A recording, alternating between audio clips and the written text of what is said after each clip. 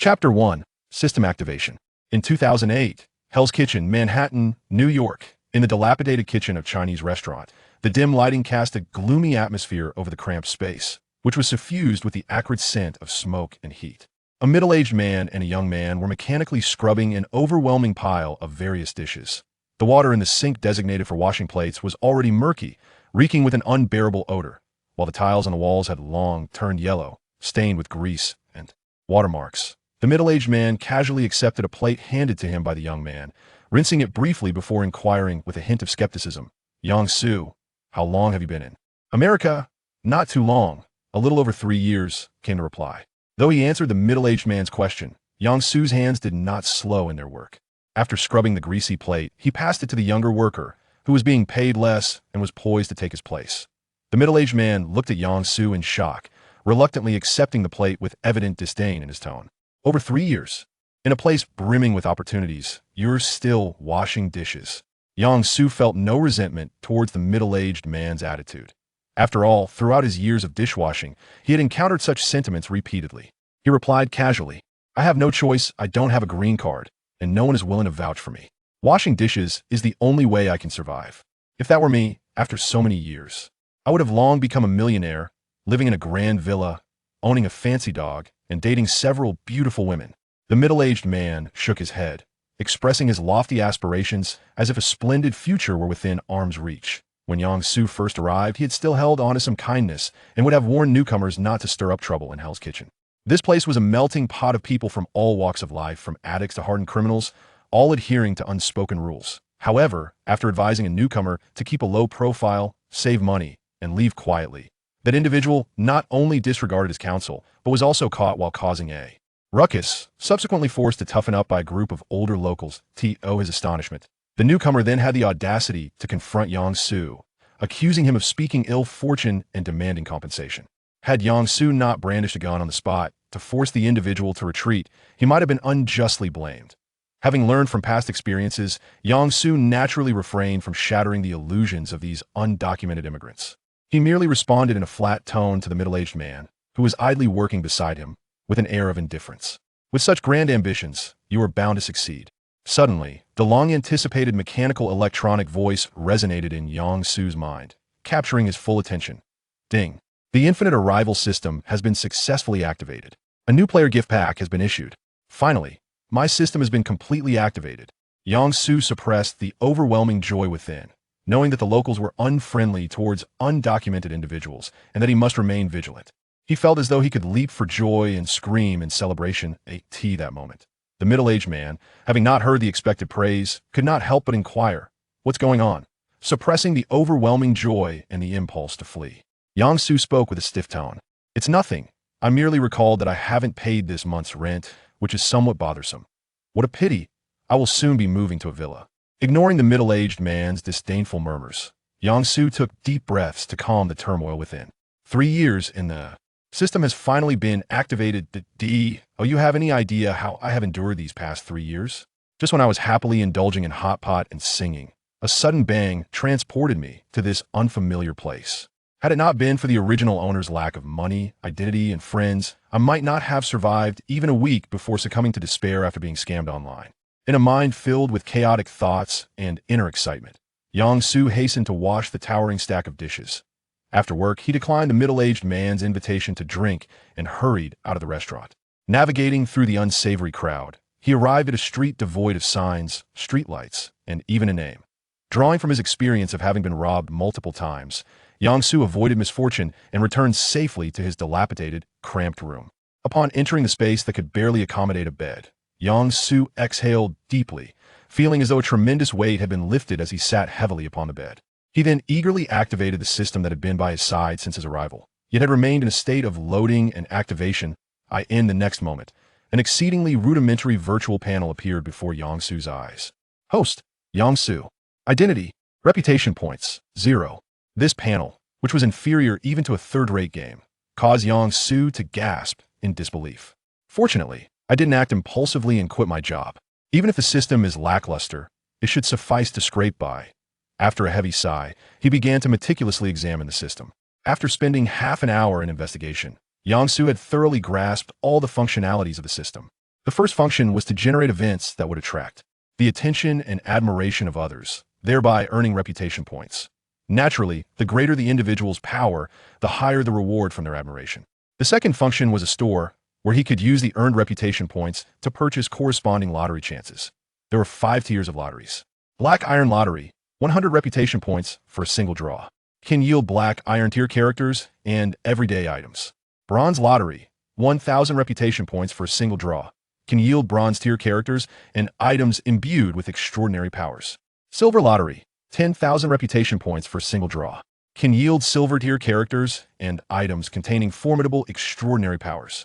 Gold Lottery, 100,000 reputation points for a single draw, can yield Gold tier characters and divine artifacts. Stellar Lottery, 1,000,000 reputation points for a single draw, can yield Cosmic tier characters or guarantee a Gold tier character with each lottery draw. Fragments of characters of the same tier are awarded and 10 fragments can be combined to form a random character of the same tier.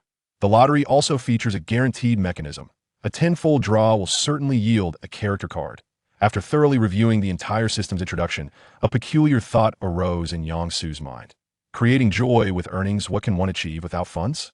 He gently shook his head, dispelling these chaotic thoughts from his mind, and began to reflect calmly. In other words, in the event of poor luck, a 10-fold draw is undoubtedly the most reliable option, ensuring the acquisition of 1 character and 10 fragments capable of forming a random character. Given this perspective, it appears I can only save up for a 10-fold draw, as this lottery mechanism is rather unfriendly to someone like me, who is devoid of luck. Chapter 2. The lottery. Having perused all the information provided by the system, Yang-Su turned to gaze through the minuscule window of his room. Fixing his eyes upon the towering edifice that sustained his resolve. It was a lofty skyscraper, its uppermost level flaunting the bold, capitalized letters spelling Stark in ostentatious fashion. After a prolonged moment, a self-deprecating smile crept onto Yang-Su's face. Here I am, struggling in this inferno, foolishly yearning to bypass the system in pursuit of superpowers. I seem no different from the desperate stowaway dreaming of becoming a millionaire in America. As a person of no significance, I doubt I would even catch a whiff of the dividends resulting from Tony Stark's abduction, causing a plummet in stock prices. Having expressed his inner musings, Yang-Su turned his attention to the rather rudimentary system panel. Without the system, I would likely rely solely on luck, awaiting the chance to be obliterated by the snap of a finger from some purple-tinted individual. Thus, let the lottery commence. Having endured relentless trials since his transmigration, Yang-Su clicked on the diminutive red pouch resembling a novice gift bag that appeared in the lower right corner of the panel. As he unwrapped the gift, a burst of golden light erupted, enveloping the entire panel, while resplendent golden characters materialized in the center. Log in to receive 10 consecutive draws, guaranteed to summon a character. Witnessing this familiar ploy to entice spending, Yang-Su's lips twitched involuntarily. Suppressing the urge to scoff, he extended his hand to click on the novice 10 consecutive wheel that had been revealed as the golden light dissipated. In the next instant, the virtual panel displayed a spinning wheel adorned with various items and characters, whirling at an astonishing speed. After 9 flashes of golden light, an image of a youthful boy with medium short hair, clad in a white shirt, appeared upon the panel. Observing the boy's bowl-cut hairstyle, which would undoubtedly enrage the high school principal, alongside the pristine white shirt, Yang-Su's heart surged with joy. Could it be the legendary high school student from the foot basin? What a remarkable find. With eager anticipation, he glanced at the character attributes displayed below the panel.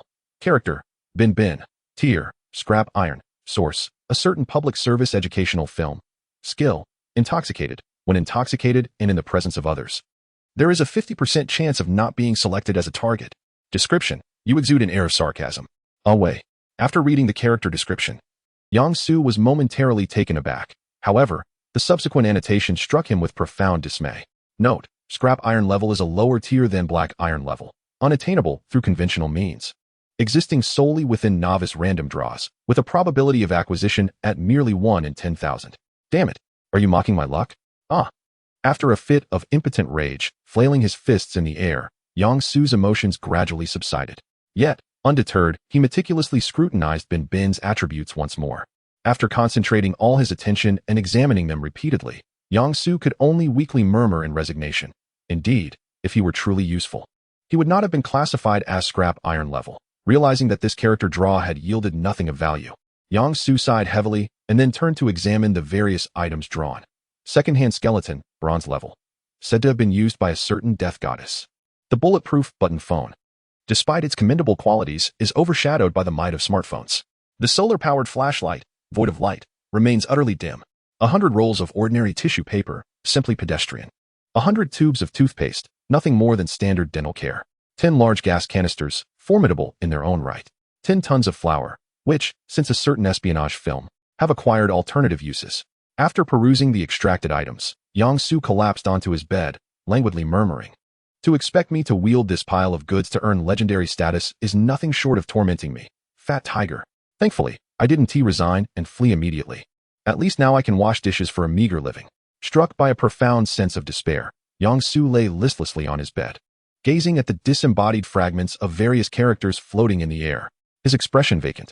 He weakly lifted his right hand to assemble the 10 random fragments gifted from the lottery. As the pieces came together, the display transformed once more, revealing a brand new character.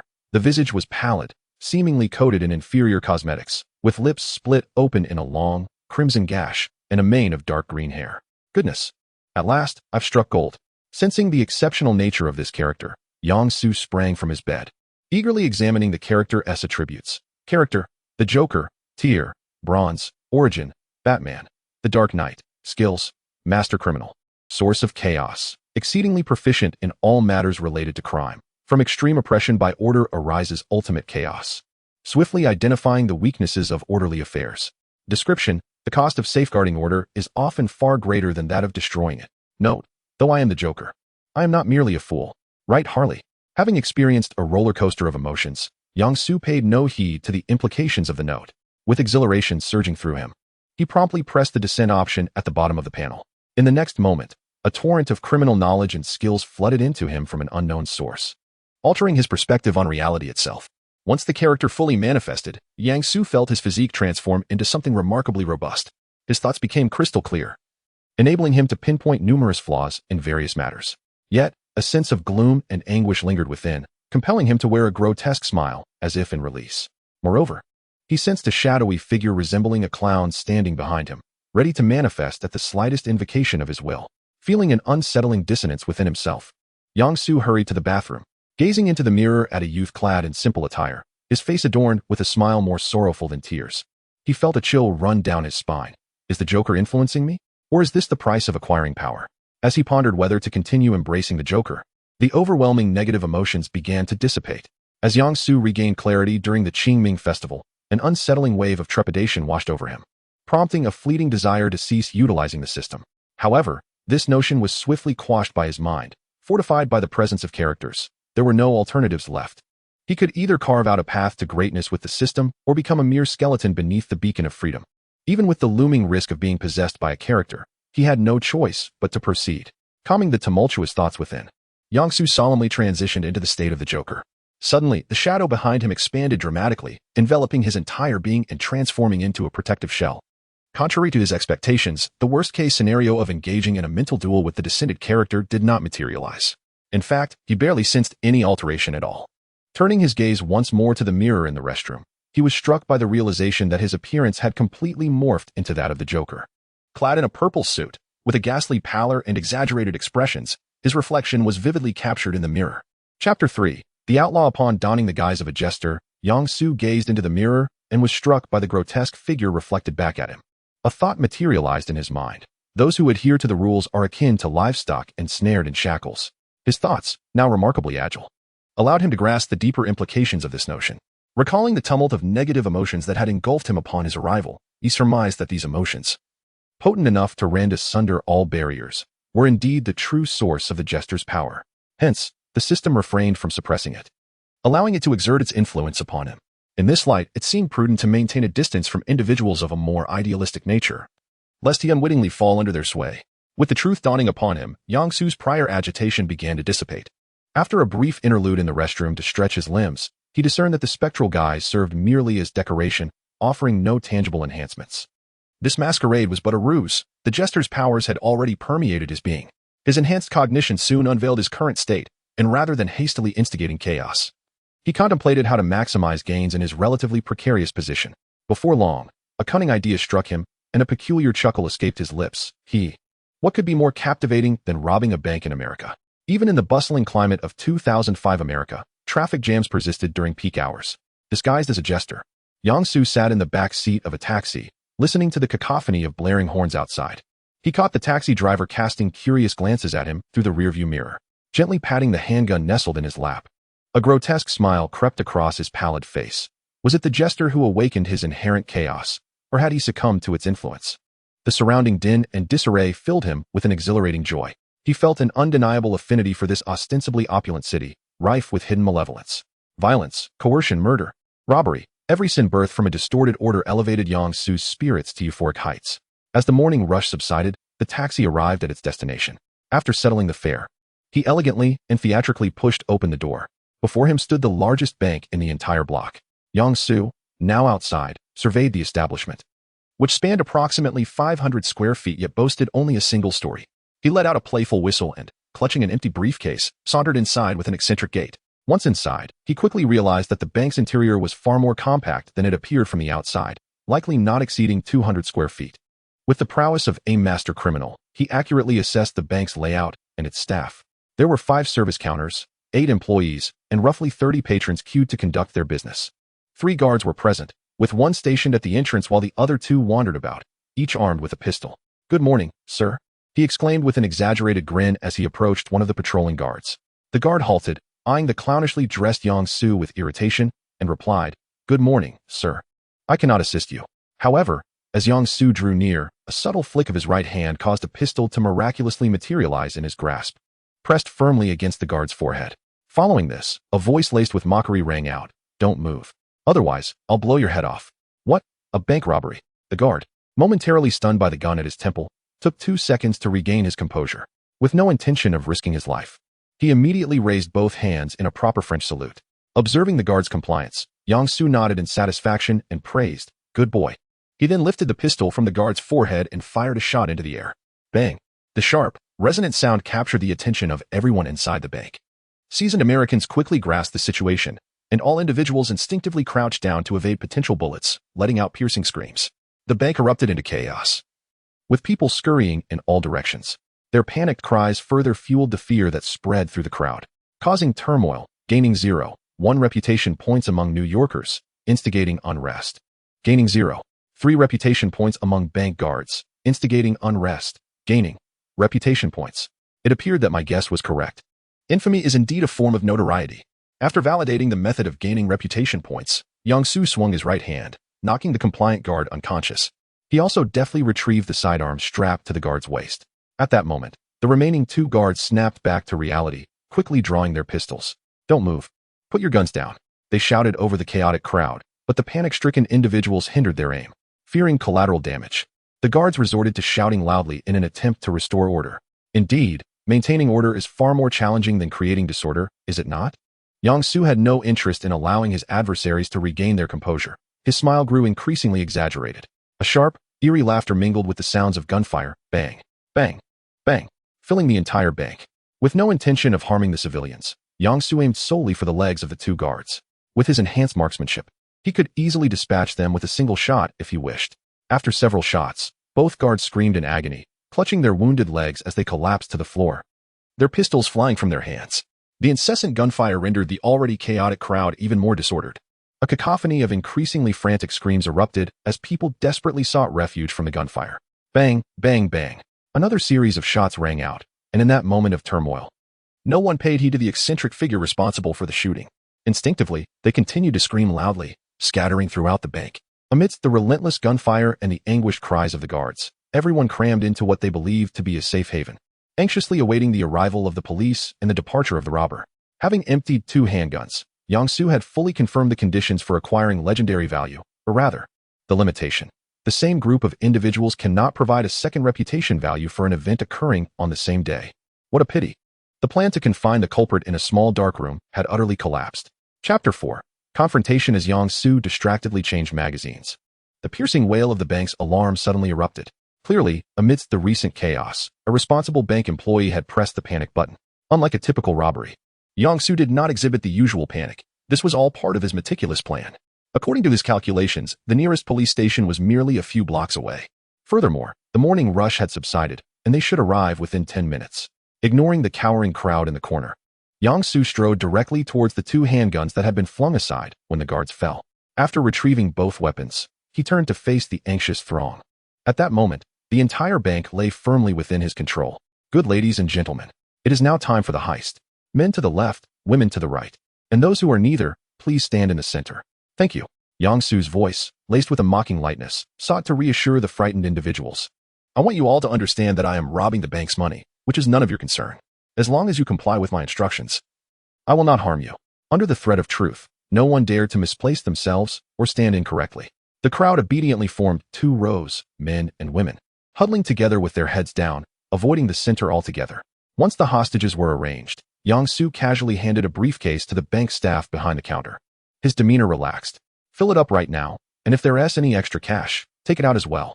He then turned to the bank manager, who was crouched in fear among the male hostages. Mr. Manager, you surely know where the bank's safety measures are located? The singled-out manager trembled and nodded nervously. Yang Su inclined his head slightly and commanded, then please assist me by closing the security doors and lowering the protective barriers around the windows. You heard correctly. I intend to spend a delightful morning here with you all. The lobby manager stared blankly at Yang Su, utterly bewildered by his motives. However, upon seeing the robber raise his gun, he quickly sprang into action. Before long, the bank's rolling shutters were lowered, accompanied by the sealing of the windows. Excellent. Thank you for your cooperation, manager. Yang Su suddenly exclaimed. Since the bank, as the greatest victim, must heed my commands, from this moment onward, everyone must follow what I say to ensure no one gets hurt. All of you wearing coats, please take them off and hang them on the iron bars of the windows. Bang!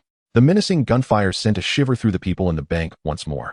Under the coercion of truth, the crouching hostages obediently followed Yang Su's directives. Once everything was arranged to his satisfaction, the American police, alerted by the alarm, arrived on the scene, encircling the bank with dozens of patrol cars. A figure of authority, seemingly of some rank, strode forward and seized the megaphone. Addressing the bank with a commanding voice, robbers inside, listen closely. This is the Manhattan Police. You are completely surrounded. Surrender at once and lay down your weapons. Through the gaps between the garments draped over the window bars, a scene reminiscent of a film unfolded outside. Curiously, Yang Su found himself as the protagonist of this unfolding drama. Rather than feeling anxious, he flashed a broad grin, reveling in the absurdity of the moment. Alas, the range of his pistol was insufficient. Otherwise, he would have relished the opportunity to take out the leading officer, garnering quite a reputation in the process. In his fervor, Yang Su remained oblivious to the unsettling state of his own psyche. Just as he lamented his inability to claim a headshot, he keenly observed a contingent of armed personnel, clad in bulletproof vests and wielding rifles, emerging silently. It appeared they were an elite unit specifically trained to confront criminals of his ilk. Recognizing the gravity of the situation, Yang Su casually directed a hostage to exit the bank while clutching a mobile phone. Soon, a narrow opening appeared in the bank's security door, through which a trembling man crawled, his voice cracking as he cried out, I'm a hostage. Don't shoot. I'm strapped with explosives. However, as he emerged from the crevice and encountered dozens of ominous gun barrels aimed at him, terror rendered him motionless. The sheriff, upon noticing the cylindrical objects bound to the hostage, paused briefly before bellowing through the megaphone, everyone, remain calm. Do not harm the hostage. We can negotiate. In the next instant, the quivering hostage, saluting with a French military gesture, produced a high-quality mobile phone that emitted a remarkably loud sound. I am the robber. Which sheriff are you to make decisions? No sooner had he finished speaking than the phone crackled with the sound of paper being rubbed together, reminiscent of rapid paper being drawn. Experienced in such confrontations, Sheriff John Garcia understood that negotiations were underway and deftly sidestepped further inquiries. I am John Garcia. You are entirely surrounded. Surrender immediately and lay down your weapons. Shortly after John's response, Yang Su's voice, laced with a languid tone, echoed, Hello. May I call you Sheriff John? You can refer to me as the Joker. The Joker. I've never heard of such a figure. John paused, contemplating, before raising the megaphone again. Well then, Mr. Joker, your calm demeanor suggests you are no novice. You must comprehend the predicament you find yourselves in. You are completely encircled. It would be best to raise your hands and surrender. Yang Su interjected, almost mockingly, completing the sheriff's thought. However, regrettably, I have no intention of complying. John, ignoring the peculiar volume of a mere mobile phone overpowering the megaphone, pressed urgently. What do you intend to do? My objectives, Yang Su replied dismissively. You would not comprehend, so I shall not elaborate.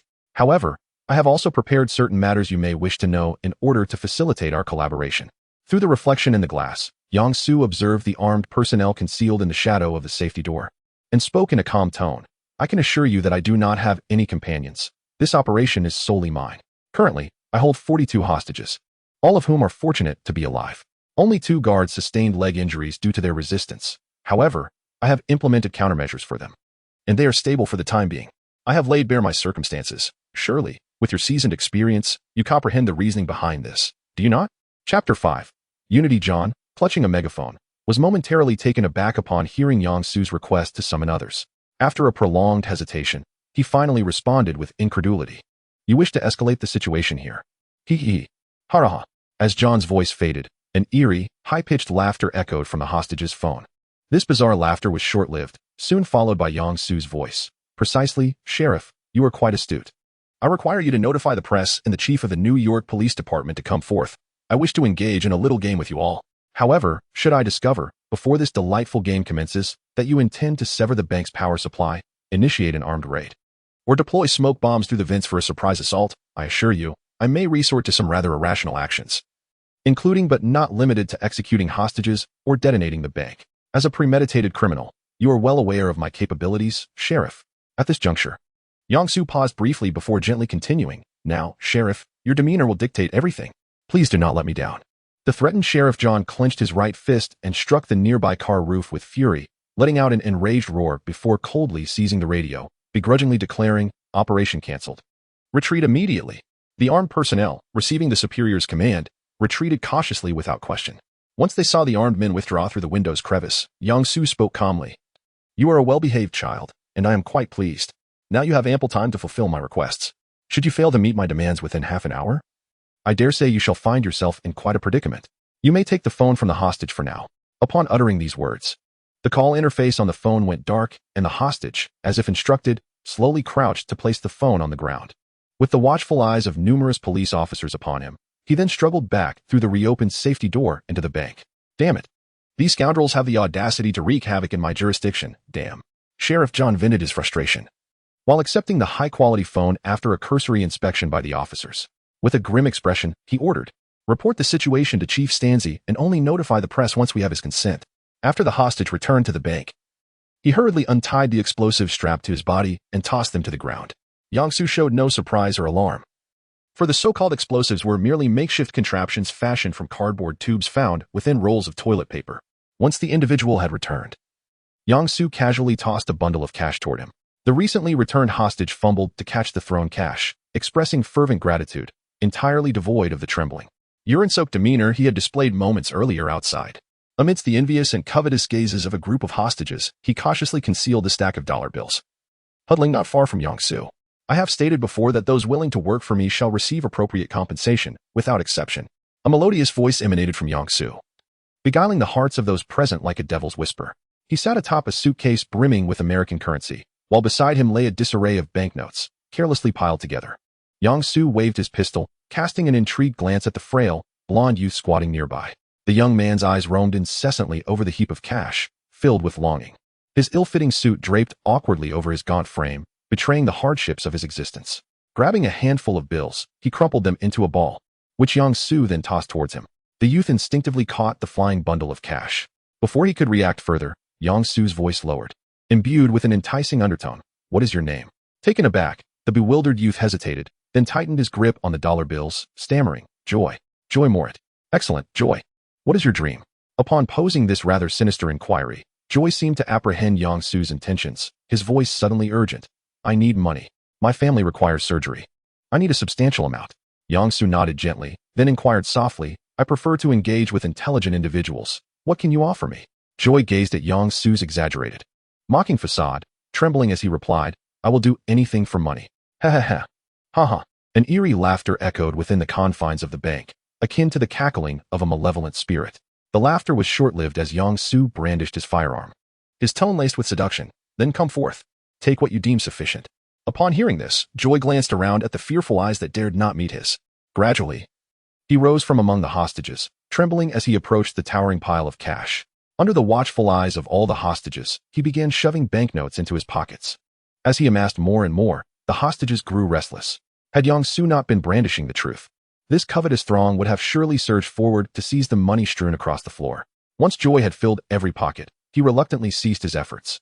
However, instead of finding tranquility in his newfound wealth, Joy's gaze turned menacingly towards the very hostages he had just shared his plight with. In mere minutes, two factions emerged within the bank. At that moment, Yang-Su unleashed another devilish laugh, addressing the restless hostages with a voice laced with temptation. "And what of you? What are your dreams?" No sooner had he finished speaking than 6 middle-aged individuals, clearly burdened by hardship, sprang to their feet, their eyes gleaming with greed. "Come, Joy. Register all their information for me." With Yang-Su's permission, these individuals swiftly traded their details for the chance to fill their pockets. Several individuals who had already entered the water stood together with a fierce gaze fixed upon the remaining hostages. Under the continual seduction of Yang-Su and fueled by jealousy towards the bounty enjoyed by their companions, an increasing number of people joined the endeavor to divide the ill-gotten gains. Even the bank's lobby manager and 2 guards, who were physically incapacitated, became involved. Once the remaining individuals had thoroughly divided the towering pile of American dollars, Yang-Su slowly rose to his feet. Accepting the information materials handed to him by Joey, he followed the obsequious guidance of the bank manager to download the surveillance footage from the lobby during this period, subsequently erasing the originals. Observing a lively group of hostages deliberating on how to break through the encirclement, Yang-Su nodded in satisfaction. A batch of rather unqualified underlings. Just as he desired. By this point, unbeknownst to the officers outside, all hostages had completely aligned themselves with Yang-Su. After a while, the pleasant sound of a mobile phone rang out. Chapter 6. The game inside the bank. The perceptive Joy swiftly seized the ringing phone and handed it to Yang-Su. Upon answering, Yang-Su casually inquired, "Hello, who is this?" Shortly thereafter, a grave voice emerged from the receiver. "I am Chief George Stancy of the New York Police Department." Yang-Su, brimming with cheerfulness, responded, I have been waiting for this moment, Chief Stancy. However, I am curious if my other request has been fulfilled." Before the chief could finish his sentence, a resounding gunshot echoed through the high-quality phone. The Americans who had gathered to witness the scene erupted into chaos upon hearing the familiar sound of gunfire. Even the officers hastily sought refuge in safe corners. Yet, the golden-haired journalist, displaying remarkable professionalism, remained undeterred. Cautiously tucking her head, she stood before the camera, narrating the unfolding events. Startled by the sudden gunfire from the phone, Chief Stancy regained his composure just in time to urgently shout into the device, "Do not act recklessly. Do not harm the hostages. We can negotiate." Yang-Su surveyed the hostages scattered about, placing gas canisters, and with a hint of mockery in his tone, he said, "Mr. Chief, I previously mentioned my desire to engage in a game with you, and now, the game is officially afoot." No sooner had he finished speaking than the bank's security door began to ascend slowly. A gas canister, spewing flames from its vent, rolled out through the opening. "What is that? A canister?" exclaimed a rookie officer, unaccustomed to such peril. In contrast, seasoned officers had already deduced the nature of the object and began to retreat hastily. Chief Stancy, fully aware of the danger, wasted no time questioning Yang-Su over the phone. Instead, he snatched the loudspeaker from Sheriff John and shouted, "All personnel, evacuate immediately. Find cover, there is a bomb." The tense and grave command prompted the officers surrounding the bank to retreat anxiously. As the crowd hurriedly evacuated, the gas canister, having been ablaze for some time, began to shake violently. Boom. The next moment, a deafening explosion erupted, accompanied by a scorching wave that engulfed the entire area. The terrifying shockwave from the blast sent surrounding obstacles flying, and those who had not retreated far enough were hurled several meters away. Mom. The air was filled with terrified screams and the anguished cries of the injured, igniting pandemonium in the vicinity. "You bastard. What do you want? I told you we could negotiate." Chief Stancy bellowed into the phone, though his voice trembled, betraying the fear within. Anticipating the chief's fury, Yang-Su had already distanced the phone, successfully avoiding this unnecessary auditory assault. He glanced at the steadily rising prestige points displayed on the panel and nodded in satisfaction. Not bad, not bad. Another wave harvested. Moreover, the new intellect proves to be remarkably useful, capable of calculating even the timing of an explosion. I am truly exceptional. After silently bestowing upon myself a gesture of approval, Yang-Su picked up his phone and addressed the director, who was panting heavily due to his incessant tirade of curses. "This is merely a demonstration of my capabilities to prevent you from engaging in any irrational actions. After all, a game can only unfold properly when both parties adhere to the established rules." Director Stancy, suppressing the fury that surged within him, retorted sternly, "No matter what tricks you intend to employ, I shall not let you escape." Upon hearing the threat emanating from the receiver, Yang-Su emitted a series of sinister chuckles before slowly stating, "Then let the game commence. I shall now release all the hostages. And your task will be to deduce my whereabouts. Will I be concealed among the hostages, hidden within the bank, or have I already fled through some clandestine passage?" What? Such enigmatic words momentarily bewildered Stancy's mind. Not only him, but the officers surrounding him wore expressions of confusion, struggling to comprehend the situation. However, Yang Su, indifferent to their dazed reactions, lazily continued, "The reward of the game is a bomb. Should I be apprehended, I will divulge its details." With the rules of the game clearly articulated, he declared, "Now, let the game begin." Without waiting for Stancy to inquire about the consequences of failing to capture him, Yang Su abruptly ended the call. Shortly thereafter, the bank's security door, slightly deformed by the force of the explosion, creaked open. All the officers took cover, anxiously aiming their weapons at the entrance. Yet, the sight that greeted them was utterly unexpected. They beheld over 40 hostages standing in orderly formation, with 2 guards injured in the legs, being supported by others. Their upper bodies were swathed in layers of white tissues, bulging like rice dumplings. Then, a series of melodious chimes resonated from Stancy's phone. Observing the crowd of uncertain hostages ahead, alongside a swarm of journalists encroaching like flies, Stancy begrudgingly answered the call. As soon as he connected, Yang Su's voice, laden with mockery, echoed through the receiver. "Director Stancy, you may now take a guess. Am I hiding among the hostages? Or have I planted a bomb within them? Of course, you could also opt to shoot them and oblite watching the hostages emerge from the bank." Stancy clenched his jaw and instructed in a low voice, "Do not fire any shots. Clear an area to isolate them. We cannot allow a single one to escape. John, please urge the bomb squad for their assistance." He then covered the phone's microphone with his hand and quietly turned to the officer beside him, whispering, "Have the snipers or the undercover officers spotted any suspicious individuals?" "None that I am aware of, Chief," the officer replied succinctly, before quickly adding, "After the explosion, there has been constant surveillance around the perimeter of the bank. All remains calm." Chapter 7. Explosion. After listening to the officer's report on the personnel stationed around the bank, Stancy exhaled softly and then quietly instructed, "Have the armed personnel on standby. Once all the hostages are evacuated, we will execute a swift assault on the bank." Upon receiving these directives, the officer glanced at the concealed phone, nodded slightly, and turned to make the necessary arrangements. As he observed the hostages emerging in small groups, Stancy's unease intensified. When the last Asian youth stepped out of the bank, the security gate began to slowly close. Watching the group sway as they approached, every officer felt a knot of anxiety tighten in their throats, fearful that the hostages might suddenly detonate or draw weapons against them. As the hostages reached the halfway point in their journey, Sheriff John stepped forth from the crowd. He called out to the hostages, "Please follow me. The assailants may attempt to harm you. We need to conduct a thorough screening. We hope for your cooperation, as we are committed to ensuring your safety." Upon finishing his words, John instinctively swallowed. Fearing that the coerced hostages might erupt in dissatisfaction and cause chaos, Sheriff John found himself consumed by worry. Yet, surprisingly, these individuals who had narrowly escaped their captors exhibited an unusual demeanor. Not only did they refrain from creating a commotion, but they also proactively assisted in conveying John's intentions. Before long, all the hostages, under his guidance, made their way to a quarantine area encircled by several vehicles. This development prompted a collective sigh of relief from the vigilant officers, who sensed that this robbery might conclude without further incident. They began to relax, preparing to redeploy some personnel to assist the forthcoming bomb squad. Meanwhile, at the behest of Stancy, John took charge of directing the armed personnel in their renewed assault on the barricaded bank. The chief, wearing a smile, welcomed the thronging reporters. "Chief, why have the hostages been isolated? Your decision seems quite undemocratic. Mr. Stancy, would you be willing to disclose the name of the assailant? Mr. Director, what is your perspective on the public safety in New York City?" This miscreant refers to himself as the Joker, and we suspect he possesses certain antisocial tendencies. As Stancy eloquently addressed the microphone, the previously disconnected phone emitted a crisp ringtone once again. The melodious sound stood out amidst the cacophony of inquiries, drawing particular attention. Having engaged in several communications, Stancy naturally knew who was calling.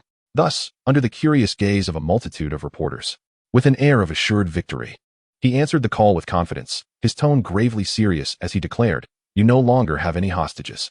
If you surrender now, I might consider pleading for leniency on your behalf to the judge." However, Yang Su did not engage with his words. Instead, he casually replied, "Put it on speakerphone. You must be eager for someone to recognize your self-proclaimed flawless blockade plan." Upon hearing such nonchalant words, Stancy felt a shiver run down his spine, an unsettling premonition creeping in, causing his previously confident facade to waver. The reporters, gifted with an uncanny knack for gossip, astutely detected the unnatural expression on the director's face. Sensing a bigger scoop, they hastily moved their microphones and cameras closer. Under the urging of Yang Su and the insistence of the reporters, Stancy, feeling somewhat guilty, pressed the speakerphone button with determination. The next moment, a voice laced with barely restrained mockery echoed through, "Dear Director, you have lost this game. You should be bolder and check the hostages thoroughly to discern where I and the bomb are located." Upon hearing such explosive remarks, the reporters turned their eager, probing gazes toward Stancy. Despite the turmoil within, Stancy maintained an outwardly composed and confident demeanor, his voice grave as he declared, "I anticipated the possibility of bombs on the hostages. The bomb disposal unit is already en route. If you think you can threaten me with their lives, I regret to inform you that is a delusion. I shall not yield. I stand resolutely against evil." However, the voice on the phone remained unfazed, its words even more lethal. "You seem to have misunderstood something. My target has never been these hostages. That lacks sophistication. After all, what could be more exhilarating than challenging the authority of America?" At this taunting and arrogant remark, Director Stancy was taken aback, as if a realization dawned upon him. And he quickly turned to look. He saw a group of armed personnel standing before the bank's already distorted security door, poised to breach it. Realizing the gravity of the situation, he grasped the walkie-talkie at his waist and urgently shouted, "Withdraw. Retreat immediately. Do not approach. There are bombs inside the bank. There are bombs." The armed personnel, caught off guard outside the bank, were momentarily stunned. Yet, their training instinctively prompted them to heed the command and distance themselves from the bank. Meanwhile, the journalists, upon hearing the word bomb, became even more exhilarated and frantic, thrusting their microphones towards Stancy, who was disinclined to engage in interviews. The surrounding officers, aware of the bomb threat, hurriedly sought cover. The ensuing chaos among the officers quickly spread to the onlookers, resulting in a cacophony of screams and curses, plunging the entire scene into utter disorder. Amidst the hostages, Yang-Su, now donning the guise of Binny, observed the agitated crowd around him. In the next moment, he raised his voice to an extreme pitch, exclaiming, "Art is an explosion." As his words fell, his right hand pressed down on the device that would short-circuit the electrical wires. Sparks erupted from the bank's outlets, swiftly igniting the gas that had permeated the enclosed space. In the following instant, a resounding boom reverberated as the entire bank exploded. In that fleeting moment, flames shot skyward, and thick black smoke billowed forth. The entire bank was reduced to rubble by the terrifying shockwave of the explosion. This exceedingly powerful blast rattled the surrounding neighborhoods, shattering window panes and sending countless shards flying in all directions. Residents screamed in terror and fled in panic, creating a scene of utter chaos. Vehicles parked along the street blared their piercing alarms, while the crowd on the thoroughfare scattered in fear. Amidst the frantic commotion, even Chief Stancy and Sheriff John, despite their desperate shouts, were powerless to restore order. Chapter 8. The Black Iron Tin in the Hostage Isolation Area. Yang-Su abruptly terminated the ongoing call and donned the guise of a clown once more. Addressing the hostages, whose faces were flushed with excitement, he proclaimed loudly, "Are you thrilled? Are you exhilarated? Are you joyous? This explosion is a creation of our collective effort. Now, let us depart, adorned with the rewards of wealth and the joy of victory." With that, he swiftly tore away the toilet paper that bound him, revealing the suitcase hidden beneath his garments. The other hostages, emulating him, unfastened their own ludicrous restraints, exposing pockets brimming with crisp dollar bills. They carefully stowed away the evidence, which could serve as makeshift napkins, and scattered in all directions, transforming into ordinary citizens in a cacophony of shouts. The two guards, nursing leg injuries, supported each other as they made their retreat. Disguised as a clown, Yang-Su skillfully evaded the underdeveloped surveillance systems and slipped into an empty alley, where he transformed the suitcase's appearance using black tape. Subsequently, he mingled with the panicked crowd, cautiously avoiding thieves who were taking advantage of the chaos. Clutching the suitcase tightly, he jogged towards the outskirts of the district, muttering to himself, "What a hassle. Others have item spaces in their systems, while I must run around with this suitcase." After distancing himself from the turmoil caused by the explosion, he hailed a taxi on a relatively calm street. As the driver lamented about the bank explosion, Yang-Su returned to Hell's Kitchen with utmost discretion. With a generous spirit, he tipped the taxi driver $10. Amidst the driver's rapid expressions of gratitude, he walked back to his residence, swaying slightly. Once home, Yang-Su joyfully counted his money while delighting in the continuous stream of system notifications. Caused explosion chaos, gained 0. 1 reputation from New York citizen A caused explosion chaos, gained 0. 1 reputation from New York resident B caused explosion chaos. Gained 3 reputation from George Stancy, caused explosion chaos, gained 0. 1 reputation from Joey Morit. Gazing at the neatly arranged sum of over $357,000 on his bed, Yang-Su couldn't help but exclaim, "If I relied on honest labor, I could never amass such wealth in a lifetime." Indeed, the quickest paths to riches are inscribed in the criminal code. The vast online community has not deceived me. However, he lamented that, were it not for the conspicuous nature of bags and suitcases, he could have acquired even more. After indulging in greed and counting the money several times, he contentedly returned the cash to the suitcase, reflecting, "What alleviates worries? Only the prospect of sudden wealth." As he pondered, Yang Su excitedly observed the ever-increasing reputation points within the system, without the distraction of money by his side. He quickly realized that the information being generated this time differed markedly from the statements that had emerged during the bank heist. Comparing the two disparate pieces of information, Yang Su swiftly discerned the answers to it all. It is indeed possible to garner multiple instances of legendary status from the same individual within a single day, provided that the events they undergo also undergo transformation. For instance, the hostage, Joy, initially experienced a bank robbery, but on the second occasion, it was an explosion. Thus, the system could continuously extract prestige from him. Having comprehended this, Yang Su activated the well-worn television, the number of previous hands it had passed through unknown, and began to gather intelligence. As the screen flickered to life, he beheld NBC broadcasting from New York, reporting on the bank that had been reduced to rubble. Meanwhile, the chief of the New York Police Department, George Stanzi, appeared grim-faced as he faced a barrage of incisive questions from reporters. Chief Stanzi, what is your perspective on the assailant who made off with over $1 million, detonated the bank, and escaped your encirclement? The public exposure of his shortcomings deepened Stanzi's scowl, yet he responded with grave seriousness. This self-proclaimed joker is exceedingly dangerous. He exhibits a pronounced antisocial inclination. From our dialogue, I discern that his objective is the American government. This joker will undoubtedly strike again, and the scale and impact may be considerable. We will issue a reward as swiftly as possible, and we hope the citizens will provide valuable leads. Once the interview with Stanzi concluded, the camera shifted back to the television host, who briefly appealed to the public for cooperation before transitioning to gossip about Tony Stark. 3 minutes. A colossal explosion garnered merely 3 minutes of media coverage. Observing the sluggishly increasing prestige, Yang Su sighed in resignation. Indeed, against the backdrop of a nation where shootings occur daily, such an explosion barely stirs the waters. He had initially hoped to leverage the media to reap further rewards, but it seemed to have backfired. Nevertheless, even without media amplification, the residents affected by the bank explosion still contributed a substantial amount of prestige. Within just a few hours, he had already accumulated over 800 points of legendary value. Although the rate of increase had slowed, he was confident that with patience, he would soon gather enough for a Black Iron Tier 10 consecutive draw. Knock, knock, knock. Upon opening the door, Yang Su accepted the pizza from the delivery person, generously tipping before shutting the door. As he chewed his food, he couldn't help but reflect. Fortunately, the relatively small amount of cash disperses easily. Otherwise, it would be quite troublesome. After laboriously completing the heist, having to spend my own money on groceries for cooking would be rather embarrassing. In recent days, after resigning from his job at the Chinese restaurant, Yang Su had remained holed up at home. Glancing at the over 1,000 points of accumulated prestige, he forcibly suppressed his restless fingers. He first took a solemn shower and then sought the protection of various deities. Just as he was invoking the great Laozi, a thought struck him. Wait a moment. I am currently in America. Shouldn't I be calling upon Jesus and Christ? Feeling quite satisfied, Yang Su casually called out the names of the two entities. After adjusting his state through various means, he finally accessed the system panel. Host, Yang Su, Identity, Binning, Clown, Reputation Points, 1084.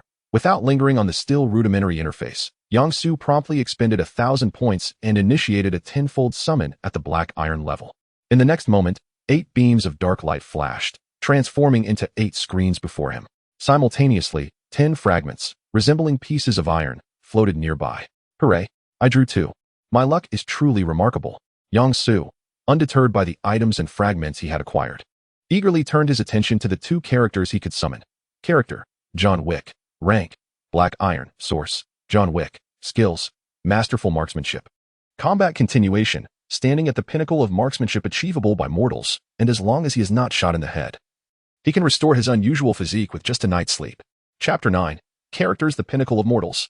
Upon encountering this almost blatant introduction, Yang Su was momentarily taken aback, only to quickly realize that the Black Iron rank represents the utmost limit achievable by humanity, while the Bronze rank pertains to extraordinary abilities.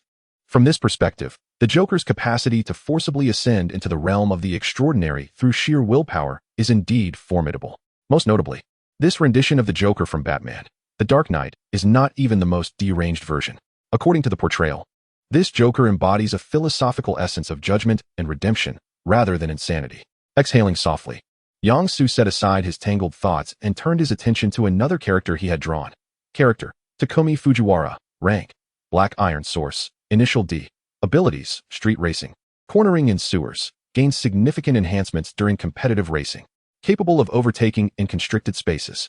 Description: the AE86 can ascend mountains, while the Audi A6 can climb trees. Climb trees? Summer trees.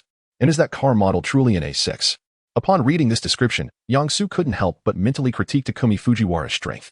After considerable effort, he managed to quell his inner monologue and shifted his gaze to the 8 black iron grade items he had drawn. Cunning gun, black iron. Strike the front first, then the rear, quite cunning indeed. A rather inexpensive kidney, black iron, could be exchanged for a smartphone. 5 donuts, black iron. Donuts are simply delightful, huh? Bloodied machete, black iron, can easily sever the heads of the deceased. Couch potatoes, joyful meal, black iron. Soda, fried chicken, pizza, you deserve it. Toothpaste, toilet paper, body wash. After viewing these nearly useless items with a complex expression, Yang-Soo struggled to suppress his urge to scoff and turned his gaze to the 10 fragments. Under his watchful eye, the floating black iron fragments began to automatically assemble. Soon, a brand new character materialized before Yang-Soo. Character: Ah Wei, rank, black iron source, a public service advertisement, abilities, mild intoxication, vengeance, after consuming alcohol. Will be selected as a target by the same sex with certainty. When attacked by the same sex, wearing black-rimmed glasses allows transformation into a vengeful form, enabling counterattacks against the prior assailant. Description: Brother Jia. No, please. Brother Jia. Staring blankly at this character's description, he remained rooted in place.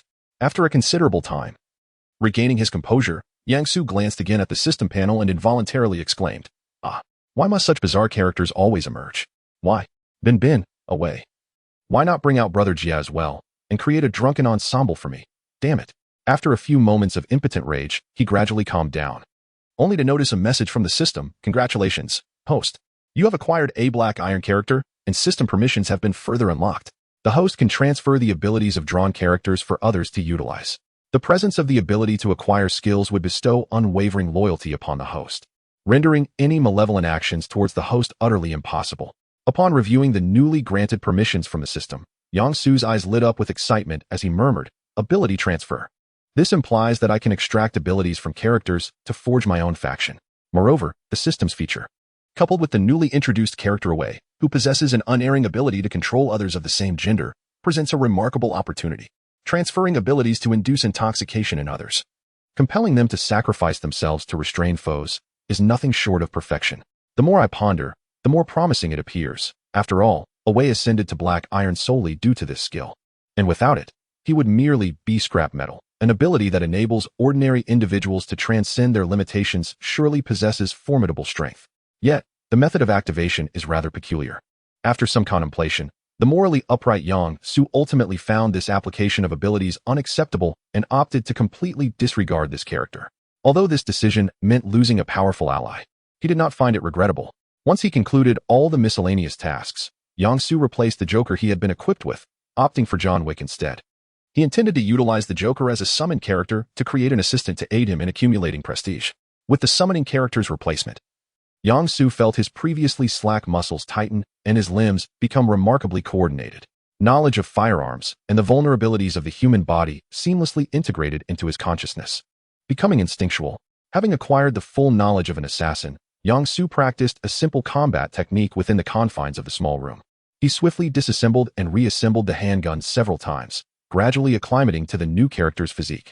Then, he cast a glance at the illuminated system panel, hesitating over whether to venture out in search of a partner for mischief. He was uncertain how the system's new function of ability transfer operated. Did it entail the summoned character imposing their personality upon others, or was it akin to my experience of having knowledge and insights implanted into my mind? The former seemed manageable, but if it were the latter, how could loyalty be maintained? The confusion lingered just as Yang-Soo grappled with the decision to recruit someone. A sudden spark of inspiration illuminated his mind. Why should I seek out an accomplice, thereby inviting unnecessary risk? The summoning process requires a vessel. Yet the system never stipulated that this vessel must be human. He recalled that during the novice random 10 draw, he had obtained a remarkably suitable entity to carry a soul, a second-hand corpse from the death god world. In certain respects, a corpse may even serve as a more fitting vessel for a soul than a human being. With this thought in mind, Yang-Soo retrieved a mannequin from the system's item space, resembling those found in clothing stores. After scrutinizing it carefully, he cautiously leaned it against the wall. Eager to experiment, Yang-Soo adjusted the system panel to display Joker.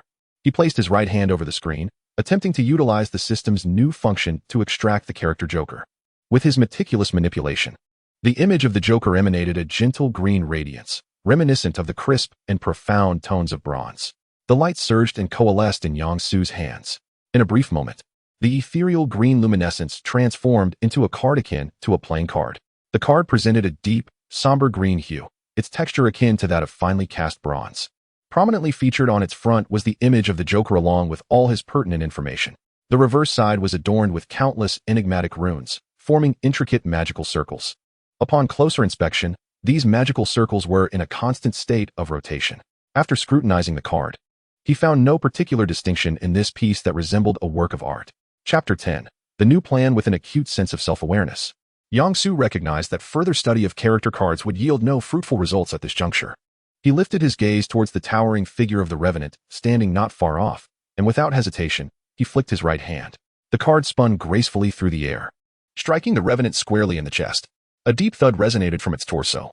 In the next moment, the character card embedded in its chest emitted a soft, ethereal green glow, enveloping it entirely. Gradually, the card began to merge into the Revenant's body. Before long, the verdant light dissipated completely, revealing a man with hair as green as the glow, a pallid complexion, and a mouth marred by a gruesome cut. He appeared as though he had just awakened, his demeanor dazed and confused. After surveying his surroundings with a vacant expression, he turned to face Yang-Su, who was gripping a pistol. Sensing the scrutiny directed at him, the man straightened his posture. He placed his left hand on his lower back, raised his right hand high to his chest, and performed a few graceful circles before bowing slightly. With a smile, he lowered his voice and declared, "I am the Joker, and I am most grateful for your summoning, boss." Seeing the Joker's amiable demeanor, Yang-Su felt a slight relaxation. He lowered the gun slightly and replied in a steady voice, "There is no need for such formality. My summoning of you is part of my own plans and intentions. However, I am more curious to know if you possess any memories from before." Unable to contain his curiosity, Yang-Su posed his question directly. The Joker straightened slightly, crossing his arms with his left hand while resting his chin on his right. His tone laced with a hint of regret. "I do have some memories. I can distinctly recall all the games played with that little bat. I am aware of the common knowledge of this world and understand that it differs greatly from my own. It is truly unfortunate that he does not exist here. If only the little bat were present, this world would surely be far more entertaining." Though his words were steeped in regret, the Joker's exuberant smile rendered them more akin to schadenfreude. This figure before Yang-Su remained oblivious to the fact that he had previously harnessed the Joker's powers. Observing the exaggerated grin on the man's face, Yang-Su quickly grasped the current circumstances. After a moment of contemplation, he addressed the increasingly restless Joker, who seemed to fidget like someone with hyperactivity. "I intend to kidnap the mayor of New York. Do you have any thoughts on this?" The Joker gradually ceased his fidgeting, his entire being beginning to tremble with fervor. Witnessing this, Yang-Su furrowed his brow, thinking to himself, "What is this? Fear? This is hardly in keeping with the Joker-esque character." Just as he hesitated, the trembling Joker erupted into a fit of raucous laughter. His bizarre cackles interspersed with sharp words. "Boss, this is utterly exhilarating. Let us take it to a grander scale. Let us make it even more interesting." Lost in his imaginative reverie, the Joker began to gesticulate wildly, in an exceedingly distorted dance accompanied by grotesque laughter. The cramped room transformed into a scene reminiscent of a horror film, teeming with malevolent spirits. Confronted with the deranged clown, Yang-Su, exhibiting great consideration, refrained from intruding. Having previously assimilated the clown's powers, he was acutely aware that this state was merely a rehearsal for various steps of a grand scheme. As the bizarre movements culminated, the clown stretched his slashed mouth into a wide grin and exclaimed in a frenzied tone, "Boss, shall we play together? I have a splendid plan. We could kidnap the mayor and expose all his dark secrets, along with those he is aware of." Naturally intrigued, Yang-Su, who had already intended to stir up trouble, readily accepted the clown's proposition.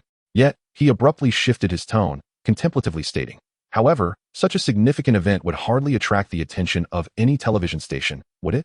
The clown, however, offered no response, his smile only growing ever more radiant and twisted. Strangely, Yang-Su found himself resonating with the clown's channel. Unable to restrain his curiosity, Central Avenue in New York? The clown remained silent, yet raised his hands high above his head to form a circle, indicating that Yang-Su was indeed correct. Yet, this would necessitate a greater number of accomplices. Otherwise, they risked losing control of the surroundings. Observing the clown's eager expression, Yang-Su continued, "Do not act hastily. I have a group of individuals at my disposal. I shall entrust them to you for the selection of participants in our plan." The clown's disappointment was unmistakable, evidently stemming from the restriction on his desire to cause chaos. Nevertheless, he responded with a sinister chuckle, "No problem, boss. I will prepare for the plan. Once granted permission, Yang Su handed over the dossier of hostages from the bank to the clown. The two engaged in conversation for another half-hour, finalizing various details of the scheme, before embarking on their respective missions. At the Herman Memorial Hospital in New York, a golden-haired youth knelt beside a hospital bed, gently clasping the frail hand of the woman lying there. With his head bowed, his voice quivered as he implored, "Mom, hang in there a little longer. I have money now. I can afford the operation. Please hold on." Meanwhile, the doctor nearby, with an expression of indifference, flipped through the medical records. Having witnessed too many life-and-death scenarios throughout his career, he remained emotionally unfazed. After a lengthy pause, the doctor set aside the medical files and addressed the golden-haired youth, his tone devoid of much inflection. "Mr. Morit, I am truly sorry. Based on the examination results, Mrs. Morit's condition is quite dire, and the surgery carries significant risks. Furthermore, your payment is somewhat insufficient." The youth trembled at the doctor's words, fully understanding their implications. Gazing at his ailing mother on the bed, he replied in a subdued tone, "I understand. As long as she can be cured, money is not an issue." "Very well, Mr. Morit." The doctor, having received affirmation, whispered a few instructions to the nearby nurse before turning to leave. In the hospital room, the woman strained to turn her head toward the young man who had been gazing downcast. With labored effort, she articulated, "Joy, enough is enough. I have no intention of continuing treatment. Let it go." "How can this be?" Joy exclaimed, abruptly lifting his gaze to his frail mother, his voice tinged with desperation. "I still have money, Mother. Please don't give up." The woman, observing her anxious son, managed a faint smile and replied with effort, "Joy, I do not know where you have acquired your funds, but I am well aware that there is no such thing as a free lunch in this world. Moreover, I am acutely aware of my own condition. I have reached my limit. I do not wish to be a burden to you. Let it go. This is for the best." Watching his mother, who despite her grave illness still bore concern for him, Joy's eyes reddened as he choked out, "How could you ever be a burden, Mother? Do not think like that. Just cooperate with the hospital's treatment, and you will surely recover."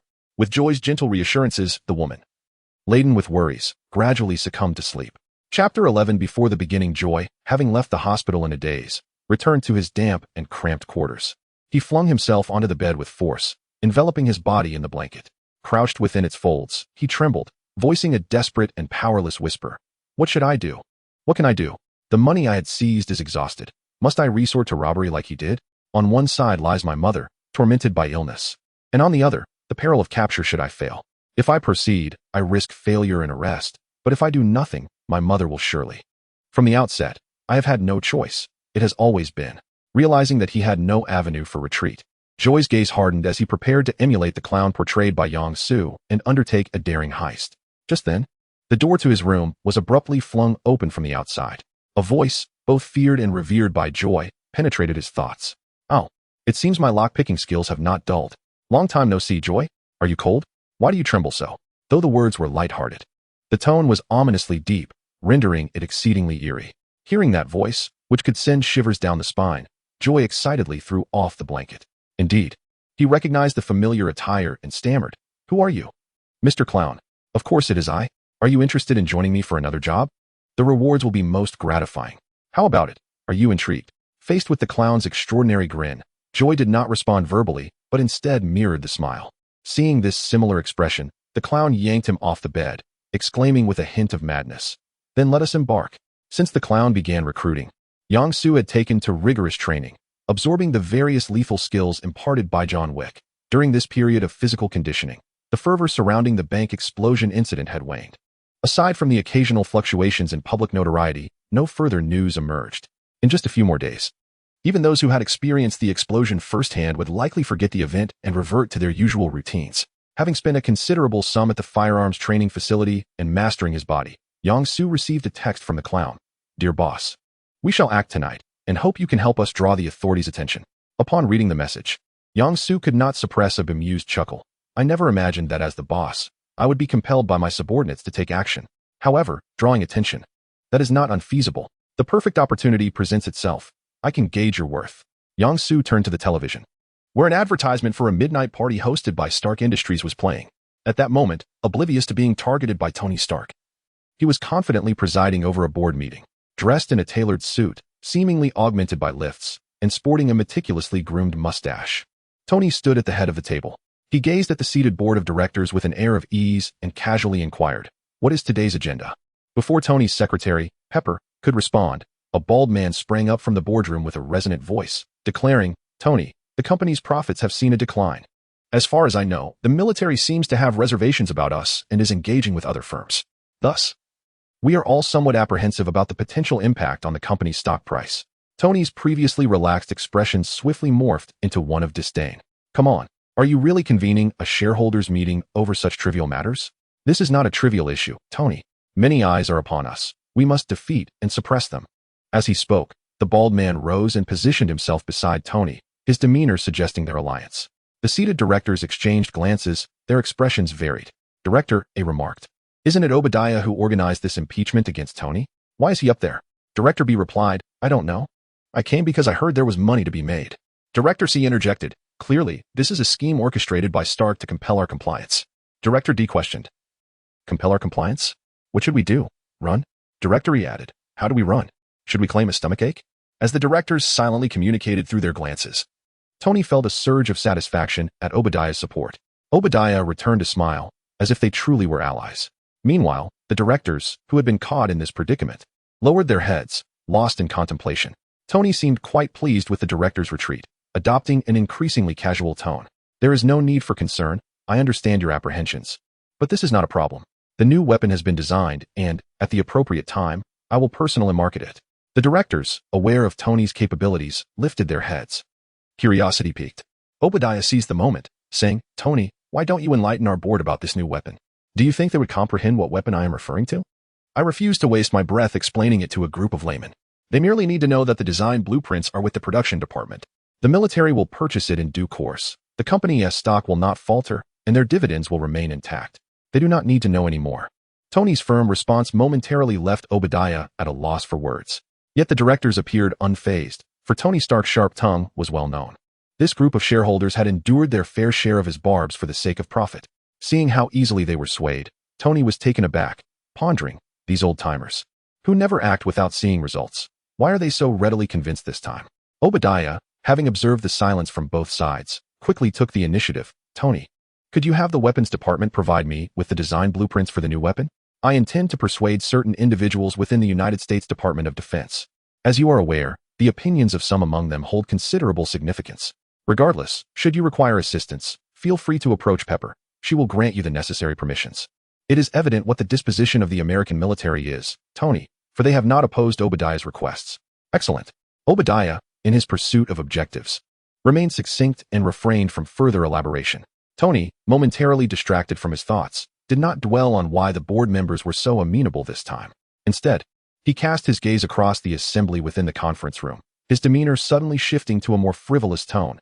"I am hosting a grand celebration this evening, and I extend an invitation to each of you to join. Should you feel overwhelmed, I shall not insist upon your attendance." Chapter 12. The heist. The impromptu board meeting concluded swiftly, buoyed by Tony's assurances and playful banter. On the way back, Tony subtly inquired of his associate, Obadiah, whether their unexpectedly smooth dealings were a result of external maneuvering. "Tony, there are indeed many who stand with us," Obadiah earnestly explained. "They merely care about their own profits. As long as there is money to be made, they would support anyone willing to step up." Tony's expression was one of disdain, his voice laced with contempt. These old-timers cling to their positions. They refuse to yield to those capable and are obsessed with money, money, money. Will they perish from earning a little less? They are truly repugnant. In his venomous tirade, Tony failed to notice Obadiah's increasingly dark demeanor. Nevertheless, Obadiah chimed in, "They certainly should not interfere with the company. It does not rely solely on them." At this, Tony's pride swelled, his tone becoming haughty. "Naturally, the company can function without anyone, except for me." As he reveled in self-adulation, they approached the elevator. "Obadiah, are you attending the party tonight?" Tony stepped into the vacant elevator, glancing back at the balding man still standing outside. Obadiah smiled as he replied, "I'll pass. I have a meeting with some officials tonight. As you know, they are not easily dealt with." "What a pity." Tony responded with a dismissive chuckle, then turned to the secretary at the elevator panel. "Pepper, expedite the remaining itinerary. I intend to enjoy myself tonight." Outside the elevator, Obadiah watched the doors close, gradually retracting his elder-like warm smile, his expression now cold as he pulled out his phone to message the weapons department. In Manhattan, New York City, the Crown Hotel Amont stands as one of the city's premier establishments, a splendid homage to the vibrant party culture of New York. Whether for relaxation or private gatherings, it is an exceptional choice, and most importantly, the hotel's rooms are remarkably spacious.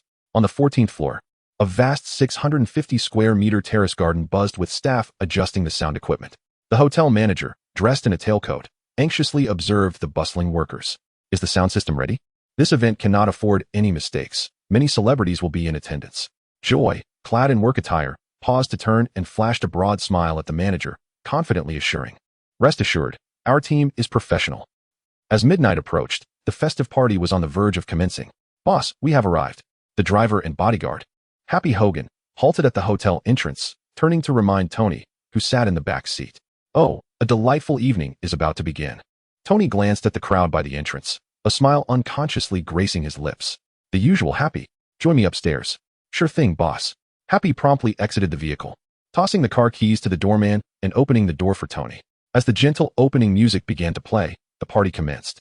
Guests adorned in splendid attire mingled, their laughter and chatter creating a symphony of sound that reverberated through the air. An array of delectable dishes was artfully arranged on long tables, inviting attendees to indulge. As the atmosphere reached a crescendo, a sharp gunshot suddenly pierced the revelry.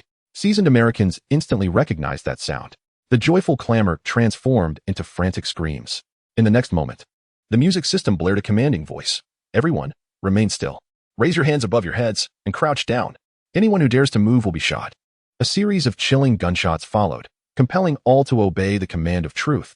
As they dutifully complied, hands clasped atop their heads. At that moment, sporadic gunfire mingled with barely audible moans drifted from the entrance. Then, a middle-aged Caucasian man clad in a black suit and sporting slick-back hair strode in, gripping a handgun. He approached the stage, seized the microphone from the masked robber, and with a smile, addressed the crowd. "Ladies and gentlemen, do not be alarmed. My name is John Wick, and as you can see, I am a robber. My friends and I are in need of some funds, and we would appreciate your assistance. Of course, if you are unwilling to assist, we possess various methods to encourage your cooperation." After surveying the bowed heads of the hostages, played by Yang Su, he continued, "So I hope everyone will comply and refrain from any peculiar actions. Now, please raise your hands above your heads and stand up slowly. Everyone, rise, quickly." Two robbers, donned in clown masks, brandished an AK and a shotgun, roaming among the hostages. Meanwhile, the robber who had lost the microphone hastily cleared several tables. Under the coercion of truth, none dared to resist, and the air was punctuated by the sound of fearful sobbing. Once all had stood, Yang Su approached the cleared tables, brandishing a handful of bullets, and proclaimed, "Thank you all for your cooperation. Now, I kindly ask each of you to approach one by one and place your valuable possessions on the table." He continued, while arranging the bullets. 1 bullet for necklaces, 2 bullets for rings, 3 bullets for jewelry, 4 bullets for watches, and for those without bullets, please place your phones and pens on the table. After he had arranged everything, he continued, "Please listen carefully, we do not require much. If you are unwilling." Suddenly, 3 gunshots rang out, causing the hostages to tremble in terror, with some women crying out in distress. Under the intimidation of truth, the hostages instinctively lined up, despite their bodies shaking. They orderly placed their belongings on the table. Hiding behind the imposing figure of a bodyguard, Tony raised his hands and quietly asked, "Happy, do you have a gun?" As he moved with the crowd towards the table ahead, Happy gently shook his body to indicate he did not. Though he anticipated this outcome, disappointment washed over Tony. "Damn it, why am I so unlucky? If I manage to escape this time, I will certainly create a device that can summon JARVIS without relying on a phone." Chapter 13. The threat to Tony Stark adorned in a clown mask. Joy stood in front of the table, replacing Yang Su, incessantly urging the hostages to act swiftly. Hurry, hurry. Do not dawdle. Which is more precious, money or life? My dear, be a good sport. Give them everything. I'll buy you more later." Under the pressure of her husband and the robbers, a woman relinquished her diamond necklace, earrings, and rings, worth millions.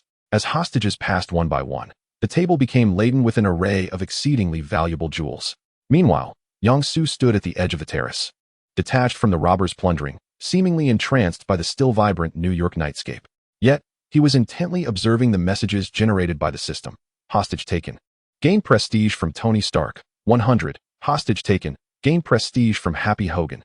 30. Hostage taken. Gain prestige from Guest A. 1. Hostage taken. Gained prestige. 1-1. Upon reviewing the system's data, Yang Su furrowed his brow slightly. In comparison to the common folk, the prestige awarded by these affluent individuals was significantly higher. However, it was understandable that Tony possessed such high prestige. What could account for Happy's elevated value? Was it due to his past as a director? As Yang Su pondered these questions, a commotion arose near Joy. "Please, I have no money, nor any valuable jewelry." I'm just a waiter. A young man, trembling and on the verge of tears, was held at gunpoint. Drawn by the disturbance, Yang-Su approached. What's the matter? Joy leaned in and whispered, Boss, how should we handle this waiter? He has no money. No money. Yang-Su murmured as he advanced towards the quaking young man, his eyes narrowing slightly as he spoke coldly. Sir, you are placing me in a difficult position. If claiming to be broke allows one to escape, then how am I to intimidate the wealthy into paying a ransom? Or perhaps I should proceed in this manner. With that, Yang-Su raised his gun towards the young man's forehead. Wait, don't be rash. Isn't it all about the money? I have plenty of it. You must know who I am. I am Tony Stark. I can offer you a great deal of money. Please don't take a life. Emerging from behind the trembling young man, Tony raised his hands. Anxiety etched across his face as he gazed at Yang-Su. Yang-Su's brow arched. It turned out to be the renowned playboy, Tony Stark. Once a purveyor of arms, now seeking to play the hero. Is that it? Despite stepping forward, the coldness in Yang-Su's gaze made Tony instantly regret his decision. Nevertheless, he feigned calmness and asserted, I simply do not wish for anyone to die before me. Such a sight would haunt my dreams. Moreover, even if you were to kill him, you would gain nothing from it, would you? Faced with this highly tempting proposition, Yang-Su remained silent. His gaze shifted between the trembling waiter and the perspiring Tony. After a prolonged silence, he finally spoke. If you wish to play the role of a benefactor, then 100 million. Tony, overwhelmed with anxiety, momentarily failed to grasp the enormity of the sum and instinctively inquired. So much. Observing Tony's hesitation, Yang-Su scoffed. How utterly uninspiring. Sensing the perilous glint in the robber's eyes, Tony hastily replied, No, I'll pay. 100 million is acceptable, as long as you refrain from harming anyone. Pleased with this response, Yang-Su nodded approvingly and, with an enigmatic tone, instructed, Bring forth a cake for young Master Tony. What? Joy swiftly approached, cradling a large cake in one hand and presenting it to Tony. I never accept food from others. His protest was cut short as Joy pressed a gun to his forehead. Fully aware that this was a test of compliance, Tony recognized that refusing to accept even a cake would cast doubt on his willingness to part with his money. Under the intimidating presence of truth, he reluctantly accepted the cake and began to eat. With the absence of the impoverished waiter, the robbers accelerated their plundering. Before long, Joy approached Yang-Su and whispered, Boss, we have everything secured. As Yang-Su contemplated the next steps, he noticed that the group of robbers had efficiently packed the jewelry from the table. The 7 robbers, clad in clown masks, each carried a bulging bag. After surveying the scene, Yang-Su quietly instructed Joy, Take them back to the safe house as planned. I will handle the remaining matters. Joy nodded slightly and turned to lead the robbers, discreetly retreating to the wall as previously arranged. At that moment, Yang-Su picked up the microphone and addressed the hostages. I extend my gratitude for your cooperation. According to our original plan, we should be departing now. However, our esteemed Mr. Tony Stark has declared his intention to offer 100 million to ensure the safety of all the waitstaff. I deeply admire his generosity. Thus I have agreed to his proposal and will spare these financially challenged waiters. Therefore, let us all applaud for my mercy and the magnanimity of Mr. Tony Stark.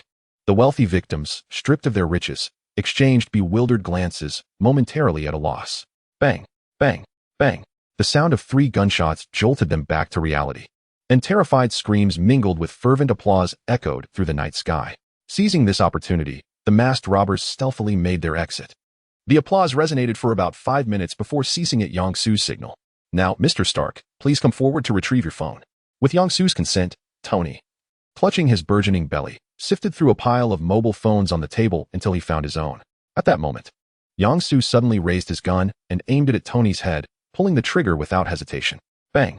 The bullet shot forth, whizzing perilously close to Tony's scalp, nearly parting his hair down the middle.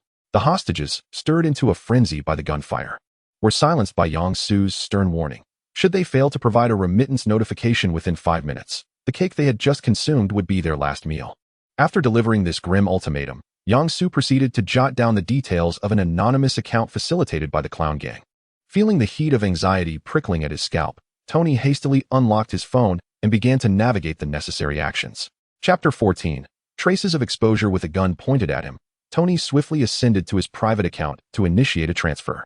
At that moment, an exceedingly discreet dialog box materialized at the bottom of his phone screen. Casting a cautious glance at the seemingly distracted Yang-Su, he proceeded with the transaction while hurriedly typing, Jarvis. Help. Good evening, sir. Is the lady at the party being overly enthusiastic? Would you like me to bring you some medication? Jarvis's prompt and adept response left Tony somewhat speechless. He discreetly peered at Yang-Su, who was scrutinizing the remittance information and emphatically typed in the dialog box, SOS. Upon receiving this urgent signal, Jarvis immediately sprang into action. Within a mere 30 seconds, it discerned the unfolding situation. Understood, sir. Please hold on. I have notified the company's security and relevant personnel. Under Jarvis's coordination, the security firm employed by Stark Industries sprang into immediate action. Simultaneously, every on-duty officer at the New York Police Department, including the chief, received an alert call. What? You mean Tony Stark has been kidnapped? At the Amman Hotel? Today is not April Fool's Day. George Stancy, the chief, groggily awakened by the alarm, felt a wave of dread wash over him. Based on the information received, I checked the surveillance at the Amman Hotel, and the alarms connected to the police department have been severed. The hotel staff is missing, and it's likely that the party attendees are too, though he did not finish his thought. He grasped the gravity of the situation. Damn it. I'm heading over right now. Chief Stancy hastily set down his phone, changed his clothes, and rushed out the door. Under the influence of Stark Industries, both on-duty and off-duty officers mobilized. Amidst the shrill sound of alarms, they sped towards the Amman Hotel, even stirring the American military.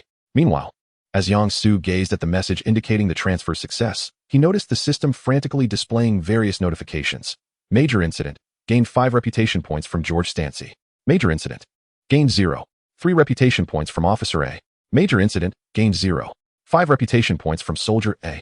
For the time being, Yang-Su disregarded the system's notifications and turned to Tony, who was handing over his phone, saying, "You called the police, didn't T you?" Upon hearing this almost overt inquiry, Tony felt a jolt of alarm wash over him. He swallowed hard and forced a smile, replying, "What?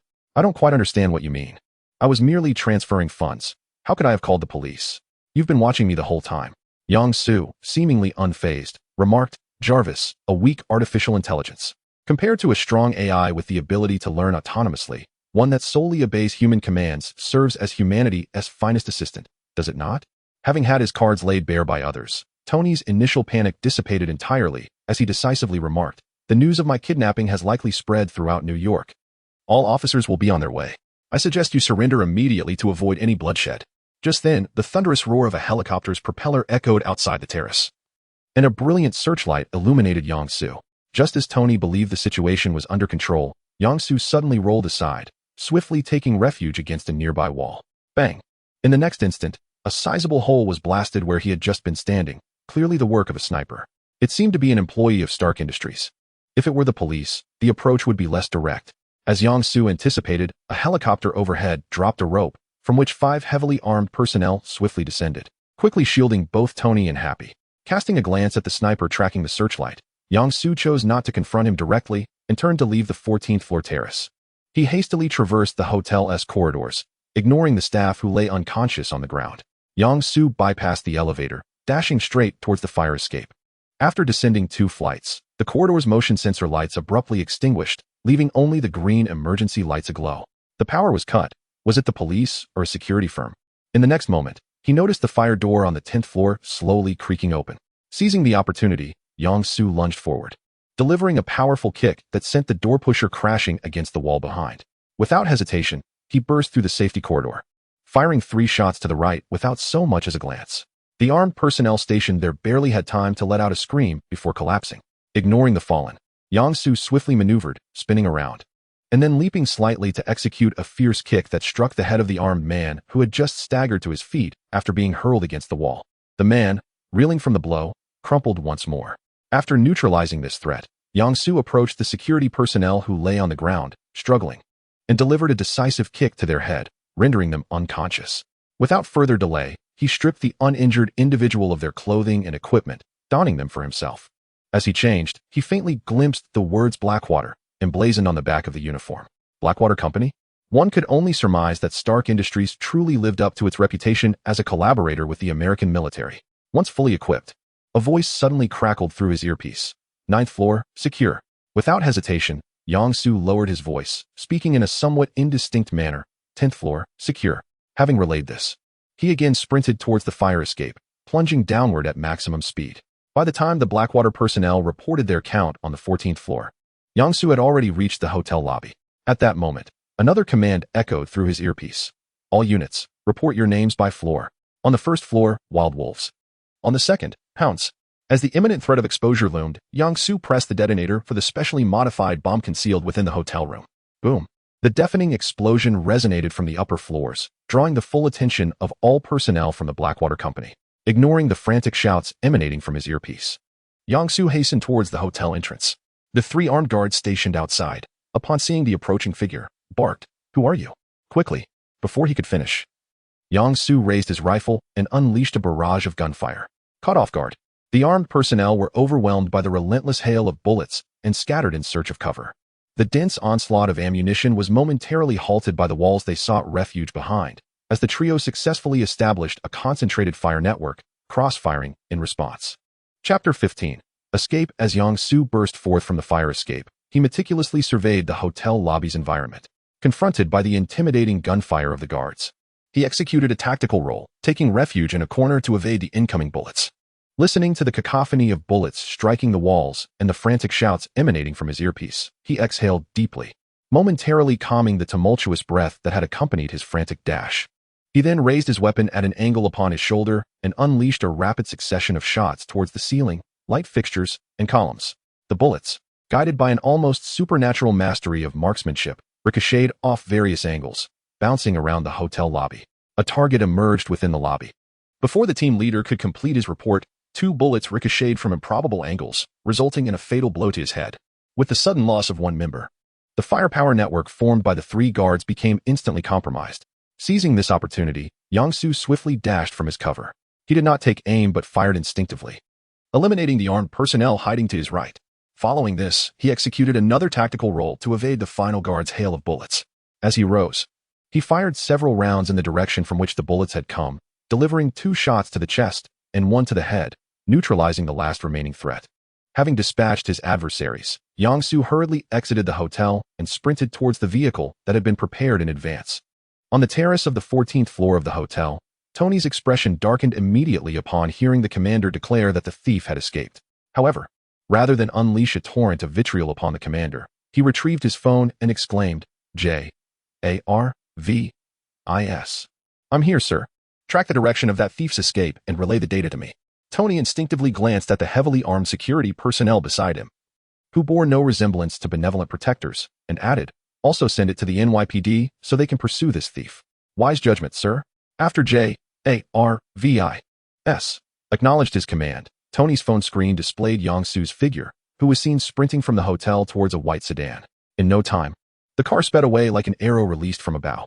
Subsequently, the screen transformed into a map of New York City, with the car's position marked by a red arrow icon. Tony fixated on the moving arrow on his phone, gritting his teeth as he uttered, "Relay this information to the officers in real time. I intend to catch him and serve him a slice of cake." "Understood, sir." In the command center, Director George Stanzi, upon receiving the information from J-A-R-V-I-S, immediately raised his phone and shouted, "Quickly disseminate the order to pursue according to the route provided." While driving his modified vehicle, Yang Su intentionally halted at one of the intersections along New York's 2nd Avenue, waiting for several minutes at the red light, undeterred by the incessant honking from the cars behind him.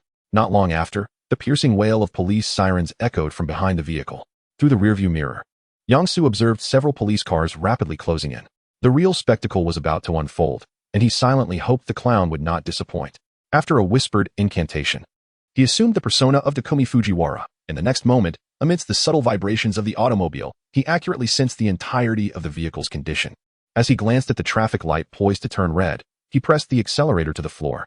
With the roar of the engine, the car surged forward like a wild stallion. Faster, faster, do not let him escape. The police cars behind, disregarding the traffic signals, similarly floored their accelerators in a frantic chase.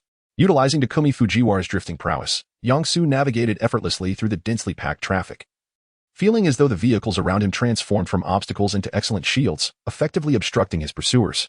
Driving against the flow of traffic, he skillfully evaded the pursuing police cars, all while maintaining a vigilant watch over his surroundings to avoid being cornered. After all, he was now at odds with the entire police force of New York, and caution was paramount. Indeed, as Yang Su crossed an intersection, dozens of police vehicles roared towards him from the opposite direction. How did they know to wait for me here?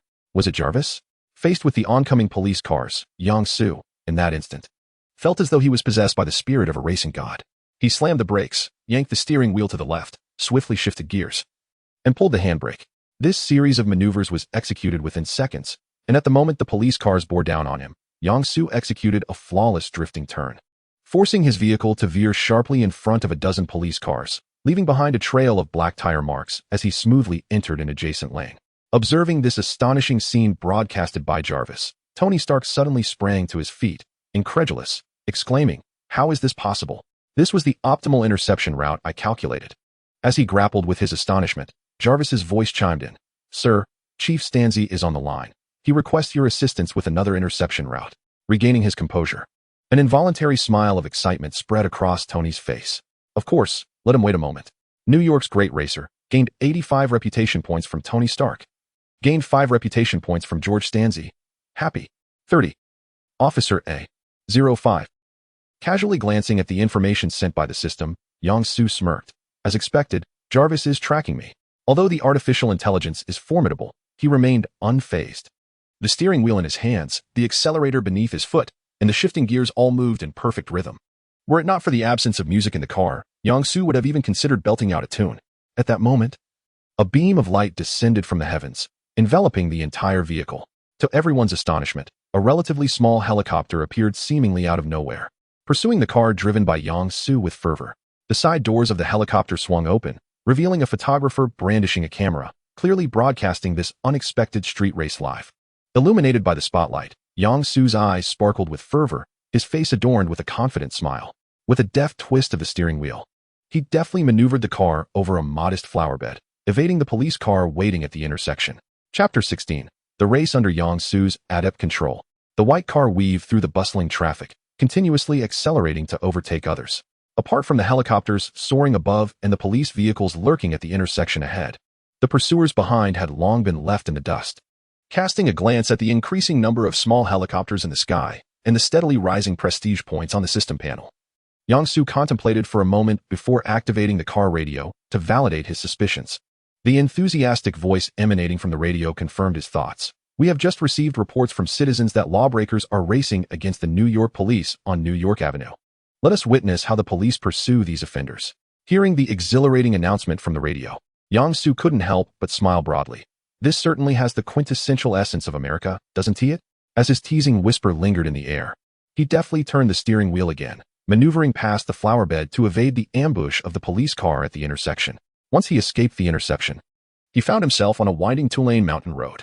The radio soon erupted with astonished exclamations. The white car is ascending the mountain, with police cars hot on its heels. After overtaking several more vehicles, Yang-soo glanced into the rearview mirror, indeed spotting several police cars firmly clinging to his tail, their drivers evidently seasoned and skilled. Despite multiple attempts to accelerate and outpace them, he could not shake off their pursuit.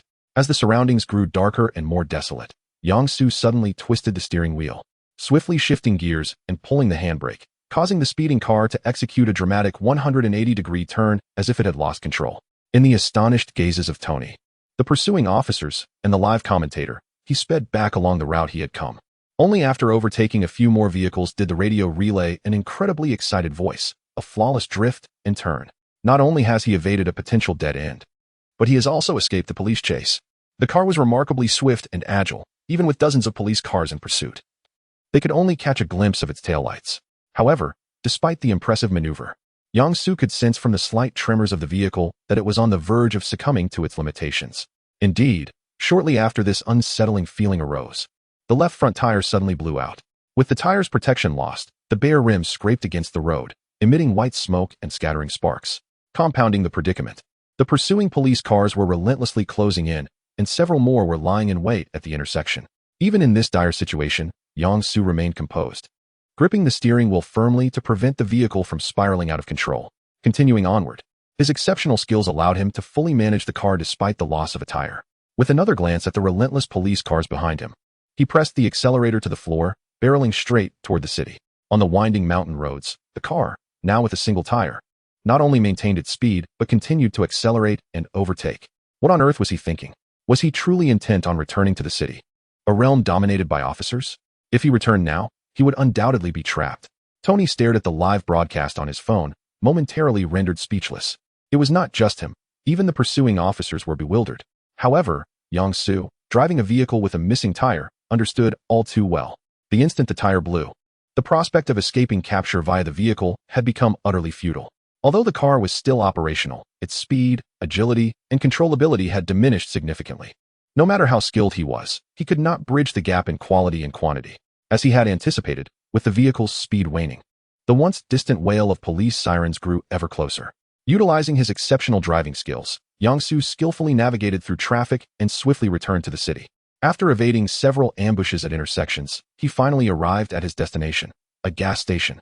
His purpose for being there was not for refueling, but rather to launch an assault. Yang-Su rapidly assumed the persona of John Wick. In the next moment, he felt the vehicle, which had been cruising smoothly, transform into a wild stallion, almost impossible to control. Drawing upon the sensations from his recent character switch, he barely managed to steer the out-of-control vehicle straight toward the gas station. This overt action immediately alerted everyone to his intentions. They knew they had to prevent his reckless endeavor. Yet, despite their collective thoughts, none could thwart his advance. As the vehicle neared the gas station, Yang-Su swiftly flung open the car door. At the moment of impact, he shielded his head with both hands and leaped out with all his might. After a brief sensation of weightlessness, a violent crash followed. His bones collided with the unforgiving ground, producing a dull thud. In that instant, Yang-Su felt as though his insides were being gripped by an invisible hand, causing him excruciating pain. After rolling several times on the ground, he finally managed to dissipate the terrifying force of the impact. Despite the overwhelming agony, he struggled to rise, stumbling toward a narrow alley in the residential area. Meanwhile, the out-of-control vehicle rampaged like a frenzied beast, knocking down several gas pumps before finally coming to a halt due to a loss of power. Most terrifying of all, the already overheated engine ignited into a fierce blaze after the violent collision. The pursuing officers, witnessing the inferno erupting within the gas station, dared not approach. Observing this scene, Director George Stancy clenched his right fist and slammed it onto the table, seething with fury as he muttered, "Damn it, how could that guy escape?" He understood that if they allowed the vehicle to continue burning, it would surely detonate the gas station. The consequences of an explosion at a gas station in the city would be unimaginable. In comparison, a criminal seemed rather insignificant. George glanced at the shadowy figure racing through the night and commanded with bitterness, "Quick, notify the fire department. Address the gas station issue first, for now. Do not concern yourselves with that man." You immediately dispatched a portion of the personnel to evacuate the crowd while erecting a cordon. As the officers complied with orders to extinguish the flames, Yang-Su, his body racked with pain, had already made his way into the residential area. Although Yang-Su's speed was not particularly swift, both Tony and the commentators covering the high-speed chase were acutely aware that he had successfully eluded capture. Concealed among the towering edifices, he was free from the worry of the helicopter overhead, its searchlight scanning the surroundings. After all, attempting to locate an agile individual in the depths of a pitch-black alley was nothing short of a fool's errand.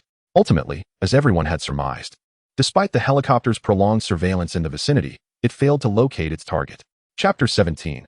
Hidden perils emerging from the labyrinthine alleys. Yang-Su transformed into Bin Bin, effortlessly evading his pursuers with his visage. He even took a moment to return to the scene of the crime, watching with intrigue as others extinguished the flames from a safe distance beyond the police cordon. Just as the culprit returned to admire his handiwork, George Stancy, the police chief directing the firefighting efforts, received a far more chilling message. The mayor of New York City had been abducted. Let us rewind to the moment when all officers received the Jarvis notification. The clown, who had been monitoring the New York police station, observed the officers hastily departing in their patrol cars. A grotesque grin spread across his face as he joyfully exclaimed to his accomplices, "What a genius the boss is," effortlessly dispatching them all. "Now, it is time for us to take action." Amidst their raucous laughter, a black and white patrol car, its siren blaring, sped from an unknown corner towards the area where the mayor resided. A henchman, disguised in a police uniform, brandished a counterfeit badge to deceive the community's security. The group swiftly arrived at their destination. Two clowns stood before the mayor's residence, pressing the doorbell. Moments later, a slightly weary voice emanated from the intercom. "What brings the police here at this late hour?" The clown hurriedly stepped forward, his pallid face shrouded in shadow. His tone urgent. "Your Excellency, it is perilous here. You must accompany us to a secure location." Startled by the clown's anxious tone, the voice from behind the door hesitantly responded, "The mayor is already resting. I am the steward here. I have not received any corresponding notification. Could you explain what danger is present?" It is entirely understandable not to have received a notification. Time is of the essence. Criminals have taken a number of dignitaries hostage at a hotel, and all police forces are currently engaged there. From what we know, the mayor is among their targets. If you doubt this, turn on the television. Nearly everyone is aware of it. We must relocate to safety immediately. The clown's urgency persisted as he frequently glanced at his wristwatch, as if anticipating a catastrophe the moment the door remained shut. The frightened steward hastily turned on the television, revealing breaking news coverage of the hotel abduction. Listening to the distant wail of sirens and the details of the kidnapping broadcasted on screen sent the steward into a frenzy, causing him to stammer, "All right, all right." No sooner had he spoken than he swung the front door open. A slightly plump middle-aged man, clad in neatly pressed pajamas, stood at the threshold, prepared to welcome his guests. However, when illuminated by the light from within, he beheld the ghastly visage of the clown, with its pallid skin and grotesquely red mouth. Instantly, his pupils dilated, and without a moment's thought, he attempted to slam the door shut. The prepared clown pressed his body against the door, displaying a broad grin to the butler. Before any mournful cries could escape, they were forcefully suppressed by the clown. After a rather amicable physical persuasion, the butler escorted the trio to the threshold of the mayor of New York City's bedroom. Facing the sturdy door, the clown produced a bomb resembling a gift box and affixed it to the door. Amidst the clown's jubilant exclamations, a resounding explosion shattered the door. The commotion startled the slumbering mayor awake. Upon seeing the figure clad as a clown stepping through the entrance, his complexion drained to a pallid hue. It appeared that the esteemed mayor was already aware of my existence. Might you enlighten me as to how you acquired this information? The clown's almost inscrutable grin, coupled with the grotesquely slashed and blood-stained mouth, added an unsettling air. "I know you. George once reported to me that you had robbed a bank. I have money. Please, don't harm me." As he spoke, the mayor edged backward, attempting to distance himself from the clown. "Ha ha ha." Witnessing this scene, the clown erupted into a fit of manic laughter, tears nearly spilling from his eyes. The sharp cackle and the devilish, gaping crimson lips sent the mayor into an uncontrollable tremor. After a prolonged bout of laughter, the clown gradually ceased, yet his visage twisted in a grotesque manner as he addressed the mayor. "You are correct. I once robbed a bank. But I did not rob a bank. I know I am not myself. However, I am less concerned with whether I am indeed myself. I am far more preoccupied with the voice in my head that tells me." At this juncture, he deliberately paused, his gaze shifting to a dangerously intense glare as he bellowed in a frenzied tone. "It commands me to obey, to obey, to obey."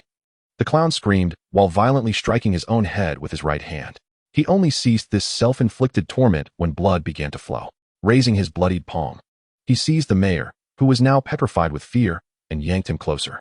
Locking his gaze onto the mayor, he stretched his mouth wide, nearly reaching his ears, and shrieked, "What do you think I should do?" The mayor could only shake his head repeatedly, frantically insisting that he knew nothing and was utterly clueless. Observing this, the clown gradually regained his composure and carelessly released the mayor. Subsequently, he retrieved a white cloth and a bucket of water. Addressing the New York mayor in a tone reminiscent of a devil's whisper, "Now, I wish for you to reveal everything." Ha ha ha. In the next moment, the sharp, eerie laughter intertwined with incessant choking sounds echoed throughout the room. Before long, a police car, followed by a small truck, exited the heavily guarded upscale community. Glancing at the system panel, where the conspicuously displayed 8 prestige points shimmered amidst the decimals, Yang-Su lost any desire to remain a spectator. He hailed a taxi without hesitation and, as previously arranged, proceeded to the safe house to meet the Joker. Generously, he offered a $10 tip before making his way to the destination. Upon entering, he was immediately struck by the sight of a large, living figure bound in the center of the hall. The rotund body was tightly secured with ropes, hands bound at the chest. The individual lay on their side, eyes vacant, staring at the door that promised escape, as though they had just endured a harrowing ordeal. Upon witnessing the door swing open and someone enter, they writhed like a worm, their mouth gagged, desperately attempting to call for help with muffled cries of mm. Chapter 18. Preparation in the grand hall of the safe house. A middle-aged man desperately crawled towards the door, calling for help. However, the indifferent voice that emanated from behind him shattered his hopes for rescue. "My little pet seems to be rather disobedient. How could you think of seeking help from others and wanting to leave me? That truly saddens me." The clown, with a mocking expression, slowly emerged from the shadows, brandishing a stun baton and a small whip. Bound, confined, imprisoned, whipped. Yang-Su found himself momentarily at a loss for words upon seeing the tools the clown wielded. Meanwhile, the mayor, upon hearing the voice, trembled uncontrollably, tears streaming down his face. "Boss, you have finally arrived. I have been waiting for a long time." The clown appeared to relish the thrill of tormenting others, exclaiming as he began to enthusiastically lash out at the mayor. The crack of the whip mingled with the crackling sound of electricity, reverberating through the room. Yang-Su politely waited until the clown had thoroughly indulged in his training before inquiring, "So, what have you gained from kidnapping him?" My harvest has undoubtedly exceeded your expectations, boss. The clown casually discarded the tools in his hands, bouncing with glee as he led Yang-Su to a small truck. Before Yang-Su could finish his question, the clown forcefully opened the truck's door, revealing its contents. Stacks of gold bars lay haphazardly arranged at the bottom of the truck, while various precious jewels and antiques were placed atop them. And this, boss. The clown retrieved a large suitcase from the corner of the truck and opened it for Yang-Su to see. An array of colorful bills was carelessly strewn inside, and a cursory glance suggested a value exceeding $1 million. He tossed the suitcase onto the ground, allowing the bills to scatter, and continued nonchalantly. That fellow has quite a few anonymous accounts as well. I will need to interrogate him further to extract that information. Gazing at the trove of money, gold, antiques, and jewels, Yang-Su couldn't help but exclaim, indeed, the quickest way to amass wealth is through plunder. Despite acquiring such a fortune, the clown appeared disinterested. Yang-Su recognized that the clown was genuinely one who was not interested in money. So he pressed on, aside from these treasures, is there anything else of note? At that moment, the clown displayed an unusual hesitation. After a brief silence, he produced a video recorder and handed it to Yang-Su, adopting an ominous tone as he warned. What's contained within is of great interest to me, but may not necessarily be intriguing for you, boss. Observing the clown's expression of I mean well. Don't watch it. Yang-Su wore a perplexed look. He could surmise what the recording might entail. Contemplating the video recorder in the clown's hand, he pondered for a moment before pointedly asking, does the content relate to children, secret cults, or large parties? Moreover, it is the kind of material that would induce a profound sense of discomfort in any ordinary individual, would it not? The clown, upon hearing this, offered no response, but merely nodded repeatedly. Strangely, his mouth quivered incessantly, as if he were on the verge of uttering something, yet he restrained himself. Trembling, he extended the camera towards Yang-Su, seemingly urging him to take a glance. The palpable excitement in his eyes clashed with the worry etched upon his face, creating an unsettling juxtaposition. Was there something amiss? Or had another situation arisen? Sensing something was off, Yang-Su cautiously reached out for the camera, his gaze darting toward the clown. It was then that he noticed the clown's expression morphing into an exceedingly grotesque visage at the moment he reached for the device. His features contorted and twisted, as if engaged in a fierce battle for control. Furthermore, Yang-Su discerned that whenever he attempted to touch the camera, the clown would instinctively withdraw his hand. This clown exhibited an unsettling demeanor. Was the issue with the camera, or was it something else entirely? After a moment of introspection, Yang-Su resolutely declared, since you have already seen the contents within, there is no need for me to look. As soon as he uttered these words, the struggle on the clown's face gradually dissipated, restoring his original demeanor. Such a stark transformation did not escape Yang-Su's notice. His mind raced with possibilities. Was there a problem with the camera's content, or was the clown himself the source of the disturbance? Or perhaps it was his own gesture toward the camera that was problematic? With these inquiries lingering in his mind, he cautiously probed for answers. The clown readily expressed that the material within did not align with Yang-Su's worldview and could have psychological repercussions. Thus, he was reluctant for Yang-Su to view it. Although this explanation did not entirely reconcile with the clown's earlier peculiar behavior, Yang-Su refrained from further questioning as a faint suspicion began to take root in his mind. If my hypothesis is indeed accurate, it would imply that the clown was the one in distress. Contemplating this, Yang-Su addressed the sighing clown, stating, during this period, convert all acquired items into cash and distribute a portion to Joey and the others, allowing these amateurs to disperse. The remaining funds shall be entirely allocated to our forthcoming plans. Exceptional mercenaries and computer experts can be procured with money. Upon hearing this, the distracted clown immediately adopted a serious demeanor, ostentatiously performing a gentlemanly bow in agreement. After advising the clown to exercise caution in his actions, Yang-Su strode away, completely disregarding the mayor, who lay unconscious from the brutal ordeal.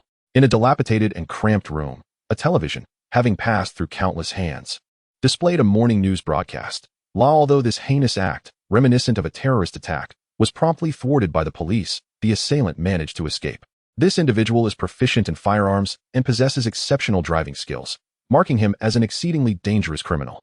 It is hoped that the public may provide pertinent clues to assist the authorities in apprehending the perpetrator. While savoring his takeout breakfast, Yang-Su watched the news broadcast with keen interest. Once the report concluded, his gaze shifted to the system panel. There, he noted the accumulation of over 4,000 prestige points, which continued to rise, partly owing to Tony's contributions. Following the robbery incident at the hotel party, he boldly proclaimed, "If anyone can capture John Wick, I am willing to offer a private reward of $1 million. Chapter 19. The formal commencement. The news of a $1 million bounty on John Wick amplified through Tony's financial prowess, has graced the front pages of major newspapers, igniting excitement among the police, citizens, and bounty hunters of New York. This revelation has also accelerated the growth of Yang-Su's treasury. Observing the gradual rise in his prestige, he couldn't help but entertain a greedy thought. If news of the mayor's kidnapping were to surface, might it hasten his ascent to a bronze 10 consecutive? However, this notion, though enticing, faced bitter disappointment in the following days. Reports of the mayor's disappearance were conspicuously absent from the media, seemingly suppressed. Whenever the mayor's absence was mentioned, it was merely attributed to health issues, preventing him from attending various events. While the general populace remained oblivious to the mayor's plight, those with connections were well aware. This dichotomy led to a facade of tranquility in New York City, while beneath the surface, turmoil brewed. Through information gleaned from the system, Yang-Su discerned that several individuals were secretly seeking the mayor's whereabouts. Among the most fervent was Jean Bing, the notorious figure of Hell's Kitchen. The agitation of those privy to the truth further contributed to Yang-Su's rising prestige. With support from various quarters, he drew ever closer to achieving his goal of the bronze 10 consecutive. Thus, the desire to draw out the mayor for a showcase grew increasingly intense. Yet, upon deeper reflection, Yang-Su repeatedly resolved to relinquish this ambition. After all, the psychological endurance of ordinary individuals is finite. If too much information were unveiled at once, they would selectively forget past events and only retain the present. Should the mayor's kidnapping be exposed, the resulting prestige would dramatically diminish, making such a revelation ill-advised. With this contemplation, Yang-Su deliberately waited a week, allowing the prestige gained from the hotel incident to wane to its lowest point. Only then did he inform the Joker to transport the mayor to Times Square.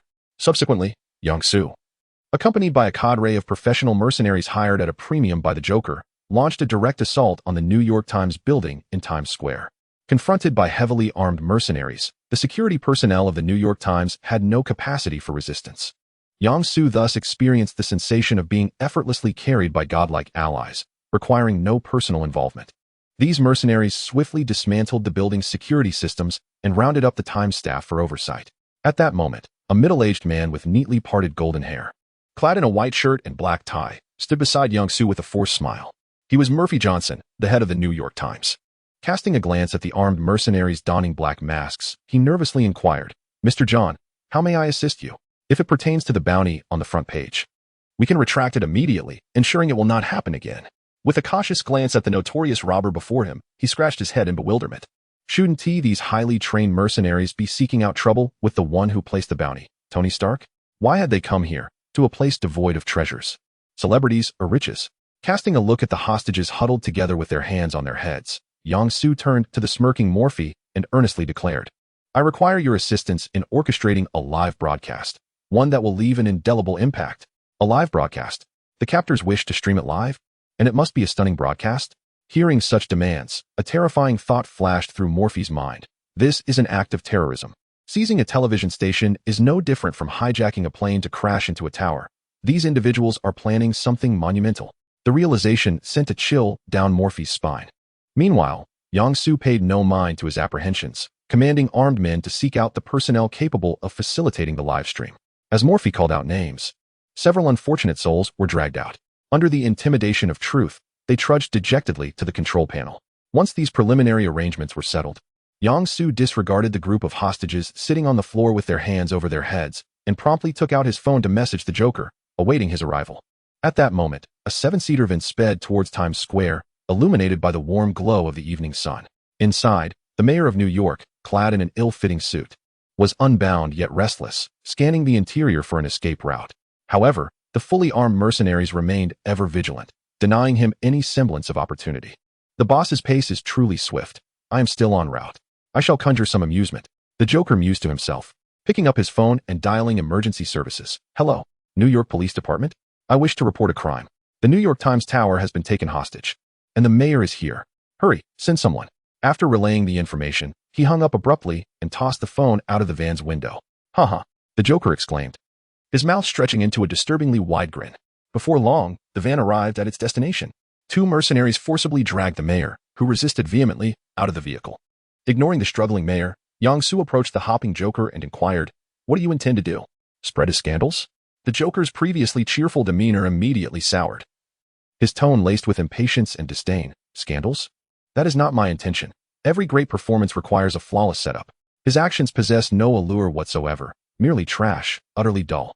Intrigued, Yang-su could not help but ask, "Then what do you wish to accomplish?" "I have planted bombs in numerous locations throughout New York during this time. I yearn for an explosion, and yet another explosion. Let everything here be utterly obliterated." Upon uttering these words, the jester immediately became exhilarated, joyously shrieking, "The sound of my impending explosion reverberates throughout all of New York. Oh dear, I nearly forgot. The jester's talent, aside from his scheming, is almost entirely dedicated to the art of detonation.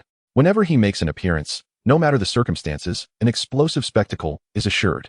Observing the jester's fervent demeanor, Yang-su was reminded of what consistently accompanied his entrance. It was neither a display of madness nor a scene of carnage, nor were they words of seduction, but rather, it was the abrupt eruption of a stable existence, transforming into an exquisite chaos of desolation.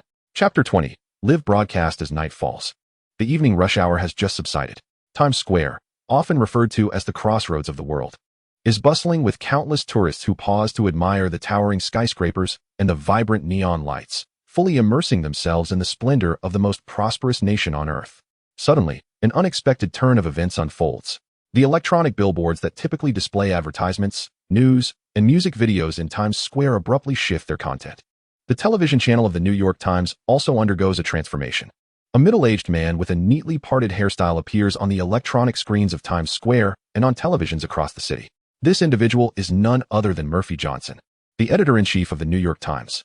Tourists exploring Times Square gaze in bewilderment at this sudden disruption, while some citizens watching from home even begin to greet the enigmatic figure who has materialized on their screens. Those in the media industry recognize him but are perplexed as to why he has taken this action. "This is the New York Times building, and I am Murphy Johnson, the editor-in-chief of the New York Times." His voice, deep and slightly trembling, resonates through televisions and electronic billboards, echoing across the night sky of New York City. "I am interrupting regular programming to deliver an urgent news bulletin. The mayor of New York City has been kidnapped, and we are also being held hostage." Is the New York Times really being hijacked? And the mayor has been abducted? Before the citizens and tourists can discern whether this is an elaborate April Fool's joke, Murphy's subsequent statements leave them even more bewildered. According to reliable sources, the mayor has been missing for 2 weeks and has been confirmed kidnapped. This incident is the work of the mastermind behind the bank explosion, known as the Joker, and the orchestrator of the hotel heist, John Wick. They are currently located on the rooftop of the New York Times building. Now, let us connect with our frontline reporter for live coverage. The brief live broadcast is akin to a stone cast forcefully into a tranquil lake, sending ripples throughout the city. Media outlets, eager to catch a piece of the unfolding drama, quickly follow suit. This is the Horn Daily. Interrupting for an urgent news report. The New York Times has been taken hostage, and the mayor has been kidnapped. This is the Manhattan District Report. This is Fox News. In that moment, various television stations, media reporters, and even correspondents from the New York Times itself rush toward the Times building. Cataclysmic turmoil. Reputation points gained. Citizen A0. 2. Cataclysmic turmoil. Reputation points gained. Tony Stark 86. Cataclysmic turmoil. Reputation points gained. Gene Bing 20. Cataclysmic turmoil. Reputation points gained. Happy Hogan 46. Within the television station, Yang-su observes the incessantly flashing system notifications. Even through the screen, he can sense that New York is engulfed in a tempest of chaos. After all, this is the most explosive news since 9/11. Moreover, the media possesses an inherent advantage in disseminating information, effortlessly capturing the attention of the masses.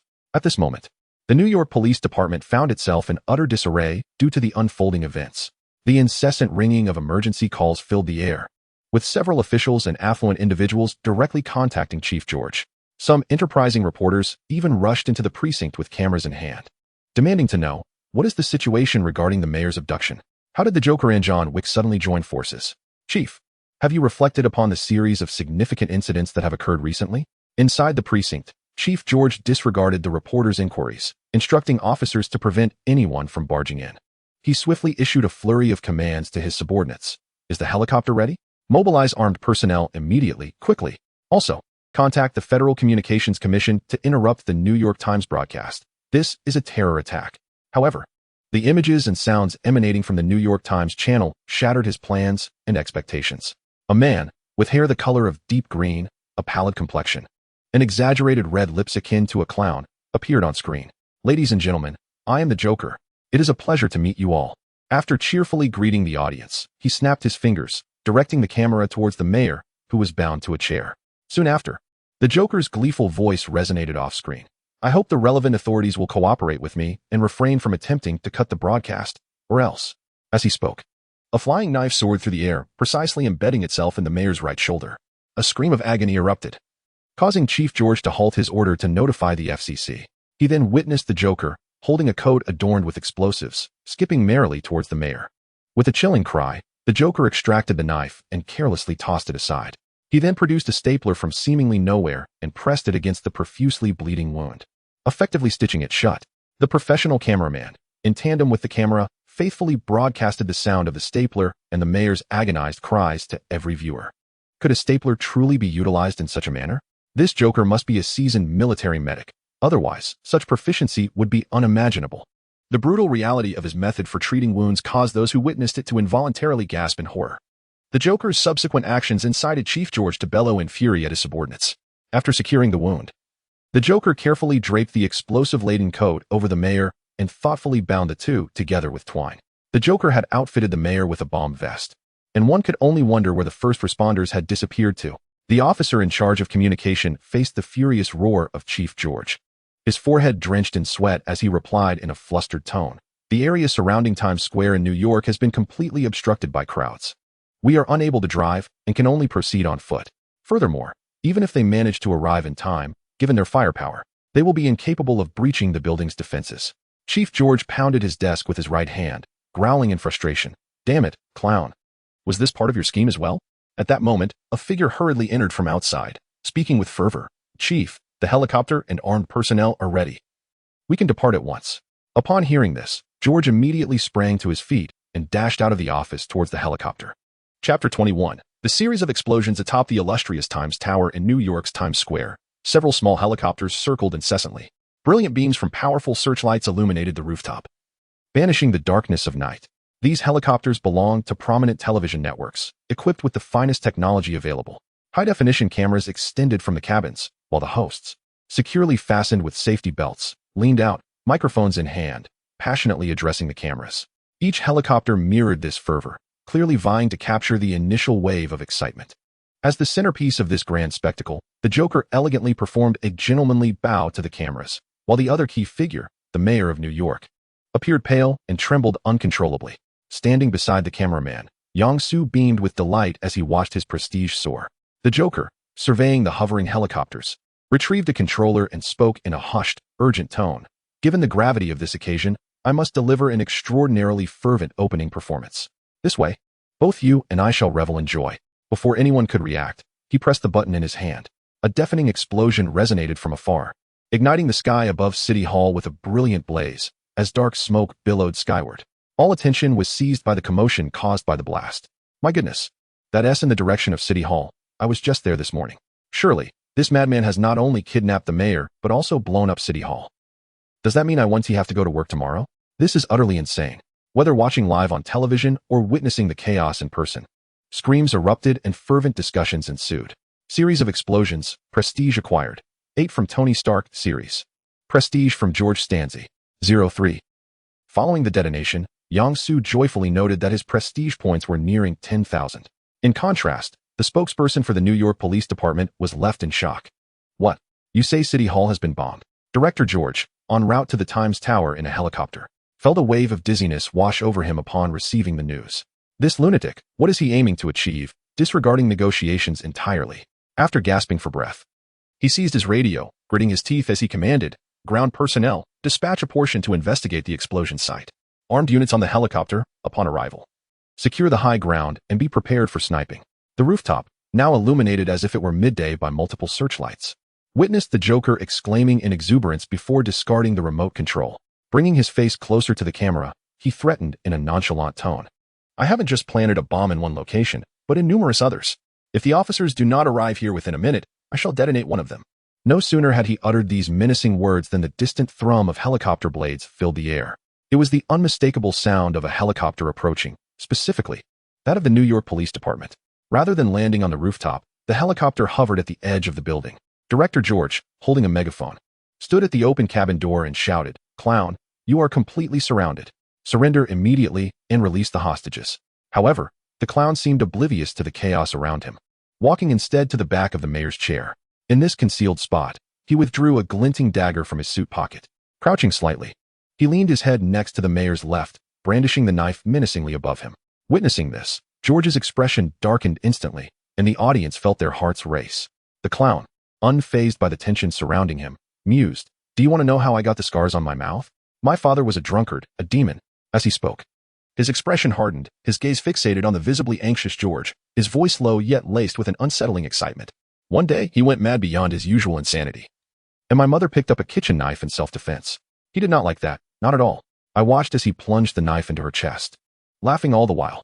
Then, he turned to me and said, 'Why so serious?' As he spoke, the clown pressed the knife into the mayor's mouth. Glancing at George nearby, his voice tinged with madness. 'So, why so serious? Why not wear a smile?' Thus, he claimed his eternal grin. After this, the clown displayed a grotesque smile and withdrew the dagger from the mayor's mouth. With his left hand, he swiftly covered the mayor's mouth while his right thrust the knife deep into his chest. "No!" George exclaimed, attempting to rush forward to intervene, only to be firmly restrained by his aide. "Director, the helicopter is over 3 meters from the rooftop. You can't jump." Meanwhile, the viewers watching the live broadcast covered their mouths in horror, too frightened to utter a sound. George, held back, stared intently at the clown, his breath quickening as he shouted, "Clown, what do you want? We can negotiate. Why must you kill? Why?" The clown loosened his grip on the dagger, placing his finger to his lips and whispering, "Shoo, shoo, quiet, quiet. I've avoided the vital areas, but you have only 5 minutes. Make your choice. Kill him, or wait for the bombs I've planted to detonate. 1 every minute, as I promised." George, suppressing his fury, fixed a steely gaze upon the cackling clown and inquired with deliberate emphasis, "Clown, what exactly do you intend to do? The atmosphere here is unbearably dull. I yearn for something thrilling, something criminal."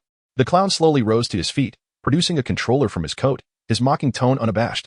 "Unbeknownst to you, a whole minute has elapsed." George's pupils narrowed instinctively as he hastily extended his right hand towards the clown, exclaiming, "No, wait." Boom.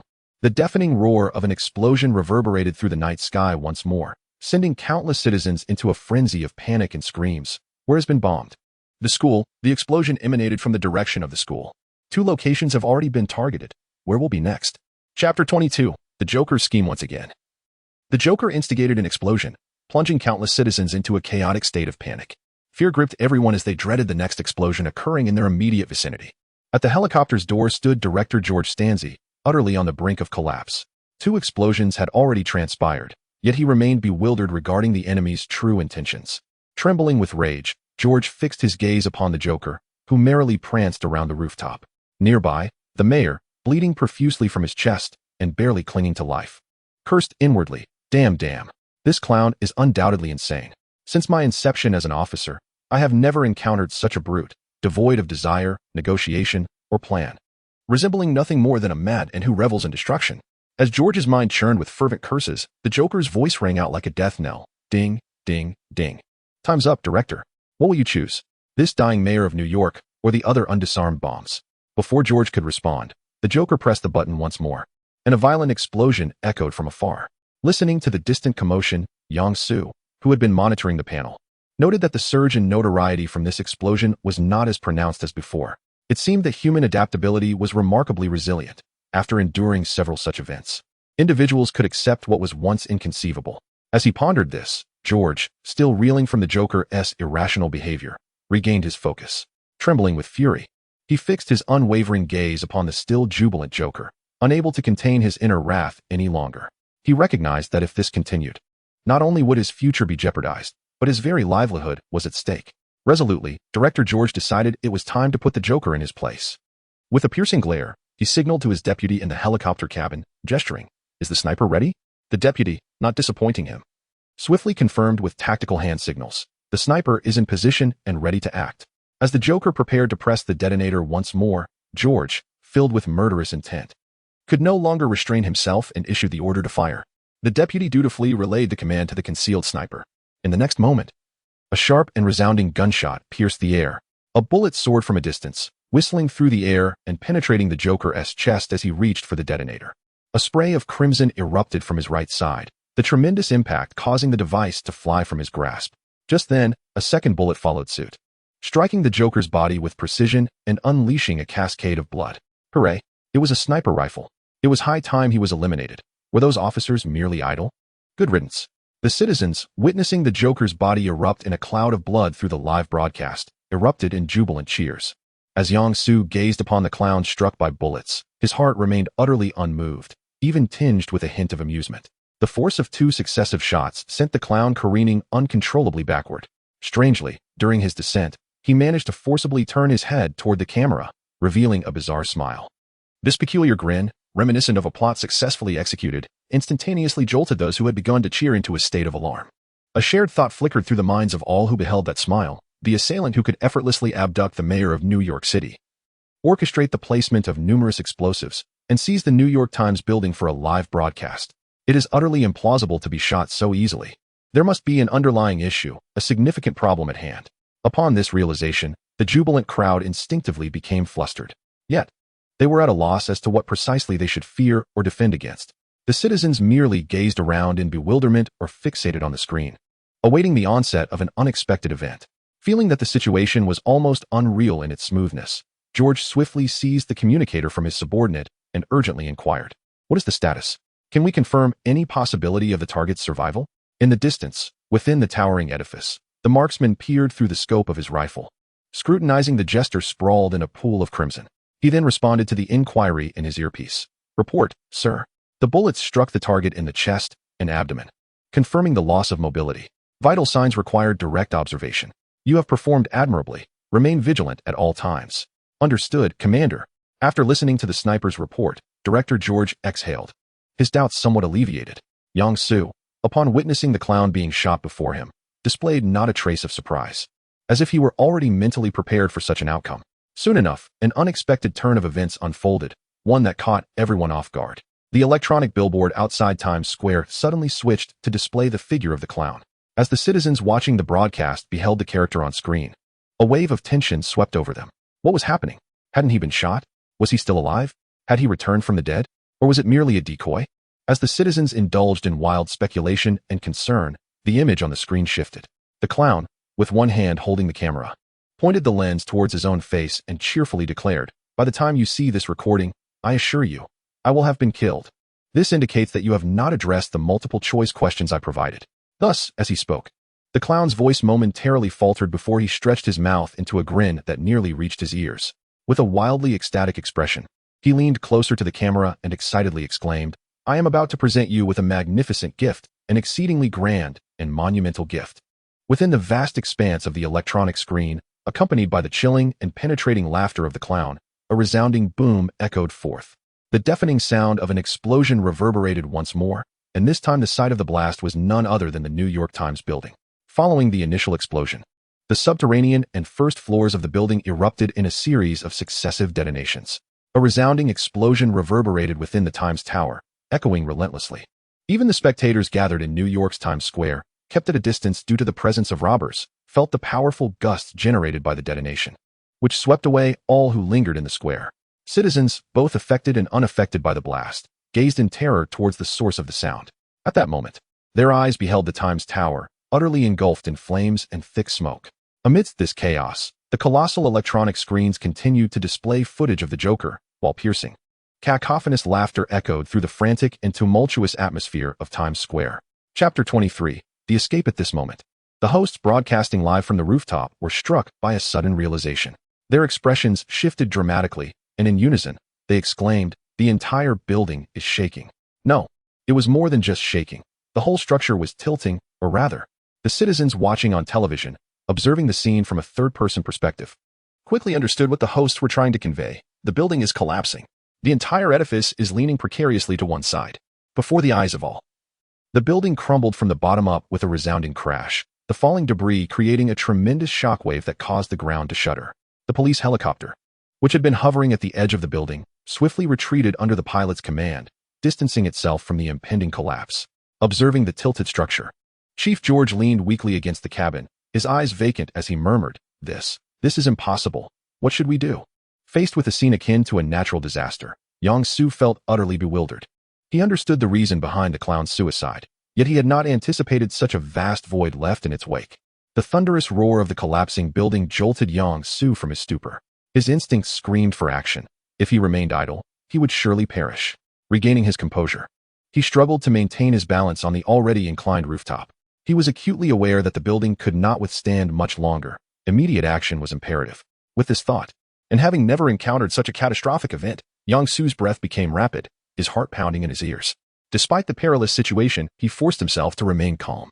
His gaze darted across the distant helicopters and the neighboring buildings, leading him to a swift conclusion. His only chance of survival lay upon one of them. It was a neighboring structure, shorter than the Times Tower, also leaning in the direction of collapse. If he could utilize the building's collapsing momentum to leap onto the adjacent rooftop, he might secure a means of escape. With no other options, Yang-Su hesitated not, making his decision resolutely. Empowered by the spirit of John Wick, his muscles tensed, and his nerves ignited, akin to a high-performance machine entering its prime. Steadying himself, Yang-Su quickly retreated until his back met the edge of the rooftop. His peculiar actions drew the attention of some journalists, who wondered what he intended to do. Then, Yang-Su's next move left them utterly astonished. Drawing a deep breath, he propelled himself forward with explosive force. Like a cheetah, he sprinted across the rooftop with astonishing speed. As he reached the edge, he pushed off the ground with his right foot. Just before the building collapsed entirely, he soared into the air like a great bird, tracing a perfect parabola as he flew towards the opposite rooftop. At this moment, both the journalists who were focused on Yang-Su and the viewers watching the broadcast were utterly astonished. Their mouths agape in disbelief, as this act far exceeded their imagination. Yang-Su, soaring through the air, fixed his gaze intently on the rooftop across from him. His hands and feet flailed desperately, striving to generate even the slightest momentum for his advance. Amidst the collective attention, Yang-Su resembled a protagonist from a stunt film, leaping across a staggering distance of 3 meters. Mere seconds later, he felt the solid, unforgiving concrete beneath his feet. Immediately, he executed a tactical roll to dissipate the immense force of the impact. Cheers erupted from the journalists and spectators, as if they too were participants in this remarkable feat. After a brief moment, they recalled that this individual who had narrowly escaped with his life, along with the crew of clowns, were indeed thugs. Consequently, a cacophony of curses and derision erupted from the very mouths that had just been cheering. Unbeknownst to Yang-Su, he staggered to his feet, propped up by one hand on the ground. Although he had managed to alleviate much of the impact, a crushing pain still surged through his legs. Before he could catch his breath, a violent tremor rippled beneath him, nearly causing him to fall. Steadying himself, he realized that the recently collapsed New York Times building had struck this structure, producing a dull thud. Glass shards, bricks, and dust cascaded down like rain. The citizens and tourists in Times Square were engulfed in panic, their screams and shouts echoing in a dissonant chorus. They scattered in all directions, seeking refuge from the debris raining down from above. Some were paralyzed by fear, collapsing to the ground, while others sprinted desperately in search of safety. The streets were thrown into chaos, vehicles collided, and traffic was completely incapacitated. People surged towards the buildings lining the streets, seeking shelter. Some ducked into shops, while others huddled in corners, shielding their heads with their hands, their bodies trembling uncontrollably. With a resounding crash that reverberated ominously, the main structure of the building plummeted to the ground. In that instant, dust billowed, and rubble flew through the air, as if the apocalypse had descended. The tremendous force caused the ground to shake violently, and nearby buildings swayed, the sound of shattering glass ringing out repeatedly. The very building that had just been struck continued to tremble. On the precarious rooftop, Yang-Su dared not linger any longer. He swiftly used his gun to unlock the rooftop door and hastened down the stairs. Guided by the light of his phone, he cautiously pressed against the walls of the fire escape, avoiding loose steps and the ever-present threat of falling debris. He narrowly evaded a suddenly descending ceiling, leaping over a section of collapsed stairs, and finally reached the exit on the first floor. As he emerged, Yang-Su beheld the once towering structure now reduced to a mere pile of rubble.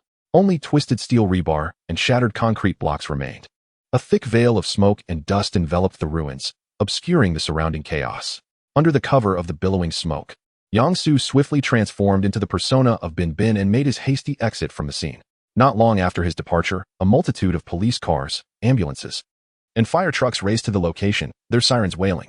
Simultaneously, a helicopter, broadcasting live from the sky, descended to capture the unfolding disaster relief efforts.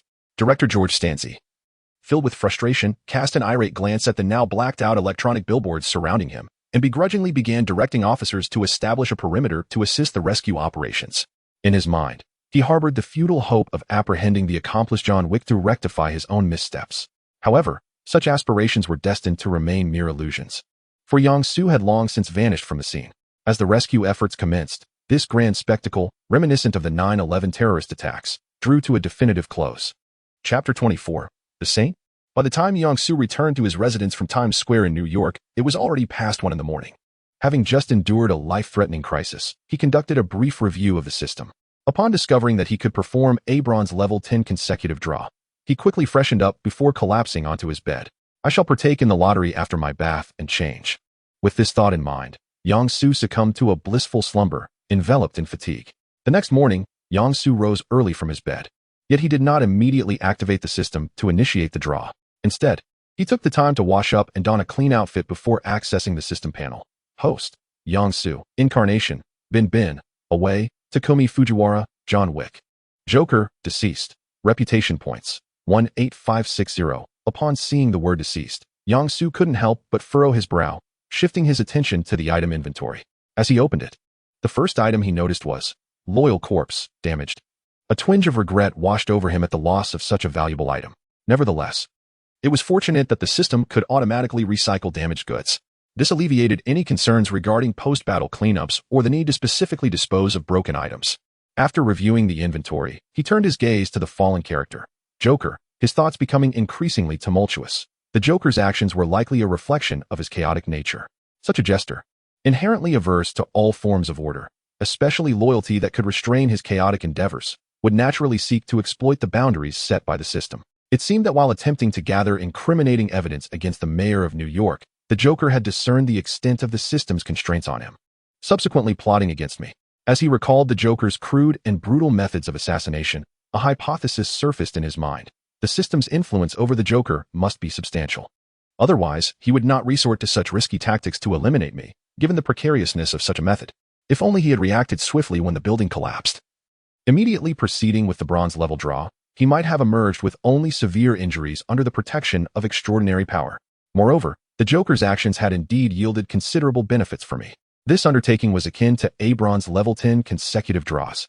From this perspective, I did not suffer losses from this grand adventure. However, caution was warranted.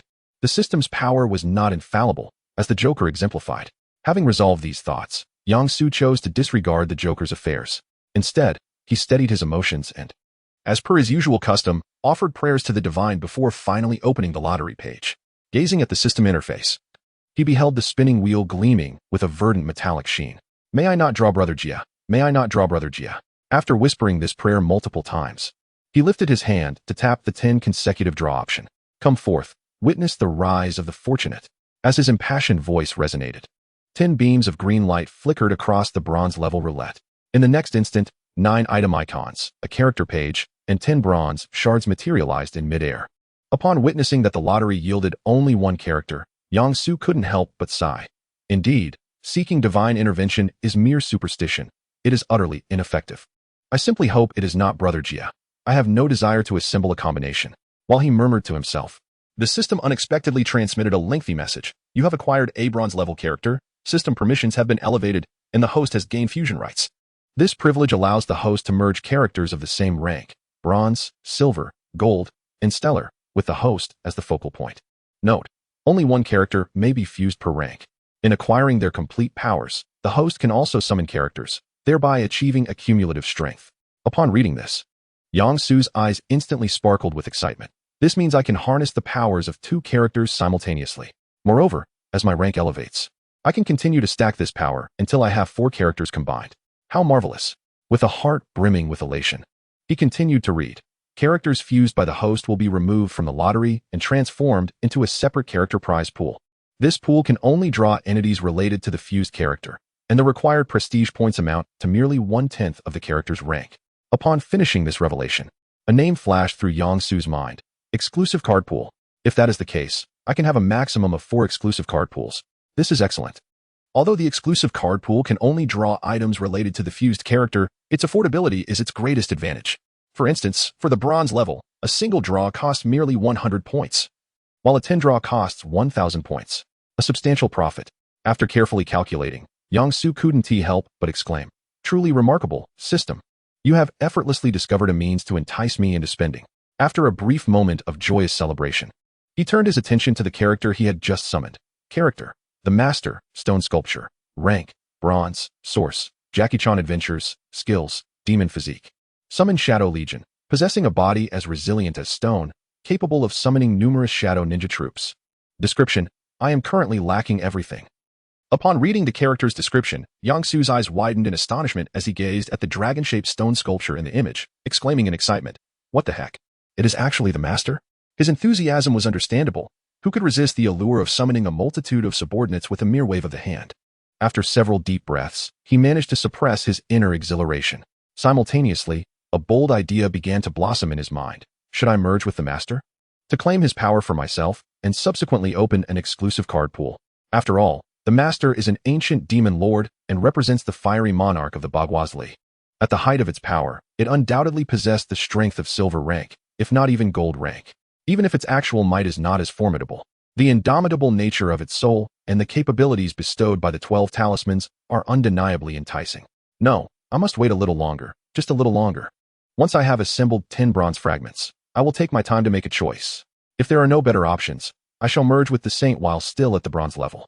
After much contemplation, Yang Su resolutely turned his head, albeit with difficulty, to gaze upon the bronze fragments floating in the air. In response to his gaze, the fragments swiftly began to assemble and coalesce in the sky. Chapter 25. Fusion. After combining 10 bronze-level fragments, a figure emerged before Yang Su, a short-haired, elderly African man. Gazing at the visage, he couldn't help but raise an eyebrow, softly murmuring, "Morgan Freeman? Could this character possibly be God? How exhilarating!" Reining in his fanciful musings, he shifted his focus to the character introduction below. Character: Sloan. Tier: Bronze. Source: Assassin's Alliance. Bounty: Skills: Extraordinary marksmanship. Bullet time: at the moment a bullet is discharged, a quick shake of the gun's muzzle allows for the bullet to curve. With a heartbeat reaching 400 beats per minute, one can slice through bullets, leap over buildings, and even shoot an enemy's head from 800 miles away, albeit mistakenly noted. Description: you may not believe it, but a loom sent me to eliminate you. Upon reading this introduction of the summoned character, Yang Su immediately lost the desire to continue observing.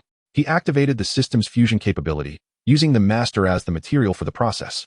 A fearsome and grotesque statue of a coiling dragon materialized before him. The statue, cast in a dark yellow hue, featured intricately carved scales that shimmered with a metallic luster. Its surface bore a precise arrangement of 12 octagonal recesses. In the next moment, the statue began to vibrate incessantly, emitting a low, buzzing hum. As this peculiar tremor resonated, the statue of the master radiated golden specks of light, while simultaneously becoming increasingly indistinct. Watching the dense points of light floating in the air, a whimsical idea sparked in Yang Su's mind. Should I perhaps chant something? It seemed like a common practice in Yu-Gi-Oh! Before he could act on this thought, the luminous points converged into his body in an instant. As the light entered, it swiftly fused with his organs, bones, and cells. In this moment, Yang Su's spirit continuously absorbed these points of light, awaiting a complete metamorphosis. Time passed, though he could not gauge how long. A subtle yet unnatural vibration coursed through the cramped room, reverberating throughout the entire house. When the tremors subsided, a formidable humanoid creature appeared within the confines of the room. Clad in beach shorts, boasting a robust physique, and adorned with symmetrical dragon horns, this extraordinary being was none other than Yang Su, transformed beyond recognition.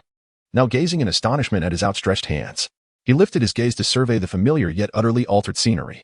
After taking several deep breaths of the mountaintop air, he recalled the need for a mirror to inspect his new form. The reflection that greeted him was that of a towering figure, over 2 meters tall, with two 30-centimeter horns protruding symmetrically from his forehead, black hair cascading to his shoulders, and a pair of crimson, beastly eyes. He bore no scales, elongated face, dragon claws, or tail. Judging solely by his physique, he was predominantly infused with demonic power. Is this truly my form after merging with the master? Gazing at the powerful figure reflected in the mirror, Yang Su pondered silently. Were it not for the integration centered around myself, I would likely have been assimilated by the holy master's power. Feeling the surging energy within him, accompanied by the satisfaction derived from his imposing stature, Yang Su clenched his fists, a surge of audacity igniting within him as he could not help but exclaim, "Truly, this is the body of a demon." I now possessed the confidence to confront Hulk head-on. However, scarcely had his bold declaration escaped his lips when his towering physique, exceeding 2 meters in height, suddenly deflated as if losing air. In mere seconds, he reverted to his original human form, an overwhelming sense of weakness and fatigue flooding his body and mind. It was akin to having practiced asceticism for 3 days and nights. Yang Su, with great effort, flung himself back onto the bed, groaning weakly. What is happening? That should have been my true form. How could I not sustain it for even 3 minutes? It's worse than Ultraman before he could finish his lament. Exhaustion consumed him, and he fell into a deep slumber. After 2 days and nights, Yang-Su abruptly opened his eyes. Springing up from the bed in a burst of energy. I, Huan-san, have returned. He joyfully proclaimed his return, proceeding to perform a set of standard calisthenics to invigorate his body. As he felt the constant constriction enveloping him, along with the energy coursing slowly within, he realized, my human form now serves as the very stone statue, a seal binding my true self. If my true form is unusable, might I, as the thought arose. Yang-Su's eyes transformed into those of a beast, glowing red. In the next moment, the shadows within the room responded to his call and began to stir. Pairs of crimson eyes flickered to life in the darkness, the ethereal shadows coalescing into substance. They transformed into ninjas, their skin pale and cloaked in dark garments. Fully equipped for battle, the shadowy legion, each one, a battle-hardened warrior, devoid of blood and tears, existing solely to obey commands. Observing the soldiers crouched on the floor and those inverted on the ceiling, an unmistakable joy illuminated Yang-Su's face. With a playful spirit, he commanded the ninjas to tidy the room, perform acrobatics, and give massages. After several hours of merriment, he finally dispersed them. Feeling the significant depletion of energy within him, Yang-Su could not help but reflect, with my power, I could easily command the ninjas for several hours. Yet, I cannot maintain my true form for more than 3 minutes. This anomaly is due to the fusion and the resulting seal. One cannot fathom the arduous existence the genuine holy master must endure. After taking a moment to contemplate the non-existent crocodile tears of the authentic holy master, Yang-Su reopened the system panel, ready to test his fortune. Upon opening the system, he recalled that he had yet to examine the extraordinary items he had previously drawn. With a sense of curiosity, I opened the inventory and began to explore. Giant spray mushroom, bronze level, 1 day. Everyone will master the giant spray mushroom. Infinite desert eagle, bronze level. Its existence is unparalleled. Eternal windproof lighter, bronze level. The dream of all smokers. Luxurious car key, bronze level. Merely possessing it leads others to believe you own a car, albeit only in their imagination. Lightning 5-linked whip fist manual, bronze level. Receive, transform. Release, embarrassment lollipop, bronze level. Consuming it induces a profound sense of shame. Last cigarette, bronze level. When you face defeat, a cigarette will refresh. Blue flame Gatling gun, bronze level. The blue flame is merely decorative. Do not dwell on it. Divine vehicle wooling, bronze level. Limited to 7 passengers. Actual capacity unknown. Cloak of justice, bronze level. As long as it is not discarded, it will remain steadfastly upon your shoulders. Chapter 26. All in. After reviewing all the bronze tier items in the inventory, despite having mentally prepared himself for the possibility of less than stellar rewards, Yang-Su couldn't help but sigh. Well, as it stands, the items drawn this time hold little value. He closed the inventory and glanced at the slowly accumulating reputation points, now exceeding 8,000. A glimmer reminiscent of a gambling sage flashed in his eyes. All in is a form of wisdom. Thus, I choose to wager everything. Exclusive to the Holy Master card pool, 80 consecutive draws, activate. With a mere thought, the reputation points displayed on the system panel dwindled to 3 digits. 8 beams of dark yellow light shot forth, transforming in midair into ethereal frames, arranged meticulously from the highest to the lowest rank. However, 3 frames floated aimlessly, not conforming to the arrangement.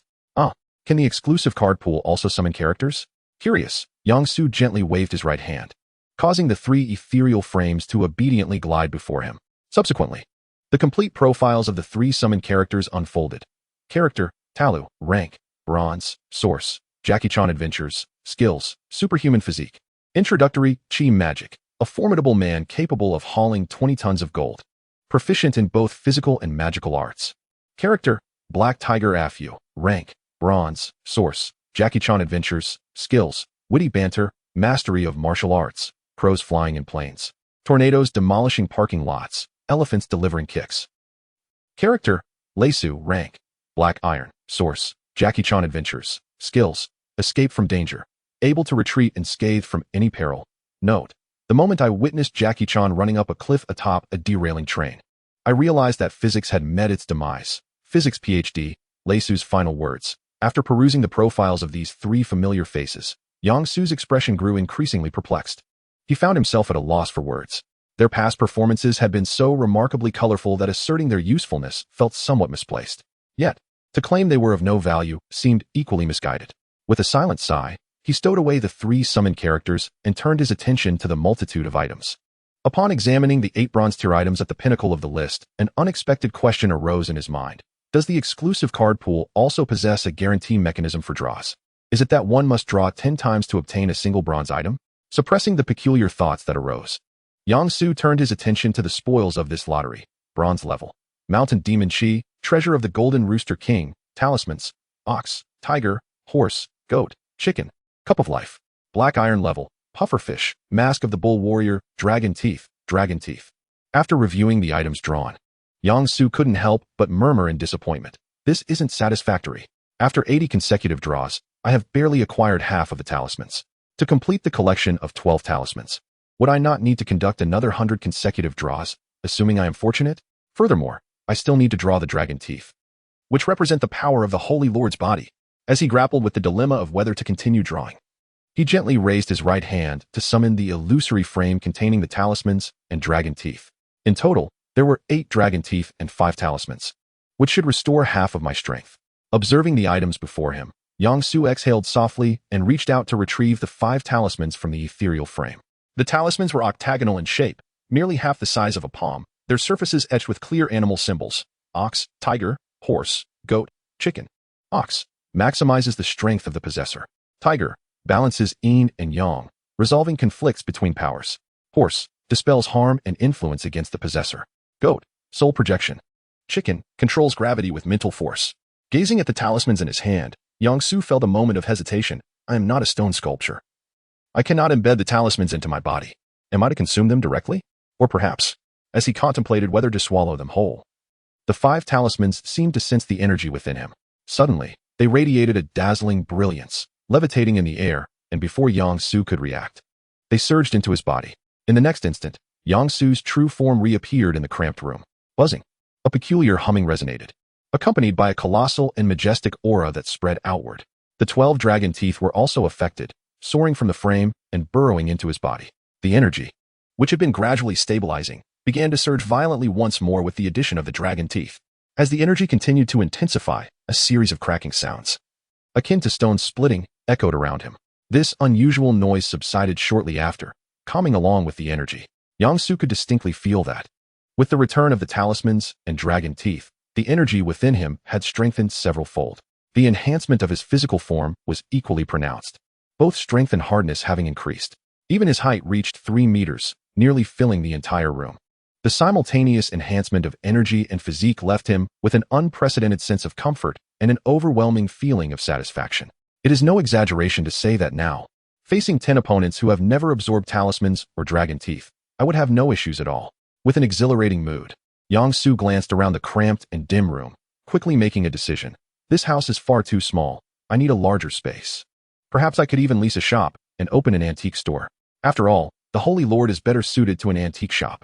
As Yang-Su contemplated the future, a wave of weakness engulfed both his body and soul. Alas, it has returned.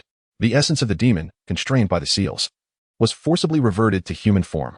The transformed Yang-Su slumped helplessly onto the bed, gasping for breath. Now I can maintain my original form for 10 minutes. Moreover, I won't immediately lose consciousness upon reverting. Struggling to rise from the bed using all limbs, he glanced at the remaining bronze-level items. Until I fully regain my strength, I have no intention of utilizing anything infused with demonic energy.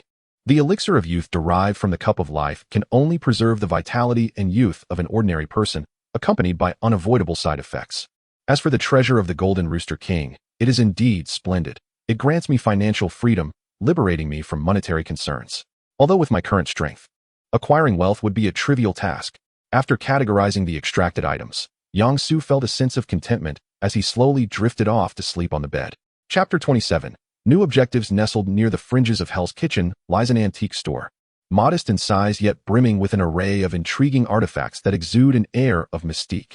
At first glance, these items appear to be relics of great antiquity and significance, possessing considerable collectible value.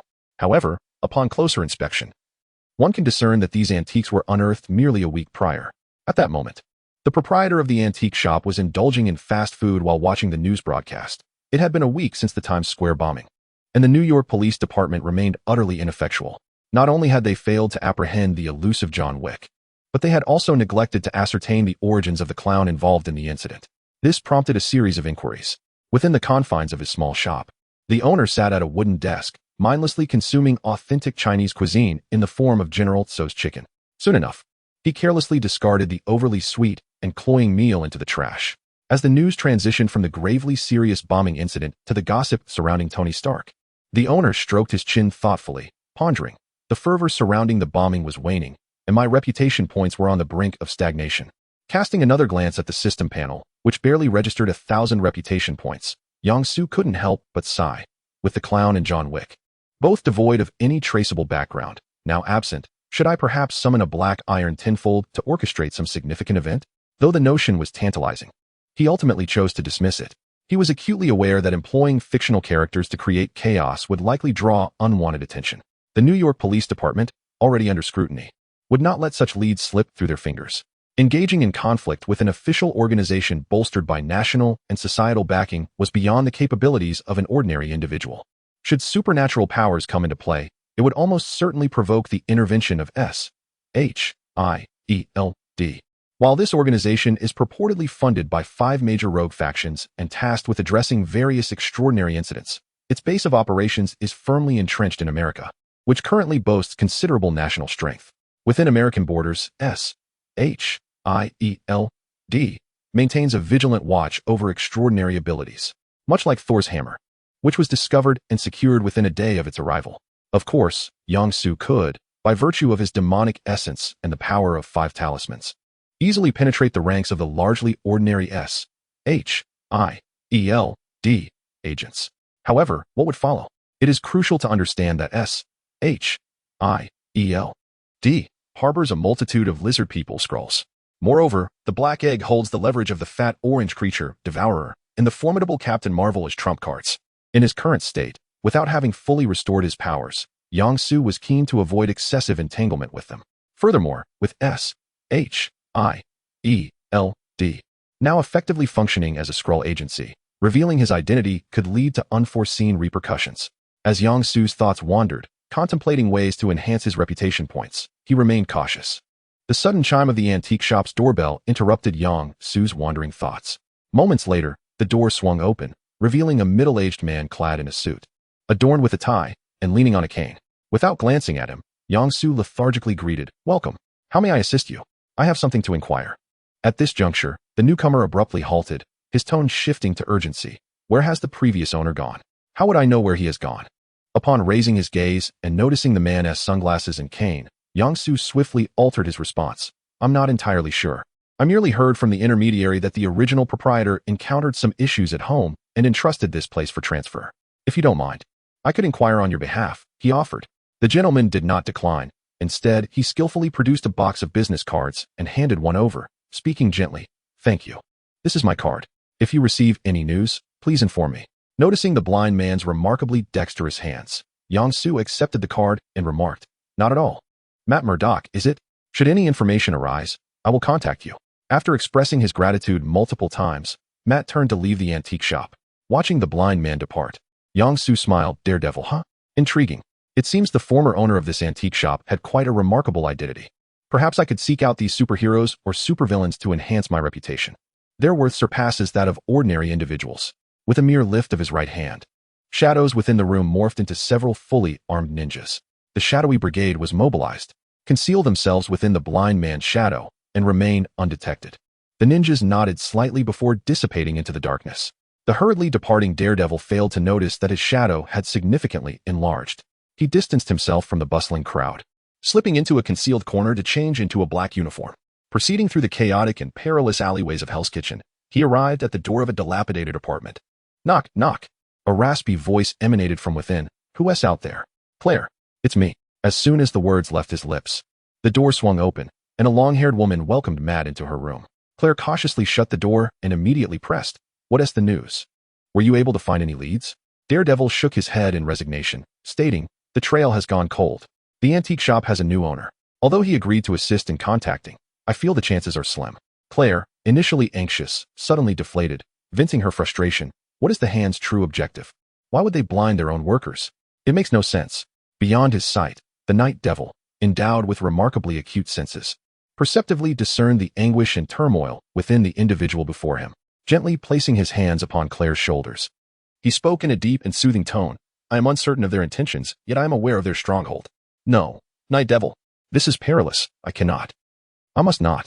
As she spoke, Claire, tormented by her conscience, succumbed to despair, covering her mouth as she sobbed. The Night Devil tenderly patted Claire's trembling shoulders, offering solace. There is no need for guilt, Claire. Certain matters inevitably fall upon someone to address. You are merely a night shift nurse, lacking the experience to confront this. Thus, allow me to shoulder this burden. Meanwhile, as he comforted her, he remained oblivious to the subtle distortion of his own shadow, which quietly twisted the truth. Chapter 28. Pursuit. As I traversed the streets of Hell's Kitchen, I found myself enveloped by dilapidated walls adorned with a myriad of graffiti, weathered and rusted iron gates, and a series of long-neglected, crumbling houses. In stark contrast to the bustling, illuminated upper town, Hell's Kitchen represented the city's most shadowy and squalid recesses. Here, the night was devoid of the towering skyscrapers and opulent commercial centers that defined the more affluent districts. The denizens of this forsaken place were either drug dealers or addicts, henchmen of some nefarious organization, or marauders poised to plunder. In Hell's Kitchen, not even a glimmer of light could be found, only the profoundest depths of malevolence. Following the threads of connection to the shadowy brigade, I strolled through the utterly chaotic realm of Hell's Kitchen, surrounded by the incessant wail of sirens and the echoing sound of gunfire. In this tumultuous tableau, an odd sense of delight and ease washed over me. It was the first time I had felt so relaxed while wandering this place since my arrival in this world. Before long, I spotted a furtive figure skirting along the wall ahead, dressed in a black knit sweater with a mask obscuring even his eyes. I recognized him as my target, the vigilante known as Daredevil, Matt Murdock. His full name was Matthew Michael Murdock. Abandoned by his mother in his youth, he was raised by the boxer Jack Murdock, known as the Flame Fist. Due to his father's aspirations and his own experiences, he understood early on that human behavior required the constraints of law. With this conviction, Matt devoted himself to the study of jurisprudence. However, life is seldom a straight path. His misfortunes began when he saved a blind man from the path of a truck laden with chemical materials. In a tragic twist of fate, a truck carrying radioactive substances spilled its contents upon Matt, rendering him blind, yet heightening his other senses. Subsequently, under the tutelage of a blind martial arts master, he mastered his heightened abilities, becoming an exceptionally skilled warrior. As customary in superhero narratives, Matt Murdock led a dual existence. By day, he was a lawyer, while by night, he donned a mask and transformed into Daredevil, combating crime in Hell's Kitchen. As I reminisced about the intelligence I had gathered concerning Daredevil, I followed closely behind him. Before long, we arrived at a processing plant, where I observed, as if watching a film, as Daredevil deftly dispatched armed guards patrolling the perimeter. After witnessing this display of prowess, I couldn't help but marvel at the efficacy of such a capable enforcer. Without lifting a finger, I slipped into the inner sanctum of the processing plant. Upon infiltrating the premises, I was met with the fervent rallying cries of those around me. To succeed, one must first lose their mind, rush recklessly towards wealth. At your age, how can you afford to rest? Hurry and earn your fortune. Remember your families. You are the pillars upon which they rely. Suddenly, an elderly woman cast her gaze into the corner of the factory and manually silenced the speaker. The middle-aged man, abruptly muted, looked at the unassuming woman with confusion and softly inquired, "Madame Gao?" However, the woman disregarded his bewilderment. Her eyes fixed on the shadowy recesses of the factory as she called out, "Come forth. I know you are there." Concealed beneath the shroud of darkness, Yang-Su could hardly believe he would be discovered. He glanced at the vigilante, the Night Devil, to observe his next move. After a few minutes had passed without anyone emerging, Madame Gao's expression turned ominously cold. With a forceful jab of her cane against the ground, producing a resonant thud, she sharply commanded, "All of you, cease your work at once and capture the intruder." The blind workers, initially puzzled, raised their heads in confusion. Subsequently, they complied with Madame Gao's directive, dropping the white powder that occupied their hands. Stumbling, they began to feel their way towards the direction she indicated. The cacophony of their footsteps and the incessant clatter alerted the Night Devil to their imminent approach. Realizing he could no longer delay, he swiftly leaped from his hiding spot to evade the workers' pursuit. Observing the figure in hiding emerge, Madame Gao relentlessly struck the ground with her cane, guiding the workers to pursue him. Armed with the intelligence he had gathered, the Night Devil understood that these workers were blind and had been poisoned. He wished to inflict no further harm upon them. Thus, utilizing his extraordinary sensory perception, he maneuvered through the factory, deftly evading their pursuit. Indeed, the Night Devil, trained in professional combat, was vastly more agile than these untrained blind individuals. He not only eluded their search with ease, but also steadily advanced towards Madame Gao. He was acutely aware that the workers were merely puppets, By taking down their leader, he could resolve the situation seamlessly. However, reality would not unfold as he had hoped. Madame Gao, witnessing the Night Devil skillfully navigate the environment to evade the workers and approach with the swiftness of a cheetah, felt a dark cloud of displeasure envelop her countenance. As she stood frozen in shock, the Night Devil quickened his pace, intent on capturing his target before she could react. Yet, when he was a mere 3 meters away, Madame Gao's hunched form straightened abruptly. An aura of terror emanated from her as she raised her hand, unleashing an invisible force that sent the assailant hurtling through the air. The Night Devil spun twice before crashing to the ground with a resounding thud. Before he could vocalize his pain, a rush of wind surged towards him, gritting his teeth against the visceral agony coursing through him. He rolled aside just in time to narrowly evade the incoming attack. With another ominous boom, the very spot he had just vacated erupted, showering debris around him. Relentlessly, Madame Gao advanced, cane in hand, intent on eliminating the Night Devil, who lay on the ground, bleeding profusely. Just as she raised her right hand to deliver the fatal blow, a resonant voice rang out from above. Crows take flight. Before the strike even arrived, the sound announced its presence. Madame Gao wasted no time turning to confront her adversary. Instead, she slightly angled her body, grasping her cane firmly with both hands. Drawing upon her seasoned combat experience, she deftly used the midsection of the cane to deflect the devastating flying kick descending from above. With a resounding crash, she beheld the concrete ground nearby being violently excavated, leaving a substantial crater in its wake. "Who are you?" Stealing her trembling hands that had been rattled by the force, Madame Gao fixed her gaze on the figure emerging from the smoke, standing within the pit. "I am merely a passing, righteous hero." As the dust settled, a muscular man clad in a deep blue vest and crimson trousers revealed himself. His hair was styled in fiery red spikes, and even his eyebrows and the 3 slender mustaches framing his mouth were a vivid red. Chapter 29. Oracle. Lady Gao leaned her cane back against the ground, her back arching with it. She gazed at the muscular man before her. Her voice hoarse. "A righteous hero. You must be from Huagua. A skilled individual such as yourself cannot possibly be here for those foreign devils." This old woman was quite cunning. A lesser individual would have easily fallen prey to her charms. Suppressing the urge to make a lewd remark, Yang Su maintained his persona as a formidable figure, responding in a deep voice. "I did not come specifically for them. I happened to pass by and thought I might lend a hand. However, you must understand that we do not favor such things." As he spoke, Yang Su produced a packet of white powder and tossed it at Lady Gao's feet. Upon seeing the substance on the ground, Lady Gao's pupils constricted sharply, and she quickly exclaimed, "I understand the hero's intentions, but I swear to the heavens, I have no intention whatsoever of bringing this back." She did not deny her actions, but attempted to invoke further allure. Aware that this old woman was a traitor, Yang Su nonetheless portrayed an unwavering sense of righteousness, declaring, "I care not for your excuses. I only know that this substance is immensely harmful and must be destroyed." As soon as his words fell, a powerful aura surged from within him, enveloping the entire factory, radiating an intent to obliterate anyone who dared to oppose him. Faced with the sudden onslaught of this pressure, Lady Gao's face turned pale, her hunched back bowing even lower. The blind workers within the factory were also forced to kneel, rendered motionless by the weight of the atmosphere. The already injured night demon, too, coughed up more blood. Trembling, Lady Gao clutched her cane to steady herself, summoning all her strength to shout, "Hero, please show mercy. I promise, I will destroy them, I will." Receiving her response, Yang Su nonchalantly nodded, retracting his terrifying presence. Even without the oppressive aura, Lady Gao continued to tremble, her breath quickening. She was not alone in this. The others in the factory exhibited similar distress, gasping for air as if they had just been rescued from drowning. Night Raid on the Reclusive Elder gained Lady Gao's reputation value of 26. Night Raid on the Reclusive Elder gained Matt Murdoch's reputation value of 32. Night Raid gained Factory 0.2. Glancing at the messages displayed by the system, Yang Su felt a wave of exasperation wash over him.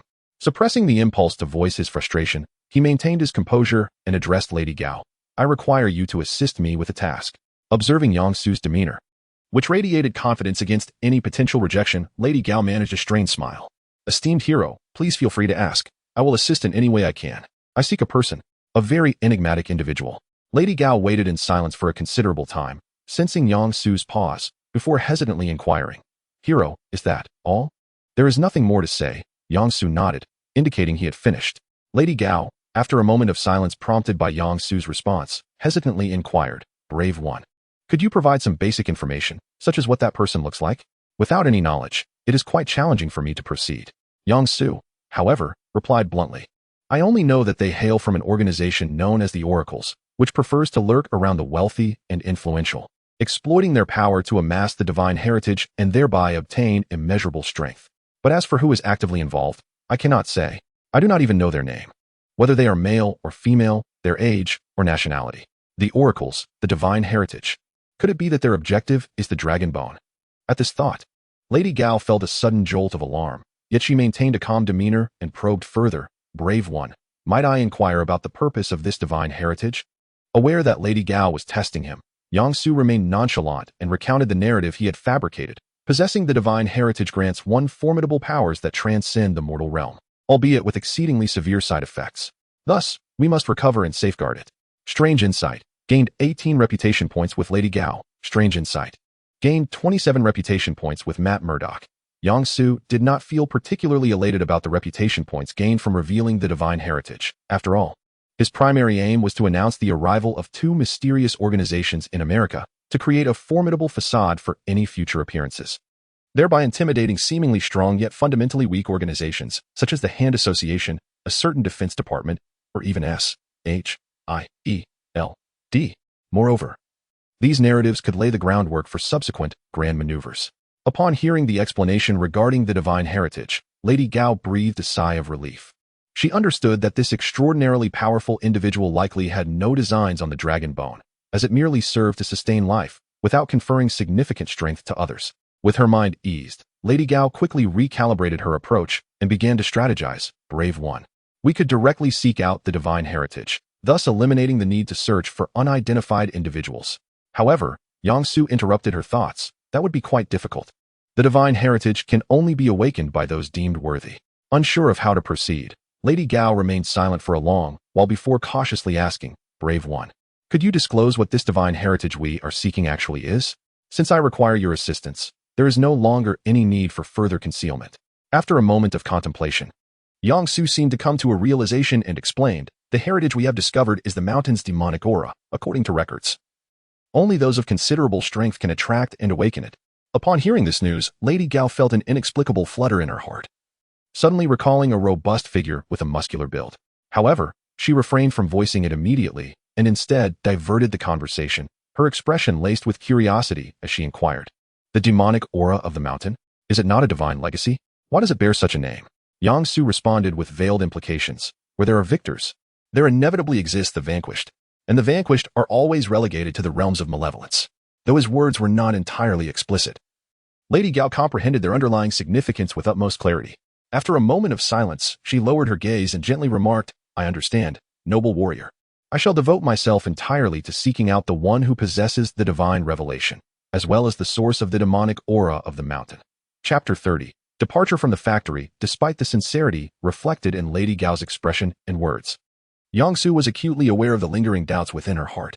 After all, this old man, by virtue of his dragon bone, had survived for an extended period and would not be easily swayed by mere rhetoric. Her apparent compliance was merely a result of the coercive power he wielded. Silently shaking his head, Yang Su embraced the persona of a righteous hero and continued his performance. Since you have agreed to assist, this factory must cease its operations. Furthermore, let these unfortunate blind souls return to safety. Of course, I shall not hold you accountable for your past misdeeds. These words, delivered in a deep and resonant tone, swiftly reverberated throughout the factory. Upon hearing this, Lady Gao cast a furtive glance around the premises, observing the trembling blind workers sprawled on the ground. Yet bearing expressions of joy, she felt a profound sense of reluctance. However, under the duress of Yang Su's formidable presence, she could only force a smile and acquiesce. At that moment, the night demon, who had been lying on the ground, bloodied and battered, managed to rise unsteadily. His weakened voice barely audible. I too wish to assist in evacuating these workers. Certainly. However, Yang Su, noticing the night demon's labored speech accompanied by blood, inquired with an air of concern, Can you endure? The night demon wiped away the blood trickling from his mouth and replied in a feeble whisper, It is but a minor issue, I assure you. With an encouraging glint in his eye, Yang Su responded, Then proceed. With the promise of support, the night demon stumbled toward the workers collecting their wages. Once all the workers had been ushered out of the factory, the night demon once again expelled a mouthful of blood. Yet, he struggled to reach Yang Su, beseeching him, Sir, I implore you to set this factory ablaze. Otherwise, it may serve as a stronghold for another nefarious individual. Casting a glance at Lady Gao, whose complexion had turned ashen yet dared not voice her objections. And then at the nearly unconscious night demon, Yang-su remained silent, simply nodding in agreement. Upon receiving his affirmation, the night demon felt as if a great weight had been lifted from his chest, his tone becoming lighter. That would be splendid. However, before he could finish his sentence, he collapsed, as though he had lost consciousness. Witnessing this, Yang-su swiftly grasped the back of the night demon's uniform, lifting him as effortlessly as one would a small chick. He then turned his gaze toward the visibly agitated Lady Gao and remarked, "I find his words quite reasonable. What do you think?" Feeling the intensity of the strong man's gaze, Lady Gao suppressed her inner fury and discontent, forcing a smile. "I concur. I shall arrange for them to address the matter immediately." In response, Yang-su feigned ignorance of her reluctance, casually gesturing for her to proceed with her tasks. Before long, the factory was filled with various flammable and explosive chemicals. As Madame Gao cast the torch from her hand, a muffled explosion erupted upon the pile of explosives. Countless sparks ignited, swiftly setting ablaze the surrounding flammable materials.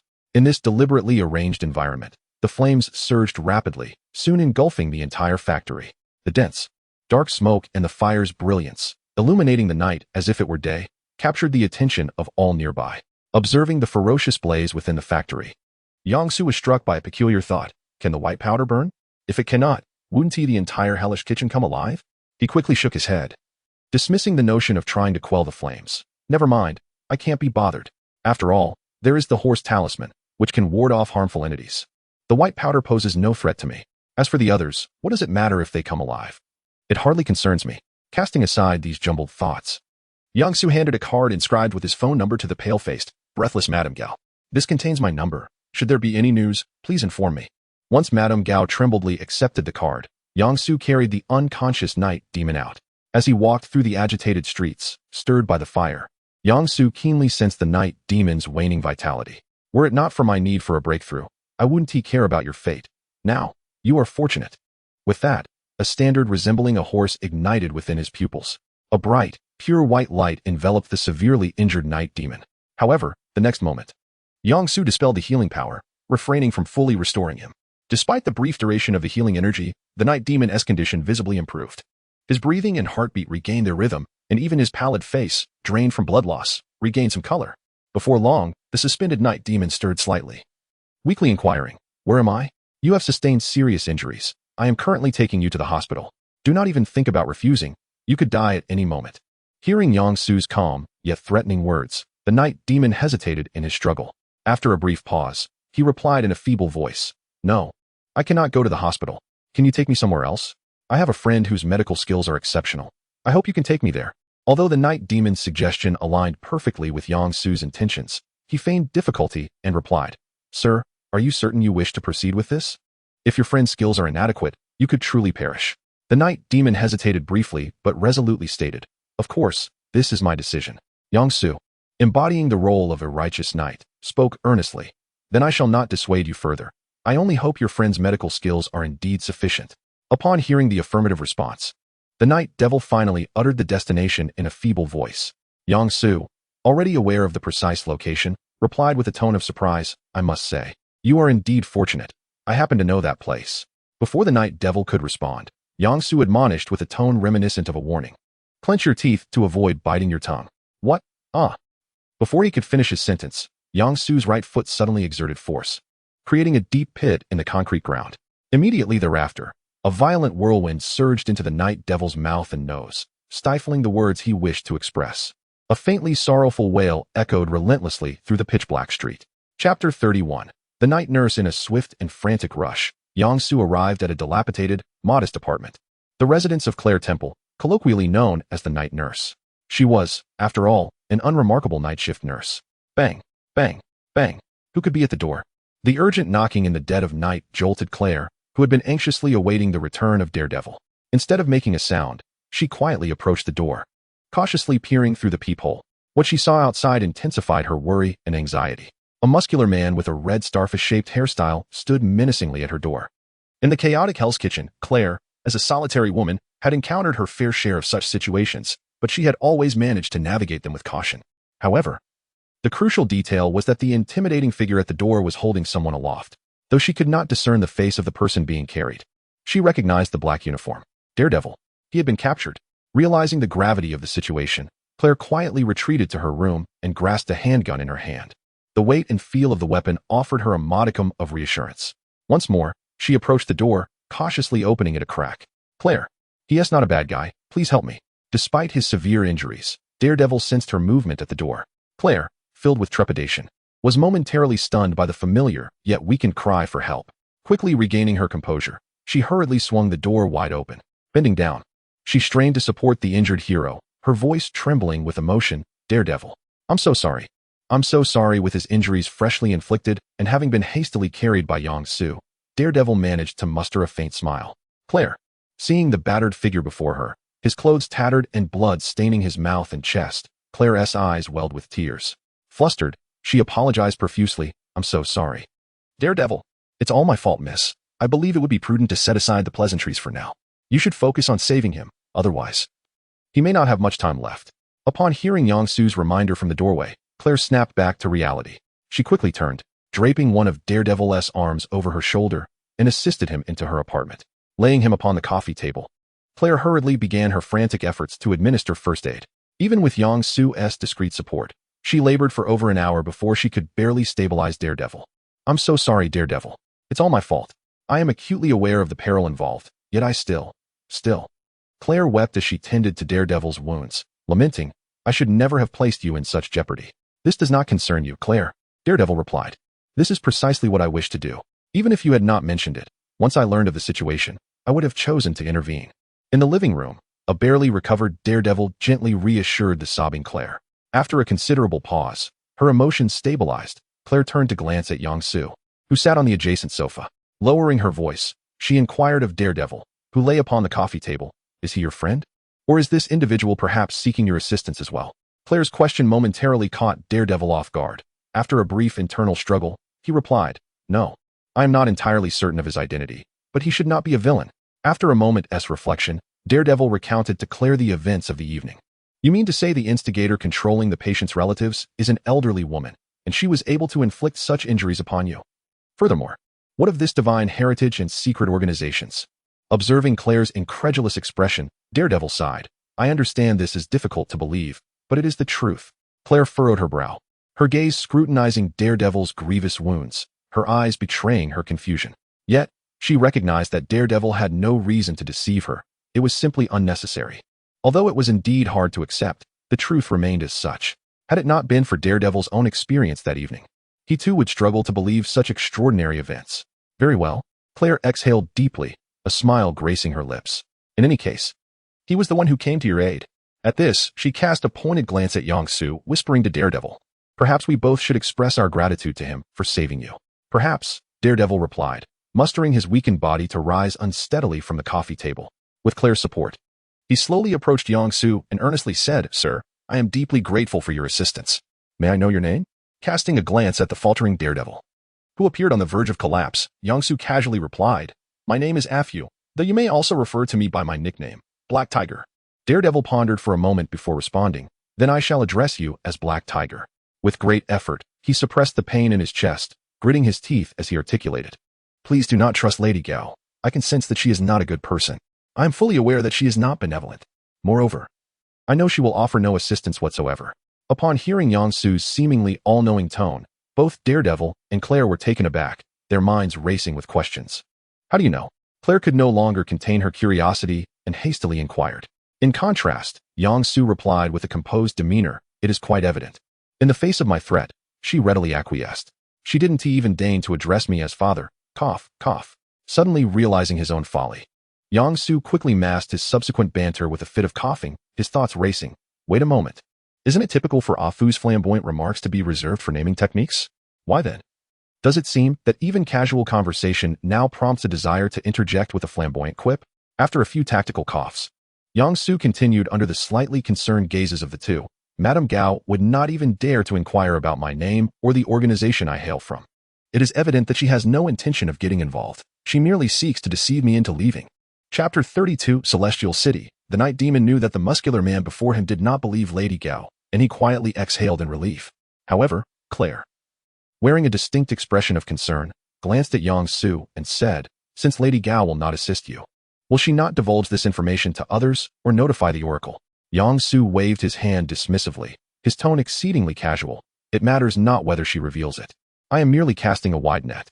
The divine legacy has never been easily accessible. It is fraught with danger and shrouded in mystery. Moreover, do you know why we refer to it as divine legacy? At this juncture, Yang Su regarded the two with a look of inquiry and continued with a cautionary tone. It originates from the remnants of certain fallen deities. Should one fail to harness these powers, they will be consumed by them, becoming mere stepping stones for the return of those deceased deities. By day, Matt served as a lawyer, and by night, he transformed into the night demon, both professions exposing him to a multitude of evils. After hearing the explanation of the divine legacy, a flurry of conspiracy theories erupted in his mind, being possessed by an unknown entity, manipulated towards death. With this thought, he cast an eager glance at Yang Su, urgently voicing his query. I recall you mentioning in the factory that the divine legacy can only be awakened by suitable individuals. Is this suitable person one who possesses characteristics akin to those of the deceased deities? Upon hearing the night demon's pressing inquiry, Yang Su raised an eyebrow, his expression resembling astonishment. After a moment of contemplation, he slowly responded, You are indeed correct. The divine legacy does preferentially select humans with similar traits. Once chosen, it activates instantaneously and begins to transform the human body. The frail mortal form and spirit stand no chance against the divine power. They are bound to go berserk, resulting in tremendous chaos and destruction. I aim to locate the oracle before this occurs. If that fails, I shall confront the divine legacy myself. Claire and the night demon, upon hearing Yang Su's explanation, were momentarily taken aback. Divine legacy gained reputation from Matt Murdoch, 41. Divine legacy gained reputation from Claire Temple, 14. In terms of reputation gained, specializing in these superheroes and villains seems to be a commendable choice. Glancing at the information sent by the system, Yang Su silently nodded in agreement. Once the night demon regained his composure, he turned to Yang Su with a serious expression and said, Should you require assistance, do not hesitate to seek me out. Yang Su nodded. If I find myself in need, I will certainly not hold back. A moment later, he added, Wait, I have another question. Claire, her face alight with excitement, as if she had knowledge of the existence of magic in this world, looked at Yang Su and asked, Could you share the name of your organization? As a child, I longed to receive an acceptance letter from a magical school. Observing Claire's exuberant expression and the nightmarish figure of Daredevil with his ears perked up, Yang Su smiled and remarked, The organization I belong to is called Heavenly Capital. In Hell's Kitchen, there stood a towering edifice, and from its pinnacle, one could gaze down upon the entirety of the city. At the top of the skyscraper, Kingpin stood before his desk, accepting a cigar handed to him by an underling, inhaling deeply before exhaling a plume of smoke. Through the haze, he regarded the frail, slightly hunched elder woman standing not far away. Mrs. Gao, it seems that the factory under your control has encountered some difficulties, he observed. Leaning on her cane, Mrs. Gao looked at the muscular behemoth before her and replied, Indeed, I have recently faced some troubles, but they are hardly concerning. Kingpin maintained an air of casual indifference. It appears, then, that you have alternative plans, Mrs. Gao. Given the partnership between Kingpin and Mrs. Gao in Hell's Kitchen, it was evident that their meeting was not merely about trivial matters concerning a factory. Extinguishing his cigar, Kingpin fixed his gaze intently on the aging woman, inquiring pointedly, Can you tell me who destroyed the factory? If you can, I might assist you in rebuilding it. Mrs. Gao gently shook her head in refusal. That factory was merely a fade for convenience. It is no longer necessary. I can sense an impending storm that is both fierce and unstoppable. This is the perspective of an elder.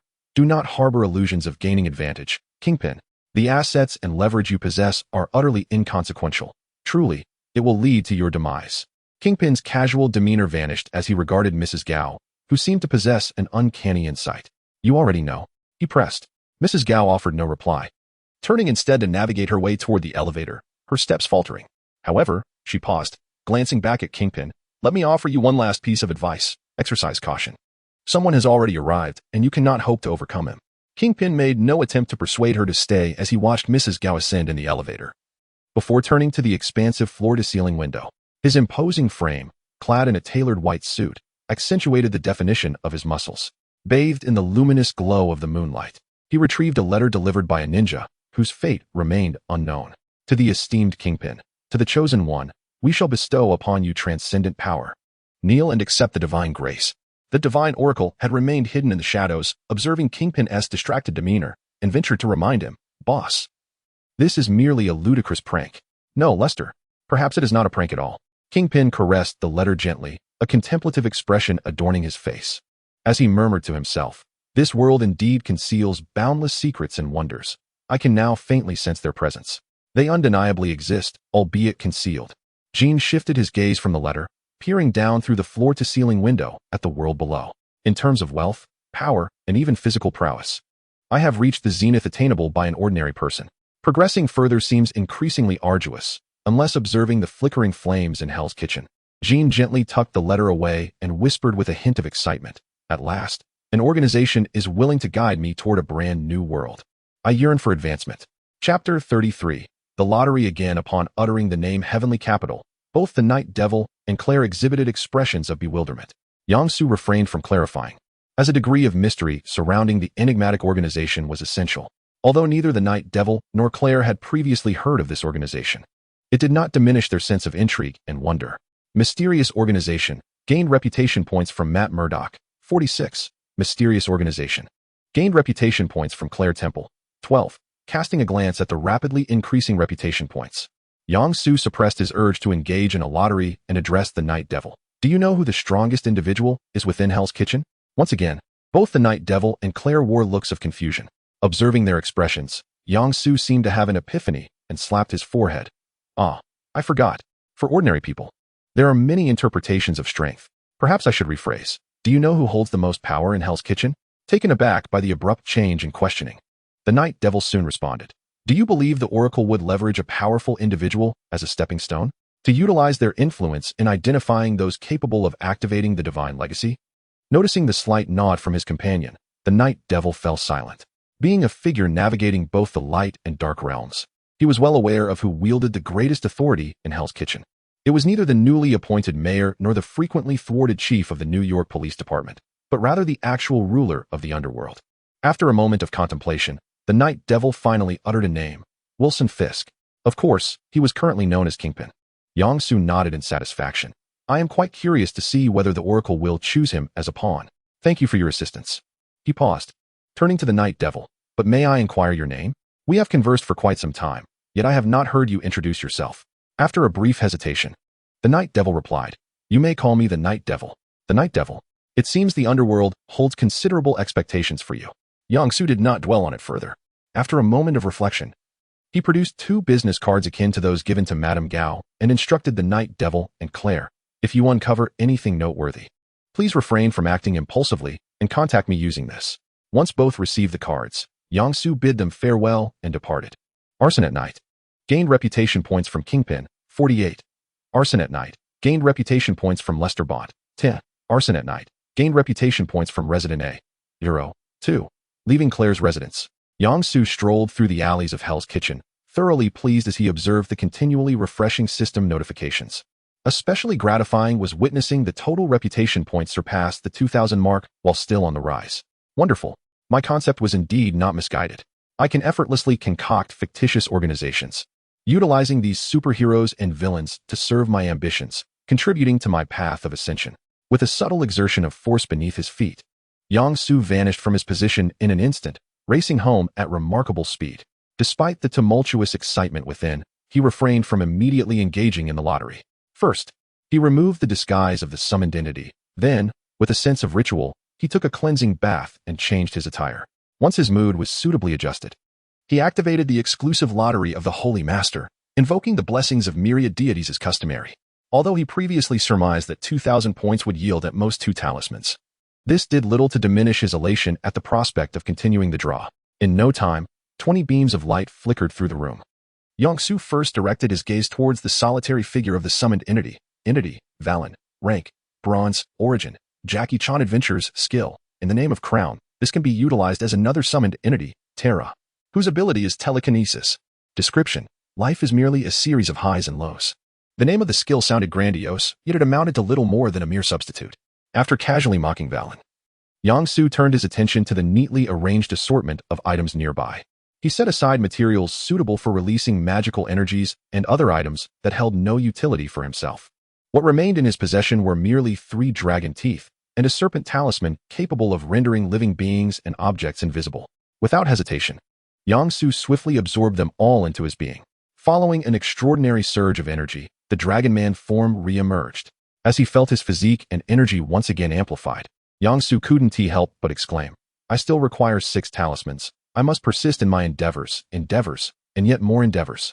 This time, Yang-Su did not wait for his energy to deplete, nor for the seal to forcibly revert him to his human form. Instead, he intelligently transformed back on his own, avoiding the risk of exhaustion and missing out on significant events. Summoning a shadow ninja at his side, Yang-Su extracted the recently drawn Valen from the system. Grasping the card that represented the summoned entity, he flung it forcefully towards the awaiting shadow ninja.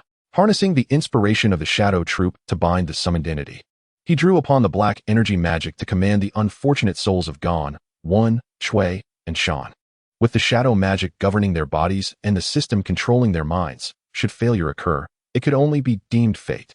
However, to be candid, Yang-Su harbored little confidence in the success of this approach.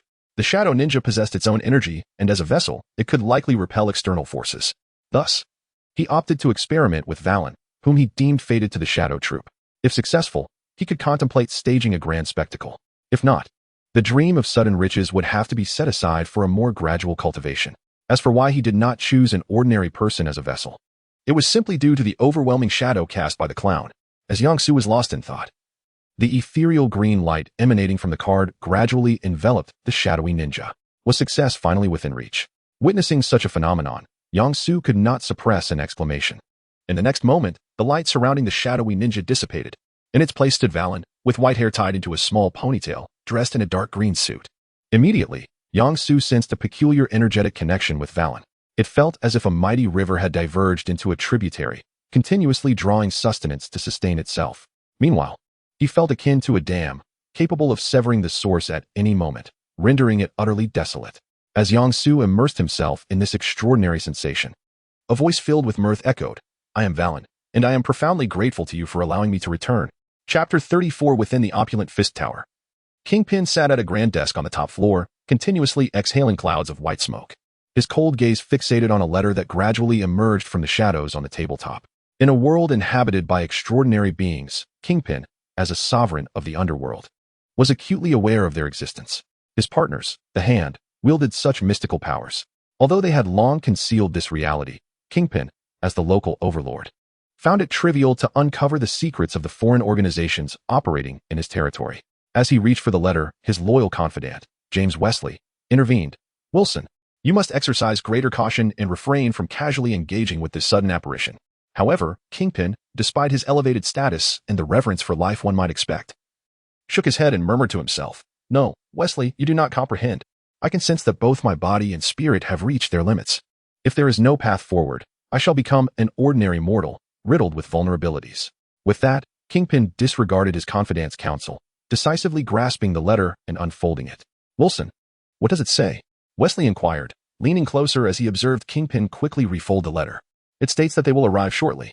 Kingpin tucked the letter back into its envelope, his tone growing fierce and menacing. "I shall see what level of extraordinary power this organization possesses.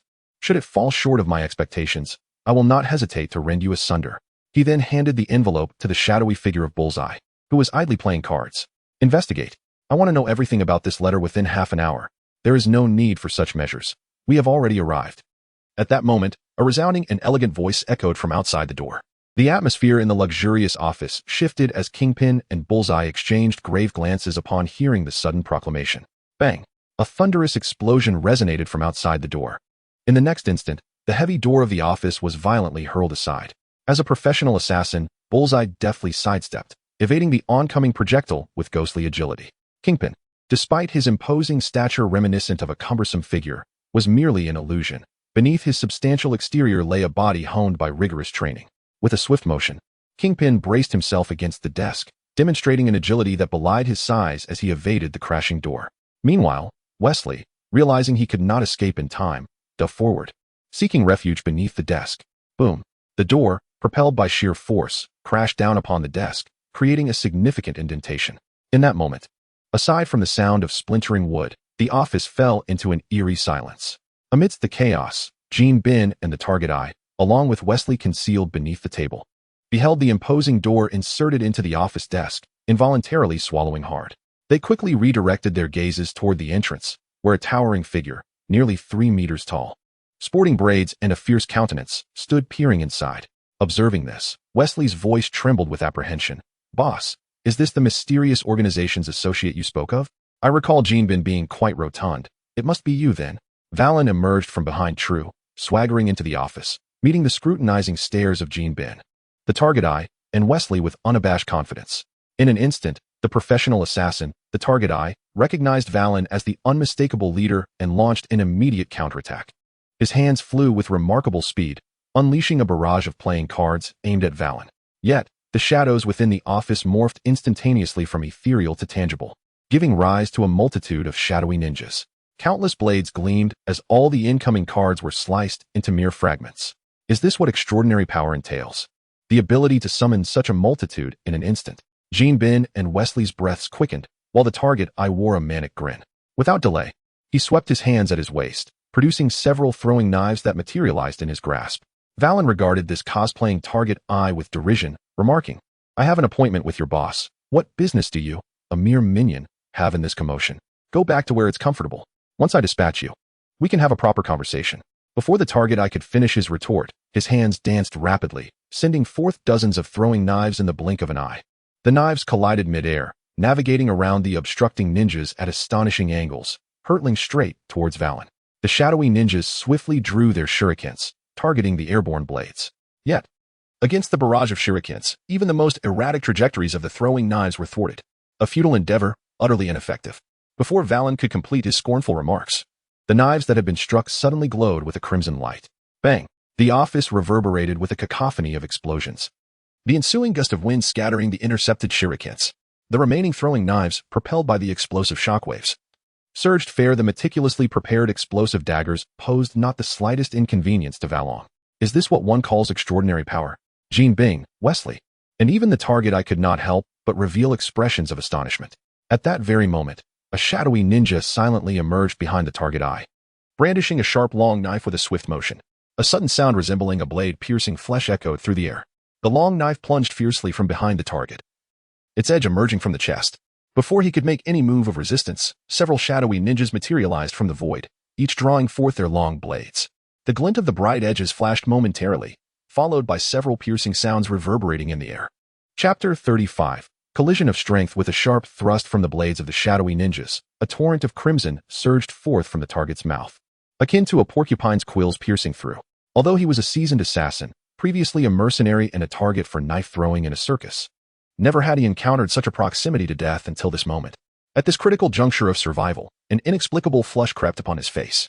The emotionless shadowy ninjas, however, remained indifferent to his blushing, each drawing their long knives with precision. The friction from the swift extraction of their blades elicited clouds of blood mist from the various wounds adorning his body. The simultaneous sounds of blades sheathing and his body collapsing to the floor echoed throughout the office. Blood gushed forth from his wounds, rendering him akin to a lifeless form, sprawled upon the ground without the ability to move. Amidst this chaos, the calm and detached voice of Valen resonated. "Rest assured, I ensured they avoided vital areas. It's merely superficial wounds. After all, indulging in a petty squabble with a laughable fish does not align with my demeanor." Even without Valen's reminder, the battle-hardened target could discern that the injuries inflicted upon him were not severe. Yet, curiously, no matter how he strained, he found himself unable to rise. Left powerless on the ground, struggling to widen his eyes, he fixed his gaze upon Valen and weakly shouted, "They smeared poison on their blades. You possess undeniable prowess yet resort to such despicable tactics." In response to the target's indignation, Valen's demeanor remained exceedingly casual. "All is fair in war. Moreover, had I not permitted them to employ anesthetics, you would have been fortunate to escape with merely 2 missing arms. You ought to express your gratitude." Not only the target, but even the onlookers, Jean and Wesley, were taken aback by Valen's audacity. They were acutely aware that without the drugs, allowing the target to retain the strength to resist, those emotionless, black-clad monstrosities would indeed have reduced a man to mere fragments. Observing Valen surrounded by the shadowy ninjas, Jean found himself swallowing hard. The target, armed with ranged weaponry, was arguably their strongest asset, virtually unmatched throughout Hell's Kitchen. Yet now, this formidable individual faced an extraordinary, mysterious power. He could barely withstand 2 strikes. Had the adversaries not shown restraint, he would have been mercilessly slaughtered. This nuisance has been dealt with. Now, it is your turn, Jean. As he uttered these words, Valen appeared to recall something. turning his gaze toward Jean and speaking in an upbeat tone. If you were hoping for your subordinates to notice the unusual situation here and come to your aid, I must inform you that they are currently in the depths of slumber, just like him. With that, Valen gestured toward the incapacitated target sprawled nearby. As the kingpin of the underworld, Jean could easily surmise that the guards stationed within the building had undoubtedly been neutralized. After all, the other party boldly intruded into his private office and even smashed the door. However, being confronted so directly left Jean Bing feeling somewhat embarrassed. As he stewed in his rising anger, Valen's voice, tinged with indifference, echoed once more. Demonstrate the strength and will to collaborate with us. Otherwise, you have no reason to continue existing. At that moment, True, a formidable figure with a fierce demeanor and an imposing physique, stepped into the office. Gazing at the brawny man before him and sensing the increasingly cold and oppressive atmosphere, Jean Bing understood that this was no jest. If he failed to overcome this hurdle, his life would genuinely be at stake. Very well, let us commence. Jean Bing exhaled deeply and approached True, shedding his white suit jacket to reveal a muscular build. The two men locked eyes, each seemingly searching for the other's vulnerabilities, and in the next instant, bang. The concrete floor beneath them erupted simultaneously as if a bulldozer had charged forward, propelling them toward one another. Amidst the ear-piercing shrieks, two fists the size of cauldrons collided midair. A palpable shockwave emanated from the impact, sweeping through the office and stirring a gentle breeze. The raw, primal force clashed. And in an instant, the outcome was determined. As their powers fully unleashed, Jean Bing emitted a muffled grunt, retracting his fists and stumbling backward. In stark contrast, True appeared unfazed, swiftly advancing toward his opponent. With an unexpected speed for his size, he closed the distance to Jean Bing in the blink of an eye, raising his colossal fist to strike. Experienced in battle, Jean Bing recognized that he could not withstand True's brute strength head-on. As he deftly evaded the incoming blow, he pivoted and aimed a punch at True's midsection. Thud! A dull thump resonated as the force of the strike sent True reeling backward. Seizing the opportunity, Jean Bing bent slightly at the waist, fists raised protectively around his head, and charged at True. With a flurry of blows, right jabs, left hooks, and wide swings, he unleashed a barrage of strikes upon True's formidable frame. The ensuing cacophony of impacts echoed throughout the office. After absorbing a relentless series of Jean Bing's powerful punches, True struggled to maintain his balance. Observing that his adversary had withstood such fierce attacks without apparent effect, Jean Bing halted his pursuit. He swiftly retreated to create distance and adjusted his stance before lunging back at True. In response to Jean Bing's renewed advance, True bent his knees, raised his arms to chest level, and unleashed a sudden burst of power. His massive form, coupled with the unexpected acceleration, sent Jean Bing crashing backward. Immediately after, True reached out with his right hand, forcibly grasping Jean Bing, while his left fist was drawn back, ready to strike.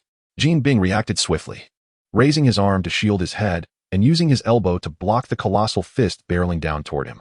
Despite his swift and accurate reactions, True's unreasonable and forceful strikes swiftly penetrated defenses, nearly sending Jean Bing's head flying.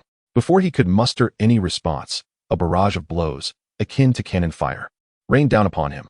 With each resounding thud, Jean Bing felt himself teetering on the brink of a concussion. Cease this, Trina. You have triumphed, came the restrained voice of Valen from behind. Obediently, Trina halted his assault, casually discarding the nearly unconscious Jean Bing as one would discard refuse. Boss, are you all right? Wesley exclaimed, rushing over to the side where Jean Bing lay, his expression fraught with concern as he assessed his current condition. Chapter 36. The Legacy of the Divine. Observing the profound bond between Jean Bing and his trusted confidant, Valen could not help but smirk, casually remarking, "Rest assured, True wields his strength with great restraint. If he cannot endure such a minor assault, then his demise would be solely his own fault." No sooner had the words left his lips than Jean Bing, nearly rendered unconscious from the relentless blows to his head, abruptly opened his eyes. With Wesley's assistance, he gradually rose from the ground. Leaning against Wesley for support, Jean Bing steadied himself, his breath coming in ragged gasps as he fixed an intense gaze upon Valen. His voice laden with defiance. "What is your true intention? Is it merely to flaunt your power and humiliate me?" Jean Bing acknowledged the formidable strength of the two men before him, yet he believed that such prowess did not justify their attempt to demean him, the king of the underworld. "Humiliation? Is that truly your interpretation?" Valen replied, dismissively waving his hand while answering his own query. "You overestimate your significance. What makes you think you are worthy of my scorn?" Despite Valen's dismissive words, the reality was that Jean Bing possessed immense combat prowess, unmatched even in Hell's Kitchen. Even Spider-Man would find it a formidable challenge to defeat him without resorting to lethal force. Thus, Valen had strategically deployed True, a trained and physically superior fighter. to confront Jin Bing. Consequently, while Jin Bing's attacks could not breach defenses, true strikes could penetrate and deliver devastating blows to vital points. Upon hearing Valen's mockery, Jin Bing emitted a frustrated snort, yet he refrained from retorting, fully aware that the other's words held an undeniable truth. Nevertheless, he pondered the possibility of overcoming someone with superior physical attributes. Retracting his gaze from Valen and True, he surreptitiously glanced at the cane resting beside the desk. As he contemplated how to best True, Valen's voice pierced the air once more. Jin Bing, would you desire the strength and physique to rival or even surpass True? Taken aback by the allure of such a proposition, Jin Bing instinctively blurted out, what do you mean? Valen, feigning ignorance of Jin Bing's thoughts, clapped nonchalantly, proclaiming, nothing of consequence. I merely wish to congratulate you on passing the test. We have no intention of taking your life. We merely sought to assess your potential to join our organization, and now. Valen left the remainder of his statement unspoken, casting a knowing glance at Jin Bing. Having clawed his way up from the depths, Jin Bing recognized that gaze all too well, quickly responding, I would be honored to accept. Excellent. Then let us proceed. Valen replied casually, summoning several shadowy ninjas to encircle Jin Bing. What are you planning to do? Before Jin Bing could voice his concerns, Wesley, his loyal aide, trembled as he spoke, his voice quaking with fear at the sight of the peculiar ninjas. Recalling the gruesome fate of the target that lay on the ground like a porcupine, I intend to send him to undergo a trial, which is an essential step he must confront to join the organization. As Valen spoke, the shadows enveloping Jin Bing began to writhe like liquid beneath the feet of the shadowy ninjas. Soon, the encroaching darkness completely devoured both the ninjas and Jin Bing. Wesley and the prone target watched this extraordinary scene with rapt attention. They were simultaneously anxious for Jin Bing's safety and envious of this extraordinary power. However, Valen paid no heed to their feelings and addressed the visibly anxious Jin Bing. Jin Bing, they will take you to my realm of shadows, where you will encounter the divine legacy you seek to access. Gain its approval, activate it, and master it. Should you fail, you will become a part of my kingdom. Valen's cold words struck fear into the already tense Jin Bing. What am I supposed to do? Before he could finish his question, he was completely engulfed in shadows, led by the ninjas towards the realm of shadows. Boss, Wilson won't be in danger, will he? Wesley and the still prone exchanged worried glances at the spot where they had vanished. As Jin Bing descended into the shadows, he soon found himself in a desolate square. Aside from a slight chill, he felt no disorientation and looked around. He quickly realized that the layout of the streets and buildings here was strikingly similar to Hell's kitchen. Yet the overall ambience was draped in a dreary haze, evoking a sense of decay, twilight, and murkiness. Valen must have traversed this place to silently deliver the letters to me. How marvelous it is to possess such enigmatic powers. Observing his surroundings, Jin Bing swiftly deduced the nature of Valen's abilities. Before he could voice his thoughts, a massive Chinese drum was brought forth by the shadow ninjas. What is this? The ninjas paid no attention to Jin Bing's inquiry, placing the drum before him before departing. This is the divine legacy. It appears to be a drum? Jin Bing stared blankly at the drum, but what am I supposed to do? As he pondered his next course of action, the drum began to tremble, emitting a series of resounding booms. Boom, boom. With each beat, an incredibly dense black mist emanated from the drum. After 9 resounding beats, the thick black mist enveloped the entire square. Suddenly, all the mist in the air converged towards the center, swiftly coalescing into a black sphere. In the next moment, the sphere cracked open, and fragments fell like solid matter. An ethereal double-sided drum, shrouded in black mist, replaced the black sphere in the air. What should I do? Should I call it over loudly? Witnessing this profoundly unscientific spectacle, Jin Bing felt an overwhelming mixture of anxiety and exhilaration. However, before he could take any action, the ethereal double-sided drum in the sky seemed to receive a signal and surged towards him like a bolt of lightning. He was caught completely off guard and felt the apparition enter his body. In the next moment, Jin Bing's physique became infused with an overwhelming force, causing him to expand rapidly as if he were a balloon being inflated. Intense waves of energy radiated from within him, stirring up fierce winds in this desolate shadow realm. Sensing the violent energy fluctuations emerging in the shadow world, Varan promptly expelled Jin Bing from that realm. The shadow world, in turn, repelled the transforming Jin Bing, and at the moment of receiving the command, it cast him out. Chapter 37. The demonic energy of the mountain. Who am I, and where am I? Jin Bing gazed vacantly at the surroundings, appearing as though he had just awakened from slumber. Slowly, he raised his hand, observing the enormous, ethereal green palm before him, and murmured dreamily, I am Jin Bing, the sovereign of the underworld. I have just acquired unparalleled power. I am the master of this realm. As his self-identity was articulated, his consciousness gradually returned. feeling the explosive surge of power coursing through him. He was confident that he could obliterate his former self, who had not yet absorbed the divine legacy. Moreover, Jean Bing's already robust physique, augmented by the demonic energy, had swelled to over 3 meters, resembling a formidable wall. Before him stood this colossal entity, towering at 3 meters, capable of conjuring gusts of wind with the slightest movement. Wesley trembled and stammered, "What? What is that?" Meanwhile, the still prone target, with wide eyes, could only emit a series of stuttered sounds. In stark contrast, Valen and True remained composed, betraying no signs of astonishment. Extraordinary Power gained 21 prestige points from the target. Extraordinary Power gained 13 prestige points from James Wesley. Extraordinary Power gained 103 prestige points from Jean Bing, demonic energy. Upon awakening to the exhilarating sensation of amplified strength, a thought crossed Jean Bing's mind. He slowly turned his head and, in a hushed tone, asked Valen, "Can I revert to my original form?" Despite his attempts at restraint, his voice resonated with deafening intensity. The sound waves reverberated, threatening to shatter the glass within the office. However, Valen did not provide a direct answer, simply stating 3. Confusion clouded Jean Bing's expression as he gazed at Valen, who then pronounced 2. Could this be a countdown? The thought barely flickered in Jean Bing's mind when Valen exclaimed 1. In an instant, the once massive, muscular Jean Bing deflated like a punctured balloon, his form collapsing. Momentarily caught off guard, he stumbled, and his still enlarged body crashed heavily to the ground, shaking the very foundation beneath him. Once Jean Bing reverted to his original size, Valen's voice continued. The divine legacy you possess is known as the demonic energy of the mountain. It enables the bearer to increase their size through consumption. Furthermore, the more one consumes, and the higher the quality of sustenance, the greater the enhancements to both size and strength, as well as defense. You should have just experienced the power it bestows. Of course, while the divine legacy grants formidable strength, it also harbors a fatal flaw. Jean Bing, now fully aware and gazing intently at Valen, awaited the revelation of this flaw. Meanwhile, Wesley hurriedly approached, shedding his coat to shield Jean Bing's modesty. Valen, feigning ignorance to the scene, spoke with conviction. The divine legacy is the product left behind by the demise of a deity. It instinctively seeks to devour its holder, continuously accumulating power to resurrect the god long departed. Therefore, as long as someone activates and utilizes it, it will instinctively come to life.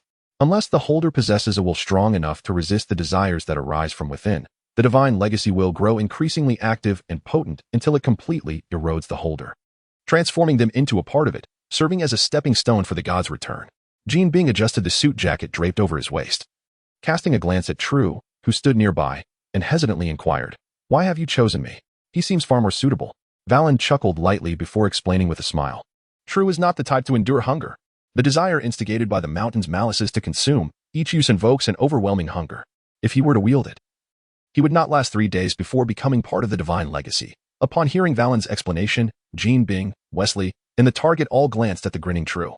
Subsequently, Valen wiped the smile from his face, adopting an exceedingly serious tone as he addressed Jean Bing. "Of course, if you are unwilling to accept the possibility of death, we shall not compel you. While your connection with the divine legacy remains tenuous, we have means to sever it, allowing you to recover. The choice to continue or to abandon this path lies solely with you. We shall not interfere. After all, without a fierce spirit and fearless heart, one is destined to fail in the struggle against divine power." Upon absorbing Valen's covert message, Wesley cast a worried glance at Jean Bing, seemingly hoping he would reconsider. Jean Bing's breathing quickened, his fists clenched slightly, as he grappled with his inner turmoil. Should he embrace a life of comfort and security, or risk it all in a perilous contest against the divine? The former offered unparalleled safety and stability, yet Jean Bing understood this opportunity was singular. If missed, he would merely exist as an ordinary crime lord throughout his life. Before long, Jean Bing erupted into laughter, his gaze fixed on Valen. "I shall not relent. I crave it, and I have tirelessly trained and seized power to ascend to greater heights. To ask me to abandon a path that leads to higher realms is unacceptable." However, as Wesley attempted to voice a word of caution, Jean Bing's piercing gaze swept across his face, seemingly penetrating his very soul. Aware of Jean Bing's nature, Wesley ceased his urging, bowing his head in silent acquiescence. "This is your choice. I hope you can steadfastly see it through to the end." Valen was not taken aback by Jean Bing's decision. After offering a simple blessing, he transitioned to another matter. "Jean Bing, you should know that someone has come to Hell's Kitchen in pursuit of the divine legacy. Exercise greater caution. If possible, eliminate him." This declaration from Valen startled Jean Bing, who promptly inquired, "Do you have any knowledge of his origins? Is he formidable?" "He is a warrior hailing from Tiandu, known by the moniker Black Tiger, like us." He is a possessor of the divine heritage, so do not underestimate him. As a newcomer within the organization, Jin Bing swiftly found his footing and, with a tinge of humility, asked, "What is it that you require of me?" He was not the kind of Na'vi idealist who believed in peace and brotherhood. Upon joining the organization and acquiring power, he anticipated that troubles would inevitably follow. Chapter 38. Preparing for the performance. Valen paid no heed to Jin Bin's expression of eagerness for advancement and casually remarked, "Do as you see fit. As long as the mountain's demonic aura does not run rampant, the Black Tiger will remain oblivious to its origin, while you manage your own affairs. Take the opportunity to strike at him and witness the might of a seasoned divine legacy bearer." Jin Bin inhaled deeply, calming the tumult within him before promptly fixing his gaze on Valen and inquiring, "Why not eliminate him directly? Surely, having someone relentlessly pursuing us must be quite troublesome." "Indeed, it is rather bothersome," Valen conceded, his hands raised in a gesture of resignation. "However, due to various reasons, the organization is currently unable to spare personnel to deal with the Black Tiger. Consequently, some less critical matters must be addressed by us." "I understand." Jin Bin refrained from probing further into the organization's inability to act, instead voicing his lingering curiosity. "I am still unaware of the organization's name and its purpose. Since you have already merged with the divine legacy, allow me to enlighten you." At this juncture, Valen's demeanor transformed into one of rapture and fervor. He slowly extended his arms and, with a melodic tone, conveyed to Jin Bin, "Our organization is called the Oracle, and our aim is to incessantly assimilate the divine legacy, ultimately replacing and becoming him, to ascend as the supreme deity, wielding immense power above all creation. We shall become the gods of this era, deserving of humanity's reverence and worship. Replace the deities? Perhaps it is truly attainable." Although Jin Bin had anticipated such a declaration, his heart raced with excitement upon hearing the organization's mission. He was not alone in this. Beside him, Wesley's eyes gleamed with fervor, as if he himself were the chosen one. Observing the evident enthusiasm of the three, Valen felt a sense of satisfaction. He was untroubled by the prospect of being exposed, for the allure of the divine legacy was a tangible feast already savored. Only the harvest itself is genuine and irrefutable. It is rather effortless to deceive one who has already tasted the sweetness of success. It is akin to receiving news of winning 5 million with no fees required, and instead receiving 500,000 directly.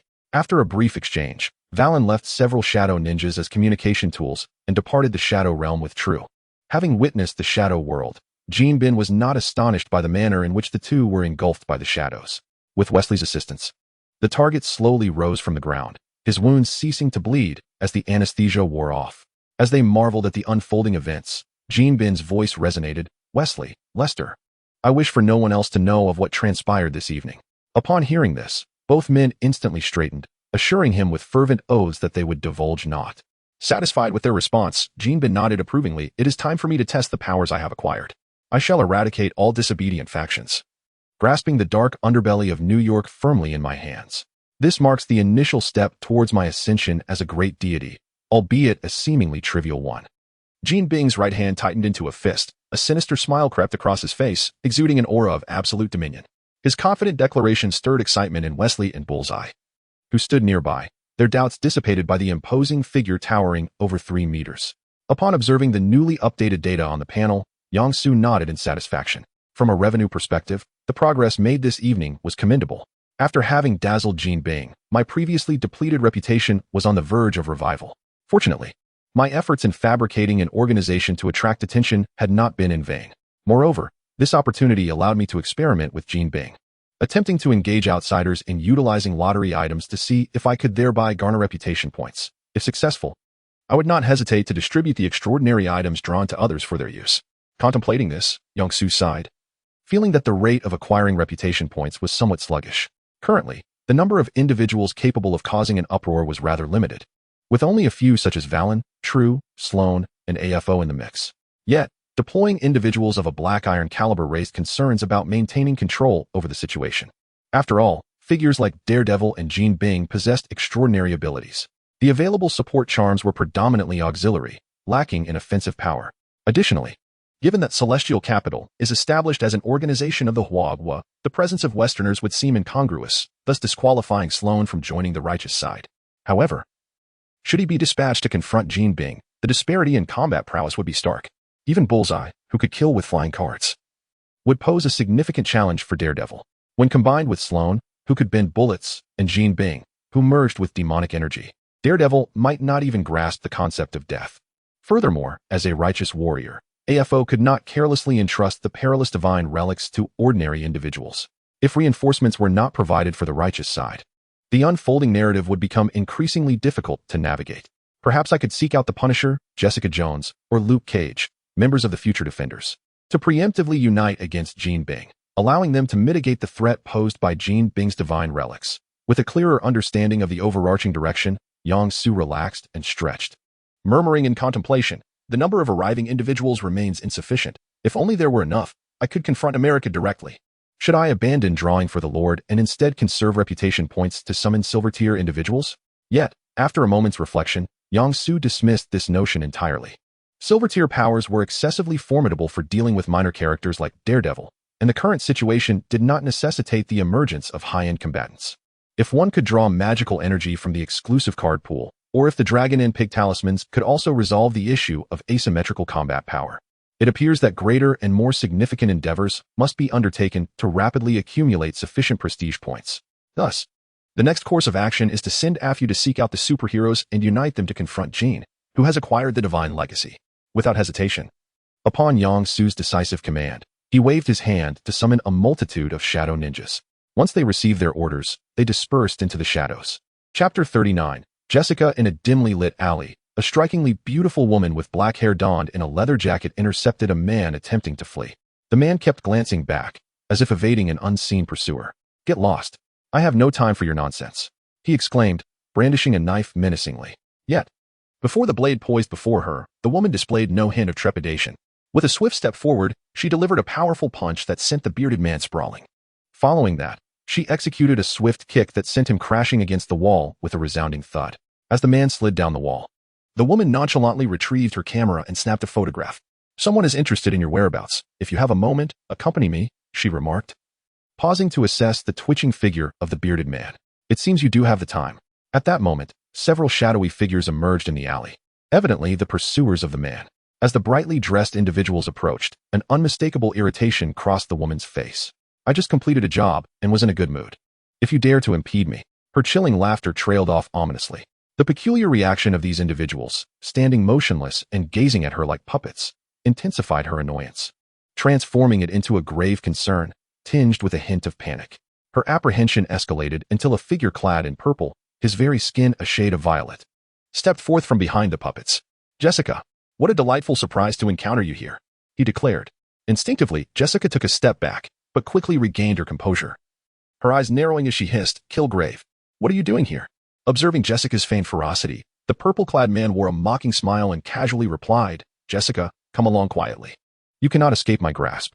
As his words lingered in the air, Jessica's fierce demeanor faltered, her defensive posture gradually subsiding. Satisfied with her reaction, Kilgrave approached her, casually lifting her chin with a playful hand. Just as he leaned in, a deep, resonant voice echoed from a distance, "Release that girl. Allow me." Before Kilgrave could respond, a resounding cry rang out, "Crows fly." Instinctively turning to see, he was met with the sight of a size 48 shoe soaring towards him. Bang! With immense force, the shoe struck Kilgrave's head, propelling him violently against the wall of the alley. Following the kick, Afu used the momentum to spin twice in the air before landing gracefully. Subsequently, he reached out and patted Jessica on the top of her head, activating the healing properties of the talisman. A faint white light flickered, erasing the influence that the purple figure had exerted upon her. However, once restored, Jessica immediately collapsed onto the ground, gasping for breath and trembling uncontrollably. Witnessing her distress, Afu silently shook his head. Psychological wounds are often far more challenging to heal than physical ones. The purple figure, having been kicked against the wall, clutched its face, which bore the imprint of 2 large footprints, and cried out in anguish. The incessant wailing drew Afu's attention. Upon noticing the approaching muscular man with the red starfish hairstyle, the purple figure abruptly ceased its cries and shouted, "Who are you? What do you want? Stay away." As it yelled, hormones capable of controlling biological behavior began to emanate from its body. Observing the cowering yet scheming purple figure in the corner, Afu smirked coldly and quickened his pace, declaring, "I'm coming over. What can you do about it?" As Afu continued to advance without any sign of succumbing to control, the purple figure's expression shifted to one of utter chaos, shouting frantically, "Why aren't you under my control? My powers cannot fail." With the talisman safeguarding him, Afu grinned and mused, "Indeed. Why is that?" Approaching the curled-up purple figure, he clawed with his right hand and shouted, "Tiger Claw." With a sudden burst of power, he seized the purple figure by the neck and lifted it high. Heroic rescue. Gained 135 reputation points with Zebediah Kilgrave. Heroic rescue. Gained 100 reputation points with Jessica Jones as the purple figure struggled for breath. The puppets that had previously lingered at the alley's entrance surged towards Afu as if receiving a signal. Sensing the commotion behind him, Afu smiled and loosened his grip on the purple figure. Then, with a commanding shout, chopped the tree with the giant axe, accompanied by a heavy whip-like kick. He swept the legs out from under the descending figure. Alongside the purple figure's wails, Afu bellowed, "Look out! Gazelle leap!" He leapt high into the air, performing a spin before landing precisely amidst the advancing crowd. As his right foot touched the ground, his left foot was already lifted high for a powerful kick. A dull thud resonated as two controlled individuals were sent flying. "The mouse steals the cheese," he exclaimed, swiftly striking another person in the abdomen, sending them hurtling away. He then planted his right foot firmly and called out, "A flock of chickens and dogs." His voice rang out once more, tornado demolishing the parking lot. With a single foot, he spun at high speed, his fists clenched, while his left foot swept through the crowd. Thud, thud, thud. Moments later, Afu watched as a group of individuals slid down the wall, exhaling deeply. In just the span of a minute, the muscular man in blue had vanquished an entire throng. The figure cloaked in purple clutched his shattered legs, wailing as he sought refuge behind the wall. Who are you? Why are you targeting me?" Before he could finish his desperate plea, Afu lunged forward with a swift motion, raising his right foot with a mocking sneer. "So, you fancy yourself a hypnotist, do you? What an enviable, no, rather detestable, ability you possess." With a flurry of relentless strikes, the shattering of bones, and a barrage of lethal kicks, the purple-clad man was engulfed in a cacophony of agonized cries. Yet, after enduring a series of brutal blows, his voice began to wane, as if he were on the verge of succumbing to unconsciousness under the weight of his torment. Chapter 40. The conspiracy. Upon witnessing the purple figure foaming at the mouth, Afu raised his right foot high and shouted, "Fallen supernova." Almost immediately, the ground in the alley trembled violently, accompanied by a tremendous roar and the faint crack of breaking eggshells. Even Jessica, who had been sitting dazed, was jolted back to reality by the commotion. After this overwhelming assault, the purple figure had lost consciousness entirely. Deadly strike. Gained 201 prestige points from Zebediah Kilgrave with the contribution of unprecedented prestige points. The purple figure was completely oblivious to the external world. After delivering a few more kicks without hearing any cries, Afu's enthusiasm for martial arts faded. He then transformed his right hand into a claw, seizing the purple figure's head and dragging it directly before Jessica. With a flick of his wrist, he discarded the purple figure at her feet as though disposing of trash. "Kill him." The cold, resonant command snapped Jessica entirely back to her senses. She glanced at the muscular man before her and then at the purple figure, who lay helplessly like a puddle of mud not far away, and suddenly burst into laughter. With a chilling, ghostly wail, Jessica's body began to tremble. She longed to slay the man who had ruined her life, yet she found herself unable to do so. The roots of this turmoil lay in a family trip that Jessica had taken. During that journey, their vehicle collided with a military truck laden with radioactive chemicals. She was the sole survivor of the catastrophic accident. The radiation from the chemicals bestowed her with extraordinary speed and strength. Without much hesitation, she donned a uniform and became a superhero known as the Jewel Maiden. Her life took a darker turn when she encountered Zebediah Kilgrave, the purple figure, who wielded the ability to control others through pheromones. In an instant, Jessica fell under his sway and was imprisoned for 8 long months, enduring torment and manipulation. This harrowing experience left her devoid of the courage to seek vengeance or even resist, even when Kilgrave lay before her like a lifeless dog, utterly powerless. Observing Jessica's timid demeanor, Afu could not help but muse, "It is far easier to conquer a thief in the mountains than to vanquish a thief within the heart." Reciting this philosophical thought, he stepped forward, once more seizing the motionless purple figure. Instead of offering words of comfort to Jessica, he forcefully hurled the figure towards her. Hearing the approaching whoosh, Jessica instinctively threw a punch at the incoming object. Bam! Her fist penetrated the purple figure's chest, creating a gaping hole. Stunned by the splatter of blood that met her face, Jessica soon found herself overwhelmed by a frenzy, screaming, "It's you! It's you, ah!" In her madness, she unleashed a barrage of punches upon the purple figure, striking it as though it were a mere meatball. Furthermore, Afu, in a considerate manner, bestowed upon Zirin a fragment of the mystical power of the horse talisman, momentarily suspending his fate. The being, relentlessly struck, was jolted awake in agony, only to succumb to unconsciousness once more. Amidst the harrowing cries of suffering and the despairing cycle, the entity was reduced to a pulpy mass. Consequences of hypnosis. Gained 301 reputation points with Jessica Jones. Consequences of hypnosis. gained 500 reputation points with Zebediah Kilgrave. Jessica, having avenged her grievances, gazed upon the indistinguishable substance on the ground, allowing a long-awaited, relaxed smile to grace her features. After expelling the torment and despair from within, she lifted her gaze towards Alfred and, after a moment of silence, inquired, "What is it that you wish for me to do?" Seeing the person before him so agreeable, Afu smiled contentedly and took out a business card from his pocket to hand it over. "This is a taxi company?" Jessica gazed at the business card, a look of confusion crossing her face. "Why are you investigating this?" "Investigating? There is no need. I merely ask you to take note and find an opportune moment to capture a couple of photographs." Afu gazed at Jessica with an expression of calmness and continued, "I shall not conceal from you that this endeavor carries certain risks. That place is the stronghold of the Goose Nation's underworld, inhabited by numerous desperate fugitives." Jessica, unconcerned, flicked the business card in her hand, yet with an insinuating tone, inquired, "Do you wish for me to uncover their criminal evidence, or do you harbor another intention?" "Another intention?" Afu nodded and stated, "I harbor no interest whatsoever in those gangsters from Goose Country. My true ambition lies with the sovereign of the Hell's Kitchen underworld, Wilson Fisk, also known as Kingpin." "Wilson Fisk? Kingpin? The overlord of the criminal realm?" Jessica, who had always been a third-rate private detective, muddling through life while indulging in daily bouts of heavy drinking, had never heard of this name. Observing her perplexed expression of utter ignorance, Afu felt little surprise. He retrieved another business card from his pocket and handed it to her, stating, "If you wish to uncover the tale of Gene Bin, you may seek him out for further insights." Jessica did not refuse. She accepted the business card and glanced at it. "Matt Murdoch? A lawyer? What connection could there possibly be between a crime lord and an attorney? Does this underworld kingpin also require legal counsel for his defense? The notion of this emperor seems somewhat unremarkable." Afu, disregarding Jessica's inner turmoil and confusion, continued to speak. "Although Jean Bing and the gang from the Goose Nation currently appear to be in a cooperative relationship, their representatives believe that the position of the gang leader is open to competition as long as one possesses the requisite capabilities and territory. Unfortunately, it seems that Jean Bing may no longer require the Goose Nation's assistance as enforcers to resolve issues." "What does this imply? Has it received more substantial assistance? Moreover, since your objective is to capture gold and he intends to relinquish the Russians, then why must I photograph them?" Jessica tucked away the two business cards, casting a puzzled glance at Afu. Faced with her inquiry, Afu pondered for a moment before slowly responding, "I wish to understand how they met their demise."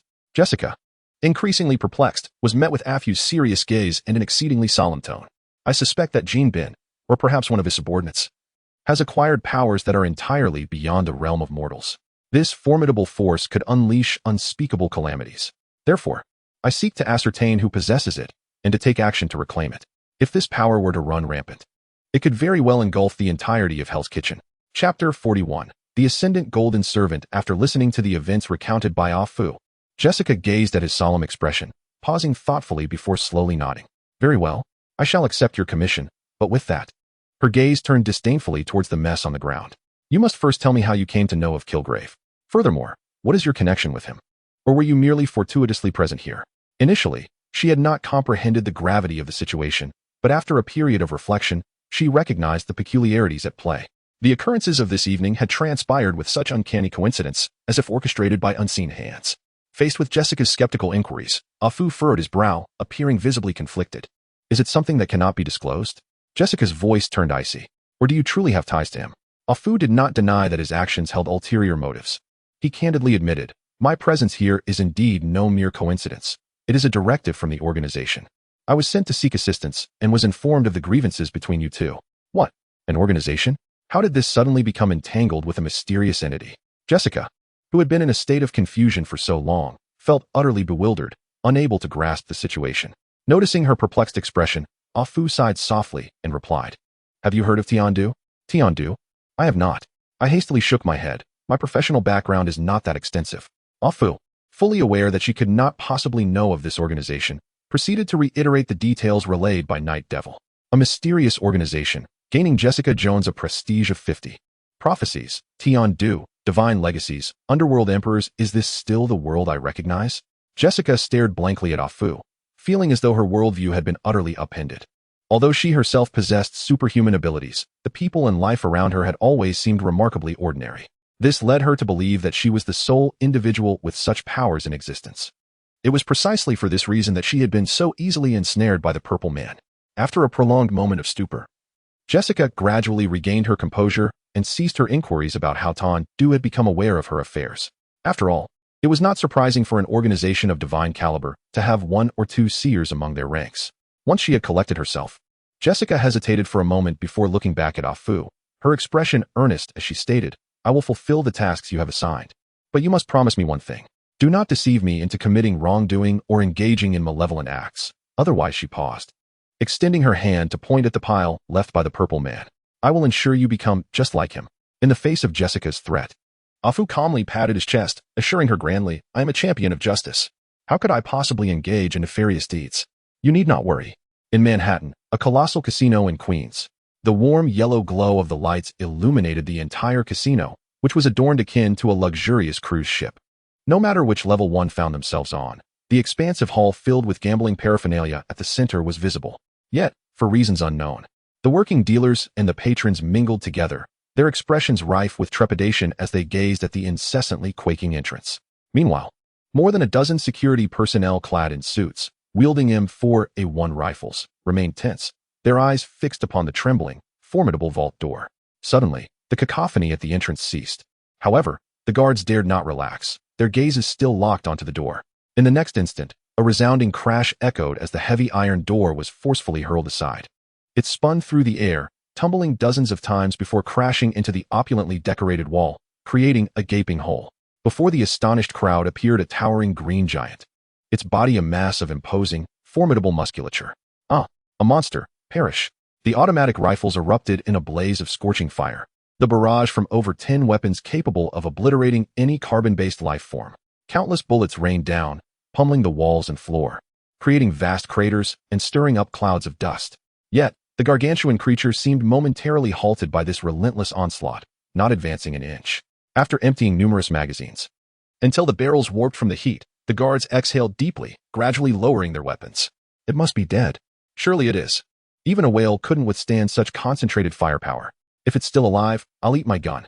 As they attempted to reassure one another, a deep, thunderous voice resonated. "Have you had your fun? Now it's my turn." With a sweep of its hand, the giant stirred the air, dispersing the obscuring dust, revealing its unharmed, colossal form. Monster. Over a dozen security personnel, upon witnessing this spectacle, were struck with sheer terror, losing their composure. They screamed and futilely pulled the triggers of their ineffective rifles, seeking a shred of psychological solace. "All of you perish." The giant paid no heed to the guard's sentiments, striding towards the crowd with earth-shaking steps. In less than a second, it barreled into the group of guards, not even needing to raise a hand, merely by charging forward. The overwhelming force sent multiple guards flying. Amidst the piercing screams and the sickening sound of bone shattering, they plummeted from several meters above onto the unforgiving ground. "Too weak. Or perhaps I am too strong." It laughed heartily, surveying the sprawled guards across the hall. Its boisterous laughter shattered nearby glass and porcelain decor. The staff and patrons cowering in the corners were left reeling, blood streaming from their orifices under the fury of the terrifying sound waves. Just as it reveled in its mirth, a discreet door swung open. A group of robust men with bushy beards emerged, each hefting a rocket launcher.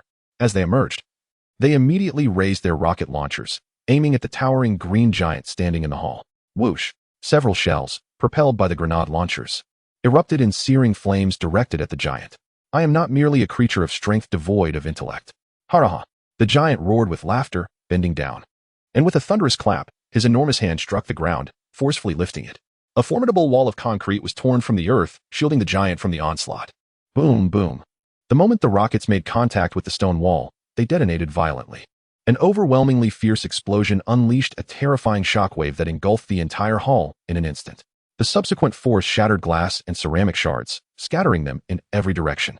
Chapter 42. The shield. The acrid smoke from the rocket explosion enveloped the opulent casino hall. A burly man with a beard, brandishing a rocket launcher, surveyed the billowing smoke with a mocking tone, declaring, "Whatever chaotic elements arise, they are mere refuse in the face of overwhelming firepower." "Is that so? Mere refuse?" A resonant voice intertwined with gusts of wind dispersed the dense smoke throughout the hall. The green giant stood behind what was left of a half-destroyed wall, his body unscathed. Upon closer inspection, his physique appeared even more robust than before, exuding a formidable presence. Indeed, magnificent. The legacy of the divine is truly splendid. Ha! The grotesque face of the giant broke into a derisive grin as he clenched his right hand, producing a thunderous crack. Monster, monster. The bearded man, who had been jesting moments earlier, trembled involuntarily at the sight of the unharmed giant. Yet, he was not alone. Fear and tension were etched across the faces of all present. However, their limbs moved swiftly, hastily reloading rockets, preparing to aim once more. How ludicrous! They dared to think they could vanquish me with such tools. Before his words could fully escape his lips, the giant stomped with great force, creating a massive crater beneath him, though they had already loaded their rockets, ready to pull the trigger in an instant. He traversed the distance of several dozen meters in a heartbeat, colliding with the men as if struck by a high-speed train. With a resounding boom, they were all reduced to a cloud of crimson mist. At that moment, the giant, bathing in the sanguine haze, appeared as fearsome as a demonic deity. Crack, crack, crack. The giant, now stained a vivid scarlet, moved his body and gazed upward. Once more, a sinister smile spread across his face as he bent his legs and sprang directly to the third floor. Another enormous roar echoed as the giant, propelled by the terrifying momentum, shattered the heavy doors of the VIP room. I recall having mentioned my aversion to defiance. Hi-yo. The giant, emerging from the crater, fixed his gaze upon the trembling man cowering in the corner. Now, can you enlighten me as to why you failed to accomplish what I entrusted to you? The man, quaking in the corner, looked incredulously at the giant, his voice quavering. You are Jean Bing. He quickly regained his composure, kneeling on the ground in fear, pleading. I implore you to forgive me. There is a reason for all this. We have been targeted by others. They constantly assault us, and we lack sufficient manpower. Before he could finish, Jean Bing extended 2 fingers, grasping the man's head and lifting him effortlessly. That justification does not sit well with me. His expression remained impassive as he stared down at Hire, who struggled instinctively. His voice was chilling. Moreover, that is not a reason for you to survive. Regardless of your explanations, you have defied me, have you not? Thus, you must know how to reclaim your life. Do you not? Yes, indeed. I shall remain eternally loyal to you. My very essence belongs to you. Hell, gripped in the clutches of the formidable Jean Bing, gazed at him with a visage akin to a demonic entity, his voice quaking on the brink of collapse. Excellent. Jean Bing casually hurled the nearly broken Hell back to the ground. I shall grant you another chance. Jean Bing once more unveiled a terrifying smile. Remember, this opportunity is singular. Wesley will soon take over the enterprise I desire. You understand what must be done. Hell, cast upon the ground, gasped for breath, forcing a smile and nodding in agreement. With the objective accomplished, Jean Bing emitted a colossal laugh, powerful enough to shatter glass. The following morning, within the hallowed halls of S.H.I.E.L.D. headquarters, in the office of the Triskelion, a bald, one-eyed man adorned with a black eye patch sat in his chair, savoring a cup of freshly brewed coffee. However, upon observing an urgent document that had been delivered, his already dark countenance deepened further. A towering figure, over 3 meters tall, a muscular giant cloaked in green, possessing formidable hand-to-hand combat abilities, capable of creating sonic booms? When did Jean Bing become so ferocious? I recall him as merely a robust individual. Just as he was engulfed in confusion, the office door swung open. A stunning woman clad in leather, with an alluring figure, entered, holding a USB drive. Natasha, are you aware of Jean Bing's circumstances? The bald man inquired, extending the document toward her. Natasha Romanoff, a level 10 agent of S.H.I.E.L.D., known on the streets as the Black Widowed. The Black Widow accepted the document but did not open it. Instead, she handed over the USB drive. Director Fury, once you have reviewed this, you may comprehend the reason behind Jean Bing's dramatic transformation. Nick Fury, the head of S.H.I.E.L.D., known as the King of Agents. Nick Fury glanced at the exasperated Black Widow before taking the USB drive and plugging it into his computer. Upon opening the file, he discovered a mere video, lasting less than a minute. Nick Fury clicked to play the video and witnessed a green giant forcefully shattering a heavy security door. This is Jean Bing. He instinctively turned to the Black Widow standing beside him. Although he had perused the written descriptions of Jean Bing, the impact of the visual representation was unparalleled. The Black Widow remained silent, merely nodding and gesturing for him to continue watching. The video was brief, and Nick Fury swiftly finished it. The Legacy of the Gods. What is that entity, the catalyst for such a transformation? The black and white security footage was devoid of sound. Yet this did not hinder Nick Fury, skilled in lip reading, from discerning Jean Bing's words. He drummed his fingers on the desk, contemplating for a lengthy moment. Before addressing the Black Widow, he must have encountered someone during this period, which has led to such a profound change. Send someone to investigate if there have been any unusual activities concerning Jean Bing during this period, or if he has encountered individuals outside of his usual network. The Black Widow acknowledged with a nod and then produced a document from seemingly nowhere, handing it over while stating, "We have received intelligence that Jean Bing has begun mobilizing personnel seemingly with the intent to purge the criminal elements in Manhattan. Nick Fury, furrowing his brow, took the document and swiftly perused its contents. After a considerable duration, he closed the folder, his expression troubled as he absent-mindedly stroked his bald head and murmured to himself, "Perhaps it is time I reach out to an old friend." Chapter 43.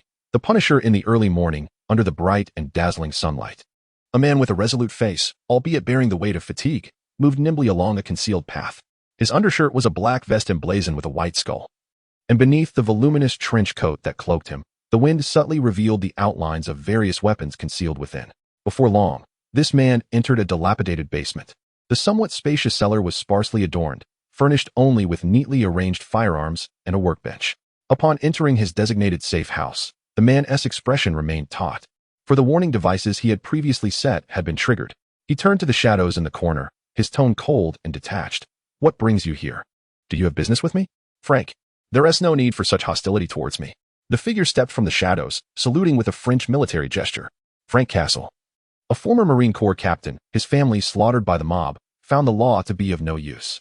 He resorted to his familiar truth, wielding the punitive hammer of death against every criminal he encountered in the name of his family. Upon seeing the one-eyed man known as Nick Fury, the Punisher had no inclination for pleasantries. He regarded Fury, who was approaching, with a cold gaze, his tone impatient. "Just get to the point. Our identities have changed." Undeterred by the Punisher's rejection, Fury responded with a relaxed demeanor. "The reason I am here, in part, concerns you." "Me?" The Punisher raised an eyebrow, suppressing his anger as he retorted, "Are you here to stop me?" "No, it's not like that, Frank. I need your assistance." Understanding the nature of his old friend, the Punisher refrained from pressing further and simply watched him with quiet scrutiny. He was acutely aware that this man harbored a darkness far deeper than his own skin. Seeing the Punisher's demeanor of indifference, as if to say, "You continue your performance, and I shall remain a spectator, unaffected," Fury was compelled to lay his cards on the table. "I have encountered a supernatural force, and I require your help, my comrade. Otherwise, it poses a grave threat to all of New York, and indeed, the entirety of America. As a soldier, you would not wish for such a scenario to unfold, would you?" After hearing Fury's words, the Punisher found himself nearly laughing in disbelief. "Soldier? What soldier? You were absent when I needed you. Yet you expect me to be present when you require assistance?" His voice rose in pitch, sharp with indignation. "My wife and children were murdered by those gangs, and they claim those scum are innocent. How can you expect me to protect such filth? How can you utter such words?" In the face of the Punisher's fury, his eyes burning with rage, Fury's gaze flickered with a glint of cunning triumph, though his expression remained sorrowful. With a tone laden with grief, he addressed the Punisher. "I know you are in great pain, but I must still tell you. Once that supernatural force spreads, those pests will not only remain unscathed, but will thrive abundantly. The true casualties will be the compliant ordinary citizens." Punishers, having experienced the war system, are not easily swayed by such rhetoric. They coldly observe this unscrupulous figure, curious to see what else he might say. Fury remains unfazed by his aloof demeanor and casually tosses a mobile phone from his trenchcoat pocket. Simultaneously, he continues to brainwash the Punisher who has taken the phone. "What you wish to accomplish coincidentally aligns with my desires for you." The Punisher, however, seems oblivious, fixated intently on the data displayed on the phone. Upon witnessing the giant Jean Bing being sprayed with gunfire yet remaining unharmed, his brow furrows deeper. Jean Bing has acquired supernatural powers, and according to our investigations, he intends to consolidate the gangs of Manhattan. Others might dismiss this, but surely you understand the implications. This signifies that the scoundrels, now backed by formidable support, will become increasingly rampant and audacious. Although the Punisher does not articulate his thoughts, Fury discerns the ferocity emanating from his piercing gaze. Thus, he presses on. Following Jean Bing's actions last night, his underlings have already commenced their own operations. The Punisher exhales, retracts the phone, and slowly states, "I know what must be done. However, no amount of firepower can breach their defenses." He then turns to Fury and asserts, "I require someone ruthless, exceedingly ruthless." Fury nods, assuring him that it is certainly feasible. "Whatever equipment you need, I can procure. However, if possible, I hope you can leave one alive. We wish to investigate why Jean Bing has undergone such a drastic transformation." The Punisher remains silent, his gaze fixed on the firearms arrayed on the workbench, leaving uncertain whether he agrees or harbors other thoughts. Within the antique shop, Young-Soo, having just finished breakfast, receives news from the shadowy ninjas who have been lurking at various targets. He learns of Jean Bing's ruckus at the casino and the Punisher's meeting with Nick Fury to discuss addressing Jean Bing.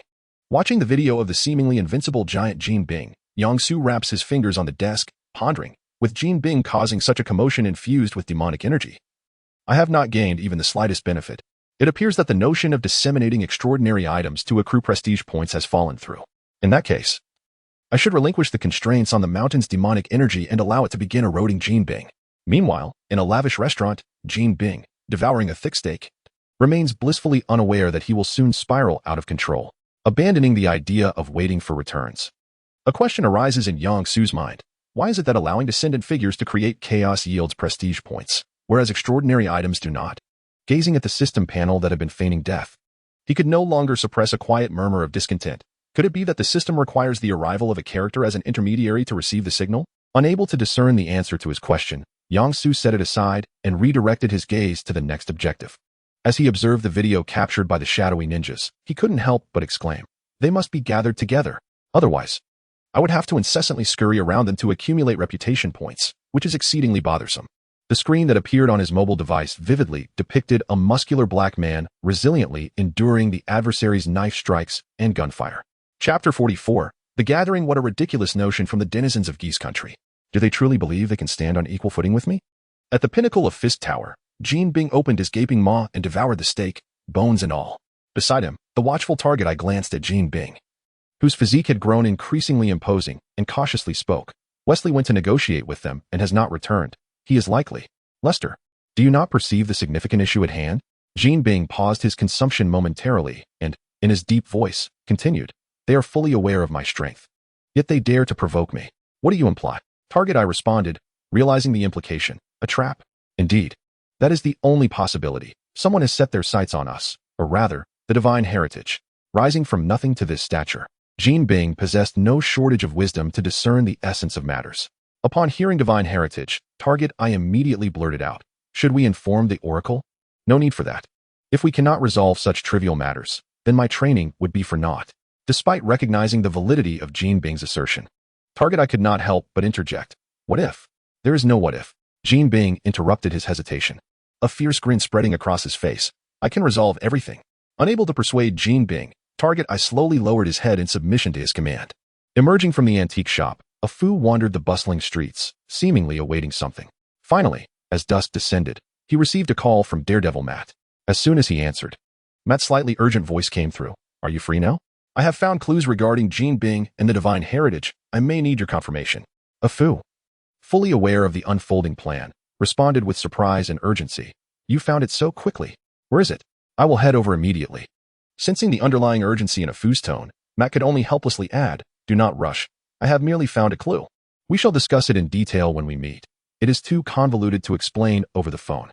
A Fu did not linger on the matter and replied directly, "All right, tell me where to meet, and I will hurry over." Once Matt finished detailing their rendezvous point, a Fu dashed towards the destination.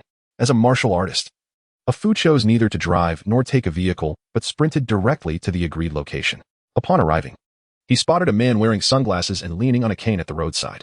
Noting that Daredevil did not conceal his identity, a Fu was momentarily taken aback before approaching. "Apologies for keeping you waiting." Matt nodded. "No problem. I just arrived as well." "Next, we are to meet someone you are acquainted with." At that moment, a series of car horns blared, capturing the attention of both individuals.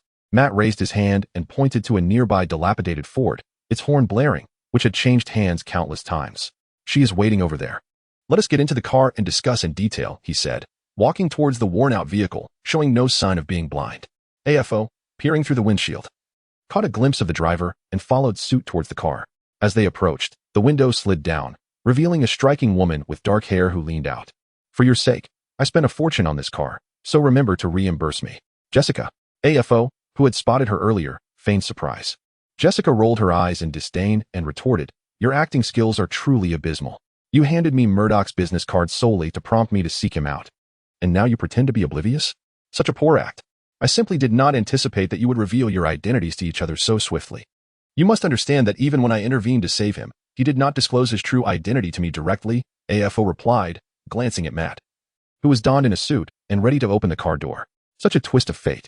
Jessica scratched her head sheepishly. "When I went to find him, I happened to see him dashing home in all black. I thought he was some sort of thief, and I charged at him. Ultimately, it was only upon mentioning your name that we all chose to cease hostilities." "Enough idle chatter. We must depart promptly," Matt declared as he stowed his cane and entered the vehicle. AFO casually acknowledged him and climbed into the passenger seat. As the car glided smoothly along the road, Matt began to elucidate the situation. I have received concrete intelligence. Wesley, the trusted aide of Gene Bing, has been abducted by the Goose Country Mafia, specifically demanding that Gene Bing negotiate with them. Upon hearing Matt's news, Jessica could not help but exclaim, "It is obvious this is a trap. Gene Bing would not be so foolish as to walk straight into it." Matt shook his head, indicating his disagreement. "This is not a matter of foolishness. He must go. As the emperor of the underworld, if he does not confront the abduction of his trusted aide, it would severely tarnish his reputation. Furthermore, this is a pivotal moment for him to consolidate the various gangs. He has no choice." He then shared a video showcasing Gene Bing as a giant enduring bullet fire, lifting the floor to shield against rocket attacks. Coupling this with the clues he had uncovered, he suggested the possibility of Gene Bing merging with the Divine Legacy. AFO, already privy to the truth, concurred with Matt's hypothesis, while Jessica, still somewhat bewildered, nodded in agreement. Before long, under Matt's guidance, the vehicle came to a halt outside a factory on the outskirts. He tilted his head slightly, fully attuned to the sounds emanating from the surroundings. Jessica had intended to inquire about their next steps, but AFO shook his head to silence her. "We are not yet inside, but I can sense that preparations are underway within the factory." Upon hearing the report from Daredevil, Foggy made some minor adjustments in his seat, swiftly entering a state of readiness for action. "Wait, hold on." Jessica turned her head, staring in bewilderment at Matt, who was removing his suit jacket. And finally couldn't he help but inquire, "How did you know about the events occurring at the factory? Furthermore, I do not mean to be discriminatory, but are you truly blind?" Despite having fought alongside him, the notion of camaraderie through combat did not apply to her. In Jessica's eyes, Matt was merely a rogue feigning blindness. After all, she had never encountered a blind person capable of directing a driver or even venturing out at night to champion justice. With his reputation still unestablished, Daredevil could only express his heightened senses, hoping to prevent internal discord within the team before the battle even commenced. Chapter 45. Employment under the shroud of the dim night. Yang-Su traversed 1, 2, 3 blocks until he arrived at a brightly lit bar. Despite the late hour, a dozen patrons engaged in fervent conversation, creating a lively atmosphere. The burly, bald African-American proprietor, adorned with sunglasses, stood behind the bar, diligently polishing glassware. He appeared remarkably relaxed, akin to someone idly passing time. Upon noticing a new guest, the bar owner greeted, "What can I get for you?" While continuing his task of wiping the glasses. "Could I have a glass of milk, please?" Yang-Su requested as he took a seat at the bar, his gaze fixed on his objective. No sooner had he spoken than the inebriated patrons erupted in raucous laughter. "Hey kid, go back and drink your milk. What are you doing in a bar for milk? I've got milk here. Want some?" "Haha." The bar owner, unfazed by the ruckus, swiftly poured a glass of milk and slid it in front of Yang-Su. "Here you go, sir. Your requested milk, enjoy," he said before resuming his cleaning. Ignoring the surrounding commotion, Yang-Su took a sip of the milk, closing his eyes in a moment of blissful reflection. The rich aroma of milk resonates in my mouth, cascading to my mind, ultimately surging to my core. The bar owner momentarily paused, bewildered, as he observed Yang-Su reveling in the experience. Such an eccentric declaration rendered the drunken patrons momentarily speechless. The once boisterous bar now fell into an uncanny silence. Quirky statement. Gained 33 reputation points with Luke Cage. Quirky statement. Gained 0, 1 reputation points with Drunken Man A. Quirky statement. Drunken Man B. 02. After a brief silence, the drunken patrons erupted once more. "Goodness, what a core. What on earth is he talking about? I've never encountered someone so amusing. Pour him another glass of milk, put it on my tab. Is this fellow here to entertain us? Haha." The bar owner again slid a glass of milk towards Yang-Su, a smile gracing his lips as he remarked, "The milk is courtesy of that gentleman over there." Without hesitation, Yang-Su raised the offered milk high above his head in gratitude amid the drunken cheers, and downed it in one go. Setting the empty glass down, he turned to the bar owner, who was collecting the used cups. "Free drinks taste the best, don't they, Mr. Luke Cage? Or rather," Yang-Su paused momentarily before continuing, "it should be Mr. Carl Lucas." Carl Lucas was wrongfully imprisoned due to a childhood friend's betrayal. While incarcerated, he volunteered for a super soldier experiment, gaining extraordinary strength and an impervious body.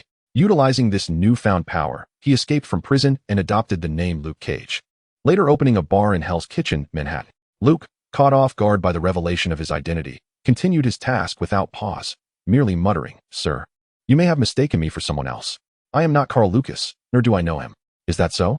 Yang-Su tilted his head slightly, a smile gracing his lips, and remarked, "Perhaps it may help you recall your true identity." With that, he produced a ruby the size of a chicken egg and placed it upon the bar. Luke, who had intended to say more, found himself wide-eyed at the sight of such a magnificent gem. With his discerning knowledge and acute senses, he could undoubtedly discern its authenticity.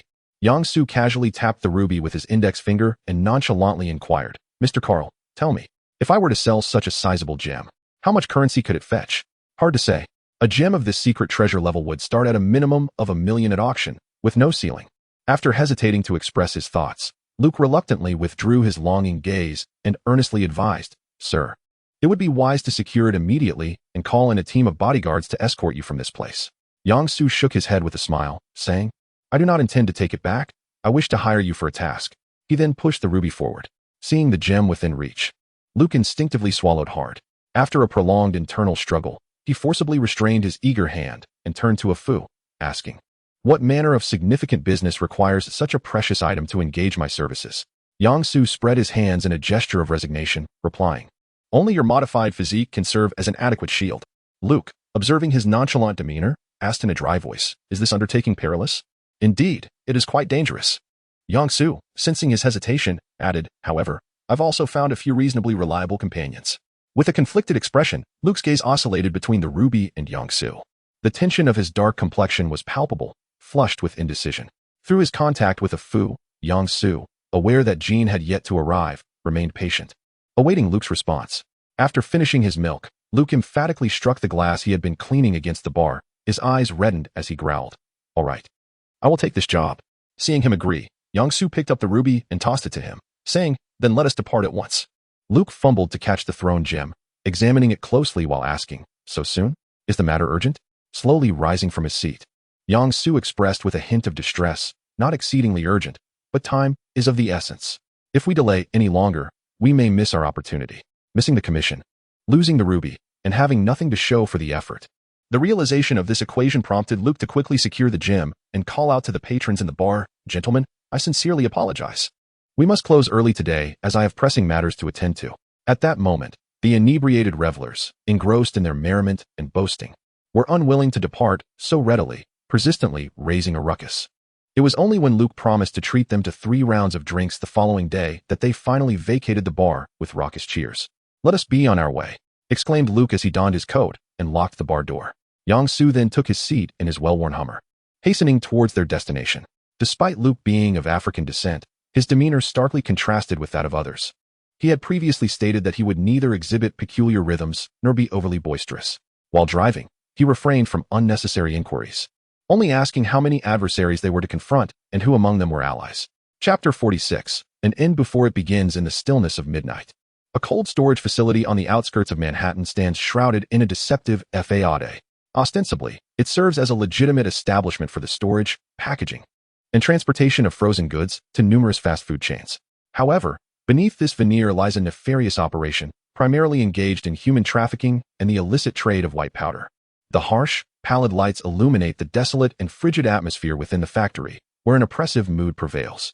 Stocky figures clad in bulletproof vests, armed with AK rifles, vigilantly guard the entrance, their breaths held in taut silence. The only sound that breaks the stillness is the muffled whimpering of Wesley, his mouth sealed with black tape, as he dangles helplessly from the steel beams, bound tightly with ropes. At the heart of this grim scenario sits Vladimir, the leader of the Russian mob, his expression a tempest of suppressed rage and frustration. It has been an eternity since he has experienced such intense feelings of anger and fear. This turmoil is instigated by a man who calls himself the Punisher, a solitary figure who has wreaked havoc upon the entire gang, pressing a gun against Vladimir's head and compelling him to comply with his demands, lest he be executed. Having ascended to the formidable position of gang leader, Vladimir finds himself reluctantly acquiescing to the Punisher's plans. To his astonishment, the man's objective is to have him abduct a key associate of Jean Bing. Initially resistant, Vladimir is subdued into submission after enduring a brutal beating while suspended in the air. Meanwhile, the Punisher, known as Frank, busies himself in a shadowy corner of the factory. Consumed by animosity, Vladimir cannot resist stealing a glance at Frank, who retrieves a sizable duffel bag from the darkness and begins to unzip it. Overwhelmed by a sense of dread, Vladimir inhales sharply as he catches sight of the contents. The bag brims with an arsenal of weaponry, far beyond the ordinary fare accessible to typical gangs. Inside, he discovers an array of formidable armaments: grenade launchers, sniper rifles, machine guns, and rocket launchers, each piece a testament to true military might. Rows of high-explosive grenades lined the interior, leading Vladimir to ponder the gravity of their situation. Is Frank gearing up for battle, or has Jean Bing's peril escalated to such an extent? The Punisher, who harbors an unwavering disdain for criminals, offers no explanations to Vladimir. Instead, he remains concealed in the shadows, meticulously inspecting and assembling the weaponry. After approximately 30 minutes, the vigilante known as Daredevil, lurking outside the factory, suddenly addresses Foggy and Jessica. 7 vehicles are approaching, carrying 32 individuals. Jean Bing is in the 4th vehicle. Before long, the vehicles halt at the factory's entrance, their numbers aligning precisely with Daredevil's report. 2 sedans, 3 Hummers, and 2 cargo vans pull to a stop, and before the engines even cease their rumble, the doors fling open in rapid succession.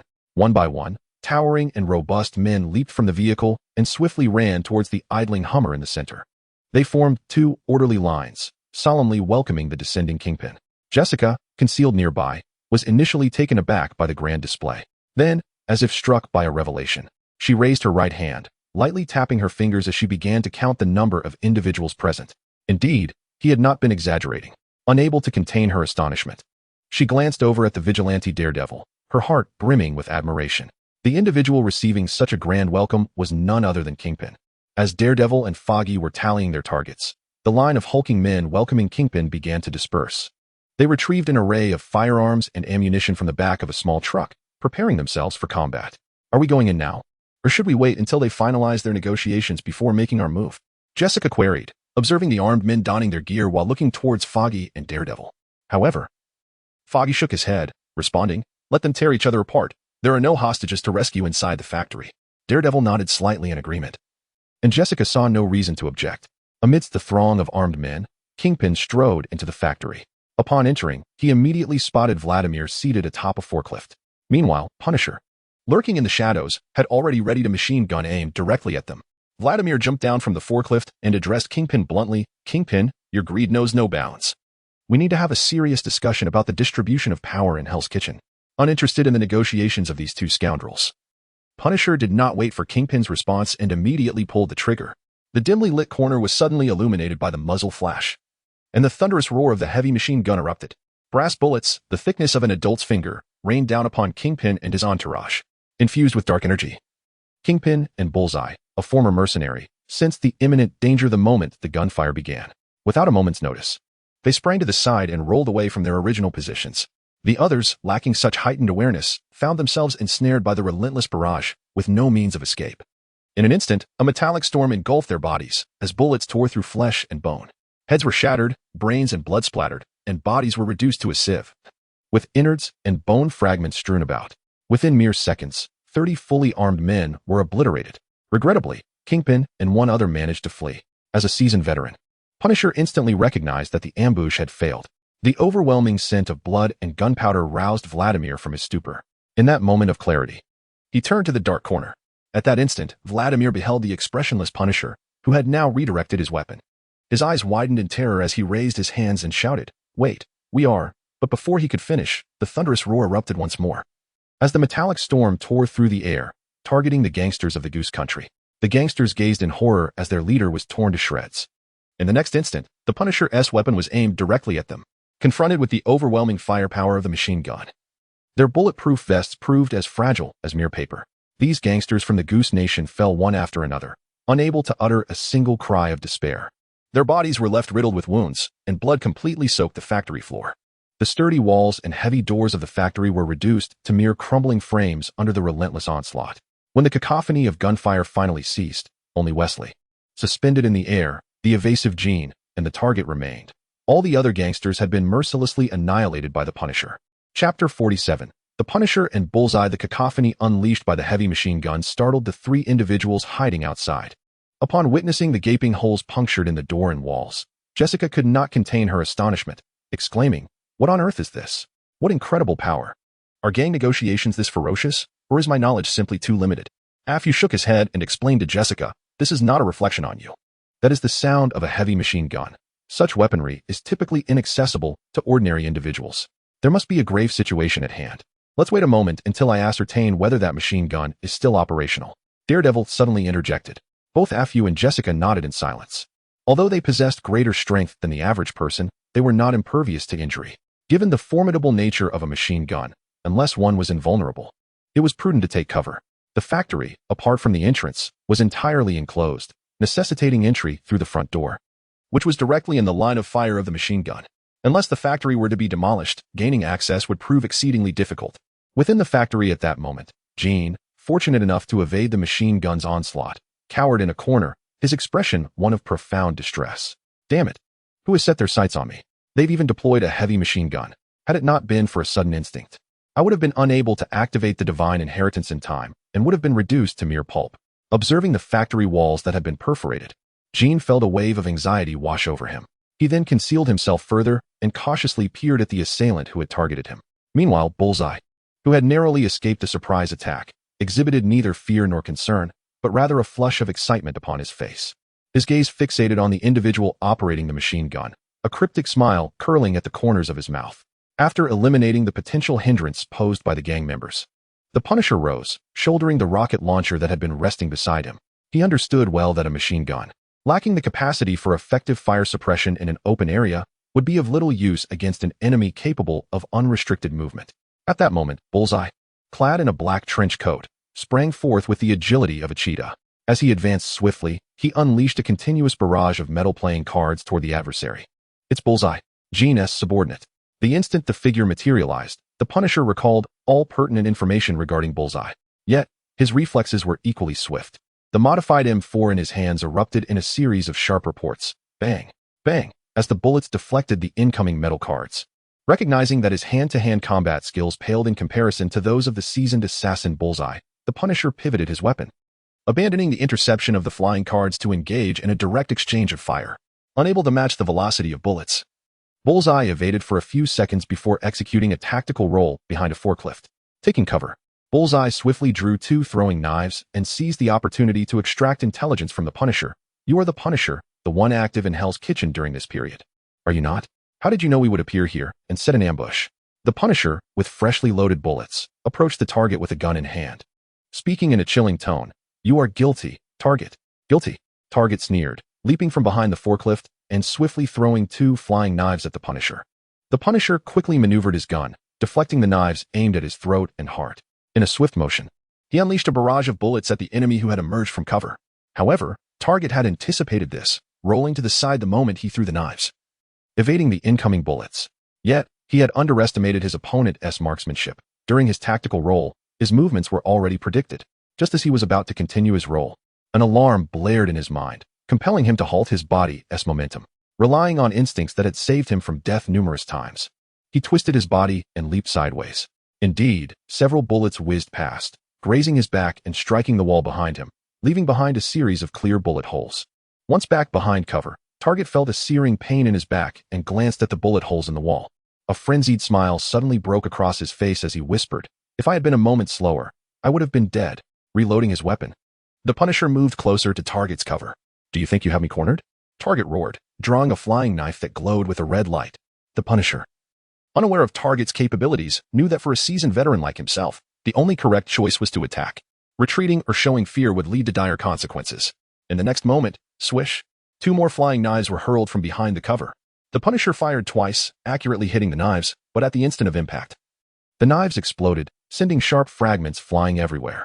The Punisher fought the urge to close his eyes, quickly raising his gun to shield his sight, while retreating rapidly.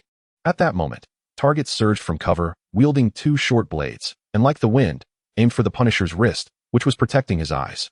Die! In a moment of calculated intent, Target's blades pierced the Punisher's wrist, blood gushing forth and staining his sleeve. Target continued to wield his knives forcefully, aiming to sever the tendons in the Punisher's hand. The Punisher, enduring the excruciating pain in his wrist, delivered a powerful kick with his tactical boot aimed at Target's lower region. By instinct, Target instinctively swayed to the side, narrowly avoiding a potentially fatal blow but losing his balance and tumbling sideways. The Punisher seized the opportunity, discarding his gun and lunging recklessly toward Target. The off-balance Target was knocked away, rolling several times on the ground before finally coming to a halt. After a few muffled coughs, Target clumsily rose from the ground. As he beheld the Punisher, whose hands were drenched in crimson, a cruel and disdainful smile crept upon his lips.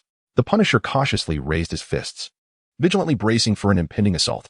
Yet, he was acutely aware that his wrists had been severed, blood gushing forth incessantly. Any exertion would only exacerbate the gaping wound, rendering him utterly powerless. Indeed, this was quite the predicament. Feeling his hands grow numb from the loss of blood, the Punisher could not help but let out a silent sigh. Black Tiger, Jessica, are you both prepared?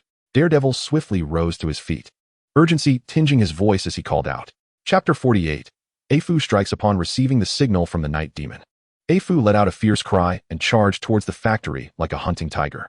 Inside, the Punisher and Target Eye were locked in a standoff when suddenly, a loud shout pierced the air. The Black Tiger preys upon the trapped lamb. Sensing a powerful gust approaching from behind, the seasoned assassin, Target Eye, snapped back to reality and instinctively drew a throwing knife, hurling it forth. The mouse steals the cheese. The spider consumes the earwax. Afu slightly turned, catching the flying knife and effortlessly returning it. Target Eye swiftly dodged the blade with a smirk, abandoning his confrontation with the Punisher to draw two knives. With rapid strides, he advanced towards Afu, raising his twin blades to thrust directly at his chest. The tiger's claw devours pudding, Afu exclaimed lightly, his hands transforming into claws as he swiftly seized Target Eye's wrist, twisting it in one fluid motion. The locked joint rendered Target Eye's arm numb, causing the knife to clatter to the ground. Afu exerted force to fling Target Eye's hands aside, his right fist coiling for a powerful strike, shattering Melon Fist. Echoed with a resounding bang, Target Eye was forced back by the might of Afu's punch, which struck him squarely in the face. After repelling his foe, Afu casually shook his hands and remarked, I forgot to mention, the technique I used to disarm you was the flying mouse steals the treasure box. As soon as he finished speaking, Afu shouted rhino charges, and surged forward like an arrow released from its bow in pursuit of his adversary. Target Eye, still retreating, suddenly felt his right hand ensnared as if gripped by an iron claw. Before he could react, Afu yanked him closer, delivering a sweeping leg kick, tiger strike. The wrathful octopus, toppled by the sweep and losing his balance, Target Eye was bombarded by a flurry of heavy punches, akin to raindrops falling relentlessly. The elephant kicks. With a powerful blow, Afu sent the airborne Target Eye crashing backward. Bang! As Target Eye slammed against the wall and fell heavily to the ground, he struggled to rise. Afu clenched his fist, a smile gracing his face as he taunted, Didn't he see that coming, did you? I called it a kick, but it was a punch. Target Eye, still on the ground, offered no reply, laboring to get back on his feet. He glared coldly at the grinning Afu and, with a flick of his wrist, unleashed a flurry of throwing knives. Confronted by the incoming blades, Afu exerted power into his legs and bellowed. The Black Tiger soars past the vulture. He leaped high into the air, evading the projectiles while swiftly closing in on his distant foe. Seeing Afu vault towards him, Target Eye hastily drew more knives, intent on shooting down his adversary mid-flight. However, Afu's speed exceeded Target Eye's expectations. Just as he released two knives, Afu had already soared above him. Volcano erupts. A thunderous roar accompanied Afu's earth-shattering descent. Caught unprepared, Target Eye was struck by the force akin to a massive boulder crashing down, sending him flying once more. With a resounding thud, he smashed against the factory wall, sliding down to the ground. Overwhelmed by pain, Target Eye thought to himself, how can he be this strong? I possess no capacity for resistance. He watched as Afu approached once more, trembling as he attempted to rise, yet failing repeatedly. Meanwhile, the notifications echoed in his mind. Defeated the enemy effortlessly, gaining 33 reputation points with Target Eye. Defeated the enemy effortlessly, gaining 105 reputation points with Punisher. Defeated the enemy effortlessly, gaining 31 reputation points with the Punisher. At that moment, Daredevil and Jessica had finally entered the factory. Their sluggish movements were entirely due to the gruesome sight of dismembered limbs piled at the entrance, which left them both appalled and startled. Jessica's complexion had turned somewhat pale, and she occasionally retched. As long as these two were present and had yet to catch sight of Kingpin, he must be hiding somewhere.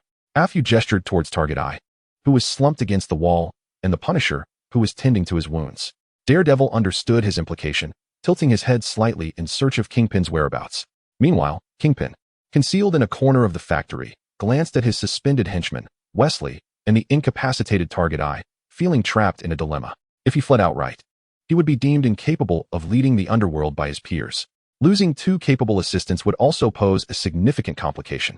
Yet, charging headlong into confrontation as a newcomer who had just assimilated the divine heritage, could he truly prevail over the seasoned Black Tiger? Not to mention, Black Tiger had 2 or 3 allies standing by to assist him. After a brief internal struggle, Kingpin resolved to retreat.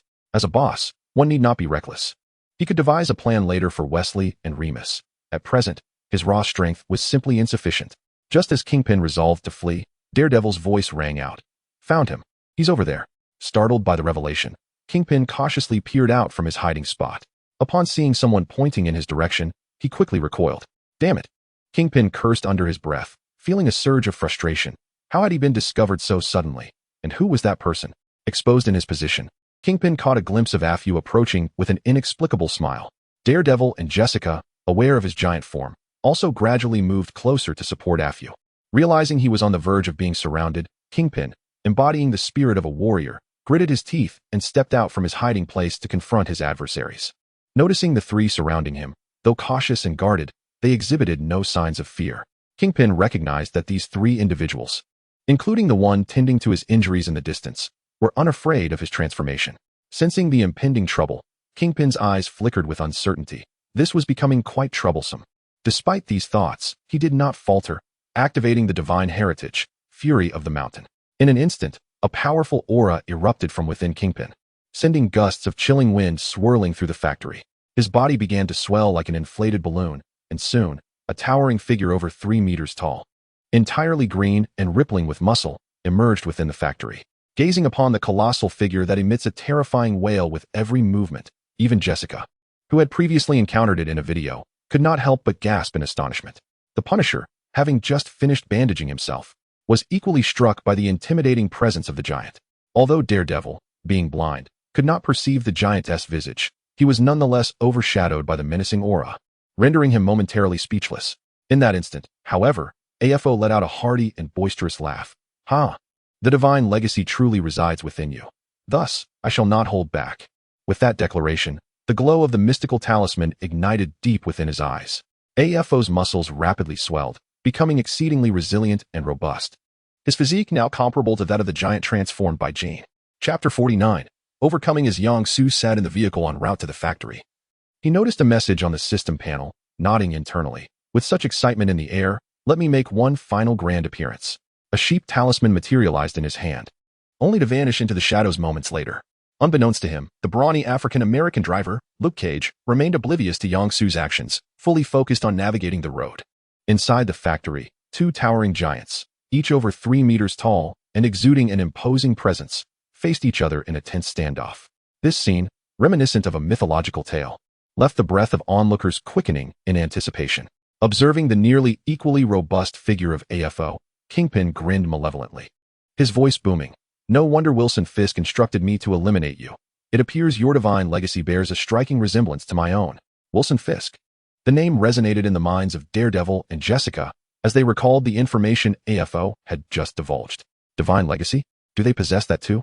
The Punisher recalled intel provided by the unscrupulous informant, discreetly glancing at Daredevil and Jessica. AFO chuckled nonchalantly, replying, powers of similar nature indeed make it easier to determine the victor. In a sense, it's fitting that rivals find themselves among their own kind. Before he could finish his sentence, the concrete beneath Kingpin erupted, and his colossal frame surged forward like a tempest.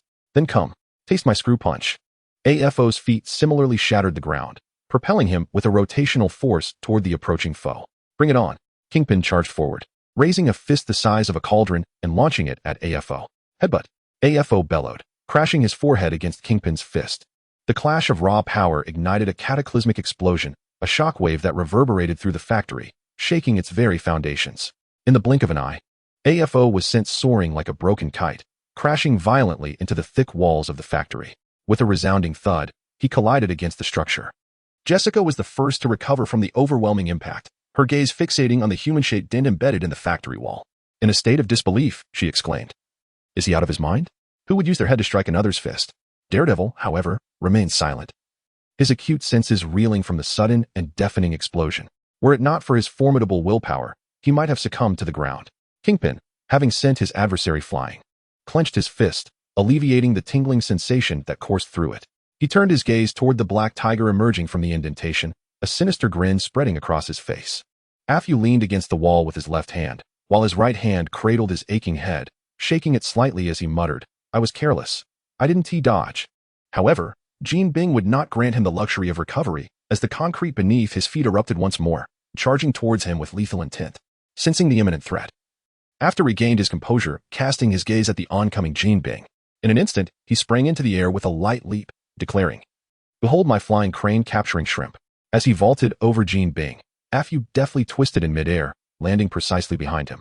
He then crouched slightly and unleashed a powerful sweeping kick, disrupting Jin Bing's balance just as he had delivered a punch to the wall, leaving him vulnerable and off-kilter. Jin Bing reacted swiftly, twisting his torso in an attempt to stabilize his massive frame. Yet, Afyu seized the opportunity, his muscles swelling with power. The rabbit punch. The mule kick, the lobster claw, the oyster shell. The rabbit punch interrupted Jin Bing's attempt to regain his footing, while the mule kick propelled him skyward. The lobster claw and oyster shell struck him repeatedly, sending him further into the air.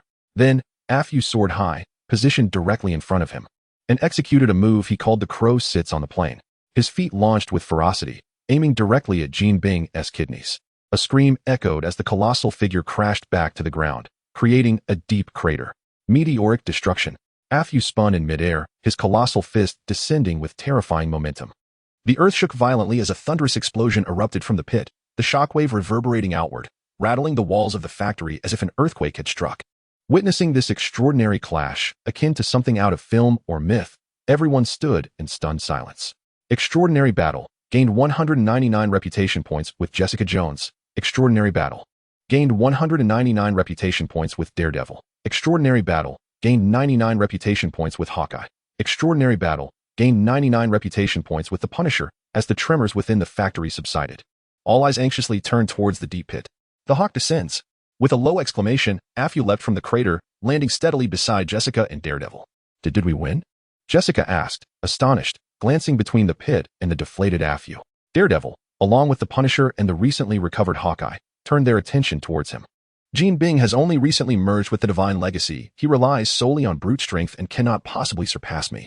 Just as Afyu's confident assertion left his lips, a massive emerald green hand shot up from the pit, slamming down onto the ground with tremendous force. With a resounding crash, Jin Bing struggled his way out of the hole. Seeing this, Jessica spoke in a panicked tone. Didn't you say he was defeated? How can he rise again? Defeat and rising are two distinct matters. Let us not conflate them. A normal person's use of Divine Legacy is limited. It cannot be wielded recklessly. He has reached his limit. With that, Afyu pointed at Jin Bing, who had just emerged from the pit, saying, "Look, hasn't he?" He reverted back. Upon hearing this, Jessica quickly turned her gaze and beheld the towering giant. Originally standing at 3 meters, rapidly diminishing in size, reminiscent of a deflating balloon. In a short while, the figure of Kingpin reverted to its former state, collapsing weakly by the edge of the pit. At last, the ordeal was resolved. That creature's previous state had been utterly terrifying. Jessica exhaled deeply, articulating the collective relief of all present. Afyu cast a sidelong glance at the now relaxed Daredevil, Jessica, and Punisher, dousing their relief with a dose of cold reality. You're mistaken. This matter is far from over.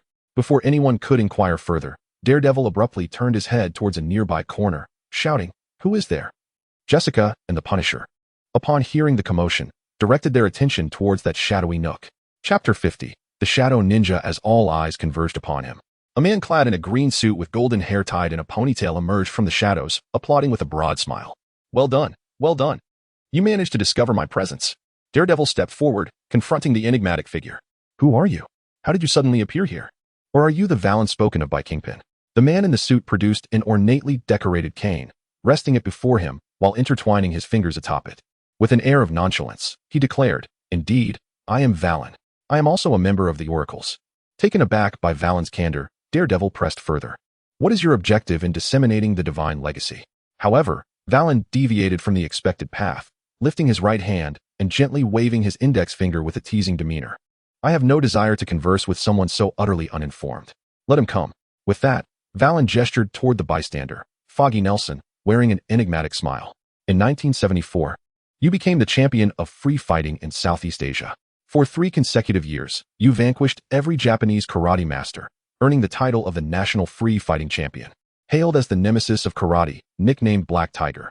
Yet, during one fateful match, you suffered grievous injuries, rendering you unable to fight. At this revelation, astonished glances filled the room.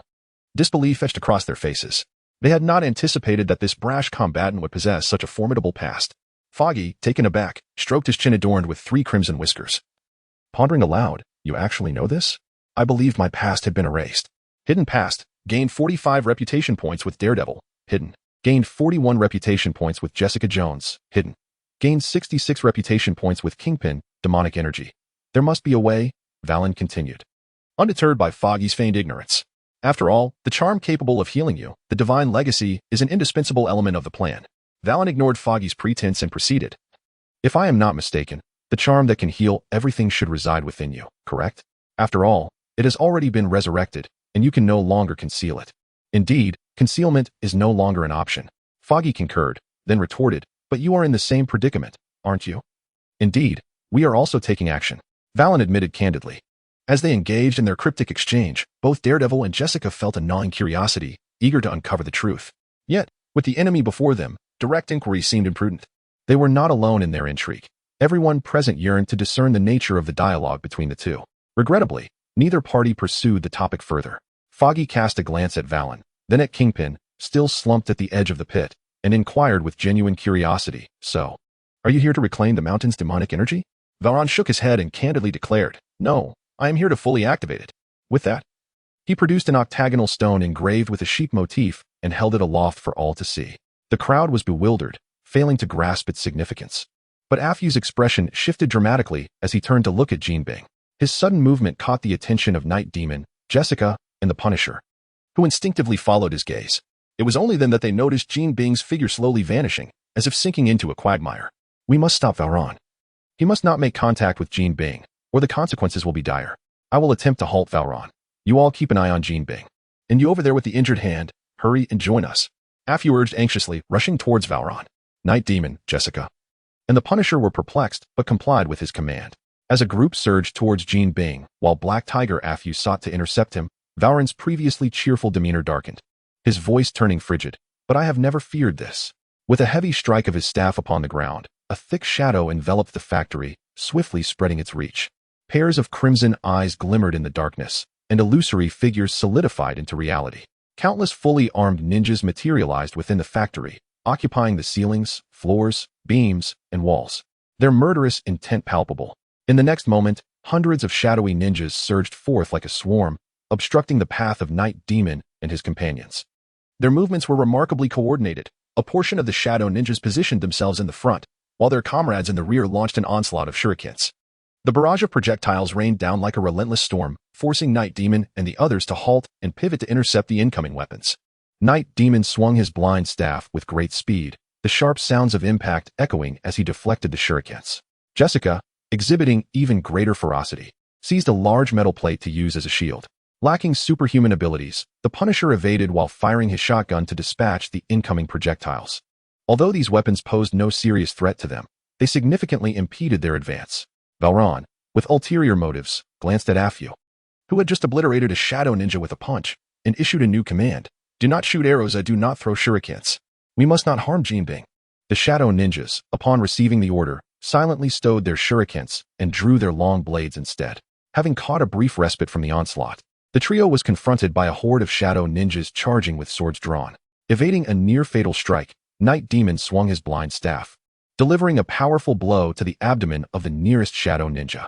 He then executed a sweeping motion, sending another shadow ninja tumbling away. Jessica remained relentless. Wielding a hefty IR once again, a shadowy ninja lunged forward, only to be shattered by a swift blow. Daredevil retreated a few steps and approached the Punisher, who had just reloaded his weapon.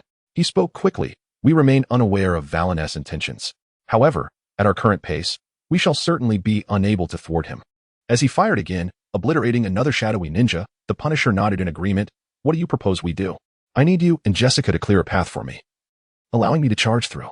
The Punisher glanced at the shadowy ninjas blocking their way and the woman wielding a heavy club, then nodded in assent.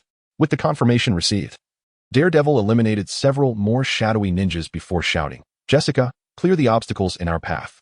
"All right, no problem," came the reply amidst the cacophony, resonating clearly in Daredevil's ears. Chapter 51. The Plan of Varon. Here we are. Yang-Su glanced at the frozen factory ahead before turning to Luke Cage. "Once you enter, if you see someone being beaten, assist the side with fewer people." Luke remained silent, merely nodding before stepping out of the vehicle.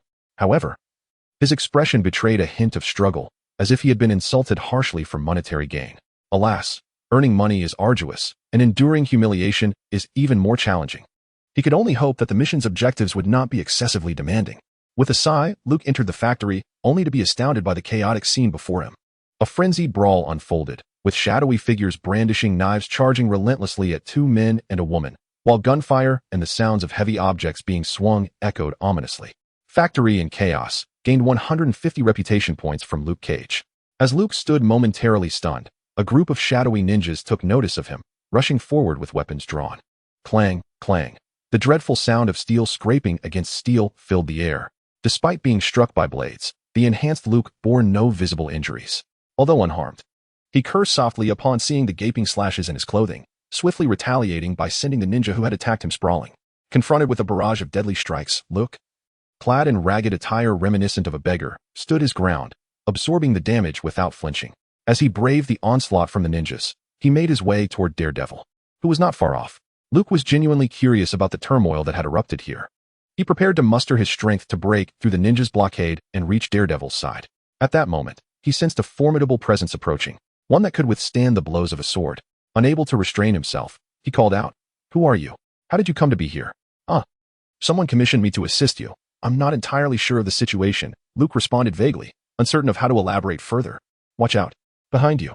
Before Luke could finish his warning, Daredevil, seemingly with an uncanny awareness, spun around and swept his cane, obliterating the encroaching shadowy ninja. "What? These creatures are not human." "I was holding back some strength," Luke exclaimed, astonished yet somewhat displeased by the peculiar entities that had disintegrated before him. After dispatching several more ninjas with a hint of irritation, he turned to the now slightly breathless Daredevil. "What are these things, and what exactly is happening here?" Luke inquired, his gaze fixed on the enigmatic man whose eyes were concealed. "It's complicated and hard to explain right now, but I need your assistance. Can you help me?" Luke nodded silently after observing Jessica and the Punisher still engaged in battle, then replied with a determined countenance. Daredevil wasted no time, stating directly, "I need to break through this horde. I hope you can cover me." Luke did not respond verbally, but his actions spoke volumes. He roared, charging forward, braving the strikes of the shadowy ninjas to pave the way for Daredevil. Daredevil advanced resolutely along the path forged before him, deftly evading the slashing blades that assailed him from either side. With Luke's formidable physique serving as a bulwark, they surged forward in tandem. Jessica and the Punisher, though taken aback by the sudden appearance of this newcomer, adhered to their earlier agreement and cleared the way for Daredevil. Amidst the cacophony of gunfire and the whirring sound of heavy clubs, coupled with the clanging of swords, Daredevil nimbly navigated through the shadowy ninjas, heading straight for Bullseye. Upon reaching their destination, they beheld an unsettling sight. Bullseye appeared to be nearly engulfed by a dark, viscous substance, with only his head protruding. The grotesque scene elicited a frown from Luke, while the unseen Daredevil remained unperturbed by such bizarre circumstances. He stepped forward, grasping Bullseye's exposed neck, intent on extricating him from the murky vortex of shadows. Luke swiftly positioned himself behind Daredevil, ready to intercept the approaching ninjas, as Bullseye lacked the strength to resist. And the shadow vortex was not designed for imprisonment. Daredevil faced no significant impediment in his efforts. With minimal exertion, he successfully yanked Bullseye free. Just as he was about to signal for Foggy, Valen and several shadow ninjas emerged from the swirling darkness. Valen, revealing half of his body, raised his right hand, and an unseen force coiled around Daredevil. Before Daredevil could react, he was struck by a tremendous force that sent him hurtling away, while Bullseye was inexplicably wrenched from his grasp. Cursing under his breath, Luke sprinted forward, leaping to save Daredevil from a perilous descent into the blades below. At that moment, the shadow ninjas, previously relentless in their assault, abruptly ceased their attacks, transforming into shadows that dispersed in all directions. As confusion reigned among the onlookers, Valen stood before Bullseye, suspended in midair by an unknown force. He lifted an octagonal stone and coldly addressed the bewildered assembly. "Such a pity. I had intended to transport him to the city center for activation, but this distance will suffice." With that, he slammed the sigil upon Bullseye. A brilliant flash of light erupted, yet surprisingly, nothing occurred. Except for Foggy, everyone exchanged puzzled glances, their expressions rife with confusion. Unbeknownst to them, a spectral image resembling Bullseye floated above the factory, shouting in vain for attention. Valen, undeterred, swiftly produced a card-like object and pressed it against Bullseye's body, completing his actions. He cast a frigid glare at the assembly, his voice rigid as he proclaimed, "Enjoy yourselves." Following this, Valen vanished into the shadowy vortex, shielded by the ninjas. Just as Daredevil prepared to charge forward, an unexpected turn of events unfolded. Jean Bing's corporeal form emanated a profound, emerald glow, weaving through the air to manifest the spectral silhouette of a rotund figure clad in black suspenders. Suspended in midair was Wesley, the ethereal essence of Jean Bing, expelled by the sheep talisman and the seemingly lifeless target. All recognized this apparition as true, who had previously lingered by Valen's side. Before they could ponder further, True's specter swiftly merged into Jean Bing's being. In the next instant, the once lifeless Jean Bing radiated an aura of terror. His body began to expand at an alarming rate, swiftly surpassing 3 meters, then 4, and reaching a towering height of 5 meters. Suddenly, this terrifying muscular giant, cloaked in green, opened his eyes and unleashed a fearsome roar, a primal declaration of his formidable presence. Chapter 52. The Rampage of the Giant. Upon witnessing the terrifying green muscular giant that seemed poised to pierce the roof, a shiver of dread coursed through everyone present. The giant's arrival grants Jean Bing a reputation of 55. Jessica Jones gains a reputation of 199. The Punisher, 99. At that moment, the muscular giant turned its head towards the city center, its steps echoing with purpose. Everyone recalled the implications of Valen's words. It's not far from the city center. With a thunderous crash, the giant's colossal legs left deep impressions in the ground with each stride. We must stop it. We cannot. Before Alf could complete his thought, the giant abruptly accelerated, as if possessed by an unseen force, charging purposefully towards the heart of the city. The walls of the factory crumbled like mere paper, torn asunder in an instant. As its speed intensified, the massive, unyielding body of the giant barreled through everything that stood in its way, creating a tempest that obliterated surrounding structures with ease. Suddenly, a voice pierced the shock that enveloped Daredevil and his companions. What are you waiting for? Get in the car. As reality set back in, they noticed a Hummer parked at the factory entrance. Through the lowered window, they saw Yang Su waving fervently. There was no time to explain. Hurry, get in, Alf urged, swiftly sliding into the back seat. While Luke and Jessica hesitated, the Punisher, clutching a large bag, leaped into the vehicle alongside Daredevil. The last two, seeing no other option, followed suit. Once all 4 robust figures were crammed into the back seat, Yang Su slammed the accelerator, racing towards the rampaging giant. On their pursuit, they beheld the wide avenue strewn with rubble and debris left in the giant's wake. In the distance, the air was filled with the cacophony of violent explosions and the harrowing cries of the residents. What is happening? Luke, overwhelmed with confusion, finally voiced his thoughts. Daredevil, who had fought alongside him before, succinctly explained the concepts of the Oracle and Divine Legacy. Impossible, how can this be? Luke murmured in disbelief, shock etched across his face. Yet the bizarre shadowy ninja and the colossal being, seemingly born of fantasy, served as undeniable proof of the reality he faced. Meanwhile, the Punisher maintained his stoic demeanor, though a tempest of emotions churned within him.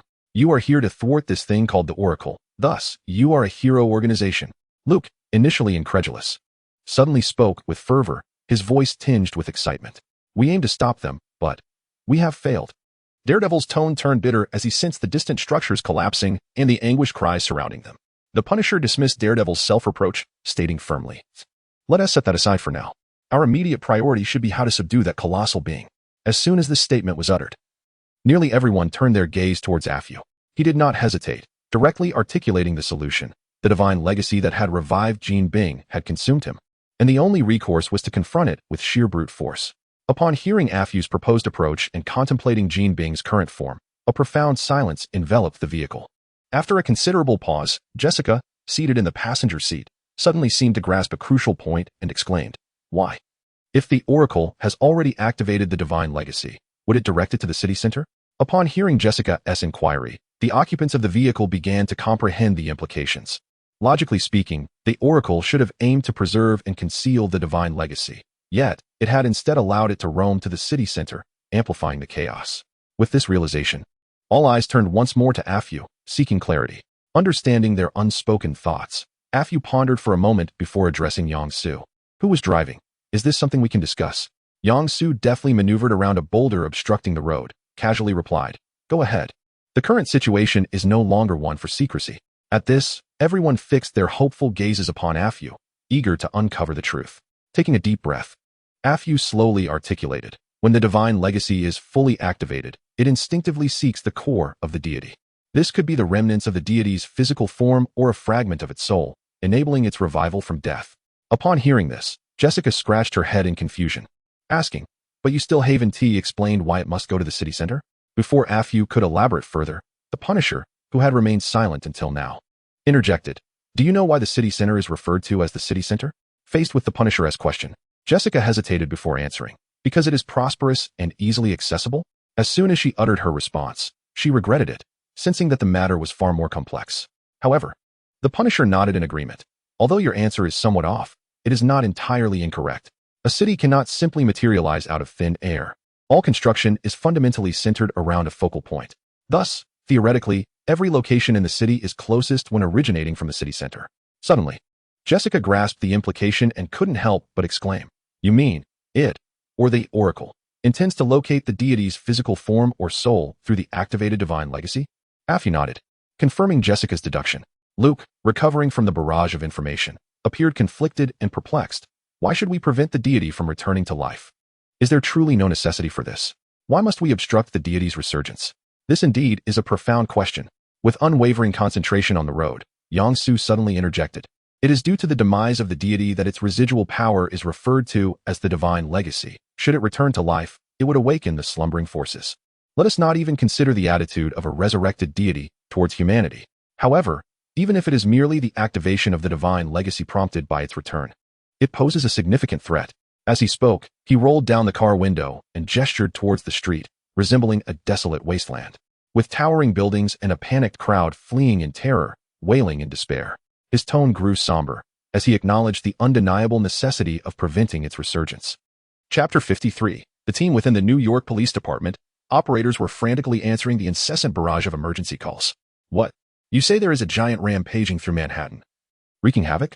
Your recently paid-off car was crushed by this sudden behemoth? My newly financed home has been obliterated by the giant? Despite the operator's disbelief in the existence of such fantastical creatures, the relentless emergency calls seemed to indicate otherwise. While the police station was still verifying the reports, major media outlets could hardly contain themselves. Reporters, akin to sharks drawn by the scent of blood, flocked to the scene of the giant's appearance. Some journalists even took to helicopters, determined to secure first-hand accounts.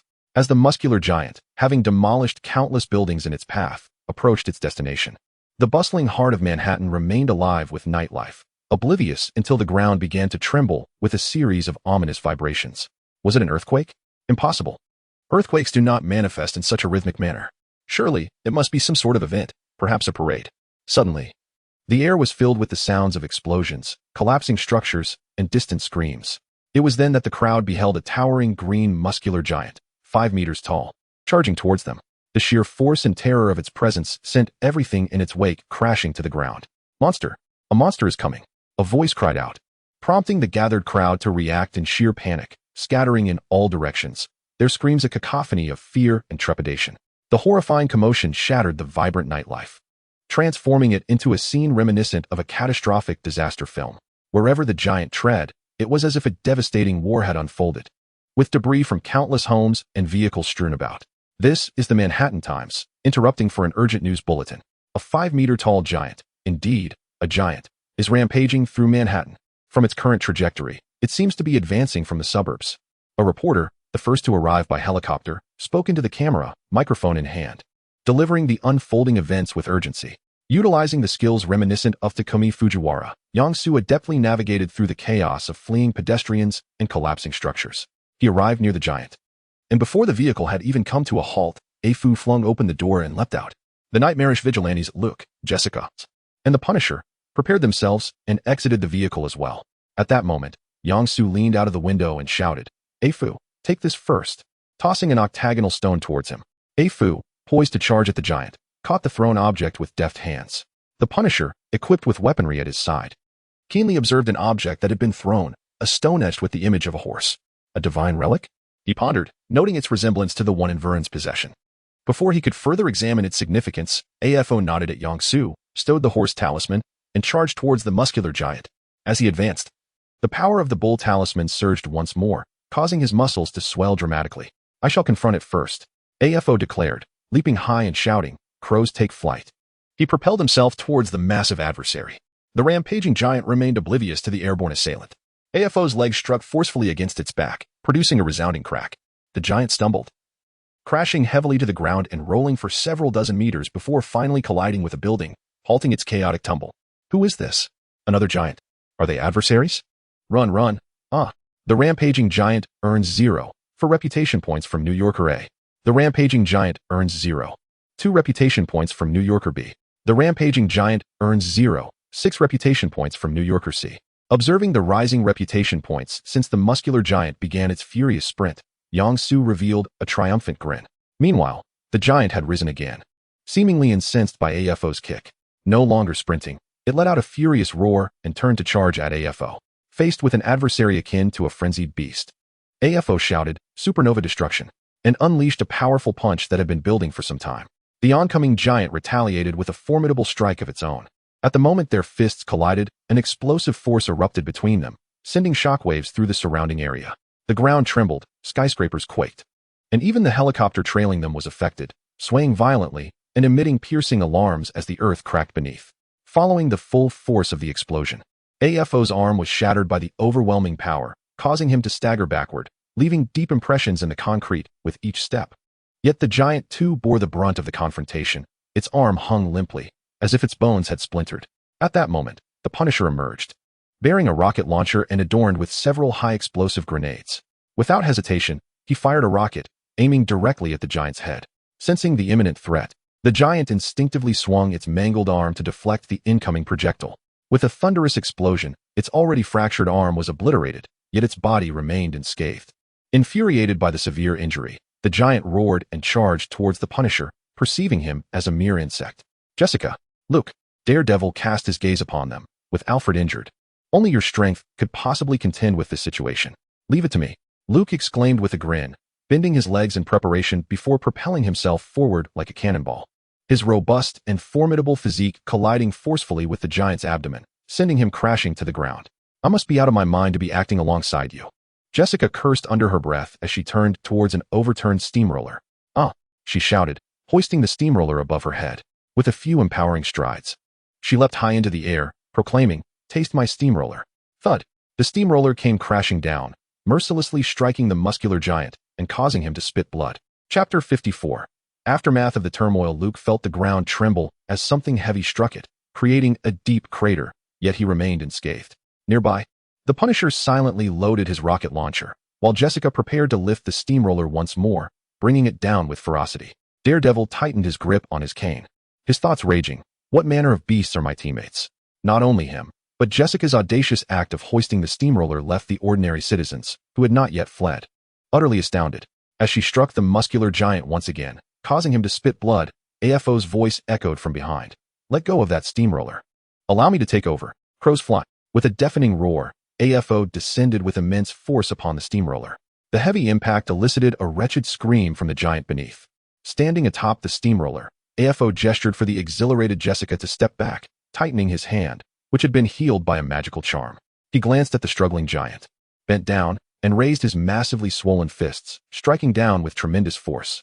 His furious blows collided with the steamroller in a relentless barrage, each impact resonating with a thunderous bang. He shouted wildly, "Aura, aura, aura, aura, aura." The giant, trapped beneath, could only passively endure the onslaught of blows. The aftershocks from AFO's fierce strikes fractured the once solid concrete beneath them, creating terrifying fissures. Nearby, Daredevil, the Punisher, Luke, and Jessica exchanged glances at the crumbling ground, then turned their attention to AFO, who was mercilessly hammering the steamroller, their hearts filled with trepidation. Not only they, but the ordinary civilians who had not yet escaped felt the tremors beneath their feet, gripped by fear. They dreaded that the terrifying adversary might turn his wrath upon them. After several minutes of violent assault, AFO sensed that the amalgamation of Mountain's demonic energy control within the giant was nearing its limit. He ceased his relentless strikes, raising his bloody yet healing fist high, gathering energy as he shouted, "This is the final blow. Earth's obliteration." With his fist charged with power, he struck down with a howl. At the moment of impact, a fearsome shockwave erupted, toppling the already unstable skyscrapers surrounding them. Even cars nearby were swept away by the force of the blast. The concrete ground, which had already been cracked, could no well. After her explanation, she glanced at AFU's arm, which had previously clashed with the giant. "I recall your hand," was Jessica hesitated before continuing. "How come you have two now?" A casual tone filled AFU's response. "It's all thanks to the legacy of the deities. Otherwise, I would have been finished." He then shifted the conversation. "You should leave here with Nightcrawler and the others to avoid being apprehended by the police that will arrive shortly. As for Kingpin, I shall handle him." He gestured towards the object beneath the steamroller. However, noticing Jessica's hesitant expression, AFU continued, "I intend to employ a unique technique to extract the legacy of the deities fused within Kingpin's body." Recognizing the refusal in AFU's words, Jessica did not press further. She offered a few cautious words of advice before unsteadily taking flight.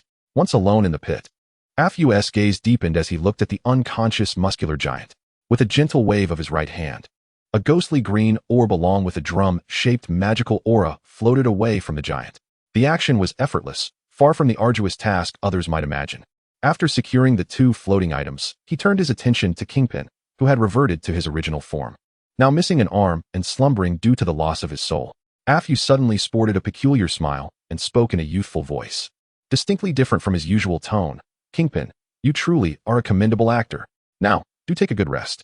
With that, he propelled himself out of the massive pit with a thunderous leap. The next morning, in the office of the director of S.H.I.E.L.D., Director Nick Fury was perusing the documents before him when he heard a knock at the door. Without lifting his head, he continued to shuffle through the files and called out, "Come in. Director, we have a significant problem." Black Widow entered, striding towards Nick. "Why don't you enlighten me?" Nick raised his head and accepted the documents Black Widow handed over. The giant that Kingpin transformed into appeared in the suburbs, and for some unknown reason, it headed straight towards downtown Manhattan. Eventually, it was defeated by a group of superhumans. Superhumans? Nick remarked with a tone of resignation as he glanced at the few blurry photographs included in the file. "Do we know their identities?" Black Widow gently shook her head and replied calmly, "The photographs are quite unclear. It's challenging to ascertain their true identities from them. However, we have deduced from civilian testimonies that one among them is a gemstone woman who had been active some time ago." Nick tapped a blurry image of a man carrying a rocket launcher. "And what of Kingpin?" Noticing Nick's subtle gesture, Black Widow nodded in understanding and responded. "According to the information obtained, when rescue personnel found him, he was already in a vegetative state. He had no awareness of his surroundings and the cause remains unclear. It appears to be a phenomenon that science cannot yet explain." Nick slowly closed the file and raised his gaze towards Black Widow. "I suspect that a certain organization has acquired the means to create superhumans at will. Furthermore, they undoubtedly harbor far grander ambitions. Everything that has transpired thus far is merely a prelude." As a seasoned agent, Black Widow was certainly aware that there were significant secrets concealed within these events. Ignoring her silence, Nick continued, "We must ascertain the intentions of that divine organization. Otherwise, we will find ourselves at a severe disadvantage." Chapter 55. The alliance of defenders. The tumult caused by the giants rampaging through Manhattan did not stir significant waves on the internet or among the citizens. In truth, there was hardly any notable commotion, not even in New York, let alone Manhattan itself. It seemed as though an invisible hand had shrouded and erased such news. The various devastations wrought by the giants were attributed to an unfortunate accident, a gas explosion. Although it was unclear how a gas explosion could create a linear path of destruction, that was the official narrative. Despite numerous eyewitness accounts, the matter regarding the giants ultimately faded into obscurity under powerful suppression. Yang Su was well aware of this situation. After all, it was a consensus among those in power that certain truths must remain concealed from the ordinary populace. However, Yang Su also understood that this apparent calm was merely superficial, as turbulent undercurrents surged beneath the surface. The data displayed on his system panel was skyrocketing, with two particular figures indicating that the Oracle had indeed captured the attention of S.H.I.E.L.D. Mysterious Organization gained Nick Fury's prestige, 100.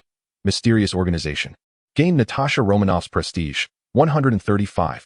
Was this information relayed to the Punisher by Black Egg, or had they discovered it on their own? As Yang Su pondered this, a slightly agitated and eager voice broke through his thoughts. "Yang, did you hear what I just said? You seem so distracted." Yes. What did you say? Please elaborate." Yang Su replied, all the while reaching for the remote to turn on the television. The burly African-American man, Luke, was undeterred. Continuing with fervor, "I plan to form an organization. The members will live as ordinary people in their daily lives. When faced with insurmountable crises, they will cast aside their mundane existence and become the heroes capable of saving the world." With a sudden surge of enthusiasm, Luke rose, his voice resonating with passion. "To protect this city and its inhabitants, we must unite our strengths. Therefore, I hope that we, the capable ones, can come together. Let us become the guardians behind this city, the unwavering defenders of this world." Just as Luke was about to launch into an impassioned monologue, declaring, "From this night forward, I shall watch over," Yang Su promptly interrupted. "Since your aspirations are so noble and fervent, how many members have you gathered? Or is it just you?"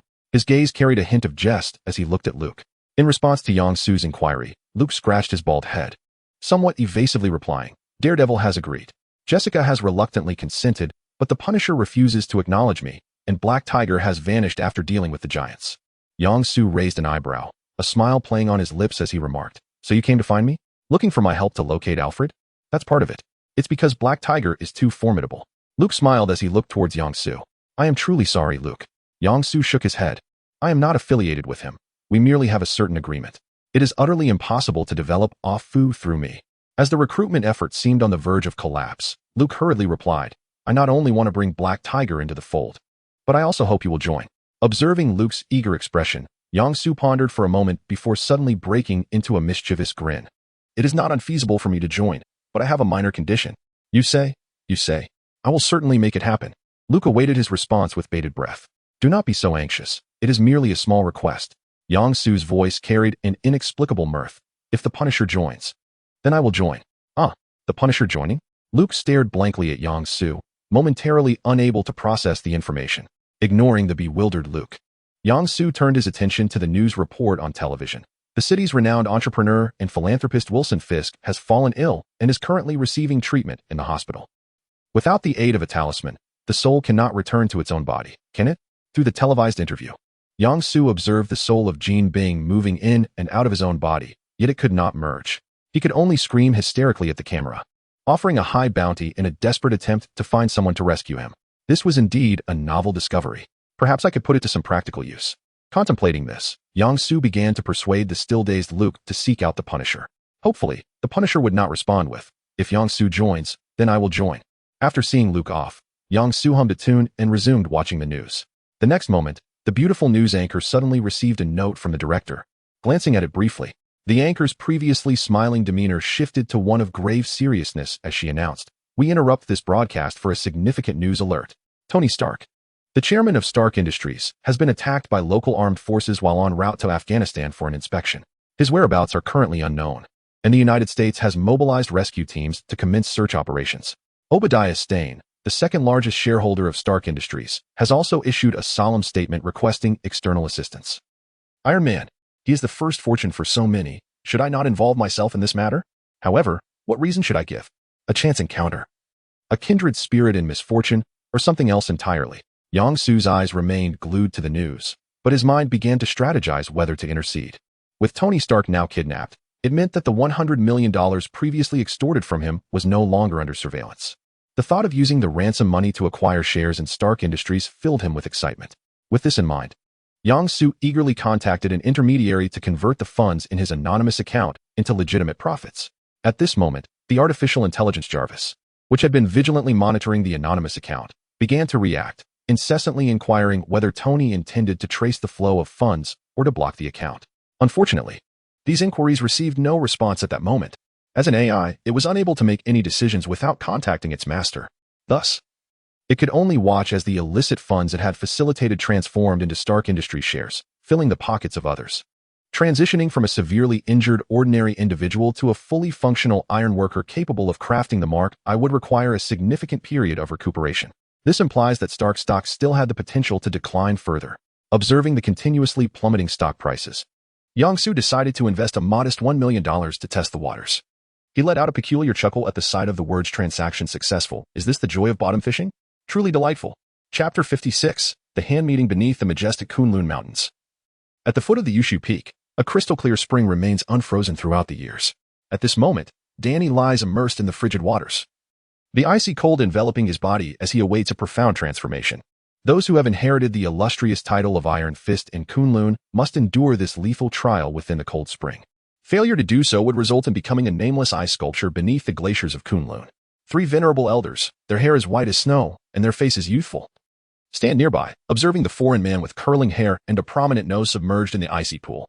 Danny practices the pure yang internal energy, granting him a far greater hope of breaking through than the average person. A white-bearded elder, stroking his long beard, smiled and spoke. Meanwhile, another elder with a bushy beard shook his head with a sigh, lamenting, What does it matter if one possesses the Iron Fist? If the Black Void could be vanquished by mere strength, it would not remain sealed in the deepest recesses of Kunlun. As he spoke, the bearded elder frowned and shook his head, clearly skeptical about the outcome. However, the elder with 3 beards chuckled, My junior brother, we have cast our lot. It is not for us to worry if they can handle it. After all, the Black Void is a source of endless calamity. The elder lamented, expressing his disdain. It not only devours human souls but also fabricates flesh and blood puppets. If I could, I would strike it down and reduce it to ashes. The elder with a scholarly appearance, devoid of a beard, consoled, Junior brother, do not act impulsively. While we could eliminate the Black Void, the repercussions would be too great for us, endangering our disciples. Furthermore, we cannot completely annihilate it. We can only seal it away. The three-bearded elder, with a broad smile, interjected, "This is all thanks to my junior brother's cunning plan. By having the traitors within our ranks steal it away, we can avert future calamities for Kunlun." He then clasped his hands in greeting, beaming at the other two elders, who returned the gesture with smiles, proclaiming, "The second junior brother is wise, and the third junior brother is strong." The bushy-bearded elder and the beardless sage exchanged glances, both smiling as they returned the salute. "Our senior brother is both wise and strong." Amidst the jovial banter of the three elders, the cold spring suddenly erupted, and the splattered water transformed into shards of ice that shot forth. The bushy-bearded elder waved his sleeve, unleashing pure vital energy that enveloped the entire area in a protective dome, intercepting all the razor-sharp ice fragments. At that moment, Danny emerged from the Kunlun spring, radiating powerful pure yang energy. He stepped forward, clasped his hands in a gesture of respect, and declared, "Disciple has lived up to the expectations of the three elders. I have successfully refined the supreme heart technique of Kunlun." The three venerable elders suppressed their astonishment, exchanging incredulous glances. In their hearts, they mused, "The supreme heart technique. How amusing. He is not even the sect leader, yet he believes he has the right to practice the supreme heart technique." While Danny basked in his triumph, the bushy-bearded elder suddenly struck out. With a flick of his hand, an invisible force surged forth, shattering Danny's protective energy and sending him flying. The elder with three beards raised his hand to halt the bushy-bearded elder from continuing his assault. Turning to Danny, who had just rolled on the ground a few times before rising, he spoke slowly. "Danny, you have successfully passed the final trial of the Sitting Dead Gate, officially becoming the 66th Kunlun Iron Fist. At this point, there is little more that we can teach you." He then produced a plane ticket and handed it to the approaching Danny, his voice low and somber. "Danny, it is time for you to return home." "Elder, this is..." Danny's eyes widened, his voice trembling. "Are you sending me away? There are many challenges you must confront alone, and this place is no longer suitable for you." The elder sighed, continuing, "Everything you need to face lies in New York." New York. Danny murmured this familiar yet foreign name, a wave of disorientation washing over him. "Manhattan, in the opulent office atop Fisk Tower. I recall instructing you to refrain from getting involved, yet you have completely disregarded my words." A silver-haired woman, her face etched with wrinkles, leaned on her cane, speaking to the air as if her mind were elsewhere. "You need not shout at me, I can see you. But I cannot hear your voice. Likewise, I cannot reach you, let alone assist you." After a prolonged silence, Madame Gao's gaze remained fixated on the void, as if addressing something unseen. "Whether I have your assistance or not, I shall achieve my objectives. The threat of a wandering spirit holds no value for me. My presence in your private office speaks volumes, does it not?" At that moment, a sudden knock resounded at the office door. Ignoring the soul of Jean, Madame Gao turned and called out, "Enter." An elderly Caucasian man stepped inside, bypassing pleasantries to state bluntly, "During Jin's unconscious state, his influence has collapsed entirely. This is monumental news for us. Not only can we seize his territory, but we can also advance our plans." Leaning on her cane, Madame Gao approached the sofa and slowly sat down before responding, "That is indeed splendid. However, we must not grow complacent simply because things are proceeding smoothly. All actions must remain covert. After all, the true intentions of the organization known as the Oracular remain unclear." The elderly man nodded thoughtfully, then suddenly turned to Madame Gao. Astonished, "I thought you were solely interested in the Dragon Bone. I did not expect you to have an interest in the territory of New York as well." "Enough. Do not speak further," the old woman replied coolly. "Some matters are best left known only to us. Do not assume that this place is devoid of ears." If Madame Gao's expression shifted dramatically, "Who goes there?" Her eyes snapped toward the door, her previously stooped posture straightening with alarm. A palpable aura of terror emanated from her as she raised her hand, unleashing an invisible force toward the entrance. Bang! The sturdy wooden door splintered as if struck by an explosive, leaving a gaping hole. Madame Gao's sudden strike caught the attention of the elderly white gentleman nearby, prompting him to swiftly turn towards the entrance. There stood a figure clad in black, donning a mask that obscured his eyes. It was none other than the recently renowned daredevil. Madame Gao reacted with remarkable swiftness, traversing the distance of several meters to reach the doorway, where she struck once more. Daredevil, displaying his own agility, flicked his right hand, positioning his specially designed white cane defensively before him. With a resounding thud, the force of her blow ricocheted off the cane, delivering a tremendous impact to his chest. Daredevil adeptly rolled on the ground, creating distance between himself and Madame Gao, who remained just a door away. Chapter 57. The Daily Wounds of Daredevil in the Shadowy Depths of Hell's Kitchen. Daredevil cautiously returned home. As he flicked on the light, Claire, the night nurse, was startled to find him perched on the sofa. Nearly leaping from her seat, Claire sighed wearily. Could you perhaps give me a moment to prepare? Your sudden appearances are not kind to my heart. As she complained, Claire adeptly retrieved a medical kit and approached Daredevil. What kind of forces have you been confronting lately? The extent of your injuries is alarming. Her voice trembled as she observed the myriad of knife wounds beneath his clothing. The gang conflicts have escalated significantly, and a cadre of professional assassins has arrived, making it exceedingly difficult to cope. Daredevil gritted his teeth against the stinging pain of alcohol disinfectant, murmuring as if to distract himself. Their leader possesses unique powers, and his subordinates are exceptionally formidable. I nearly found myself trapped in a building. Seeing this once indomitable hero now engulfed in trepidation shattered Claire's heart. Struggling to maintain her composure, she trembled as she implored, "Can you reveal the nature of these forces?" Daredevil, his complexion pale from the pain, gazed at Claire with vacant eyes and murmured, "Claire, if it were possible, I would prefer you remain uninvolved. This is perilous, extremely perilous. These individuals are not like Kingpin's men. They are far more united and enigmatic." "That is no justification, Matt," Claire, eschewing his moniker, declared with unwavering seriousness. "Once you sought my assistance to tend to your wounds, I became entangled in this. I cannot turn a blind eye to the suffering of a friend. So, Matt, please tell me, what sort of adversary are we facing this time?" Her earnest words rendered Daredevil momentarily speechless. After a long pause, he finally replied softly, "I am sorry. Claire, I did not intend to drag you into this. I bear no blame towards you. I merely wish to alleviate even a fraction of your burden." Claire's voice was low, laced with a hint of despair. After a prolonged internal struggle, Daredevil exhaled slowly and continued, "The Hand, they are an external gang. They emerged in Hell's Kitchen following Kingpin's incapacitation, steadily consuming unclaimed territory. I have confronted them several times. Despite overcoming a few through sheer physical prowess, they are relentless. Akin to fearless warriors, determined to ensnare me even in defeat." From Daredevil's account, Claire grasped the Hand's nature. They were no ordinary gang, but rather a veritable army. "Perhaps we should consider relinquishing this battle," Claire suggested hesitantly to Daredevil. "We could leave it to the police or a more formidable official organization. Otherwise, it will be exceedingly challenging for you to resolve this alone. I understand that I cannot confront them, but I will leave it to the police."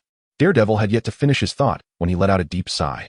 As a lawyer, he had encountered numerous police officers through various cases and found their claims of righteousness to be overly radical.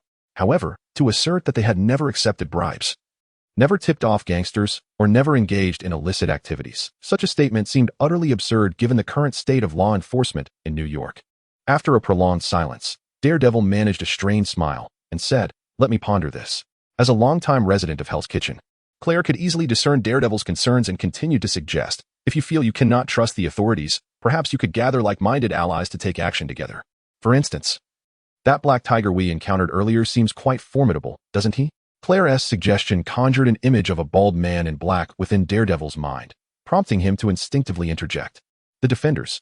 Having just tended to Daredevil's wounds, Claire packed away the medical kit and curiously inquired, "What is this Defenders?" "It is a loosely organized group I recently joined, comprised of exceptionally capable individuals." With newfound support, Daredevil spoke to Claire about the formation of the Defenders, a smile gracing his face. The following morning, while monitoring the decline of Stark Industries stock at the antique shop, Yang-Su's phone suddenly rang. With his eyes glued to the screen, he fumbled to answer, only to be interrupted by an excited voice on the other end. "Yang, have you opened the shop? Are you there?"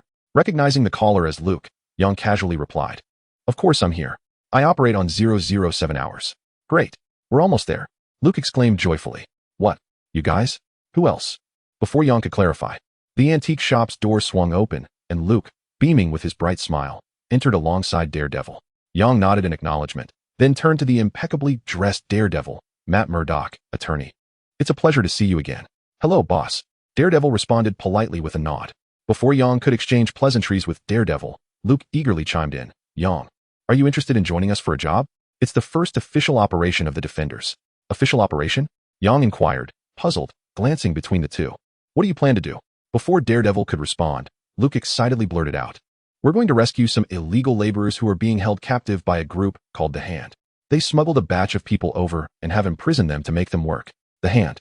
Have we finally encountered them?" Yang raised an eyebrow, recalling the intelligence he had on the organization, though he was slightly uncertain. "It stands as one of the principal adversaries of Daredevil, an organization whose members predominantly present themselves as a cadre of lethal assassins. Among its leaders, the Fingers." Each possesses extraordinary abilities, having attained longevity through the theft of dragon bones from Kunlun. Upon discovering the existence of these dragon bones within Hell's Kitchen, they descended in a fervent swarm. What perplexes Yang Su is the true nature of the hand. Its origins are twofold. One dates back 5 centuries, when an individual named Jingshin Igong led the hand to evolve into an international organization, later rebranded as the Serpent's Root, embracing the worship of primal malevolence, thereby transforming the hand into a clan of ninja assassins. The other origin is shrouded in the mist of time. It recounts the betrayal of Kunlun, wherein traitors established the hand, thus becoming the 5 fingers.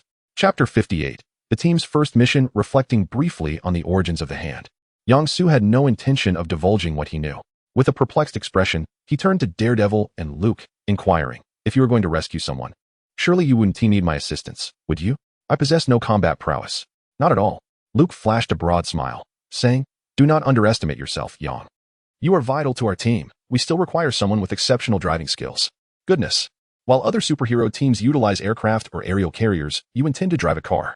Although internally mocking the situation, Yang Su feigned curiosity, expressing interest. "Please elaborate." Seeing Yang Su's engagement, Luke's eyes gleamed with excitement as he hastily replied, "Daredevil has conducted covert investigations. He discovered that the hand not only imprisons those who attempt to cross borders, but also employs special drugs to control them, forcing them into hard labor, such as digging pits. If the captives falter in their tasks, they are met with lashes."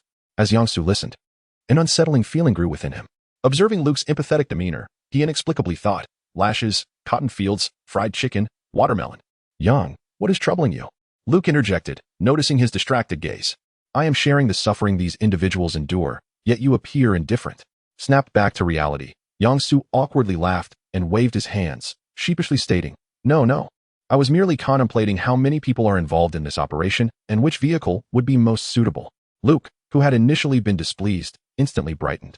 He dismissed Yang Su's subtle smile from his mind and eagerly declared, "It is fantastic that you are willing to join the mission. I will consult Jessica and the Punisher, and once they respond, I'll let you know. However, even if they do not participate, Daredevil and I will proceed." Yang Su, eager to uncover the origins of the hand, nodded in agreement. Luke excitedly confirmed the mission's timing and then rushed off with Daredevil to invite Jessica and the Punisher to join their endeavor. Watching them depart, a smile crept across Yang Su's face. It truly seemed effortless. He intended to ascertain the situation and determine whether this project warranted his investment. Under the moonlit skies of Manhattan, a somewhat dilapidated 7-seater van prowled stealthily through Hell's Kitchen. "You are the owner of an antique shop, yet you drive such a worn-out vehicle? Moreover, the steering wheel is on the left side. Did you specifically return to China to procure this?" Jessica scoffed at the van parked before them. Yang Su unlocked the door with a grin, replying, "Do not concern yourself with such trivialities. It is functional. Besides, do not underestimate it. It can not only transport people but, by removing the back seats, it can also carry cargo. If a confrontation arises, you would be astonished at how many individuals this vehicle can accommodate." As Yang Su enthusiastically introduced the remarkable vehicle, Jessica sighed and promptly opened the rear door of the van. Although the interior was not as dilapidated as it appeared from the outside, it lacked any semblance of luxury. Resembling an ordinary vehicle, Jessica surveyed her surroundings but found nothing peculiar, so she casually chose a seat. Once she was inside, Yang Su turned the steering wheel and drove off to collect the remaining passengers. The van traversed a road teeming with police cars and speeding black vehicles. From the nearby alleys, shouts and gunfire echoed, the sounds of pistols and rifles blending into a cacophony. Truly, this was a civilized America where shootings occurred daily. Without further reflection, the van veered into a secluded area. Upon arriving at the predetermined location, Yang Su honked the horn in a specific pattern, 2 short beeps followed by a long one, as a signal. Hearing the sound, Luke, the Punisher, and Daredevil slipped out from a nearby building. When the Punisher caught sight of the somewhat worn vehicle, he raised an eyebrow, his expression revealing a hint of incredulity. Luke regarded the rare van with astonishment, while Daredevil remained impassive. After all, without the aid of his sight, he could not discern any notable difference between this vehicle and an ordinary one. Noticing that the 3 men lingered by the roadside, Yang Su lowered the window and cheerfully urged, "Don't overthink it, hop in." Heeding the call, the trio silently opened the door and entered the van. After exchanging greetings with Jessica, they settled into their seats. Just as they got comfortable, Daredevil's keen senses detected something amiss with the vehicle.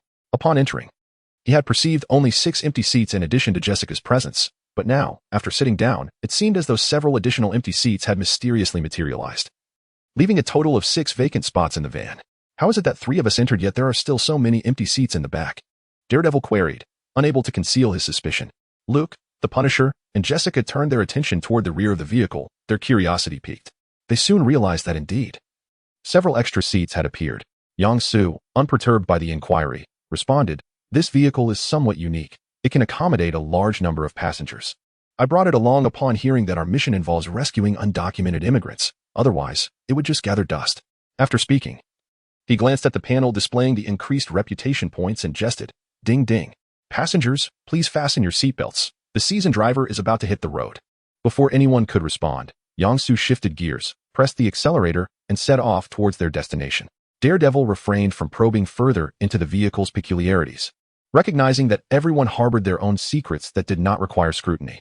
The van glided smoothly and swiftly through the nocturnal Hell's Kitchen, with Yang-Su skillfully maneuvering the vehicle, deftly evading the ongoing pursuits between police and black cars. Within the confines of the vehicle, Daredevil began to divulge intelligence regarding the Hand, elucidating the rescue plan at hand. "Are you suggesting that the members of the Hand are utterly fearless, with nearly every individual being an assassin?" The Punisher interjected abruptly, his comment seemingly out of context after absorbing Daredevil's insights.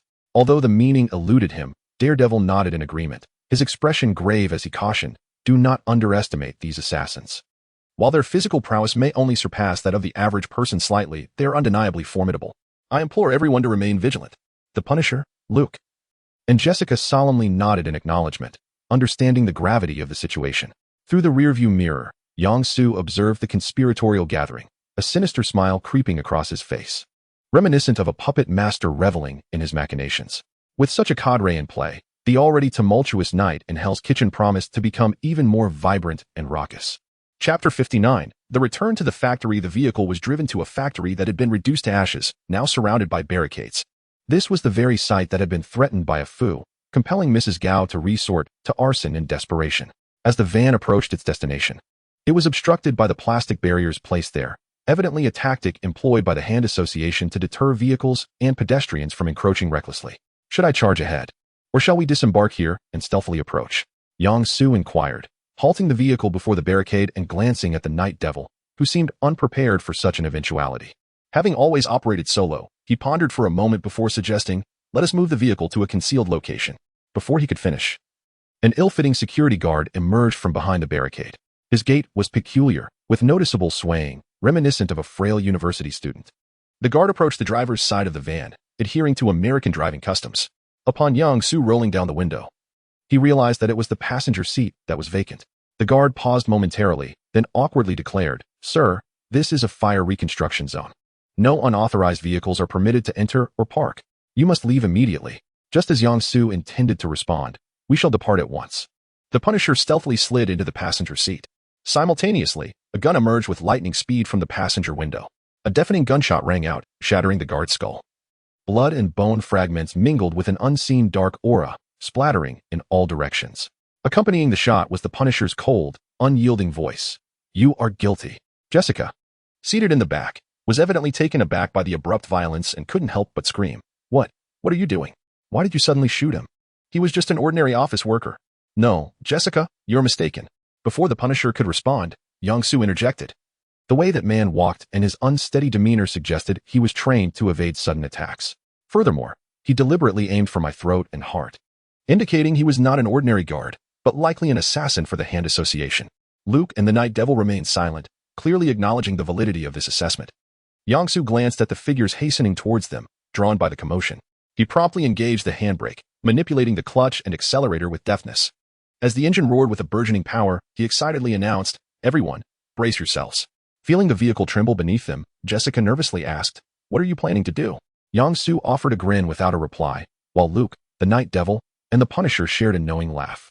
The engine's roar crescendoed for several seconds, and sensing the vehicle's amassed energy, he released the handbrake and clutch simultaneously. The van suddenly surged forth amidst Jesse's panicked screams, crashing through the roadblock ahead and hurtling into the ruins of the factory.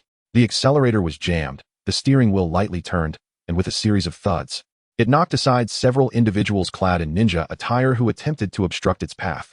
Within the speeding vehicle, the group soon beheld a formidable iron gate looming at the factory's entrance. As the gate drew nearer, it seemed imminent that they would collide with it, prompting Jessica to incessantly shout, "Brake! Brake! Step on the brakes. Amidst the cacophony of her cries, Yang Su released the accelerator, swiftly shifted gears, and finally yanked the handbrake. Amidst the piercing sound of tires screeching, the vehicle veered just in time to avoid crashing into the iron gate, leaving a large black circle imprinted on the ground before coming to a steady halt at the factory's entrance. "Whoa!"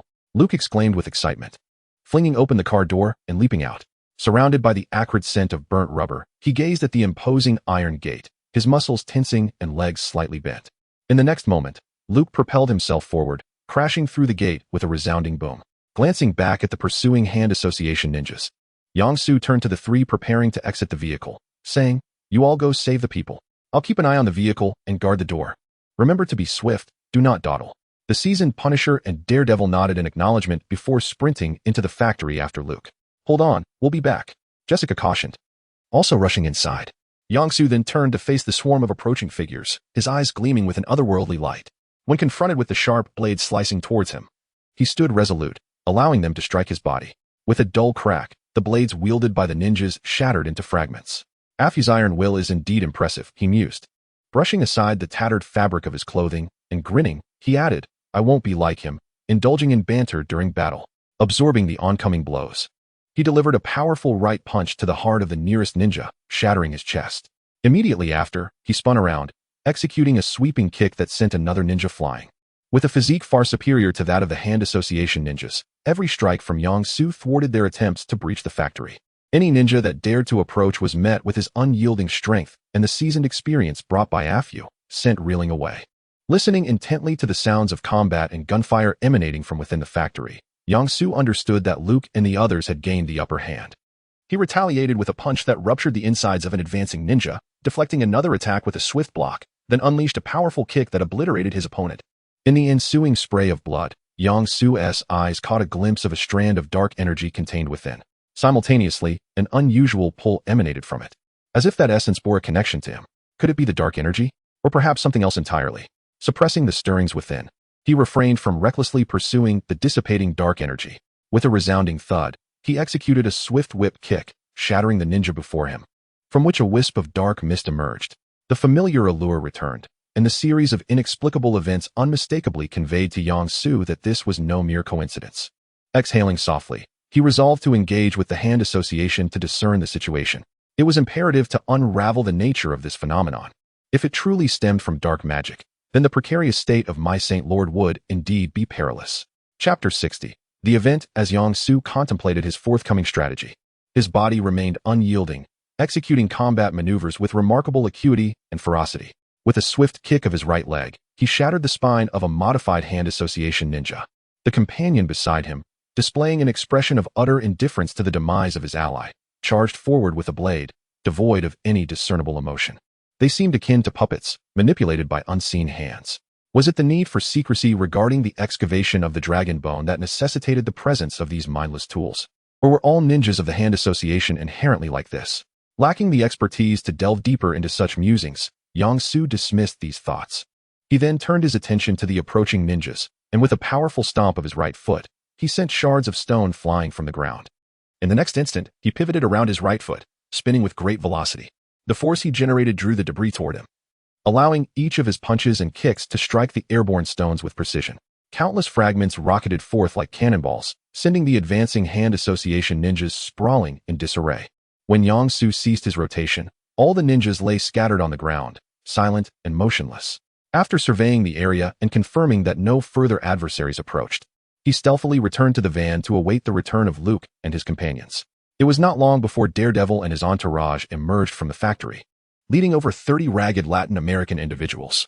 Upon spotting the dilapidated van parked at the entrance, the migrants instinctively halted, hesitant to board, clearly gripped by fear of being captured again for forced labor. Despite the reassurances from Daredevil and Luke, they remained immobile. It was only after the Punisher fired several shots as a show of intimidation that the desperate migrants were compelled to enter the vehicle. Shortly after Yang Su had escorted the group away, a cadre of ninjas accompanied a young Latino man with a scruffy beard into the factory. Within the premises, as the young man surveyed the remnants of the battle, he did not turn his head but sensed the approach of others. "Madame Gao, do you think our enemies might already be aware of our plans, hence their interference? If the matter of the dragon bone is disclosed, we will find ourselves at a disadvantage. If there are any plans, please share them. We are currently all in this together. Plans? Perhaps there are, Madame Gao replied, leaning on her cane as she approached, her gaze also scrutinizing the battlefield. As she spoke, her attention was drawn to the door that Luke had forcibly breached, causing her voice to falter momentarily before she continued. However, the time is not yet ripe. We must await the arrival of a certain individual, or perhaps an organization. The young man cast a glance at Madame Gao, who harbored many secrets, his words resembling both a soliloquy and a warning. The power of the dragon bone has begun to mutate. It not only fails to sustain our lives, but also commences its insidious erosion. Our time is limited. We must contemplate a new course. Pausing, he turned to face Madame Gao, whose expression remained inscrutable.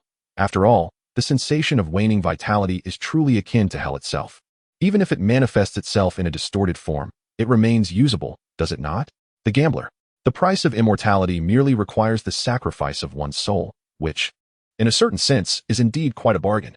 In response to Lady Gao's statement, the bearded man, labeled as a gambler, refrained from contradiction, clearly acquiescing to her assertion. Throughout their protracted existence, they have succumbed to an obsessive fervor for life. As long as they can continue to exist, this group of lunatics is willing to resort to any horrifying measures. After a prolonged silence, the gambler surveyed the factory once more and spoke slowly. The Iron Fist has arrived. He then exhaled softly. We must acquire the dragon bone swiftly. Only then can we ensure our survival. Let us wait and see. Lady Gao shook her head, leaning on her cane as she turned slowly toward the door, cryptically remarking, let us make some proper preparations. Our heightened activity is likely to attract some peculiar individuals. The gambler watched the old fox exit the processing plant, pondering the meaning behind Lady Gao's words. Meanwhile, after escorting a group of illegal immigrants to the immigration office, the five found themselves at Luke's bar. Still having milk? Yang. Luke poured a large glass of beer for Jessica while glancing at Yang Su. The Punisher and Daredevil, sipping brandy, turned curiously at the mention of someone drinking milk in the bar. Yang Su smirked casually. If I could have a cappuccino, I would be amenable to that. What is that? Is that coffee? Luke appeared somewhat bewildered. Never mind, no cappuccino or milk. Yang Su wearily replied. Just whiskey on the rocks, please. Relieved not to have to concoct anything strange, Luke promptly served a glass of whiskey. After downing a large cup of beer, Jessica belatedly inquired about the hand from Daredevil. Needing assistance, Daredevil naturally shared the information he possessed. 500 years ago, a man named Jingshin Jiyuan led the hand to evolve into an international organization. It was later renamed Serpent's Root and began worshipping primal beasts, transforming the hand into a ninja assassin group. However, due to the brutality of Serpent's Root, a faction of conscientious individuals chose to depart, establishing the True Pure Society to oppose the Serpent's Root. Upon hearing this, Jessica, struggling to comprehend the unfolding events, interjected, aren't we talking about the hand? What do True Pure Society and Serpent's Root mean in relation to the hand? Yang Su took a sip of whiskey and leisurely clarified. If the hand can splinter into two organizations, it can certainly give rise to a third. Indeed, Daredevil nodded in agreement and continued, as far as I know, while the True Pure Society and Serpent's Root were locked in mutual destruction, a faction within Serpent's Root seized the opportunity to rise again, transforming back into the hand and devouring Serpent's Root. Moreover, as leaders of the Hand Association, they possess extraordinary powers. Their arrival in Hell's Kitchen is driven by the quest for even greater strength. Luke took a hearty gulp of the water of life and, with a hint of hesitation, inquired, do you know what powers they wield? While attempting to save lives, I noticed that the guards exhibited peculiarities. They seemed more like marionettes under control than living beings. I share that sentiment, yet regrettably, I lack clarity on the matter. Daredevil sighed, but then swiftly redirected the conversation towards Yang Su, stating, however, he should possess the knowledge. Chapter 61. The development of the Hand Association. The Punisher, Luke, and Jessica turned their gazes toward Daredevil upon hearing that Yang Su possessed insider knowledge. He did not evade the question, stating, a little bit, just a little bit, while pinching his fingers together to reveal a slight gap. Before they could press further, Yang Su divulged the information he had. To my knowledge, the leaders of the Hand Association consist of 5 individuals, who refer to themselves as fingers. Each finger is assigned to a specific region of the world, overseeing matters within their respective territories. Their gathering here is in pursuit of the great power spoken of by Daredevil.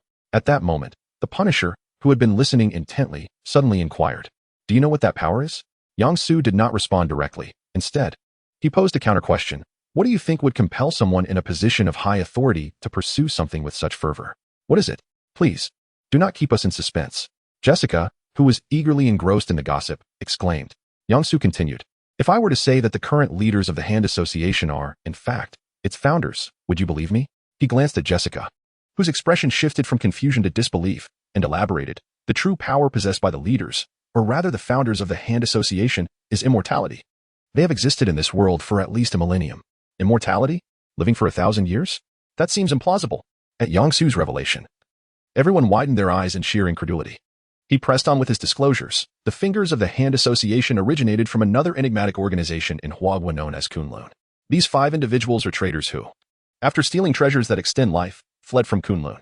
If I am not mistaken, they established the Hand Association following their betrayal. Subsequently, they successfully overthrew the Jingxin Jigong, renaming the Hand Association to Shijin, which later splintered into the Jinchuan Society. Ultimately, under the leadership of these founders, Shijin reverted back to the Hand Association, and here we are today. Exciting insider information has earned Daredevil 199 reputation points. Jessica, 199. Glancing at the notifications appearing on the system panel, Yang-Su took another sip of his drink, reflecting inwardly. After expending so much breath, I finally have something to show for it. The Punisher was the first to regain his composure after absorbing this news, his brow furrowed and his expression somewhat conflicted. What is their strength? Having lived for so long, they cannot be like that golden being, can they? If that is the case, he glanced around at the others present, his tone laced with resignation. We are utterly incapable of dealing with them. An enemy of such caliber, without the Black Tiger leading the charge, we would struggle even to defend ourselves. Upon concluding his thoughts, this seasoned warrior let out a sigh, overwhelmed by a sense of helplessness. No, they cannot be that formidable. Daredevil, having engaged in battle with Madame Gao, was the first to refute the notion. Oh, how so? Jessica instinctively turned her gaze toward Daredevil, who wore a serious expression. Fearing that his comrades might lose faith, he set aside his pride and candidly confessed, I once battled with Lady Gao, one of the leaders of the Hand. Though she is formidable and defeated me with just a few moves, it was merely a matter of her having the right counters against me. If Luke or Jessica were to face her, they would undoubtedly overpower her with their strength and physique. Thus, it can be concluded that the members of the Hand do not reach the despair-inducing level of someone like Kingpin. With the words of Daredevil echoing in their minds, Jessica and the others felt a slight easing of their anxious hearts. What a pity, Luke sighed, if Black Tiger were here. Even if they had someone as tough as Kingpin, we wouldn't need to worry. Jessica nodded in agreement but then shook her head. While Black Tiger is indeed powerful, assistance would be necessary to confront Kingpin. Daredevil reassured them, fear not. With our own strength, we can certainly protect this city. Yang-Su placed his drink down, contemplating. I intend to switch my identity and go undercover. After a brief chat about the Hand's affairs, Yang-Su decided to leave, preparing to revert to his alter ego. Should there be any action, just inform me directly. However, I sense that after this attack on the factory, they will likely lie low and 1T reveal themselves easily. Daredevil concurred, nodding in agreement. I will continue to investigate the Hand's strongholds. If I can discern their purpose in Hell's Kitchen, I will promptly inform you. Jessica, acting as an amateur private investigator, quickly pledged her support as well. Luke, the bar owner, and the Punisher, with connections above, assured them with earnestness. After bidding farewell to Luke, Yang-Su drove Daredevil, Jessica, and the Punisher back. As soon as they got into the car, Daredevil said to Yang-Su, it's late. Let us drop Jessica off first. We wouldn't want her to encounter any ill-fated individuals who might provoke her and face her wrath. Jessica rolled her eyes at this remark, but didn't refuse his kindness. No problem. Yang-Su agreed, as it was merely a matter of pressing the accelerator. After dropping Jessica off at her residence, he turned the steering wheel towards Daredevil's place. Through the rearview mirror, Yang-Su glanced at the 2 passengers in the back and said, go on. Using such a clumsy excuse to send Jessica away. I don't believe you are merely worried about potential injuries. Daredevil nodded candidly. Indeed, I have other intentions, which I cannot express openly in front of them. Should I contact Black Tiger? Yang-Su inferred, noticing the Punisher beside him. They were both seasoned individuals, one a lawyer well acquainted with the underbelly of society, the other a veteran who had clawed his way out of hell. These 2 men would not naively assume that justice always prevails, nor would they necessarily align themselves with the side of righteousness. After all, what kind-hearted individual would venture out in the dead of night in a van to engage in street brawls? The Daredevil understood Yang-Su's comprehension of their intentions and stated with great clarity, I indeed hope you can reach out to the Black Tiger or the forces behind him. Tion do this is not solely to contend with the Alliance. I am more concerned that the Oracle may resurface. What they desire has been hidden somewhere within Hell's Kitchen. I had been contemplating how to infiltrate, and now, with such a compelling reason, Yang-Su would naturally not let this opportunity slip away. After feigning a moment of contemplation, he replied, no problem, I will contact them. Thank you very much. Having received the anticipated response, the daredevil felt a slight sense of relief. Chapter 62. The 12 Charms. After returning the Night Demon and the Punisher, Yang-Su drove back home. Upon arriving at his residence, his gaze fell upon the reputation points in the system, which had gradually ceased to grow. Reputation points, 12239. He then turned his attention to the Lord Lottery, which had completed half of its strength. This time, Yang-Su performed no ritual of bathing and changing clothes. Instead, he directly utilized his cash ability to forcefully breach the odds of obtaining goods. Murmuring to himself, he activated the lottery. 100 consecutive draws from the exclusive card pool were immediately initiated. With a thought, the reputation points on the system panel plummeted to 2239. Before he could lament the difficulty of acquiring reputation points, 100 dark yellow beams of light shot forth, transforming in the air into ethereal squares. Without hesitation, Yang-Su focused on the 10 bronze level items positioned at the top. Upon seeing precisely 10 bronze level artifacts, he knew his suspicions were confirmed. The exclusive card pool lottery indeed had a guarantee of at least 1 bronze level item for every 10 consecutive draws. Though this confirmation was reassuring, Yang-Su refrained from dwelling on it and scrutinized the items he had drawn. Bronze level, Moon's Demon Energy, Earth's Demon Energy, Giant Shadow Mask. Charms, Rat, Rabbit, Dragon, Monkey, Dog, Pig, Eye of Aurora. Black Iron level, Dragon's Potion Cauldron, Gourd containing Water Demon Energy, Dragon Tooth, Withered Wood Staff. Upon seeing the final 6 charms displayed among the bronze level items, Yang-Su felt an overwhelming joy that nearly propelled him into the air. Thankfully, the mask and the demon energy were intact. Otherwise, I might have spat out a mouthful of blood right then. After taking several deep breaths to calm his excitement, he ignored the descending figures floating nearby, transforming into a towering 3-meter-tall form. From the systems box, he extracted all the charms and dragon teeth. With 6 charms in his right hand and the remaining dragon teeth in his left, Yang-Su beamed with exhilaration. Aside from the fire demon energy, I now lack for nothing. Haha. With that, he ceremoniously tossed the items into the air. The charms and dragon teeth did not fall to the ground, but instead hovered aloft. Guided by an unseen force, they transformed into streams of light, each merging into Yang-Su's being. The return of these various powers caused his energy to surge rapidly, and his physique began to expand significantly. When the last dragon tooth fused into his body, a resounding boom echoed, reminiscent of stone shattering, reverberating around Yang-Su. Amidst the tumultuous flow of energy, the petrification curse laid by Lope for the Lord was instantly shattered. In the next moment, a terrifying aura erupted forth. The clouds of night spiraled around Yang-Su, forming a colossal vortex in the sky. Lightning flickered through the dense cloud vortex, and an immense pressure enveloped the entire Hell's Kitchen. Having gathered all the charms and dragon teeth, and having broken the seal of magic, Yang-Su's stature had reached 6 meters. Savoring the surging energy within him, he joyfully exclaimed, "Unparalleled power. Rat bestows life upon inanimate objects. Ox augments the strength of its possessor. Tiger balances conflicts, capable of dividing yin and yang. Rabbit enables ultra-high-speed movement.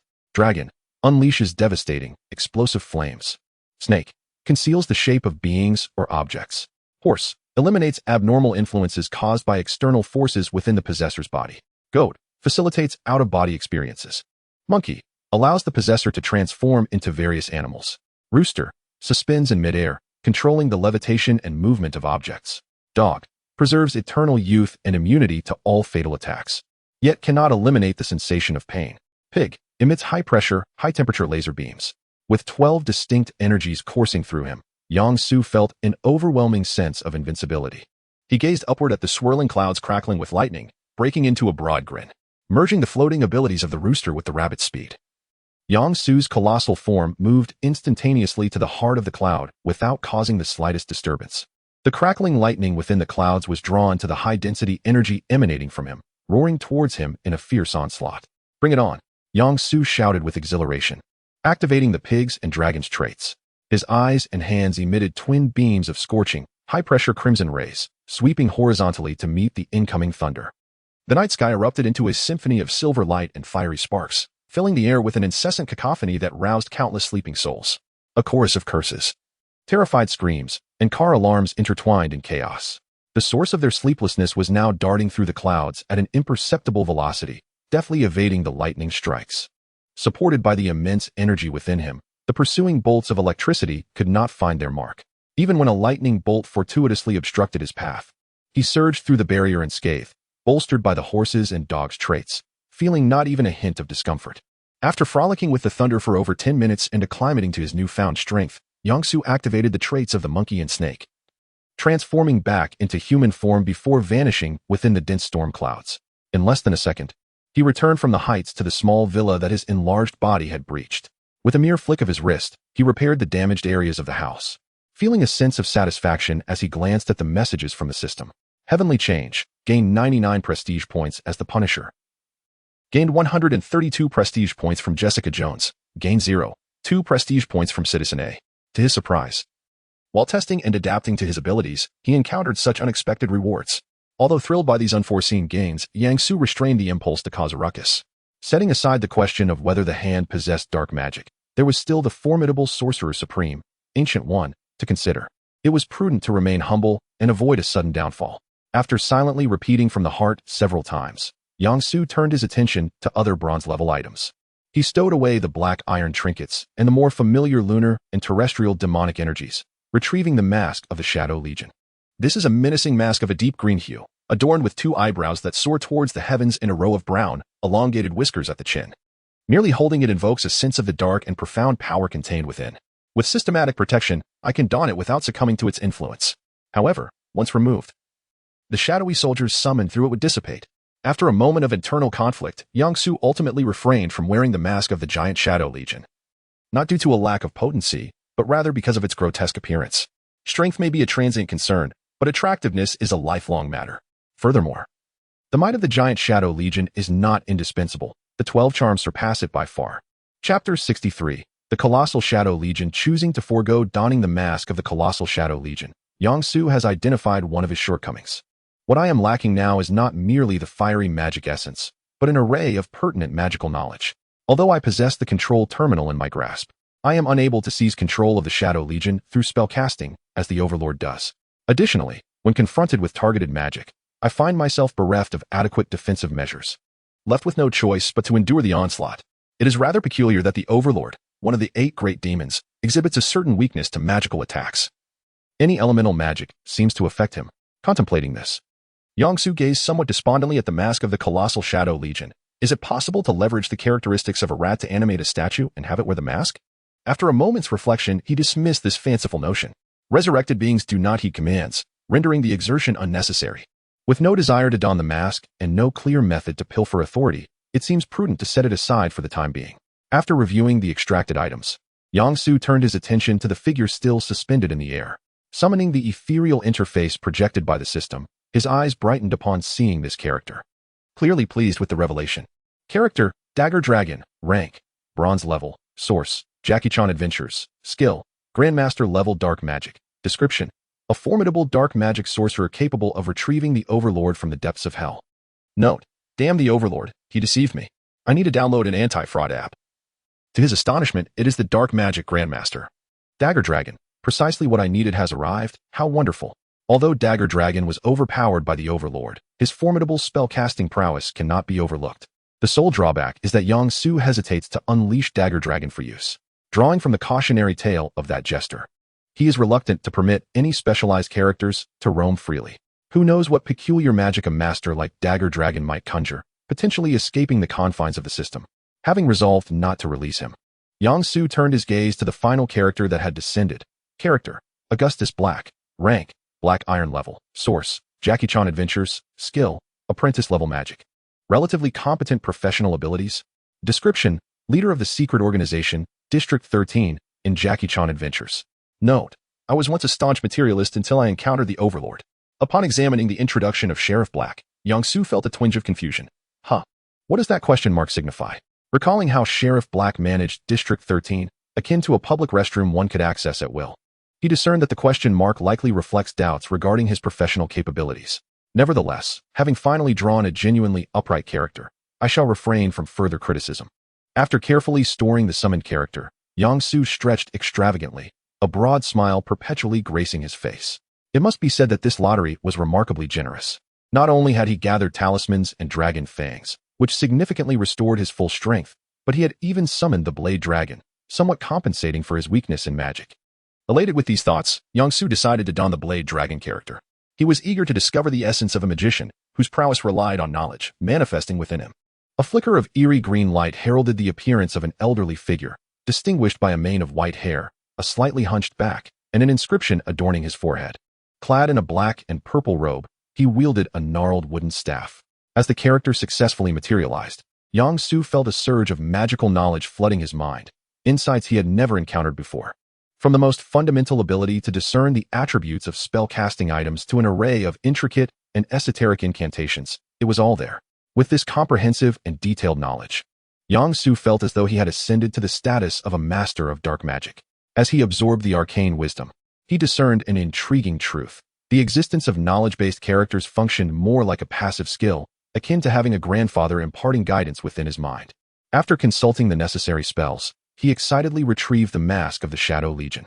He intended to utilize the magical knowledge bestowed by the Blade Dragon to usurp control over the Shadow Legion, much like a sovereign. The moment he extracted the mask from the system, the complete steps for the Steel Shadow Legion control spell unfolded in his mind. To expedite his familiarization with the Blade Dragon character, he mused that a sacrifice was in order. Glancing at the mask, Yang Su chuckled ominously, reminiscent of a villain reveling in his plans. Let us see. Bat wings, dried twigs, cow hair. Oh, I seem to be missing a rat's tail. Let the shadow ninjas search for it. After a flurry of activity, the elder version of Yang Su stood before a cauldron simmering with a purple liquid. Turning to the shadow ninjas beside him, who were laden with an assortment of peculiar items, he remarked, "What a challenge this has been. Had I not acquired most of the necessary materials during the lottery, this spell would undoubtedly have been prolonged."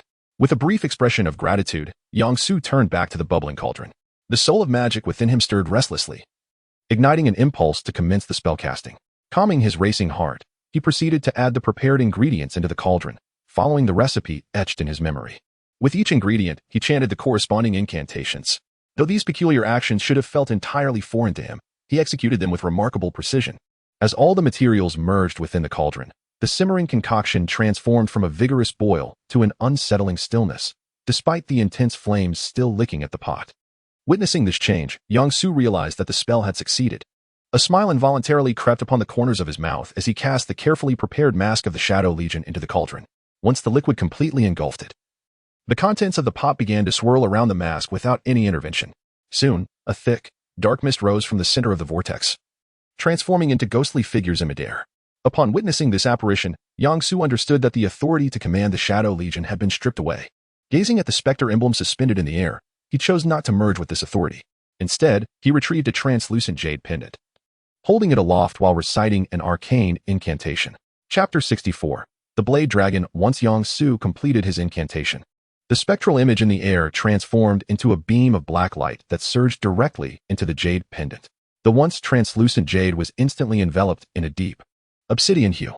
In a brief moment, the darkness receded, leaving behind a grotesque visage etched upon the surface of the pendant. At last, it is accomplished. I shall name you the giant shadow jade pendant. He cackled maniacally, bestowing a name upon the haunting mark upon the pendant. After indulging in his laughter for a moment, a thought struck him, and he ceased his bizarre chuckles, muttering to himself, "Cackling like a Chinese villain is not my style. I must adopt the hee-hee-hee." Laughter of a Western antagonist. With a final, gleeful cackle, Yang Su's energy flowed into the giant shadow jade pendant. In the next instant, amidst the inky shadows, a multitude of crimson dots ignited, the eyes of the soldiers. Simultaneously, the shadowy forms began to shift from ethereal to corporeal. The appearing soldiers, save for their heads, presented bodies akin to robust squares, clearly suggesting immense strength and formidable defense. The weight of the giant shadows was exceptionally heavy when they stood in formation. They resembled an impenetrable wall. However, within the confines of the room, the number of figures was not as numerous as the glowing red eye suggested, with only 20 or so soldiers manifesting. This was due to the towering and imposing stature of the giant shadow soldiers, as merely 20 of them sufficed to fill the space. Observing the wall-like soldiers, Yang Su grinned widely. Gently shaking the pendant, he commanded them to tidy the room. In an instant, over 22-meter-tall, black-clad behemoths transformed into shadows, swiftly gathering brooms, mops, feather dusters, and buckets. Thanks to the giant shadow's ability to surveil the enemy from the darkness while sharing their visual perceptions with their controller, Yang Su noted that despite their imposing size and strength, their movements were surprisingly agile. Even while using the feather duster to dislodge dust, they exhibited no signs of excessive force. Regrettably, at present, my abilities are limited to transferring the control of the giant shadows. I am unable to sever the mask's enhancement of physical capabilities. As the giant shadows dispersed after cleaning the room, Yang Su gazed at the mask in the pot, which appeared to have undergone little alteration, shaking his head in resignation. Perhaps it was due to the Blade Dragon's influence upon him. Despite achieving his objective, he felt a lingering dissatisfaction. However, there seemed to be no immediate solution, as enhancing physical attributes was an inherent function of the mask. The only alternative would be to destroy the mask and forge it anew as a magical artifact. While shaking his head in regret, Yang Su proceeded to cast a spell, retrieving the mask from the pot. Perhaps I could merge it with the Aurora Eye, which allows instantaneous movement upon uttering a geographical name. This could yield an Aurora Eye capable of enhancing physical prowess. Gazing at the mask in his hand, although this notion seemed promising, Yang Su resolved to set it aside for the time being. Due to his current level of magical prowess, which was merely that of a novice apprentice, Yang Su found himself incapable of executing such a complex conception. Abandoning this vision of the future, he approached the cauldron once more, raising his crooked wand. Dark mist surged forth from the wand, enveloping the cauldron. As the black fog swirled and dissipated, infused with a peculiar energy, the previously murky liquid within the cauldron transformed into a crystalline clarity. Yang Su retrieved various magical materials, casting them into the now boiling liquid. A raspy voice chanted incomprehensible incantations, the eerie cadence filling the room like a haunting specter lurking in the shadows. At that moment, a shadowy ninja emerged from the darkness, clutching a severed arm. Approaching the cauldron, it respectfully extended the dismembered limb towards Yang Su, who, engrossed in his incantation, did not accept it. The liquid in the cauldron bubbled and surged as if anxiously awaiting the next step. Simultaneously, the severed arm responded to the spell from the already darkened wound. A plume of black mist erupted, floating in the air and coalescing. With a gentle wave of his wand, Yang Su directed the black mist into the cauldron. The once tumultuous liquid became tranquil, reflecting the stillness of a mirror. Observing this, Yang Su ceased his chanting and lightly brushed his hand above the cauldron. In an instant, ripples radiated outward from the center of the liquid. In a more peculiar turn, as the ripples spread, bizarre scenes began to unfold within the cauldron. Snow-capped peaks, ninjas reduced to ashes, and an elderly blind man fighting valiantly appeared. Oddly enough, I have cast a locating spell, yet these are the visions that manifest? Could these images be connected to the black mist? I recall Jingshin Jigang was indeed a blind man. Could that old man have been him? Before Yang Su could ponder further, the images within the cauldron shifted rapidly, ultimately freezing on the silhouettes of 2 women and 3 men. The scene then blurred again, and another ripple spread, revealing a different tableau. This new setting was a spacious yet concealed hall, illuminated solely by the flickering light of torches, casting shadows that made the surroundings appear dim. Under the torchlight, 5 seats were arranged in a circular formation, signifying that the power holders here held no hierarchical distinction. The profoundly silent hall resonated with a low murmur of conversation. Realizing the voices emanated from the cauldron, Yang Su understood that these individuals were members of the Hand Alliance. Specifically their leaders, the Fingers. Through their discourse, he gleaned the current state of the Hand Alliance. Months prior, the Fingers had uncovered, through undisclosed channels, that the dragon bones were buried beneath the depths of Hell's Kitchen. However, due to constraints imposed by Jin Bing, only a select few were permitted to investigate this location. However, following the loss of balance in Hell's Kitchen, the Hand swiftly and forcefully invaded, which reflects the current state of affairs. Presently, the Hand is focused on the 5 founders, Alexandra, Lady Gao, the Gambler, Sawand, and Murakami. They have gathered here with the purpose of preserving the essence of life. Alexandra is of European descent, the Gambler hails from Latin America, Lady Gao is of Asian heritage, Sawand is African, and Murakami is Japanese. The diverse composition of these 5 individuals seated together conveys a striking sense of political correctness. As Yang Su silently critiques the situation, Murakami, clad in attire reminiscent of a ninja, ambiguously remarks, Lady Gao, the factory below, in which you placed your hopes, harbors only a faint breath of life, devoid of any trace of the essence we seek. Huh. Meanwhile, the Gambler scoffs derisively and retorts, if it were that simple, would we have all come here? Chapter 65. The meeting of the Alliance. Even while seated, Lady Gao leaned on her cane, undeterred by the disparaging remarks of the Gamblers. Her voice remained steady, devoid of any fluctuation. Indeed, it is not so simple. There are numerous matters that require resolution. To my knowledge, there are individuals even stronger than us lurking in Hell's Kitchen, who may harbor an interest in the dragon bone. Beside Lady Gao, a Caucasian woman named Alexandra casually remarked, it matters not. Regardless, we must secure the dragon bone. Our time is limited. I refuse to perish so soon. I wish to live longer, much longer. The candidness of her words rendered the attendees momentarily silent. After a long pause, the African-American man, Soanda, could no longer contain himself. Furrowing his brow, he stated, no matter how many are eyeing the dragon bone or what strategies we devise, The crux of the matter should be the very location where the dragon bone is buried.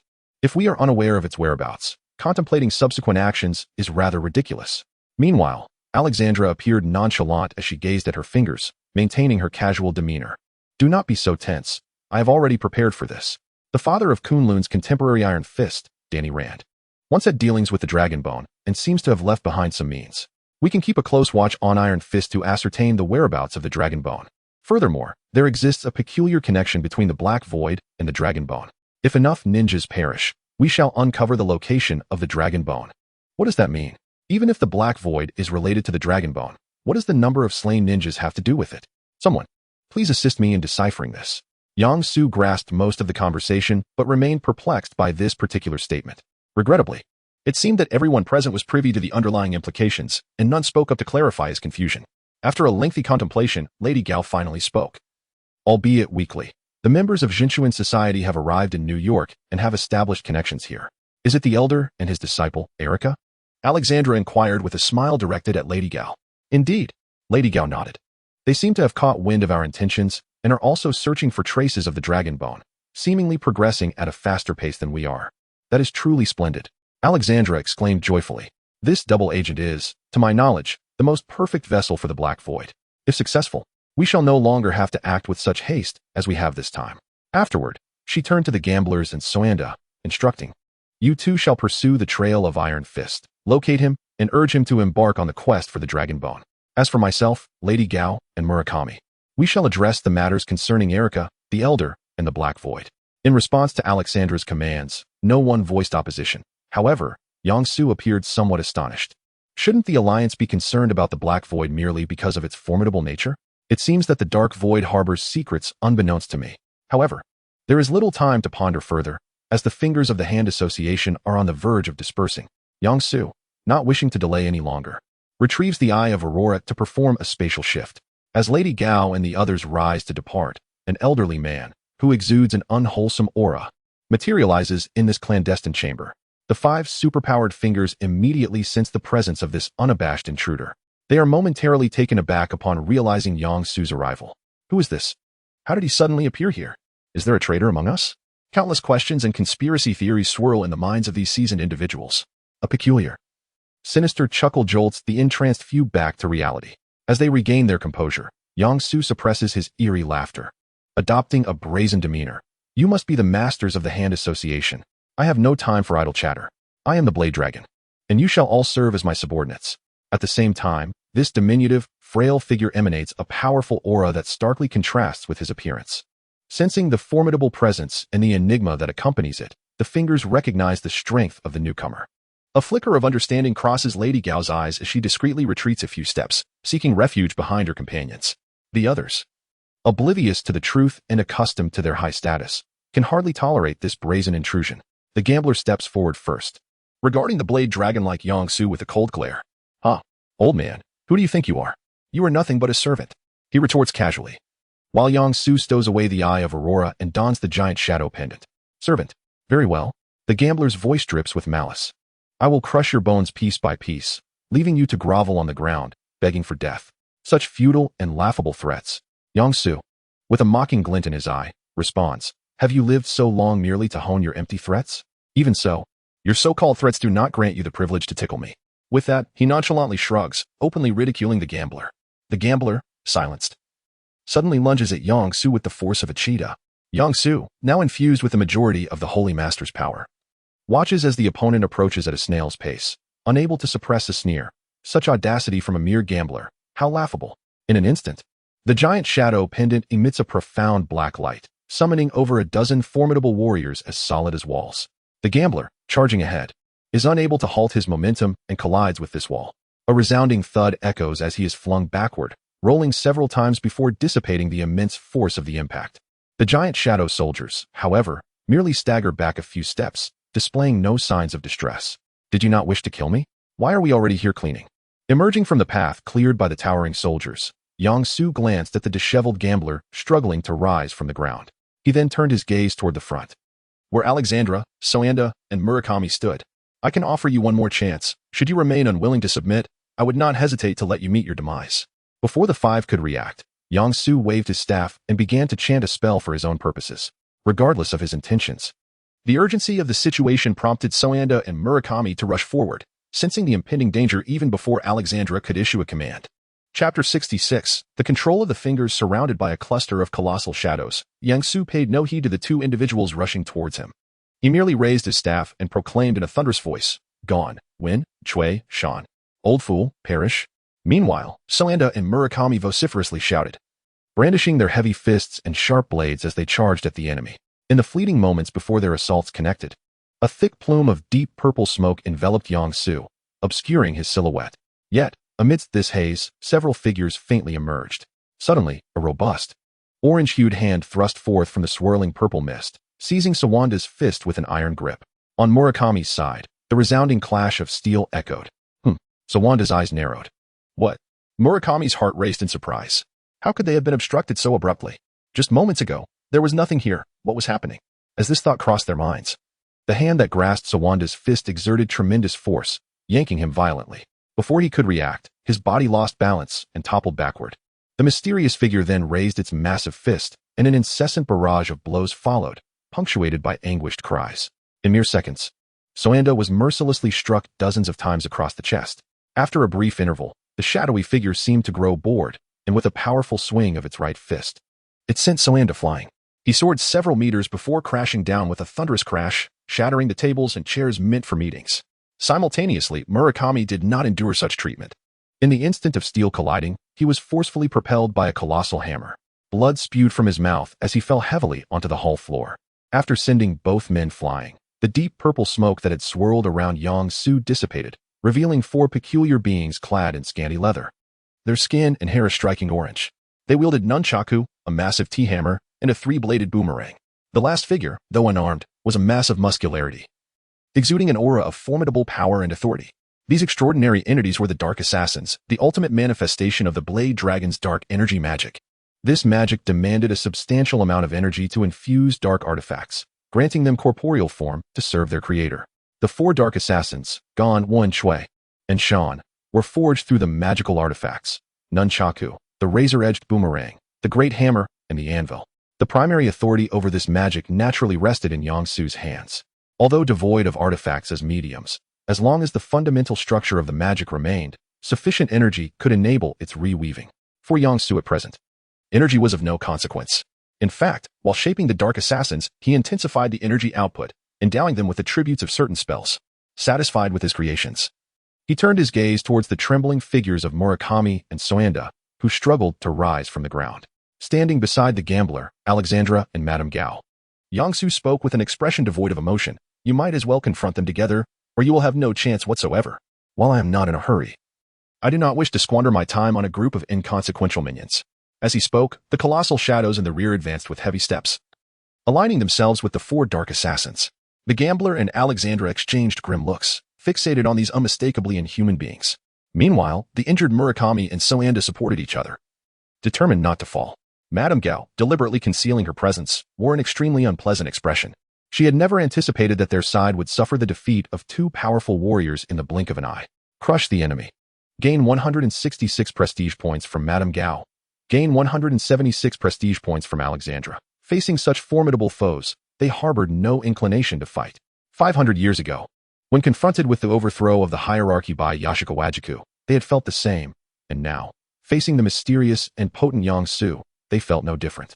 Though reluctant, these ancient beings, who had survived for millennia, would never recklessly charge into battle as mere cannon fodder against overwhelming odds. They stood silently, seemingly awaiting Yang Su to state his terms before contemplating any resistance. At that moment, the inconspicuous Madame Gao, leaning on her cane, slowly stepped forward and weakly addressed Yang Su. Sir, we are not enemies. We can negotiate. Is that so? Yang Su feigned impatience, casting a glance at the injured Soanda and Murakami. He then turned his gaze toward Alexandra and the gambler, who were discreetly observing their surroundings in search of an escape opportunity.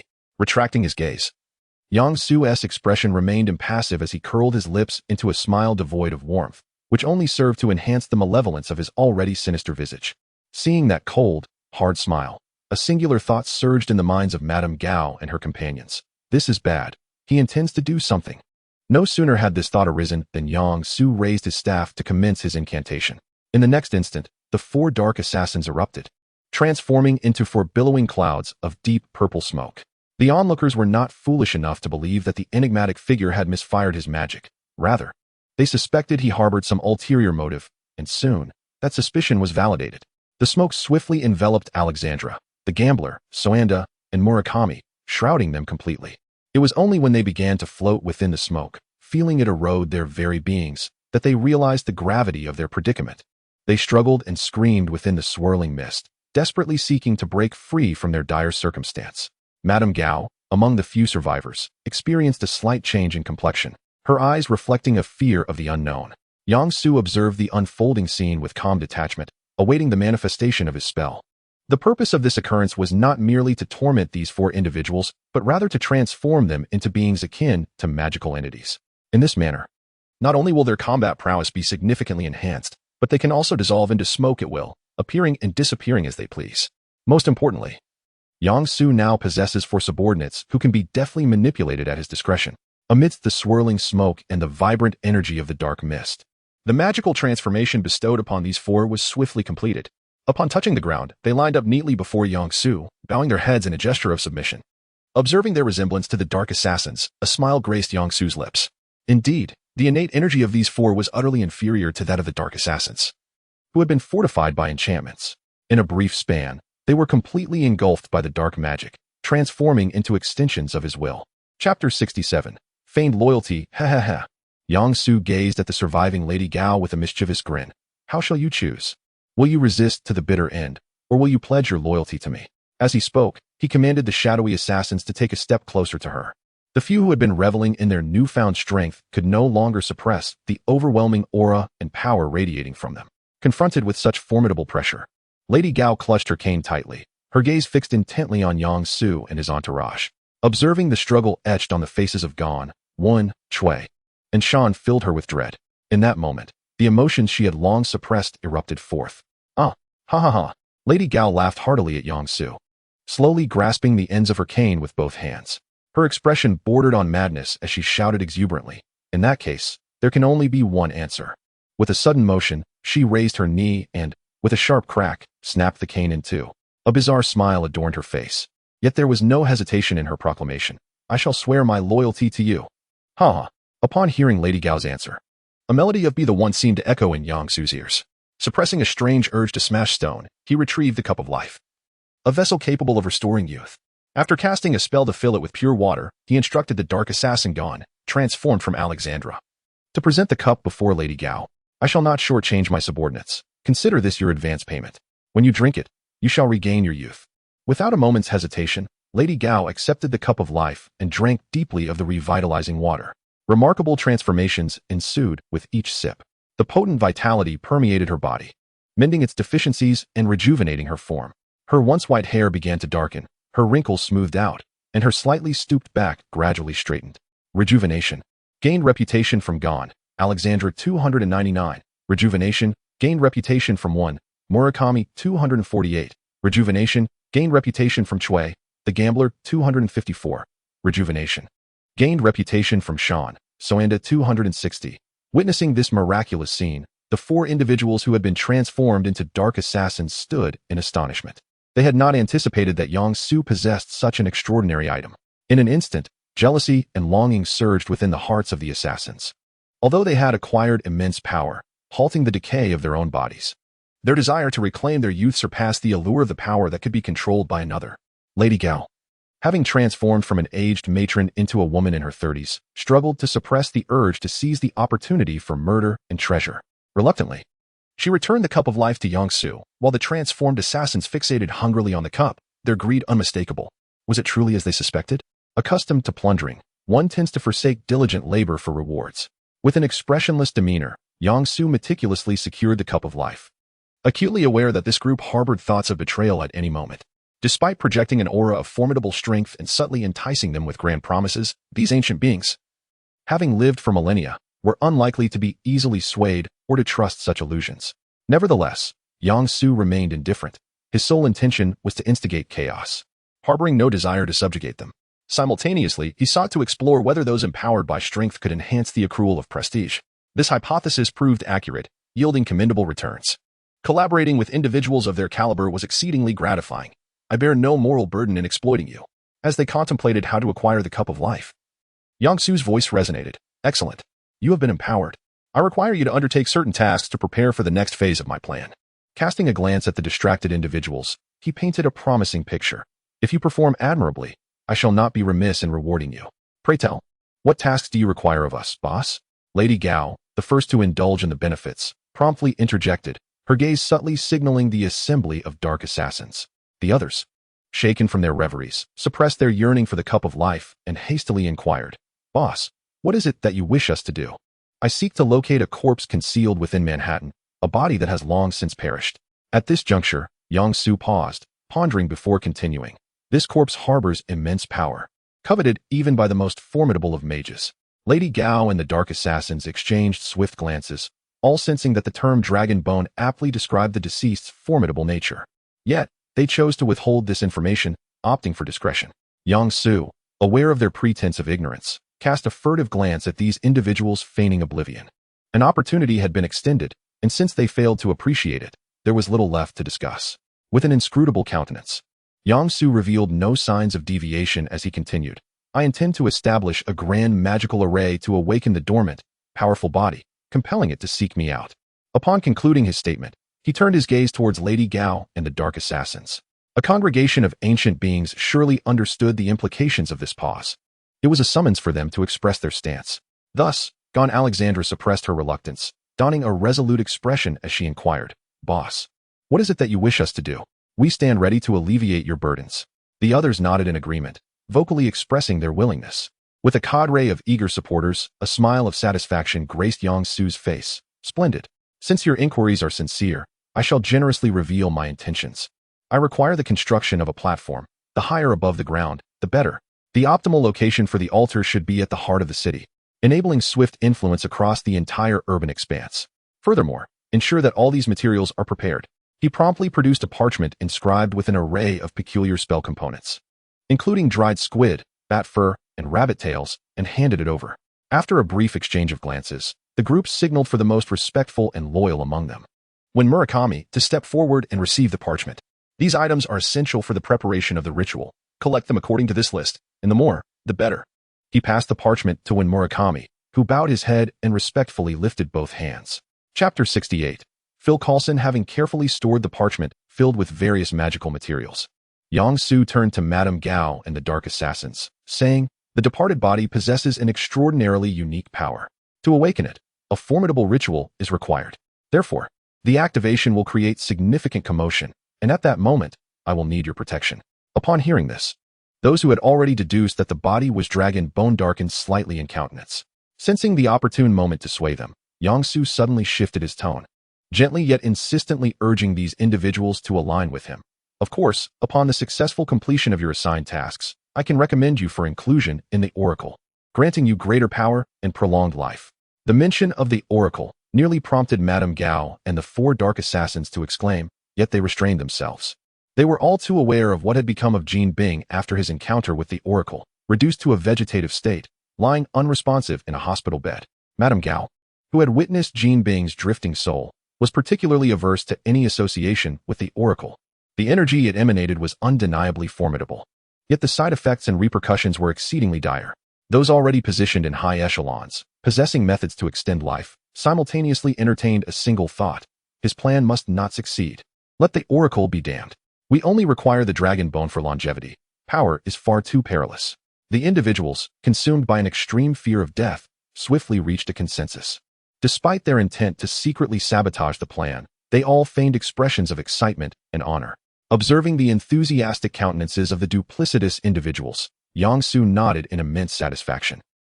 In the office of Director Nick Fury within the Triskelion building, he was poring over a thick stack of documents, occasionally rubbing his bloodshot eyes. His evident fatigue stemmed from the chaos unleashed by Jean Bing's transformation into a muscular giant, which wreaked havoc in Manhattan. The military, New York officials, various conglomerates, and even the president were all taking measures in response to this incident. Both overt and covert tests were mild. Some wielded their power and wealth to exert direct pressure. To quell the repercussions of this event, who knows how long it had been since he had last rested. The delicate balance of appeasement, threats, and bribes all fell upon Nick Fury's shoulders to resolve. Countless decisions awaited his finalization, especially given that this was the first official appearance of a supernatural disaster to the public.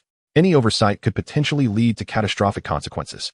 The only solace was that, despite the divergent interests of all parties involved, they shared a common desire to keep the ordinary populace in the dark. This prevented Nick Fury from succumbing to the overwhelming workload. Suddenly, a series of knocks echoed through the office. "Come in." Nick Fury spoke as he raised his gaze towards the entrance. A Caucasian man, clad in a suit with a receding hairline, entered after receiving permission. "So, Phil Coulson, do you have any more bad news to share with me?" A faint smile appeared on Fury's otherwise stern face upon seeing his capable subordinate. In response to his superior's teasing, Coulson helplessly raised the documents in his hand. "Director, there is indeed bad news, and quite a bit of it. Let me summarize and gather my thoughts." Nick Fury rubbed his eyes in frustration once more. The bad news that would reach the director of S.H.I.E.L.D. could hardly be trivial. Coulson placed the documents on the desk and began to outline the matters at hand. "Our team searching for Tony Stark has been obstructed by the local garrison, making it impossible to make any significant progress. The external gang, the Hand, has established a presence in Fisk Tower.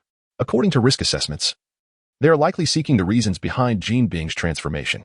Furthermore, your old comrade has sent word to be vigilant, suggesting a potential major conflict." Nick Fury did not peruse the documents. He sighed and leaned back in his chair. He stared blankly at the papers on the desk for a long moment before exclaiming, "Physical disappearance. They truly exist. It must be Tony Stark's reckless creation of new weaponry that has interfered with the financial interests of certain high-ranking officials. Given the actions of the military-industrial complex, Tony Stark is in grave danger." With this thought, Nick Fury's brow furrowed in concern. Acknowledging the matter's connection to the deeply entrenched military-industrial complex, he could only proceed with a measured investigation. "Continue to pursue the inquiry into Tony. I will not allow anyone to interfere with this matter." After this brief directive, Nick Fury turned to Coulson again. "Now, tell me more about the Hand." Coulson nodded and continued his report. "Following Gene Bing's transformation into a vegetative state, a large contingent from the Hand has entered Manhattan. They have absorbed Gene Bing's former influence and are digging in various locations, seemingly in search of something. Is that so?" Although phrased as a question, Nick Fury's expression revealed a knowing understanding of the underlying issues. The Hand had its own agenda. They would be monitored closely, but as long as matters did not escalate, no further action was required. Coulson quietly acknowledged this and then inquired, "Director, what about the great battle your comrade mentioned?" At this, Nick Fury felt an ache in his head. His greatest fear was the exposure of supernatural forces, and conflict was the most likely trigger for such upheaval. Moreover, there were hints of two clandestine organizations, the Celestials and the Oracles, complicating matters further.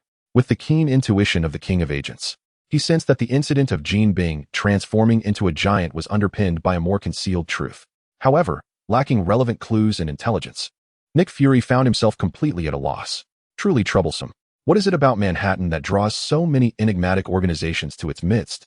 Nick Fury let out a weary sigh before instructing Coulson, "Engage in a thorough conversation with my comrades. It is imperative to gather as much intelligence as possible." "Understood, sir," Coulson replied with a solemn nod. "Did my comrades shed any light on the sudden outburst of Gene Bing?" Nick Fury inquired, casting a glance towards Coulson, who was preparing to leave for work.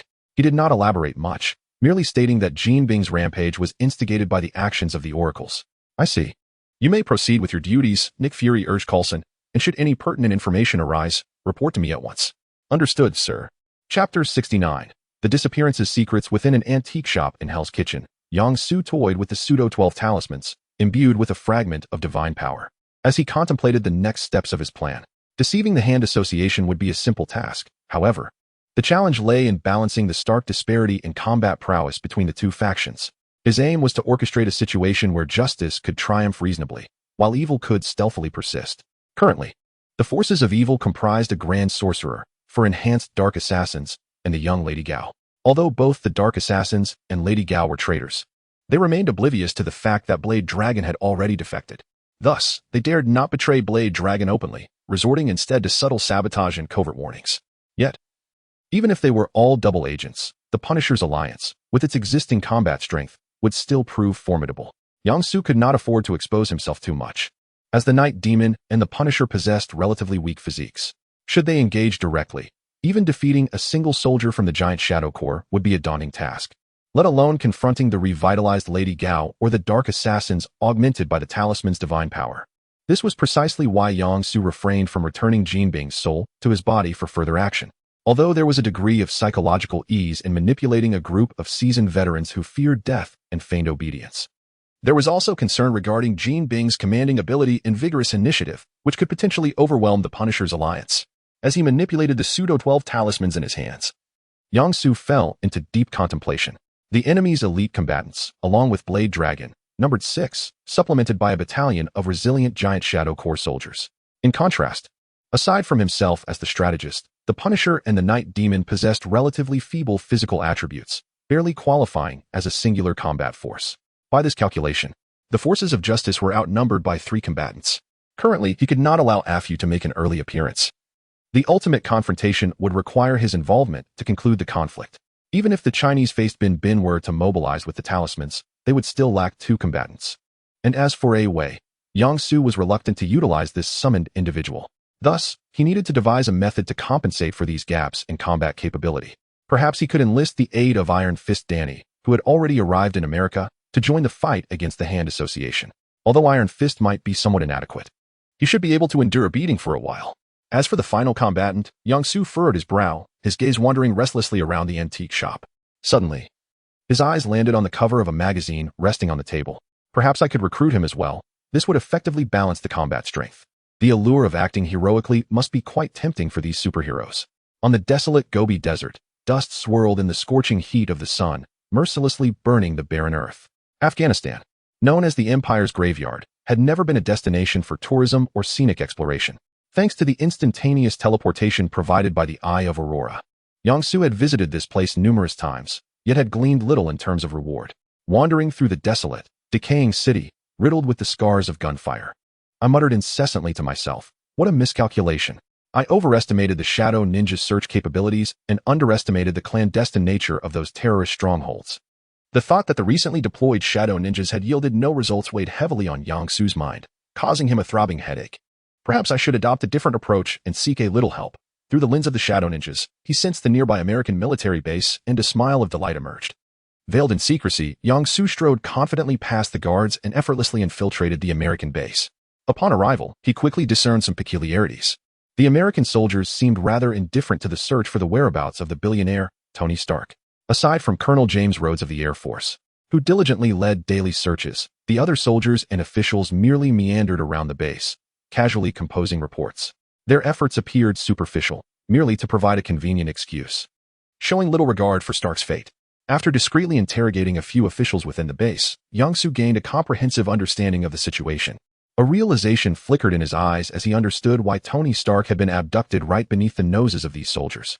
Given the current capabilities and standards of the military personnel, it was clear that when Stark was attacked, the air support from the base would have reached the location within minutes. While the terrorists could commit murder, abducting Tony Stark seemed nearly impossible. Moreover, with the sophistication of American intelligence, locating a kidnapped individual should not pose a significant challenge. The existence of this situation could only be explained by one possibility. Tony Stark's godfather, Obadiah, had likely reached an agreement with the higher-ups at the base. The pact involved the base serving as a transit point for supplying weapons to the terrorists. The terrorists would provide the funds, Obadiah would supply the weapons, and the base would offer the transportation facilities, thus constructing a reasonable chain of interests. Within this intricate web, the terrorists would acquire formidable weapons to aid their plundering. Obadiah would amass increasing wealth, and the base would benefit from a substantial influx of funding from Congress. Everyone seemed to envision a prosperous future, except for the Afghan people, who were treated as mere expendables. Meanwhile, the oblivious Tony Stark continued to innovate advanced weaponry, inadvertently disrupting this meticulously crafted profit chain. After all, a missile costing $100 million was beyond the means of ordinary terrorists. Furthermore, if they were to launch thousands of missiles in a year without eradicating the threat, it would be an embarrassing situation. Presently, overseas bases dared not reach such extremes. However, the higher-ups of the base still possessed the audacity to sell military tanks, trucks, and rockets for profit, and they did so with great fervor. Thus, everything fell into place. The indiscriminate updating of weaponry would not provide additional excuses for others to partake in the spoils. In addition to maintaining a stable source of weaponry, there exists a network of clandestine transactions among various American officials to secure congressional funding. From this perspective, Obadiah is arguably more aligned with the expectations of the American military-industrial complex than Tony Stark. It is no wonder that upon returning, Stark had the audacity to shut down his weapons development division, seemingly unperturbed by the prospect of facing severe repercussions or even succumbing to a tragic fate.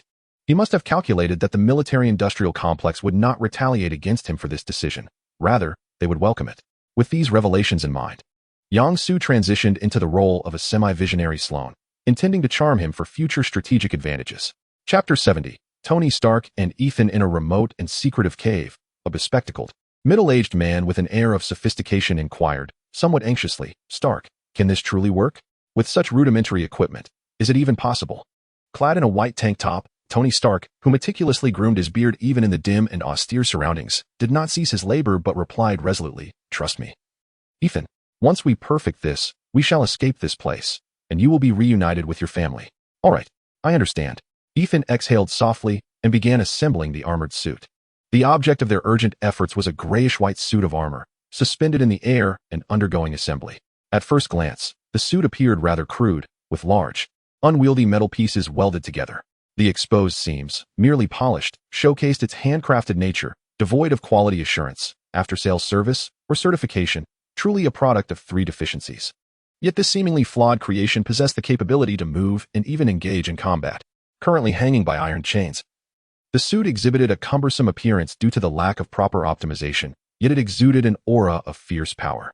The haphazardly assembled armor emitted a wild and untamed steampunk essence. Once Stark completed the integration of the suit with the miniature arc reactor at its core, he breathed a sigh of relief. It could move, they only needed to establish its power source. Stark, with a hint of trepidation, contemplated the circular device nestled in his chest. The energy it generated could sustain the armor's activity for a mere 15 minutes. If it exceeded this duration, the arc reactor would cease to produce power and the electromagnet would lose its function. The embedded shrapnel would, devoid of magnetic attraction, be propelled into his heart through the bloodstream. This small contraption represented an unprecedented potential, crafted from a single-use material into a compact arc reactor. Gently patting the life-saving device in his chest, Stark donned a protective leather outer layer. As he inserted his hands and feet into the sealed gauntlet of the suit, he called out softly, "Ethan, I am ready. Please cover the front of the armor and ensure the helmet is securely fastened." Due to the lack of sufficient equipment and calibration, this suit, known as Mark I, was remarkably primitive. It required assistance for donning and even necessitated preset acti. These deceptive maneuvers have successfully concealed the unusual behaviors from the watchful eyes of the terrorists. News from a military base in America has reached Sloane, who gazes into the valley from a distance, observing a group of idle individuals brandishing firearms. A band of coerced militia, lacking professional military training, manages to stand their ground against the heavenly soldiers, should one commend their combat prowess, or merely regard them as mere puppets crafted through manipulation.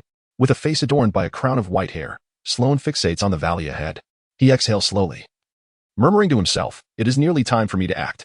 This also presents an opportunity to inquire about a question that had arisen while watching a film. Sloane retrieves his Desert Eagle, equipped with infinite ammunition, and strides toward the valley. He stealthily navigates between two middle-aged men with bushy beards stationed at the entrance of the base. Walking boldly through the camp, not a soul notices the footprints materializing in the sand beneath him, nor do they perceive the faint outline of a human form etched in the sand, stirred by the wind.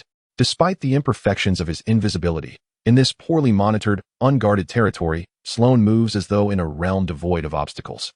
Before he has the chance to linger any longer, he arrives at the imposing iron gate of a cave. Two armed middle-aged men are idly patrolling nearby.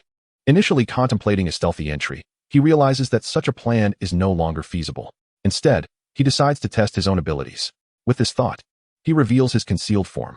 The two vigilant terrorists are startled by the sudden appearance of a living figure before them. In their panic, they raise their weapons, shouting, "Who are you? How did you get here?" Sloane has no intention of providing explanations. He simply raises his gun and pulls the trigger. In less than a second, 6 shots ring out, and the two guards fall to the ground, their eyes wide open in disbelief, pondering the inexplicable emergence of a person before them. 2 shots to the chest, 1 to the head. One could only imagine even Jesus shaking his head in disbelief before he can revel in his triumph. More than a dozen individuals rush in from the valley, clearly startled by the gunfire echoing from within the cave. Armed with semi-automatic rifles, they take aim at Sloane, who, upon hearing the footsteps, opens fire at the cave's entrance. In the blink of an eye, the Desert Eagle unleashes over 10 rounds before the terrorists can steady themselves. Each bullet finds its mark, bursting the heads of its targets in a gruesome display. The remaining terrorists, witnessing their comrades fall so effortlessly, hesitate, and instead remain rooted in place, squeezing their triggers as a torrent of bullets rains down. However, after expending his ammunition, Sloane swiftly rolls to the side, successfully taking cover behind the rock wall, thereby evading the onslaught of incoming fire. Listening to the increasingly muffled thud, resonating from the rock wall behind him, he understood that this layer of defense would not hold for long. Thus, it was time for bullet time. Activate. In the next instant, a surge of blood coursed through Sloane's body, and adrenaline flooded his veins. With his heart racing at an exhilarating pace, the boiling, fiery blood, infused with adrenaline, surged through him at an astonishing velocity. His senses amplified several times over. Sloane felt as though he could dodge bullets. A grin spread across his face. Now, I shall demonstrate that bullets can indeed curve. With that, he swiftly rolled out from behind the rock and continued to fire. Chapter 71. Under fire. Although Sloane's firearm was not directed at any individual, it appeared as though he was indiscriminately firing. Yet, these seemingly erratic bullets, in their imperceptible high-speed trajectory, curiously curved mid-air. Bang! Bang! Two terrorists fell to the ground with a thud, blood splattering against the stone wall. In the next instant, a barrage of bullets from several rifles surged toward the rolling enemies. Sloane, having anticipated this, rolled out from behind cover, propelling himself 2 meters away from his original position with a forceful push of his right hand. He deftly evaded the incoming hail of bullets. Not only that, but after shifting 2 meters within the cave, his feet made contact with the stone wall. In that fleeting moment, he quickly increased the friction between his toes and the wall. In the next second, he defied gravity, sprinting rapidly along the wall. Monstrous! The newly arrived terrorists were astounded by this bizarre spectacle. They witnessed their comrades collapsing one after another in the wake of gunfire, a scene that sent shivers down their spines and rendered them incapable of suppressing their screams. Time is of the essence. While dodging bullets, Sloane continued to pull the trigger. Bang, bang, bang. Once again, he did not aim directly at them, yet each terrorist fell one by one. Meanwhile, a tattooed bald man stood atop a platform in an expansive room, vociferously addressing the ragged civilians. Join us. Those who perish in battle shall enter paradise. Feasting on bread and drinking milk, this man, who relentlessly extolled the virtues of dying in combat, was the very leader of the terrorist organization. He had built his power through illegal imprisonment and manipulation. Just as the bald man was fervently brainwashing others, a middle-aged man rushed in, his face etched with fear. He breathlessly informed the bald man of an attack on the cave by outsiders. The bald man's eyes widened as he seized the middle-aged man by the collar, exclaiming furiously, "How did the enemy gain entry?" I do not know." The middle-aged man trembled, his body shaking at the sight of the leader's contorted face. Observing his terror, the bald man forcefully hurled him aside. No longer concerned with brainwashing, he immediately commanded the others to arm themselves and charge deeper into the cave. Simultaneously, at the innermost iron door of the cave, a fierce knocking echoed. "Ethan, Stock, open the door. We need to evacuate you. Quickly." The terrorists, armed with rifles, shouted as they knocked and occasionally glanced back. They had no inkling that a specially designed bomb lay behind that iron door, which would detonate if forcibly opened. "Do not mind them. Continue with our mission." Tony softly reassured the anxious Ethan. "We will make it out. Do not let them affect you. Trust me." Outside the door, the terrorists could no longer contain their impatience. They pounded on the door before forcefully crashing it open. This action triggered the explosive device positioned behind the door. With a resounding boom, both the terrorists and the iron door were obliterated. "Excellent. It seems our prior preparations have proven effective. We still have time." Stark's tone was relaxed, yet one could detect a subtle tremor beneath the surface. "First, we must activate the power system. That is of utmost importance." Ethan promptly set down the wrench in his hand and hurried to the desk, scrutinizing the notebook before him. He frequently glanced back at the blasted iron door, his voice laced with urgency. "What should I do?" "Press the F11 key first. A progress bar should appear," Stark calmly instructed. It's appearing. Ethan anxiously focused on the ethereal green progress bar materializing on the screen. "Now, press Control and the I key, then hit Enter." As Ethan activated the power system, the progress bar on the laptop began to move incrementally. 1, 2, 3. "No need to worry about that now. First, help me secure the last few screws." Stark's voice remained steady, though his gaze was fixated on the progress bar. "We are 20 meters from the corner.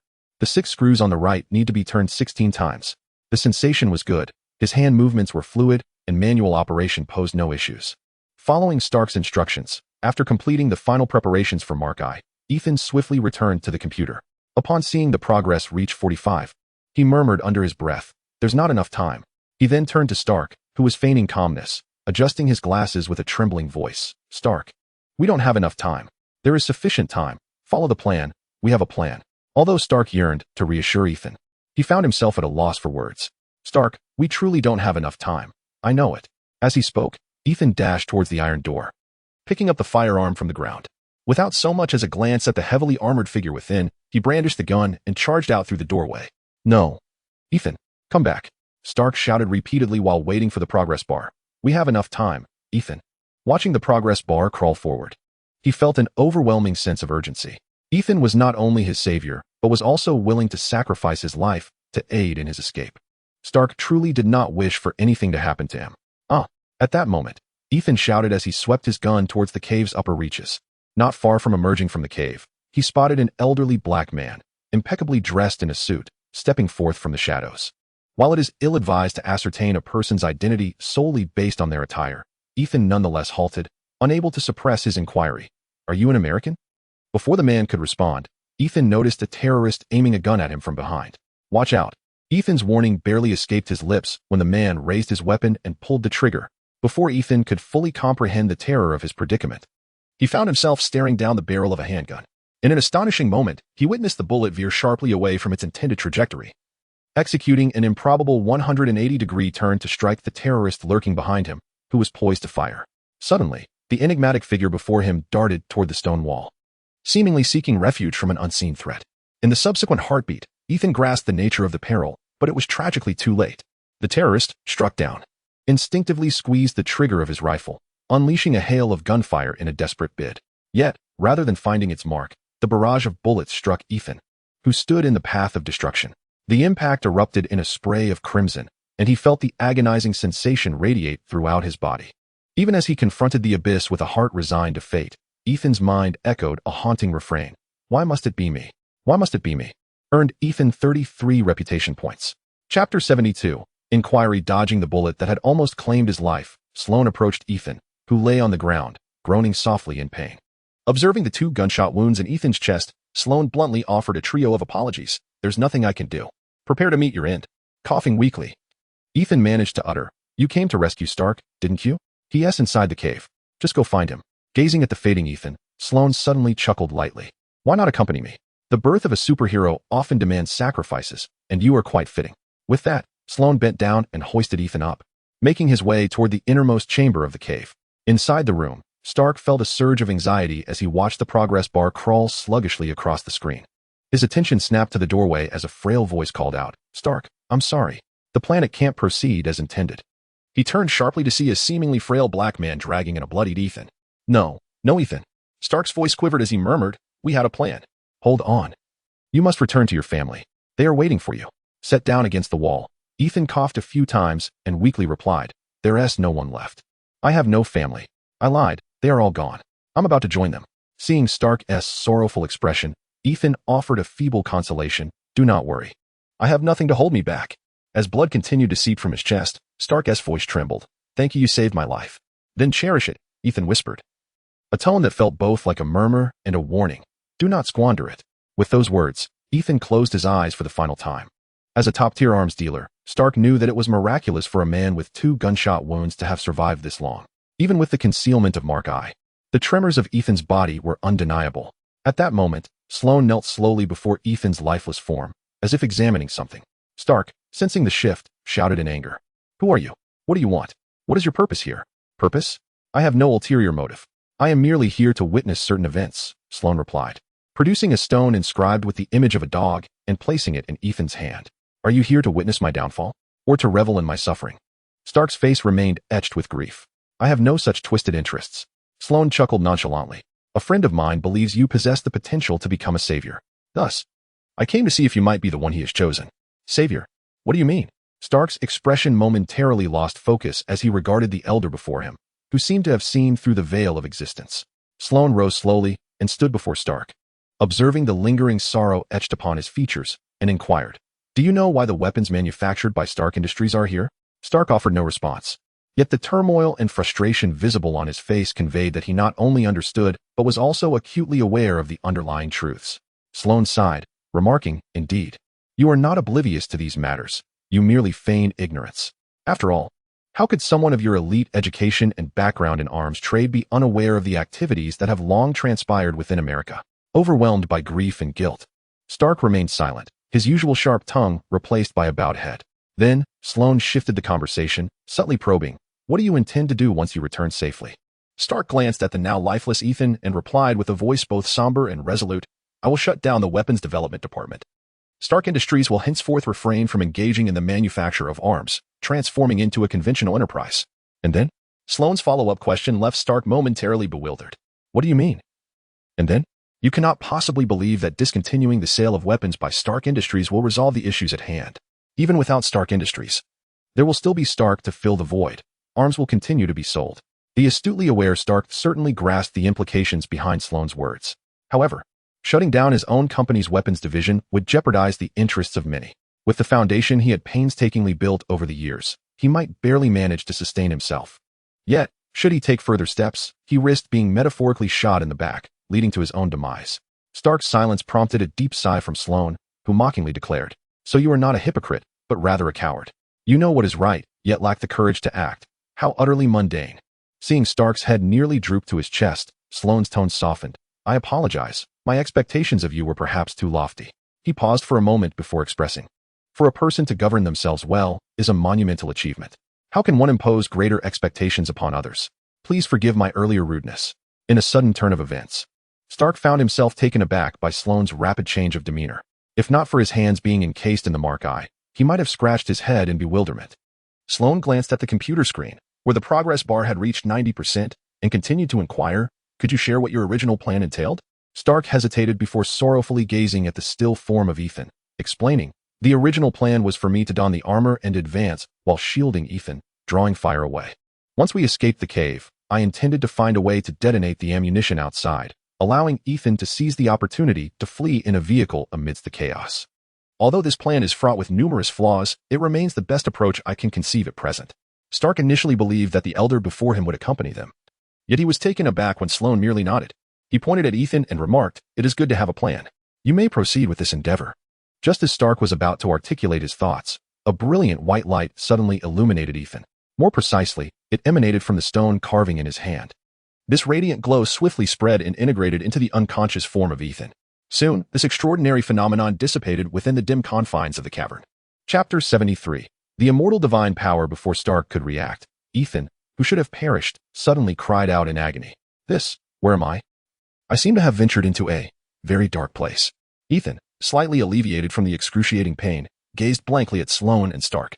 "Congratulations. You have survived," Sloane remarked, observing Ethan's pained expression. "This is the power of the 12 charms, a loyal hound that shields its master from the clutches of death. With its protection, you shall not perish, though the agony within your body shall persist. Once you escape, you can seek healing and recover." Mystical power. Gained 212 prestige points from Tony Stark. Mystical power. Gained 88 prestige points from Ethan. Pseudodog charm. After elucidating the charm's power, Sloane turned his attention to Stark, advising with an air of caution, "I temporarily entrust it to your care, hoping you will not become enamored with this formidable divine power. Moreover, at the right moment, make the wisest choice. Why are you assisting me and Ethan? What do you truly desire?" Stark, recovering from his shock, fixed his gaze intensely on Sloane, who seemed to harbor ulterior motives. In response to Stark's penetrating stare, Sloane merely smiled nonchalantly, a friendly reminder. "Do you recall that I mentioned a friend of mine believes you possess the potential of a savior? Do you remember? Who is your friend?" Stark instinctively inquired, quickly adding, "And who are you?" Sloane did not evade the question but answered with complete openness, "You may call me Sloane. As for the friend I mentioned, you are certainly acquainted with him.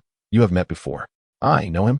Stark was utterly bewildered, having no inkling that he knew someone associated with magic. Ignoring Stark, who was immersed in a storm of thoughts, Sloane suddenly recalled something, his expression brightening with a smile. "Ah, he also asked me to convey his gratitude for the $100 million you sent."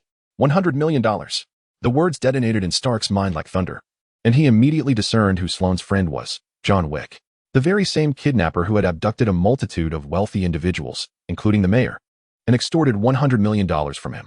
How could he possibly know I was here? And what does this savior notion signify? Mysterious kidnapper. Gained 269 prestige points from Tony Stark. As Stark grappled with confusion and uncertainty regarding John Wick's intentions and presence, a sudden jolt coursed through his body. He instantly realized this was the sign that the energy supply connection between Mark I and the reactor had been successfully established. Simultaneously, the arc reactor embedded in the chest of his armor dimmed momentarily before glowing brightly once more. The once ornamental steel armor was now transforming into a formidable instrument of war. After adapting to the flexibility of Mark I, Stark turned to look at Ethan and Sloane, who were struggling to rise. "Ethan, can you hold on? We must leave this place immediately." Ethan, his complexion pale, slowly moved and, with a voice that was bright yet feeble, replied, "It's all right. The power of the talisman is truly miraculous. I can feel the pain. I should be utterly exhausted and weak, yet its strength sustains my body's functions, allowing my body to move in tandem with my mind. It's simply incredible." Despite the pain causing his face to twitch, Ethan wore a cheerful smile, which appeared quite peculiar.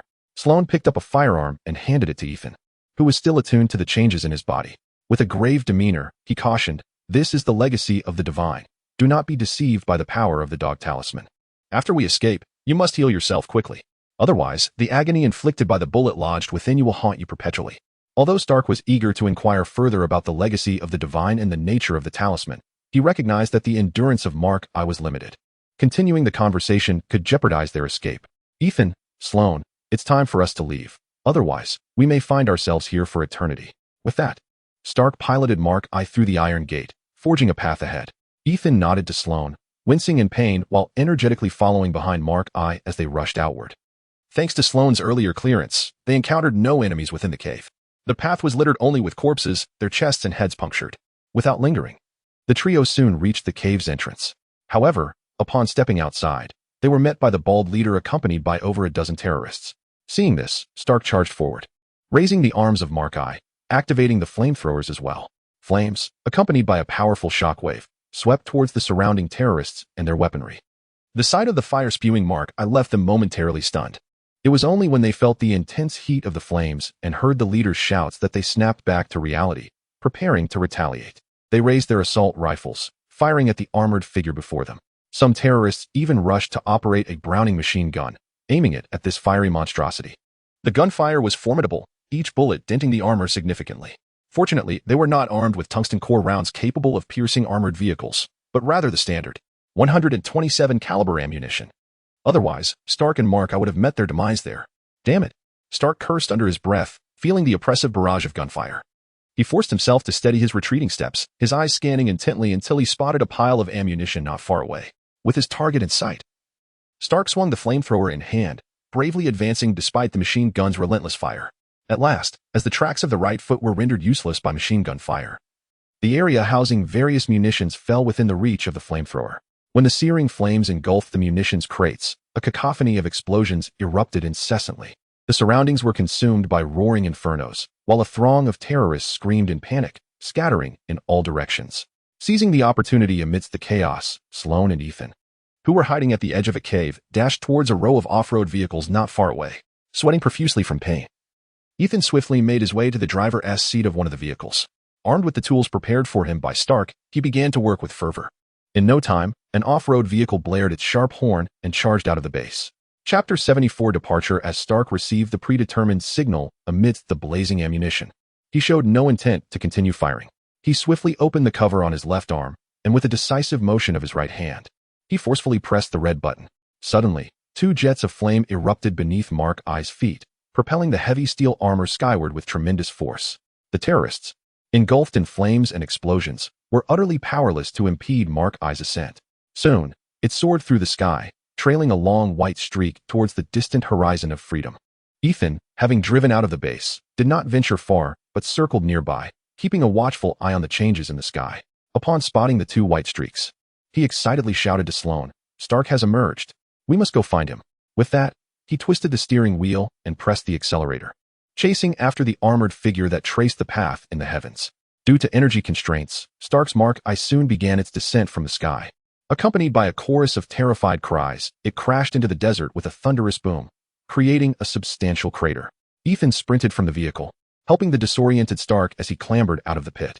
"Congratulations on your safe landing, Mr. Stark," Sloane quipped, a smile gracing his face upon seeing Stark aboard. However, Stark was not in the mood for banter. Urgency tinged his voice as he urged, "We must leave immediately, Ethan. We are not far from that base, and we need to depart quickly." Ethan hesitated, casting a worried glance at the large crater, and inquired with uncertainty, "What about the armor?" Well, those people Stark understood Ethan's concern about the armor being discovered by the terrorists and potentially turned into a weapon. suppressing his own anxiety about being pursued. He calmly explained, "It's all right, Ethan. The technology in this armor is not particularly advanced. Any military contractor with the requisite knowledge and skills could replicate it. The critical component, however, is the compact energy source that enables it to operate freely." Despite his inner turmoil, Stark proudly gestured towards the arc reactor embedded in his chest, stating, "Without this, that armor is merely an industrial artwork, utterly useless."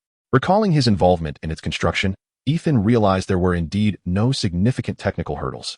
Allowing his worries to dissipate, he pressed the accelerator, and the vehicle roared away into the distance. As Stark noted the increasing distance from the crash site, he exhaled slightly in relief. At that moment, Ethan suddenly asked, "Where to now? If we drive aimlessly, I fear we may encounter them." Stark, maintaining a composed demeanor, replied, "Anywhere, as long as we distance ourselves from the terrorist base." Moreover, his voice trailed off, his gaze deepening with intent as he murmured, "I am curious to see how long it will take for them to find me." Ethan, seemingly grasping the underlying implication, fell silent, steering the vehicle forward in quiet contemplation. Sloane glanced at Stark, refraining from inquiring about the meaning behind the situation, for he understood that this was a test of the American military's stance. If Stark could be located swiftly, it would signify that he had not been entirely abandoned, and his capture was merely the result of a few individuals acting in secrecy. Conversely, if he could not be found, it would imply that a significant portion of the military had resolved to eliminate him. Fortunately, the situation did not descend into the worst-case scenario. The vehicle had not traversed the desert for long when a helicopter appeared in the distance. The whir of the rotor blades and the gusts of wind began to ease Stark's taut nerves. "I still have my connections," he thought, turning to Sloane, who had been mostly silent. To his astonishment, he discovered that Sloane had inexplicably vanished from the vehicle. Stark urgently pulled over and asked Ethan, "Do you know when Sloane got out?" Ethan, startled, turned to the back seat and widened his eyes in panic, replying, "No. I have no idea. I just saw him in the rearview mirror. How did he disappear?" The mysterious disappearance grants Tony Stark a reputation score of 133.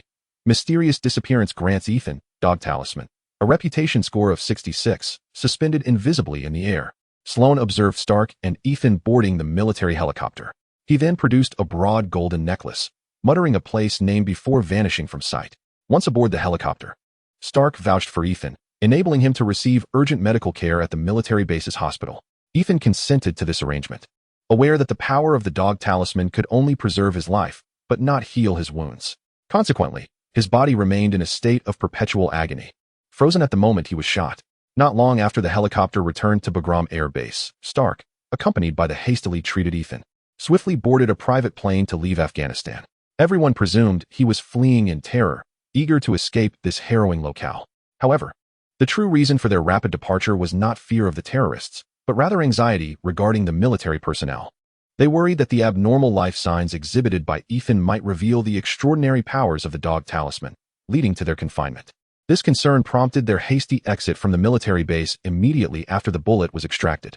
Ethan, who had undergone surgery only recently and should have been resting for 10 days to 2 weeks, was instead energetically conducting a physical assessment, bolstered by the Dog Talisman's effects.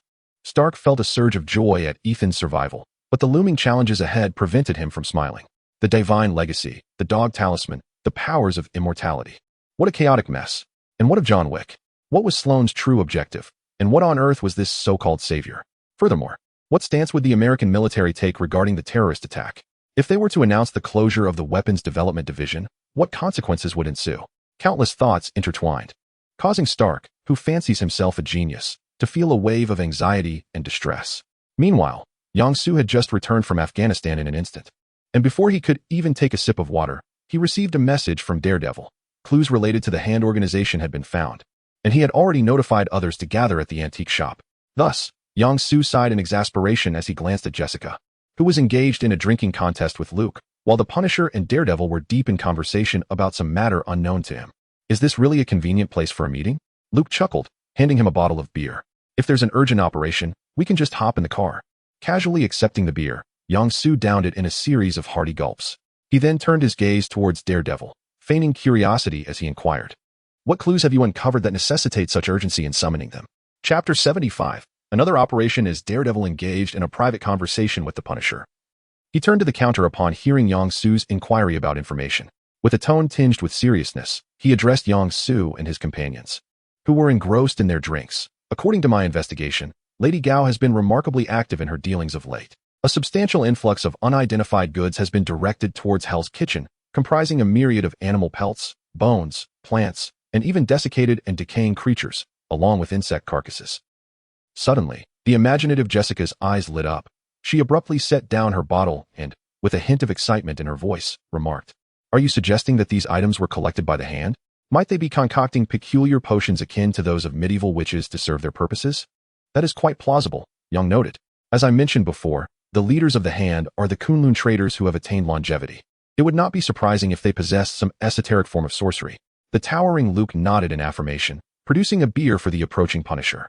"I concur with that sentiment," Yang Su added, acknowledging the notion. "Given their prolonged existence, they undoubtedly employ strange methods. Where are these goods located? Let us act immediately." The Punisher, having seized the beer, spoke with a steely resolve. He resembled a soldier, eager to commence action upon identifying a target. Wholly unconcerned with the rationale behind the mission, Daredevil, not one to conceal information, disclosed, "The location is New York Bay." He then proceeded to elucidate why their objective was these goods. "Since we rescued those illegal immigrants, the hand's operations have become increasingly clandestine. They have not only ceased their expansion, but have even abandoned previously targeted areas. By sheer happenstance, I discovered their recent movements concerning the transport of goods. Coupled with their enigmatic background, I suspect these items may constitute a part of their forthcoming scheme." Upon hearing this, Yang Su's eyes flickered with understanding, silently acknowledging, "These traders are remarkably swift. A mere piece of information has ensnared Daredevil." Meanwhile, the seemingly simple-minded Luke displayed unexpected acuity, promptly inquiring, "What is the purpose of these peculiar items converging at New York Harbor? Can you divulge the source of this information? I find it hard to believe this is mere coincidence." Faced with such scrutiny, Daredevil hesitated momentarily before responding slowly. "It was my mentor who informed me. I have infiltrated and investigated. This indeed aligns with the hand's activities, and this situation is not fabricated. While their specific intentions remain unclear, I have ascertained that they plan to transport these items tonight. Is your mentor trustworthy?" Luke was willing to place his trust in Daredevil, yet he remained skeptical of the enigmatic teacher. After a prolonged silence, Daredevil refrained from disclosing the identity of this mysterious figure, but his tone was resolute. "The teacher is trustworthy, though I am not yet at liberty to reveal his true identity. However, I can assure you that no one harbors a greater disdain for the hand than he does. He will not be our enemy." Despite Daredevil's repeated assurances, the group remained hesitant, even though they were inclined to believe him. Just as the atmosphere grew heavy with uncertainty, Jessica suddenly spoke up. "Why should we concern ourselves with who this teacher is? Our objective is the hand, not anyone else. Does it truly matter who the teacher is?" Jessica's candid words breathed life back into the tense atmosphere of the antique shop. The group paused in silence before nodding in agreement, smiles creeping onto their faces as they embraced her perspective. It was then that the Punisher's slightly stiff voice broke the moment. "This upcoming battle may prove perilous. The hand's activities have garnered too much attention. They will not simply reveal themselves without a fight. There is likely an ambush waiting, which may be why your teacher provided you with this intelligence." Luke and Daredevil could easily surmise that someone intended to use them as pawns, yet their limited resources left them with scant options. The hand had already begun their machinations, yet they remained in the dark, reliant on external assistance for information. Despite the awareness of being mere guinea pigs, Jessica displayed no signs of discontent. Instead, with a serious demeanor, she stated, "In that case, we must head to New York Harbor to showcase our strength. Let Daredevil's teacher come to us for collaboration." Upon hearing Jessica's confident declaration, Luke raised an eyebrow and chuckled lightly. "Indeed, we have finally uncovered a lead on the hand. We cannot simply abandon it." The Punisher remained silent, yet his stance was clear to all present. Yang Su then concluded, "Having finally acquired this information, I would be remiss not to investigate the situation for myself." With the defenders in agreement, Daredevil solemnly declared, "In that case, tonight, we shall set forth to the harbor to confront the hand." "All right," the defenders echoed excitedly. However, none noticed the slight narrowing of Yang Su's eyes, a smile that was neither fully joyful nor fully mocking. Under the moonlight, a somewhat dilapidated cargo van smoothly entered the largest port in the United States. The so-called Freedom Rail, which prided itself on never requiring overtime and maintaining a relaxed work environment, could not hold true in New York Bay. The entire port was operational around the clock, with vast stacks of containers waiting to be dispatched or collected. Following the intelligence provided by Daredevil, Yang Su parked the vehicle at their intended destination. After a brief wait, Luke leaned forward from the back seat, peering through the windshield and anxiously scanning the surroundings. "There's no one here. Have we arrived too early? Or perhaps the intelligence was inaccurate? Or the hand's people have already moved the cargo?" That seems unlikely. Yang Su glanced around, hesitatingly remarking, "We hastily rushed out upon receiving the news." Jessica lowered the car window, her gaze sweeping over the neatly arranged colossal containers before her, her tone tinged with irritation. "If only we could discern the contents of these iron boxes, we wouldn't be troubled." She questioned, could the information be erroneous? The Punisher, while inspecting his weaponry, turned to the individual beside him, who was attentively listening. "Impossible. My mentor would never deceive me," the Night Devil asserted with unwavering conviction.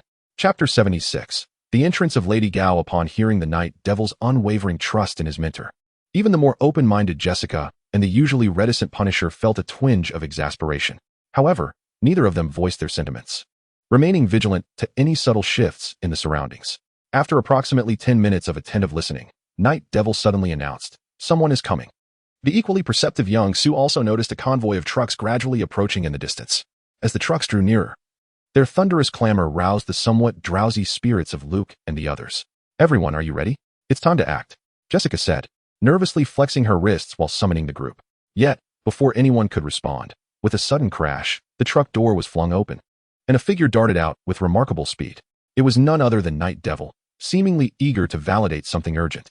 Before Jessica could voice her concerns regarding his impulsive actions, the Punisher raised his rocket launcher and aimed it squarely at the foremost truck, pulling the trigger without hesitation.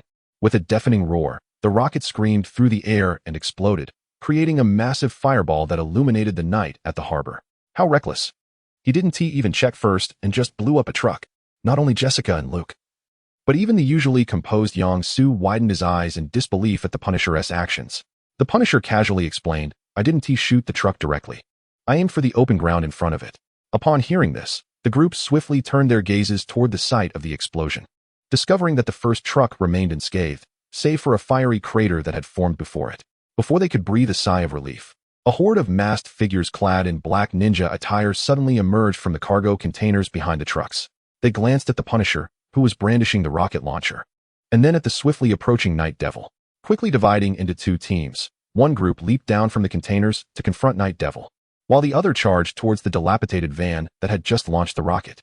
Chaos erupted as the scene transformed into a fray. Night Devil, at the forefront, engaged the ninjas head-on. With his superhuman senses and combat skills, he swiftly incapacitated several foes, yet soon found himself entangled with the oncoming ninjas.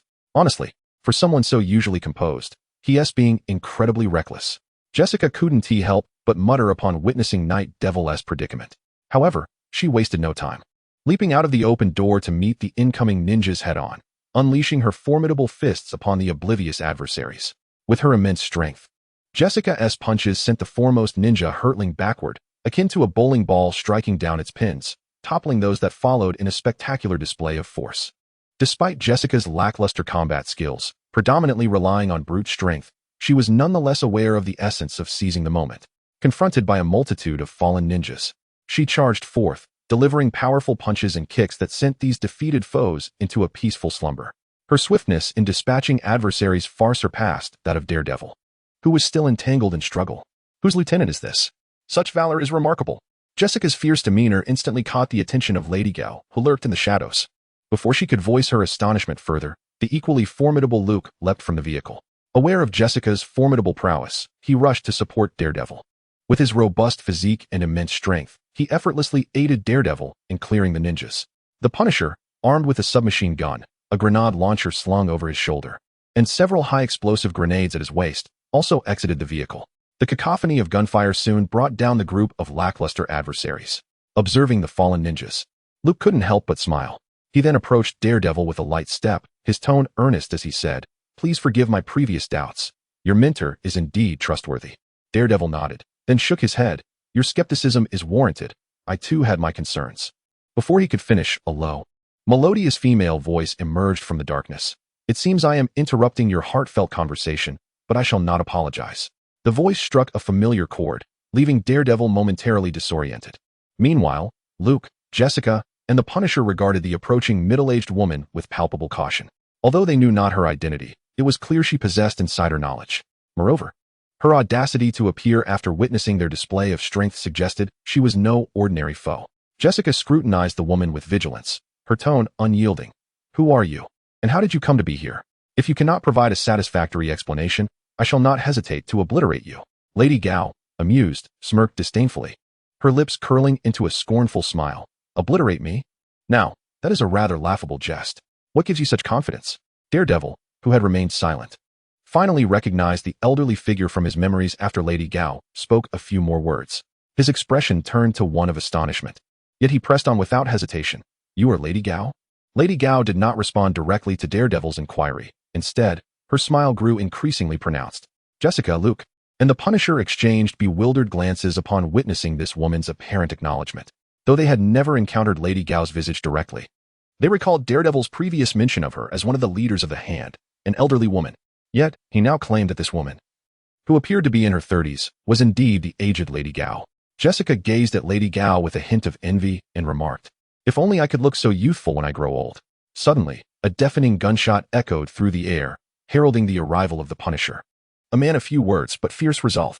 He had discarded his submachine gun, opting instead to launch a grenade directly at the unmistakably hostile target. Lady Gao, however, was not one to be trifled with. She swiftly rolled to the side, evading the oncoming attack. Unfortunately, the shipping container behind her was less fortunate, as it was met with a thunderous explosion, leaving a gaping hole in its wake. Luke and his companions wasted no time, charging forward with the intent to apprehend this inexplicably youthful Lady Gao. Chapter 77. The battle commences as Jessica charged towards her. Lady Gao's expression of disdain vanished in an instant. With a swift motion of her right hand, she unleashed an invisible force that struck Jessica midair, propelling her backward at an astonishing speed. Daredevil, who had previously engaged in combat with Lady Gao, was well aware of her ability to deliver intangible attacks. In that fleeting moment as Jessica was hurled back, he raised his hand to catch her tumbling form. The moment he grasped her, an invisible wave surged through him as well. With a resounding thud, both were sent flying and crashed heavily to the ground. Meanwhile, Luke, shielded by Jessica, surged forward to confront Lady Gao. However, before he could swing his massive fist, she lunged at him, closing the distance and intercepting his blow. A singular punch connected with Luke's torso, the unseen force penetrating his robust muscles and striking his internal organs directly. He was sent hurtling backward like a sandbag severed from its tether, spewing blood as he soared through the air. As Lady Gao prepared to pursue him in mid-flight, her physical prowess was outmatched by the superhuman Punisher, who had caught up. Witnessing his three comrades being dispatched, he hurled a high-explosive grenade, intent on obliterating the enemy. As the leader of a criminal organization, Lady Gao was acutely aware of the grenade's peril. She did not attempt to absorb the impact. Instead, she raised her hand once more, summoning her invisible force to sweep through the air. The grenade met the same fate as a shell, creating a gaping hole in a nearby container. Simultaneously, Lady Gao flung a dagger aimed directly at the Punisher's head. Without hesitation, he fired his weapon, causing the grenade to detonate and shatter the flying blade. In the chaos of the explosion, Lady Gao seized the opportunity to close the distance, landing a powerful kick on the Punisher. He, like Luke, was sent reeling, but unlike him, he did not spill blood, clearly having restrained some of his strength. In a matter of mere minutes, the tide of battle had shifted drastically. The defenders were swiftly overwhelmed by their adversaries. This foe was terrifyingly formidable. Jessica hoisted the fallen Daredevil to his feet.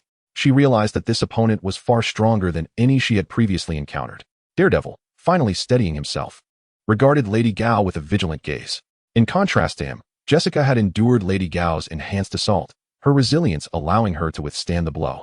Yet, it was Daredevil, caught in the fallout, who bore the brunt of the injuries. You possess such strength, yet you dare to challenge the Hand? How laughable. Lady Gao's gaze swept over Luke and the Punisher, both of whom Jessica had assisted, as well as the wary Daredevil. With a tone dripping with contempt, she began to divulge information. There are 4 others in the Hand as powerful as I am. If you cannot defeat me, what else can you possibly achieve?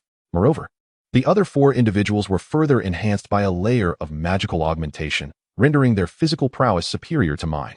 Yang Su, who was attentively observing the battle from within the van, found himself momentarily at a loss for words. Is it truly so blatant, you traitorous informants? How painfully obvious. Or perhaps, the credibility of such leaked information is deemed to be relatively high. Lady Gao remained oblivious to the lurking puppet master, continuing her spirited disclosure of secrets. With a flick of her right hand, the surrounding shadows suddenly illuminated with scarlet glimmers. In the next moment, towering figures, each over 2 meters tall and resembling formidable walls, emerged from the darkness, soldiers of the giant Shadow Legion. These warriors, clad in black ninja attire, promptly encircled the defenders, recognizing the familiar garb and their dramatic entrance. Jessica couldn't help but exclaim, Shadow Ninjas? No, they shouldn't be this robust. Ahaha. Lady Gao emitted a classic villainous laugh in 3 stages, seamlessly beginning her explanation of the Giant Shadow Legion. These are soldiers of the Giant Shadow Legion, originating from the same source as the Shadow Ninjas. Yet the ninjas excel in assassination and intelligence gathering. The Giant Shadow Legion, on the other hand, are warriors of direct combat, possessing far greater strength, sharing the same origin as the Shadow Ninjas. The ever-alert Night Demon was taken aback, immediately pressing for answers. Do you have any connection to the Oracle? Or have you already struck a deal? Lady Gao cast a satisfied glance at the obliging Night Demon, continuing to divulge insider information, of course. Our dealings with the Oracle require nothing more than loyalty. In return, we gain immense power and a youthful body. Why wouldn't we seize such an opportunity? Jessica furrowed her brow, her tone filled with discontent as she shouted. Are you not aware of the risks associated with trading with the Oracle? Jean Bing collaborated with them. And now he lies in a vegetative state in a hospital. How dare you? Lady Gao suppressed the urge to roll her eyes, inwardly cursing. I have no intention of trading with that wretched Oracle. I merely sought a dragon bone to quietly extend my life. But with the dragon blade barging in, I have no choice. Damn it. Despite the tumultuous thoughts swirling within her, she maintained her composure and replied, that was him. We are not the same. Night Demon shook his head and retorted, you are no different. The greedy shall ultimately be buried by their own desires. You shall be no exception. Lady Gao regarded Night Demon with a blank expression, her tone suddenly frigid. Ridiculous. You shall be the ones buried. Soldiers advance. Friends. I truly do not wish to dampen morale. Luke swallowed hard, surveying the towering Giant Shadow Legion soldiers who loomed over him, their bulk surpassing his own. With a tone tinged with resignation, he murmured, we may need to retreat. As the Punisher and Daredevil spoke almost in unison, they both solemnly declared, they will not allow us to escape so easily. It seems we cannot simply walk away at our whim. Daredevil's voice was laden with gravity, and his expression mirrored the weight of his words. Simultaneously, he felt an overwhelming regret for his rashness, not for the prospect of his own demise, but for the peril he had unwittingly brought upon his comrades. Ah, quite astute. You comprehend that I shall not permit your departure. Lady Goth mocked with a chilling laugh, her tone suddenly darkening. Today, you shall all meet your end. Chapter 78. Support. As the ominous words of the Grim Reaper echoed, the soldiers of the Shadow Legion surged forward. Amidst the dull yet cacophonous sounds of clashing, an intensely fierce battle commenced. Though it was a grand conflict, only Luke and Jessica could truly contend in terms of strength. Meanwhile, the Punisher relied on modern firepower to match the formidable soldiers of the Shadow Legion. The Night Devil, lacking in both physical prowess and armament, found himself swiftly ensnared in a dire struggle, overwhelmed by the relentless assault of the Shadow Legion's warriors. After a brief exchange of blows, the Night Devil exposed a vulnerability and was struck with a tremendous punch. Caught off guard, he was sent hurtling through the air like refuse. With a resounding crash, he slammed into the ground, a torrent of blood erupting from his mouth. Jessica and Luke, who were besieged, noticed the severely injured Night Devil, concern etched upon their faces. However, their predicament was hardly more favorable. They could only barely fend off the enemy, using their sheer physicality and brute force, unable to breach the encirclement of the Shadow Legion soldiers. The prospect of a rescue seemed utterly bleak. The soldiers, seizing the opportunity, advanced toward the Night Devil with heavy, deliberate steps. In this dire moment, the Punisher disregarded the potential consequences of his actions. Ignoring the risk of possible injury from an explosion, he hurled a high-explosive grenade at the soldiers surrounding him. Withstanding a heavy punch, he swiftly turned and took cover behind one of the Shadow Legion soldiers. Almost immediately, he raised his grenade launcher and fired upon the advancing foes. A grenade whistled through the air, obliterating the soldier who had raised his fist for a final strike against the enemy. The Punisher temporarily alleviated the Night Devil's plight, but his own situation was precarious. Amidst the deafening roar of the explosion, the surrounding soldiers were reduced to scattered shadows. Yet, he too was affected by the blast shockwave. Despite seeking refuge behind a sturdy barrier, he was still caught in the violent upheaval. The force of the explosion hurled the Punisher through the air, crashing him onto the ground at the dock. Struggling against the urge to vomit blood, he groped for the grenade launcher that had fallen a short distance away. Having once battled the Shadow Ninjas, the Punisher was acutely aware of their nature. As long as their master existed, the soldiers could coalesce at any moment. As expected, before he could catch his breath, more soldiers materialized at Lady High's command. Towering and powerful, they marched forward with heavy, thunderous steps, as the Punisher, barely able to rise, scrambled to defend himself. Feeling every bone in his body tremble, even his innards seemed to wail in agony. Yet, in that moment, the Punisher paid no heed to his suffering. He raised the grenade launcher and aimed at the encroaching soldiers, pulling the trigger. Bang, bang. With a series of explosive shots, the gathered soldiers were utterly annihilated. However, reality was not a film. The grenade launcher in the Punisher's grasp did not possess infinite ammunition. Eliminating the newly summoned soldiers while simultaneously rescuing the struggling Daredevil was already the limit of the grenade launcher's ammunition. Aware that continuing the battle would only lead to their complete annihilation, the Punisher swiftly removed all grenades from his belt and shouted fiercely to Jessica and Luke, "I will carve a path for you. Take Daredevil and flee the battlefield at once." Faced with the relentless assault, Jessica and Luke had no choice but to shout in unison, "Let us go." The Punisher wasted no time, quickly pulling the pins from the grenades and hurling them towards the encircling soldiers of the Hand. Boom, boom. A series of explosions erupted, shattering the soldiers in swathes. With his enhanced physique, Luke gritted his teeth against the pain and charged through the debris of the blasts. Meanwhile, as the grenades detonated and created a momentary gap, Jessica darted skyward with astonishing speed, narrowly escaping the explosions. Madame Gao, observing that everyone had disengaged from the fight, refrained from summoning the Hand once more, allowing Jessica and Luke to break free from the encirclement. Once outside, Jessica and Luke, despite their extraordinary resilience, found themselves in a precarious state, bruised and battered from the assault by the Hand soldiers. Without the Punisher's grenade support, they would have been left in a far worse condition. Madame Gao coldly regarded the gathered defenders, her voice dripping with disdain. "You truly are a pitiful sight. It seems that greed has not buried me, but rather led to your own destruction." With that, she waved her hand again, summoning more soldiers of the Hand. As the heavily armed soldiers advanced with ominous steps, the Punisher retrieved his remaining high-explosive grenades, his voice stiff as he declared, "I will hold them off. You must take Daredevil and gather the information from this meeting." Luke, who was bearing Daredevil, noted the sluggish pace of the approaching soldiers and murmured, "They're moving slowly. We can escape together." However, Jessica sighed, "As much as I hate to admit it, Madame Gao has been watching us closely." Initially intending to retort, she thought back to how easily she had been incapacitated by Madame Gao and let out a resigned sigh. As the group tacitly acknowledged the Punisher's rearguard, a sudden whoosh erupted as a massive fireball ignited in the sky. The descending fireball struck the soldiers of the Hand like a meteor, followed by an explosive detonation. Amidst the cacophony of the blast and the blinding light, soldiers were consumed, melting into shadows. In one fell swoop, a significant portion of the Hand's forces was obliterated. At that moment, a youthful, somewhat naive voice called from the sky, "I just landed and rushed over. I may be late, but it seems I'm not too late." The unexpected turn of events startled everyone at the harbor, and they instinctively looked up towards the source of the voice.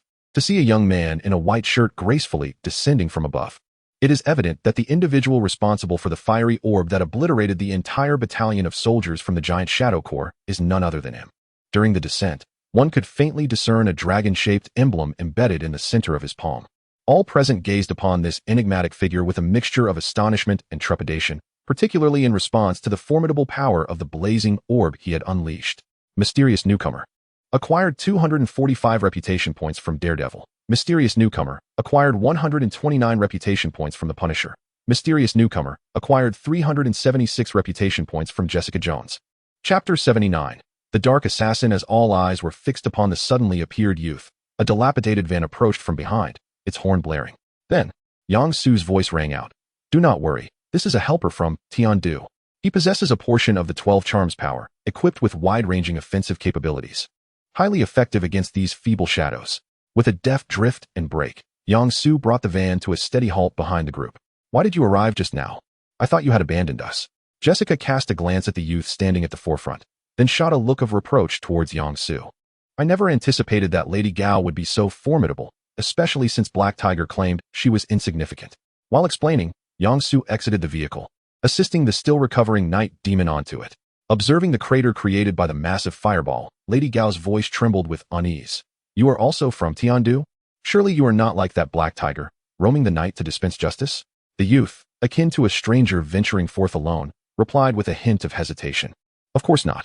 I am merely a courier, lacking the capability to engage in any acts of heroism." "Is that so?" Lady Gao's gaze sharpened, laced with skepticism.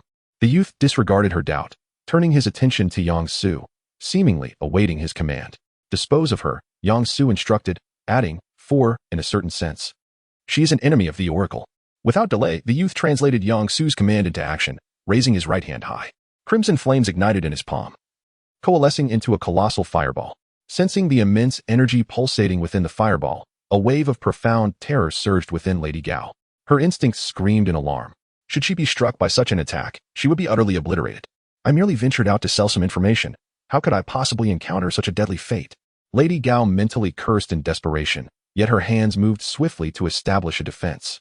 Soldiers from the Giant Shadow Legion emerged from the darkness, forming a bastion against the impending assault while charging towards the youth in unison. Observing the onslaught, the youth ceased his accumulation of power and hurled the long concentrated fireball directly at the advancing soldiers. The monumental fireball surged forth, undeterred, crashing into the tide of Giant Shadow soldiers. However, these soldiers melted away like snow meeting flame, disintegrating into pools of darkness upon contact. Lady Gao, not to be underestimated, immediately leaped aside, narrowly avoiding the colossal fireball that hurtled toward her. The fireball, having missed its target, detonated upon striking the barren ground. Boom! With an earth-shattering explosion, a terrifying shockwave radiated outward like a monstrous tide. Even the containers positioned nearby were overturned by the tremendous blast. The impact site erupted into a vast crater, the extraordinary searing heat causing the surrounding earth to begin melting and warping. In awe, the Punisher gained 126 reputation points. In awe, Jessica Jones gained 311 reputation points. In awe, Luke Cage gained 215 reputation points. In awe, Madame Gao gained 195 reputation points. Despite failing to hit the target, the young boy remained undeterred, his eyes shimmering with a brilliant yellow lightning glow. In the next moment, two rays crackling with electric energy surged directly toward Madame Gao's head. Once again, targeted. Madame Gao merely laughed, a hint of smugness in her expression. Suddenly, a purple mist enveloped the surroundings, and whirling blades, a colossal warhammer, and nunchaku spun out wildly. Bang! Boom! The piercing, sharp sounds of explosions reverberated as the two rays were forcefully shattered. Faced with this unexpected scene, the defenders stood frozen, or rather, they were paralyzed by the sight before them. Emerging before Madame Gao were four spectral figures, their skin a fiery orange adorned with peculiar blue tattoos that swirled with strange energy. Clad in jet black leather, with burgundy hair flowing, they wielded nunchaku, bizarre throwing knives, and massive hammers, exuding an ominous aura. They appeared anything but benevolent, and one could even argue they resembled anything but human. Gazing at these dark assassins, who suddenly appeared and radiated a terrifying, eerie presence, Jessica stammered, What are they? No, I don't know. Luke swallowed hard, momentarily dazed. Even the seasoned Punisher was taken aback by the spectacle unfolding before him. Inhuman entities, the Punisher gained 166 reputation points. Inhuman entities, Jessica Jones gained 311 reputation points. Despite having encountered the muscle-bound giant created by gold, the fear evoked by the dark assassins was far more profound.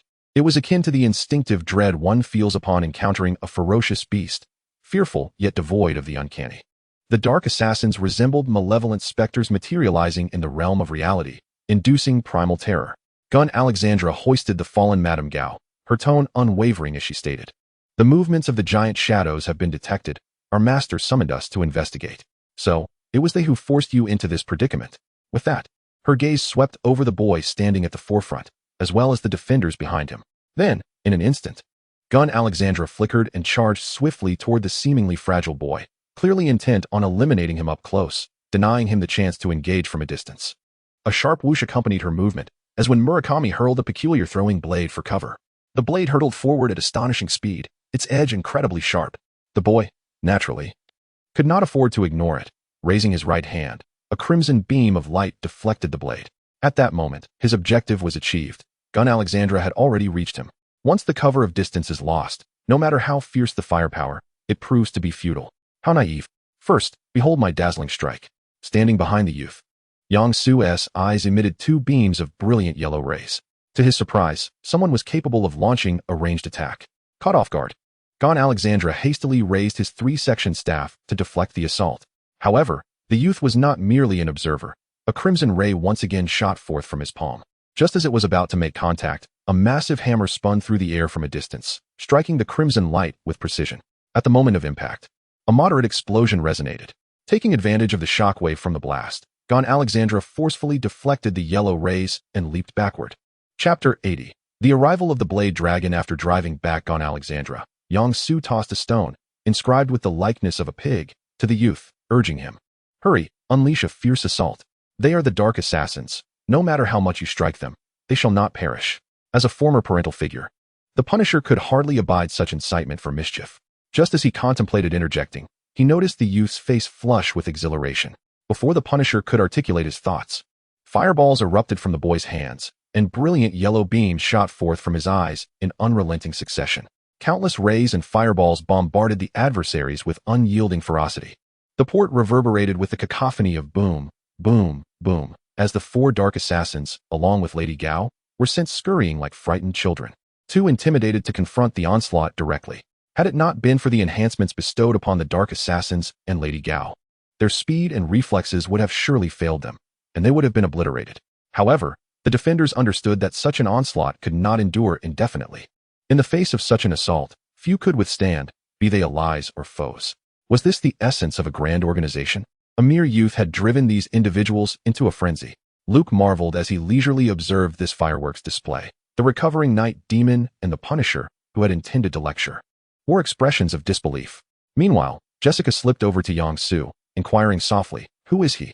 What is his connection to the Black Tiger?" Connection? Yang Su hesitated, slightly bewildered. Before responding, they share a collegial bond within the same organization.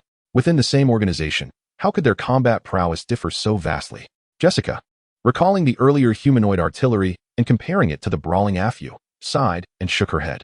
The Punisher, witnessing the youth's artillery-like maneuvers, could not help but drool with envy. As a warrior of technology, he yearned for such firepower. Will they be killed? We have many questions to pose. The Night Demon approached, his steps somewhat unsteady, as if the tremendous commotion outside had disoriented his senses. Yang Su waved his hand dismissively, reassuringly stating, "Fear not. Among them, for our dark assassins, apart from Lady Gao, they shall not easily meet their demise." Dark assassins? At the mention of this unfamiliar term, the defenders turned their attention. Curiosity etched across their faces. Contemplating this specialized inquiry, Yang Su pondered briefly before hesitantly elucidating. Dark assassins are akin to the demons in the Bible. They cannot be slain, only sealed. Until one extracts the power of the dark assassins, the vessels themselves cannot be vanquished. Though still somewhat perplexed, they began to grasp the essence of the situation. The Night Demon, after a lengthy contemplation, finally spoke with uncertainty. "So, you mean to say, they are currently immortal?" "Almost. Unless there exists a force exponentially more powerful that can forcibly dismantle this magic." As he spoke, Yang Su glanced at the dark assassins and Lady Gao, who were scattering in disarray due to the explosion, and with a hint of concern remarked, "Those capable of wielding such magic belong to the realm of great mages. We are indeed in peril this time." Jessica interjected with a furrowed brow. "Why do you say that? We are currently overpowering them. However, our inability to eliminate them means we can only maintain a stalemate." As a veteran, the Punisher naturally understood that immortality signifies an absolute advantage. As long as we cannot sustain our dominance, the scales of victory will inevitably tip towards the undying. This is precisely the case now. The Punisher had already noticed that the shooting speed of the unfamiliar youth was beginning to wane. Noticing this concern, Yang Su, after explaining the existence of the dark assassins, turned to the Punisher, whose eyes were clouded with worry, and said, "Punisher, it is your turn." "Huh," suddenly called upon. The Punisher was momentarily taken aback, then, in disbelief, pointed to himself. "Me? I am to take on the dark assassin? Of course. Who else would do it if not you?" With that, Yang Su retrieved a Barrett from the van and handed it over. "Prioritize eliminating the dark assassin. I do not know how much longer his firepower can endure." Glancing at the youth, whose complexion had turned pale, the Punisher said nothing but nodded in acknowledgement as he accepted the rifle. The Punisher quickly calibrated the Barrett and began to aim at the several brown figures darting amidst the dense barrage of light. Soon, with a resounding gunshot, Chui Suawanda's thigh exploded, causing him to collapse to the ground. Immediately after, a burst of yellow and crimson light shattered him into a cloud of purple smoke. For the dark assassins, who had their evasion space compressed by the saturated attack, the Punisher was akin to shooting at a live target. He merely needed to communicate with the turret to compel them into a fatal position. Bang! Another gunshot rang out, and the unarmed Seanboat had yet to contribute anything before the relentless barrage sent him back to report. After two more shots, the dark assassins had all vanished, leaving no trace behind. The turret, which had been outputting at a high frequency, ceased its fire. However, the cessation of the turret's output did not imply the Punisher would also refrain. He swiftly redirected his aim at the gasping Lady Gao. As the target of his aim, Lady Gao's alarm bells rang within her mind, yet with her overexerted reflexes, evading this sniper shot became increasingly difficult. Bang! In the night, the bullet aimed at Lady Gao's head was discharged. Though she narrowly escaped this assassination attempt, the next inevitable death trap awaited her, yet she refused to concede. At the moment the gun fired, She exerted all her strength to lunge to the side. Crack! A sound of impact echoed. But it was not her head that was struck. Rather, it was her arm, which she had raised in her attempt to evade, ignoring her severed limb. The Punisher continued to rotate the barrel, once more aiming at the already weakened Lady Gao. Just as he was about to pull the trigger, a deep, hoarse voice resonated, commanding him to halt. The Punisher's hand, poised to squeeze the trigger, became immobile, his entire body frozen in place. What is happening? The Punisher's mind screamed in chaos. Yet not a sound escaped his lips. It is my curse that renders you rigid whenever you contemplate inflicting harm upon others. Indeed, the very object of your curse was provided by you. Accompanying the hoarse voice was a diminutive, stooped old man clad in a black robe, his white hair stark against the darkness. Beside him loomed a towering soldier, clutching a severed hand. Chapter 81. The reversal of the heavenly gang as the elderly figure approached. Yang Su glanced once more at the Punisher, who was gradually emerging from his rigid state, and inquired pointedly, "The one who commands the dark assassins, it must be you. The formidable sorcerer." Sorcerer? The night demon, Luke, Jessica, and even the Punisher were all taken aback by Yang Su's words. Their gazes fixated on the aged, dragon-like figure ahead, their eyes brimming with an almost fervent excitement. This was their first genuine encounter with a being seemingly plucked from the realms of fairy tales. The dragon wizard offered no reply. Instead, he gently waved his staff, summoning dark tendrils to retrieve Lady Gao's severed arm. After performing this act, he maintained his silence. Directing his gaze towards the defenders with a hint of sorrow in his voice, he queried, "What reason do you have to obstruct me? I am merely an ordinary sorcerer.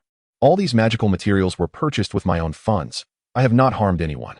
Why must you persecute a pitiful old man with little means to resist?" Silence fell, a deathly silence. The defenders had considered launching an immediate attack, or perhaps encountering various wondrous spells. Yet they were unprepared for the adversary to adopt a moral high ground to chastise them. After a moment of quiet, aside from the blind night demon, the defenders exchanged awkward glances, their expressions betraying their discomfort. They silently stepped back, pushing Yang Su, who understood the sorcerer's true nature, forward to act as their spokesperson. Noticing the hesitance in their eyes, Yang Su sighed in resignation and stepped forward, locking eyes with the seemingly pitiful dragon wizard. "This act of playing the victim holds no weight with me. Do not presume that I am unaware of your true essence. Sorcerers who command the dark assassins are powerful and fearsome black wizards. You have not shied away from desecrating corpses and profaning souls, have you? The only reason you present yourself in this manner is that the dark assassins have been vanquished and cannot be summoned for the time being." Upon hearing this, the defenders instantly regained their resolve, their expressions imbued with righteous indignation as they turned to face the pitiful old man. Witnessing this shift, the sorrowful facade on the dragon wizard's face evaporated, replaced by a chilling indifference. He surveyed the pale Lady Gao and then regarded the invigorated defenders, rasping, "You refuse to descend from your lofty perch, believing you have me at your mercy, do you?" "Huh." Yang Su smirked coldly, exuding confidence as he asserted, "2 against 6, the advantage is mine. How could I possibly lose?" The defenders mirrored his confidence, their expressions conveying a sense of assuredness that they had the upper hand. How could one lose? Who knows? The dragon wizard mused, as he reached into his pocket and retrieved a mobile phone. A phone. The defenders momentarily found themselves bewildered at the sight of a sorcerer producing a mobile device. "I suggest you run swiftly, lest." The dragon glanced at the defenders standing opposite him, revealing the number 911 displayed on his phone screen. The perceptive daredevil, with uncertainty in his tone, whispered, "Is he calling the police?" Luke, his voice tinged with anxiety, echoed, "Why yes, it seems so." Jessica and the Punisher wore expressions of confusion, struggling to comprehend his actions. The dragon surveyed the baffled defenders with a cold smirk before directly dialing the number. He then tossed the phone to Lady Gao, pointing a withered finger at Yang Su and his companions, instructing her, "Just say that we were ambushed by robbers at the New York harbor. There's a black man, a masked fiend, 2 Asians wielding heavy weaponry, and a woman." With each mention, the dragon's finger indicated a specific individual. Jessica's anger flared instantly. She was about to shout, "You're the villain here," when she took in her surroundings. The port, previously cramped with a multitude of containers, now appeared expansive. This open area was marred by pits and holes, with containers scattered haphazardly across the ground. Flames still flickered near the craters, and the wreckage of vehicles billowed dark smoke. Witnessing the scene as if ravaged by a tempest, Jessica's complexion turned ashen. It was not just her. The defenders recognized the gravity of the situation, their expressions shifting uneasily. Under the cover of night, they had stealthily emerged to investigate others, brutally assaulting their subordinates, and nearly obliterating the port, leaving chaos in their wake. Most crucially, They had a black man among them. This is disastrous. The outlaws are indeed us. When Lady Gao ended the call and cast a mocking glance at them, the defenders felt a jolt of apprehension, instinctively turning their gaze towards Yang Su. After a prolonged silence, Yang Su exhaled deeply and shouted, "Run." He immediately leaped into the dilapidated van. The group momentarily froze, but quickly regained composure, jumping into the vehicle. Luke, who was a step behind, saw the van starting up almost instantaneously and sprinted after it, panicking. "I'm not on the vehicle yet." Daredevil was the first to react, extending his hand from the van to pull Luke aboard. As Luke was yanked into the vehicle, he barely had time to catch his breath before Jessica urged him to roll down the window. Both extended their hands out the window, raising two middle fingers towards the dragon and Lady Gao, shouting in unison, "FCK. Reversed Fate. Gained 299 reputation points with Daredevil. Reversed Fate. Gained 399 reputation points with Jessica Jones.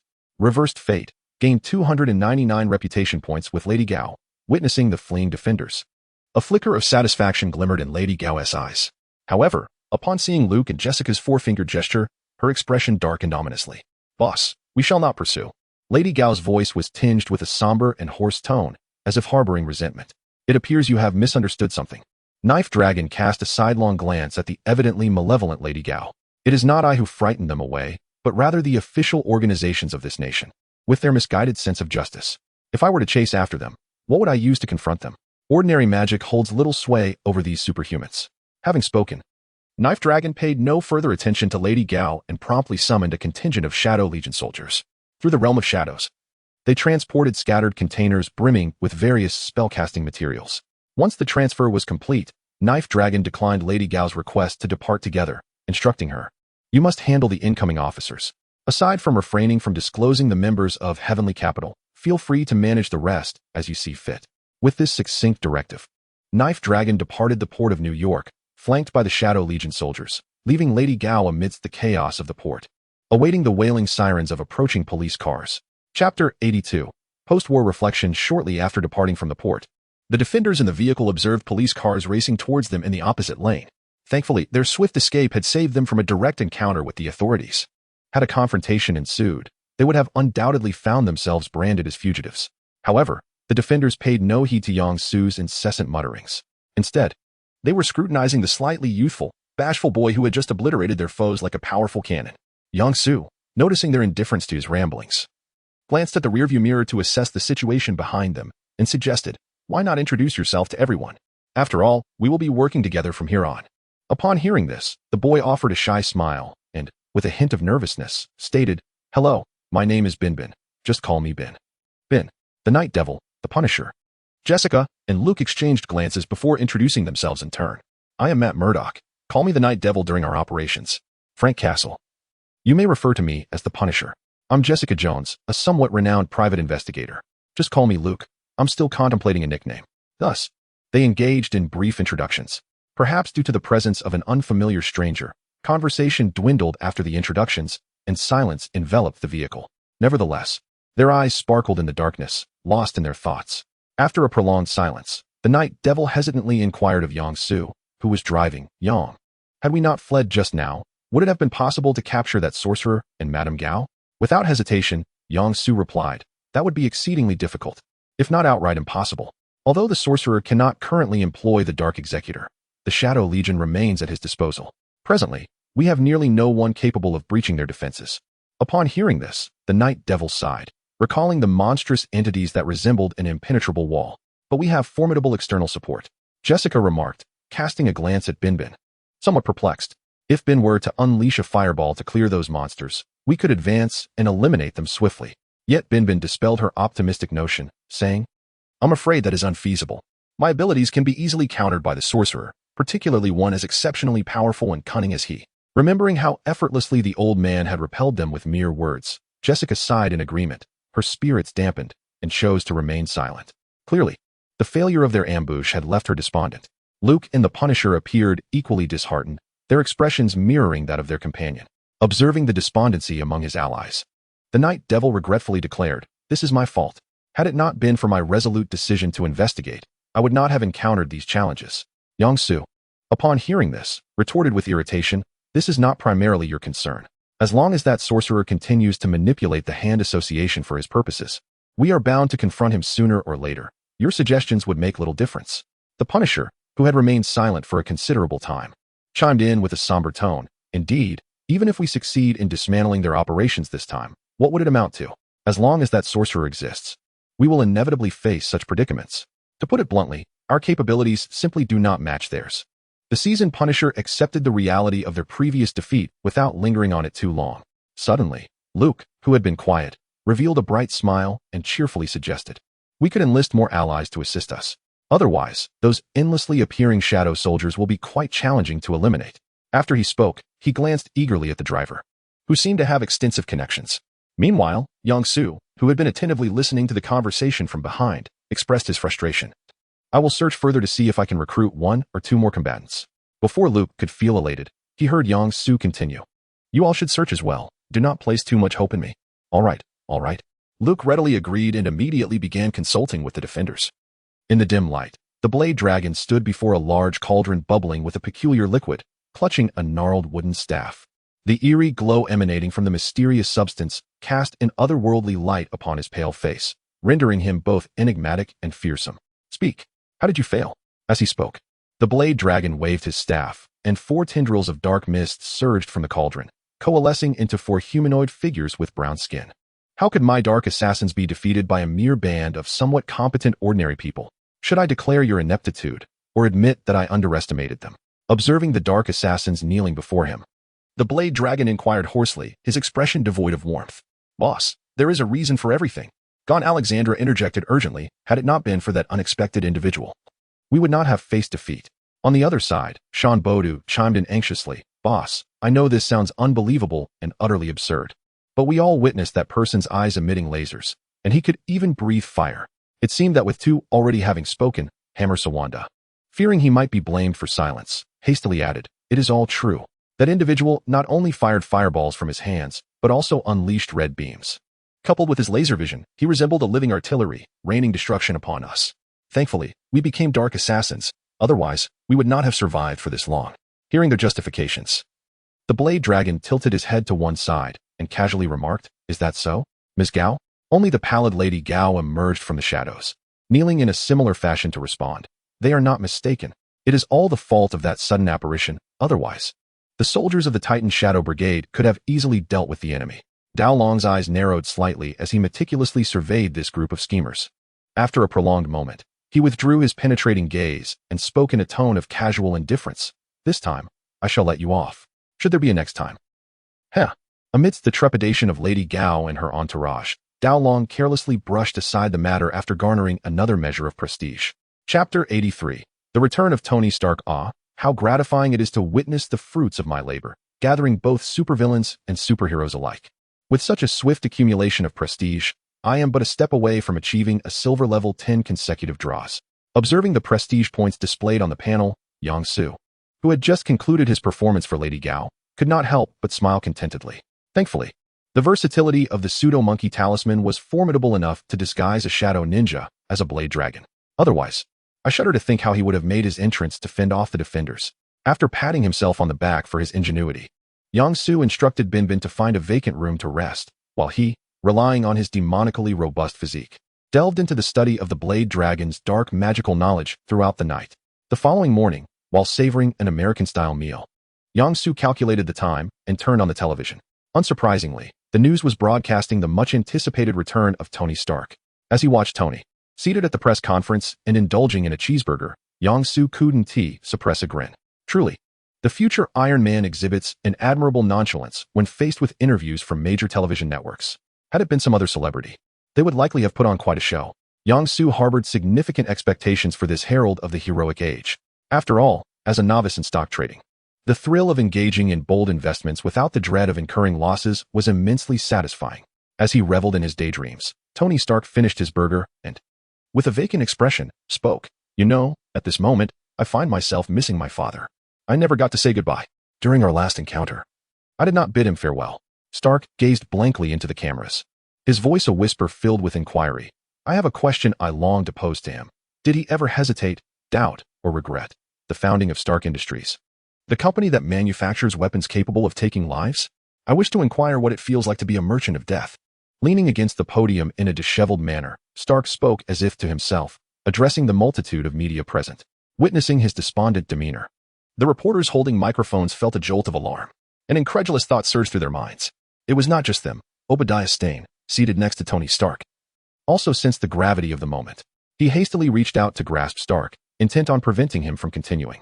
Before he could intervene, Stark abruptly rose, facing the microphone at the podium, and proclaimed with unwavering conviction, "I have decided to abolish the Weapons Development Division of Stark Industries, and this resolution takes effect immediately." As his words echoed through the venue, an eerie silence enveloped the crowd, followed by an eruption of astonished murmurs. Almost every journalist clamored loudly, desperately pushing forward to bring the microphone closer, eager to obtain more information. The audience watching the interview was left aghast by the news. It is worth noting that the Weapons Development Department is the most significant cash cow for Stark Industries. The majority of the company's profits are derived from it. As soon as the news broke, institutions holding Stark Industries stock hastily disposed of their shares. Individual investors also hurriedly began trading. Everyone was acutely aware that a massive financial upheaval was about to ensue due to this revelation. The most anxious and fearful of all was the major shareholder, Obadiah Stane. He swiftly intervened, pulling Tony Stark away from the microphone to prevent him from uttering any further remarks. Simultaneously, his substantial frame shielded the reporters from the onslaught of microphones. As Obadiah jovially declared, the primary purpose of this press conference is to announce Tony's return. Aside from that, all other information is merely jest. Nevertheless, few believed him, and stock sell-offs commenced. After all, no one could guarantee whether Stark was merely boasting, and Obadiah was not the true decision-maker. Witnessing the hasty conclusion of the press conference, Yang-Su promptly switched off the television. He glanced at his computer, where Stark Industries stock, momentarily buoyed by Tony's safe return, was plummeting once again. A peculiar grin crept across his face. From now on, please refer to me as the stock god, Yang-Su. At that moment, beneath the large arc reactor, Tony Stark observed Obadiah, who was suppressing his fury while continuously rubbing his bald head in agitation. Feeling a pang of guilt, Tony remarked, "We don't need to be solely focused on weaponry. There are numerous other avenues for profit." Hearing such Na'vi words, Obadiah gritted his teeth and whispered, "Tony, you cannot be oblivious to the tremendous blow Stark Industries will suffer from this statement. Many shareholders hold our stocks. They will not relent to your silent decisions. They will fixate on us due to this colossal loss." Watching Obadiah frantically pace, Tony's sense of guilt intensified. He hesitantly suggested, "What if I possess something that could appease them?" "What?" Before Obadiah could further inquire, Tony unbuttoned his shirt to reveal a small arc reactor embedded in his chest. Obadiah glanced at the reactor on Tony's chest, and then at the large arc reactor beside him. "This is..." Before he could finish his question, Tony promptly nodded in affirmation. "Indeed, that's it." True to his reputation as a shrewd businessman, Obadiah's earlier fury dissipated in an instant. He carefully scanned his surroundings while gently buttoning Tony's shirt, continuing to persuade, "I still believe your decision is rather hasty. You should take some time to rest and thoroughly contemplate before making a choice." Initially, Stark intended to voice further thoughts, yet upon noticing his secretary, Pepper, and Ethan approaching from a distance, he refrained from continuing. At Obadiah's insistence, the three of them embarked on a journey to Stark's private villa. Shortly after the conclusion of the press conference, all financial sections of the media featured Tony Stark's astonishing remarks made during the event. Consequently, the stock price of Stark Industries plummeted by over 45%, resulting in a staggering loss of over $100 million in market value within that same day. According to the non-expert assessments of market analysts, such a drastic decline is unlikely to abate in the forthcoming days. Observing the continual increase in his stock holdings, Yang-Su stroked his chin and chuckled ominously. Am I on the verge of becoming the largest shareholder of Stark Industries? Chapter 84. Iron Fist. Danny. In the chaotic depths of Hell's Kitchen, Danny emerged from Kunlun, fervently seeking clues regarding the hand and the dragon bones. However, due to the influence of the Blade Dragon, the activities of the hand had become increasingly clandestine and discreet. This shift rendered Danny Rand, an ordinary outsider, unable to uncover any valuable intelligence. In a dimly lit, desolate alleyway, a young thug clad in a tattered suit and tie was forcefully thrown to the ground. I did have some contact with the hand before, but it was merely a routine transaction. Besides, if these powerful figures were engaged in any secret dealings, would a lowly pawn like me be privy to that? The battered underling, sporting a bruised visage, pleaded with a man who had a mane of curly blonde hair. Observing the thug cowering in fear, Danny remained unconvinced by his words. Though he suspected the individual lacked any substantial information, caution dictated his actions. With that thought, The golden light emanating from Danny's fists intensified, signaling his readiness to act. Seeing the thug's bewilderment, he hastily exclaimed, "Please, stop. I truly do not know the circumstances surrounding the hand, but I do know someone who certainly does. He has been targeting various gangs and must possess the knowledge you seek.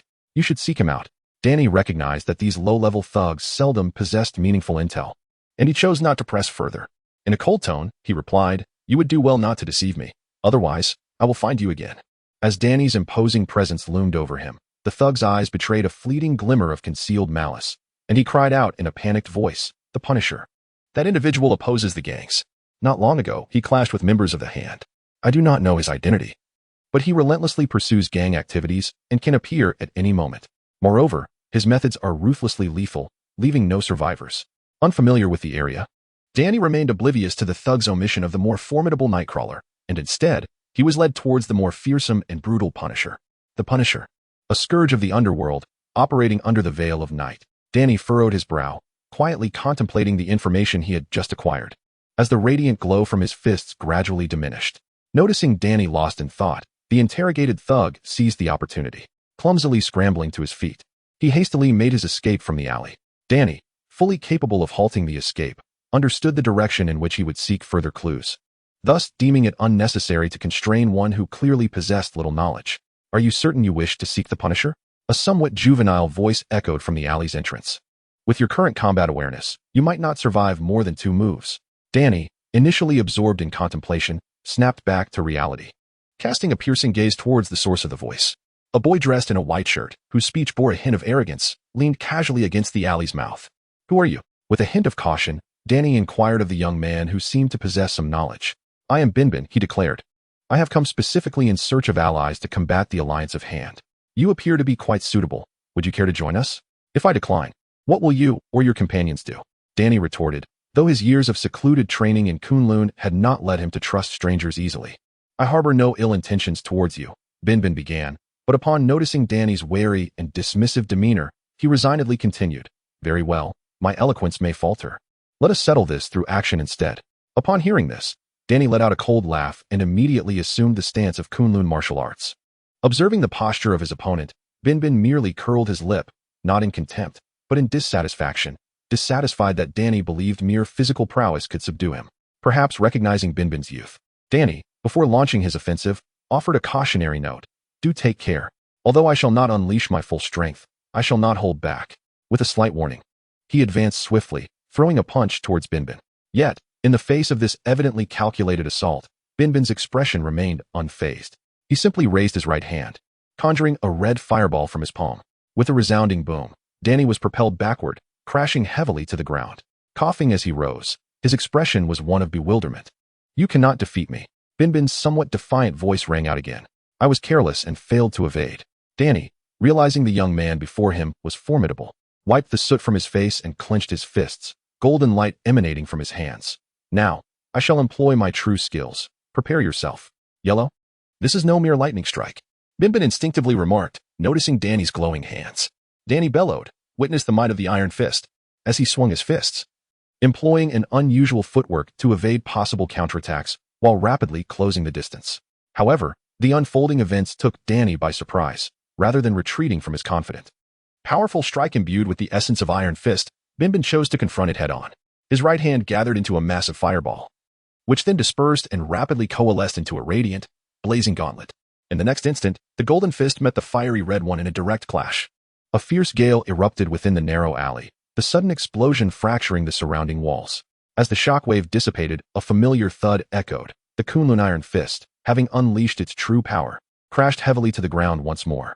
As the dust settled in the alley, Bin Bin glanced at the fallen Danny, who lay with his mouth agape and eyes closed. Shaking his still warm right hand, Bin Bin remarked enigmatically, "No matter how skilled one may be, divine power prevails, unless one finds themselves in a furniture store." After a period of restless writhing, Danny finally gasped for breath and rose from the ground. He glanced at his disheveled appearance and then surveyed the grim scene within the alley before speaking in a low voice. "Who are you? Are you also here to investigate the Hand Alliance? Or perhaps you are one of their lackeys?" Noticing Danny's willingness to engage in conversation, Bin Bin smiled gently and replied, "I hail from the heavenly capital and am unfamiliar with the Hand Alliance.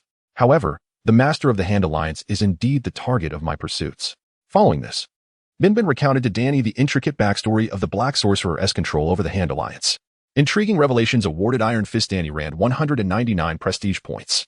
Chapter 85. The Stick Elder Yang Su, who was leisurely controlling Bin Bin in the antique shop, suddenly found the door swung open, revealing an elderly man clad in a tattered green robe, his gaunt figure supported by a blind cane. The unexpected arrival of a blind man at such an unusual hour could not signify anything ordinary. Instantly, Yang Su discerned the true identity of this blind visitor, the unparalleled blind martial arts master, the leader of the True Purity Society, and the mentor of the Night Demon. The Stick Elder. Despite recognizing the visitor's identity, Yang Su feigned a look of confusion and inquired, "How may I assist you, sir?" The Stick Elder, however, did not respond to Yang Su's question. Instead, he shifted the conversation to another topic. "Upon my arrival here, I have been consciously gathering information about superpowered individuals. Yet, you and your backing team I have never even heard of." The Stick Elder was forthright in his intentions, clearly exhibiting a demeanor of skepticism. Yang Su, unfazed by this accusatory tone, understood that those lacking confidence often resort to bluster. Casually glancing at the increasingly imposing elder, he remarked nonchalantly, "The True Purity Society is on the brink of being eradicated, I assent it." The Stick Elder's rising aura abruptly faltered, and his expression darkened significantly. Over the years, while the True Purity Society had been under the oppressive thumb of the Hand Union, it managed to scrape by, thanks to the legacy left by the older generation and the support from local factions. However, with the Stick Elder receiving news about the Dragon Bone and entering New York, the tides had drastically shifted. They, who had always been in a disadvantaged position, became astute in gathering intelligence and were acutely aware of any disturbances in Hell's Kitchen. Furthermore, their deliberate low profile allowed them to collect relevant information without rash actions. The Hand Union, preoccupied with actively searching for the whereabouts of the Dragon Bone, was disinclined to deal with the spies from the True Purity Society at that moment. In this scenario, although friction occasionally arose between the Hand Union and the True Purity Society, they managed to coexist. However, this seemingly harmonious situation ceased to exist after the Blade Dragon cast his spell to control the Hand Union. The empowered Madame Gao and the four transformed into dark assassins temporarily abandoned their search for the Dragon Bone to evade detection by the Blade Dragon, which was crucial for their survival. Thus, with no immediate targets, the Finger Elders found the True Purity Society, which had previously been a thorn in their side, exceedingly bothersome. Consequently, under the joint assault of the Giant Shadow Group and the Dark Assassins, the already weakened True Purity Society was utterly decimated. Ultimately, the Stick Elder, the leader of this organization, was compelled to seek assistance from a long-lost disciple. This chain of events also elucidated why the Night Demon received news prompting the defenders to head to the port. As for how Yang Su was so well informed, it was due to numerous malevolent black magic practices involving the body and spirit, facilitated by the willing sacrifice of the True Purity Society's ninjas to assist in the experiments. It was precisely because of their unwavering support that his magical prowess could ascend so swiftly. The old man, known as the Stick Elder, fixed his gaze intently on Yang Su, who appeared nonchalant and seemingly indifferent. He enunciated each word with deliberate precision. "How did you come to know these matters?" He added, "I have no interest in the sordid affairs between your two organizations. I have my own matters to attend to. My aim is not Dragonbone, but something else." Yang Su's relaxed demeanor gradually transformed into a frigid glare. "If you dare to touch what belongs to me, I shall eradicate you completely." Upon hearing this, the Stick Elder's brow furrowed tightly, sensing a predicament. Initially, he had come to investigate based on his apprentice, the Night Demon, proclaiming, "Yang Su is a good person, worthy of trust." Yet, the current situation diverged sharply from his expectations. This good person was not only difficult to converse with, but seemed to harbor ulterior motives. Realizing he could not intimidate Yang Su, the rigid Stick Elder awkwardly shifted the topic. "Regardless of your thoughts, the Hand Association's actions are exceedingly perilous. Should they locate Dragonbone first? It would usher the beast into this world, leading to global annihilation." Leaning languidly in his chair, Yang Su changed his posture to one of comfort and regarded the Stick Elder with interest. "So, do you wish for me to assist you in defeating the Hand Association? Or do you require me to charge into battle for you?" The Stick Elder's demeanor transformed into one of sincerity, his tone direct. "This is a collaboration. Together we shall thwart the Hand Association's nefarious schemes. There is no element of exploitation here. We stand on equal footing. If necessary, I am willing to sacrifice myself first." Upon witnessing the old man's grand expression of selflessness, a flicker of disdain crossed Yang Su's eyes. He understood that had he not preemptively curtailed the old man's ambitions, the elder would undoubtedly attempt to manipulate him into a perilous situation. After all, it was not surprising for a self-righteous, obstinate individual. willing to forsake his life for his ideals, to act in such a manner. Yang Su fixed his gaze on the elder, pointedly inquiring, collaboration requires transparency. I wish to understand what the beast truly is. The stick elder pondered for a moment, hesitating before responding. This tale is lengthy. Then make it concise. Yang Su interrupted, his tone tinged with dissatisfaction. With a sigh, the stick elder slowly took a seat beside him.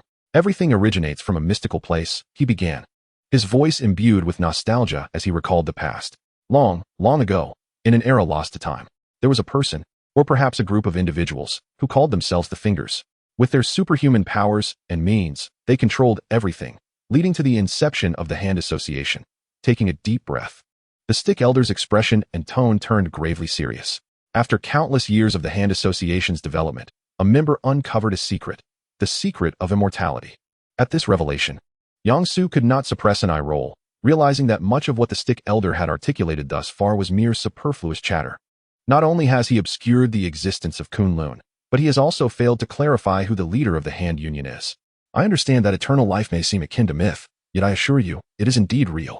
Noticing Yang Su rolling his eyes, the old man with the staff assumed he doubted the existence of eternal life, and thus hastily elaborated. The dragon bone harbors exceptionally unique powers. By absorbing its energy, one can maintain a youthful physique and consequently attain an extraordinarily prolonged existence. This was discovered by an individual named Jing Xing Gang during an unexpected incident. Upon hearing this somewhat familiar name, Yang Su immediately perked up, his eyes fixed on the old man with anticipation for the unfolding tale. Chapter 86, Dragon Bone, Black Void.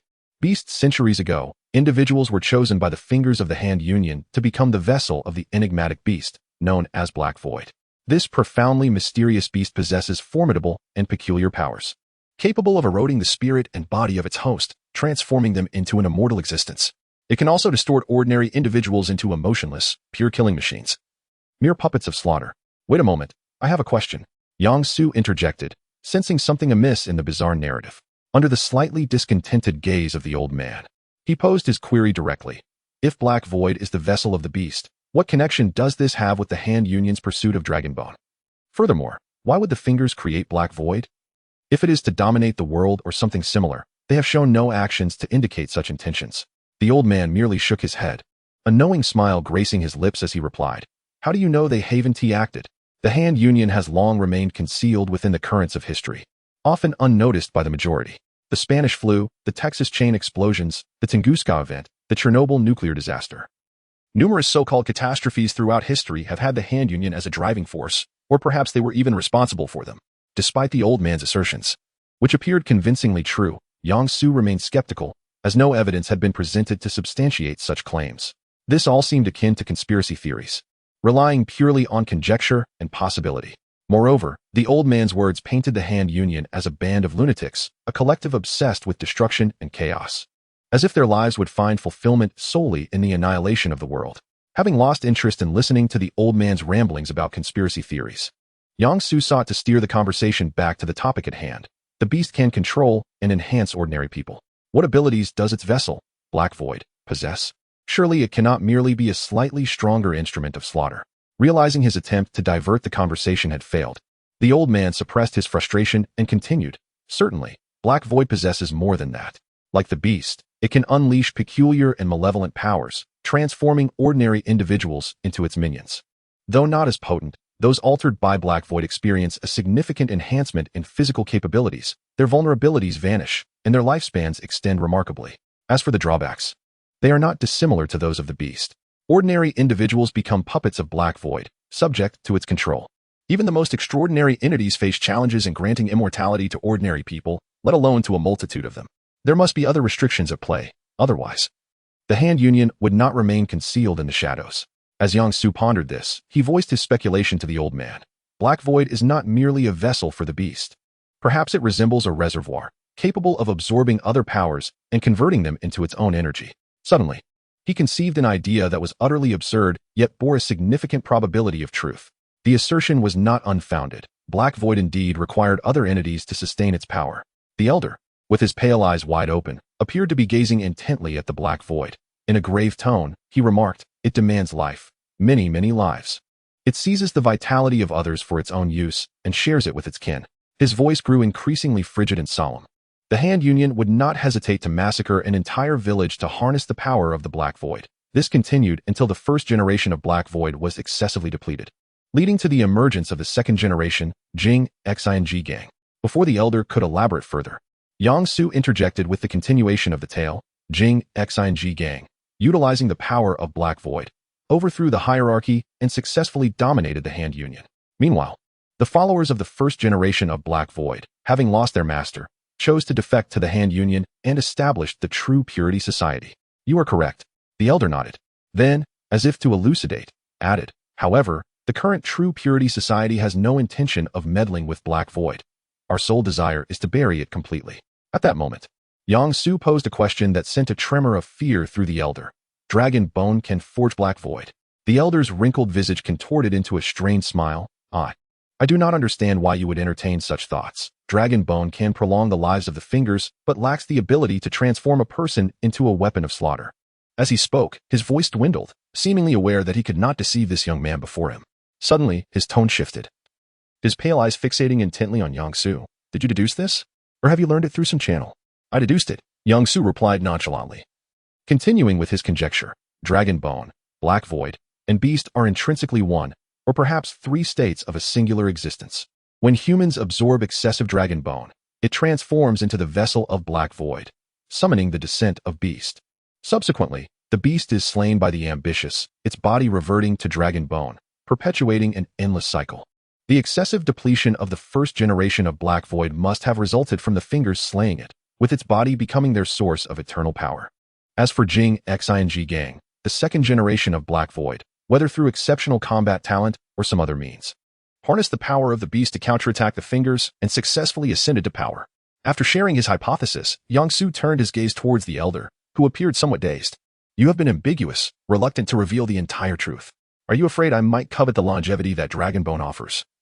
The loyalty of subordinates bestowed by Black Void, or the immense power granted by Beast? Or could it be that the one who desires to possess it all is you, seeking to claim it entirely?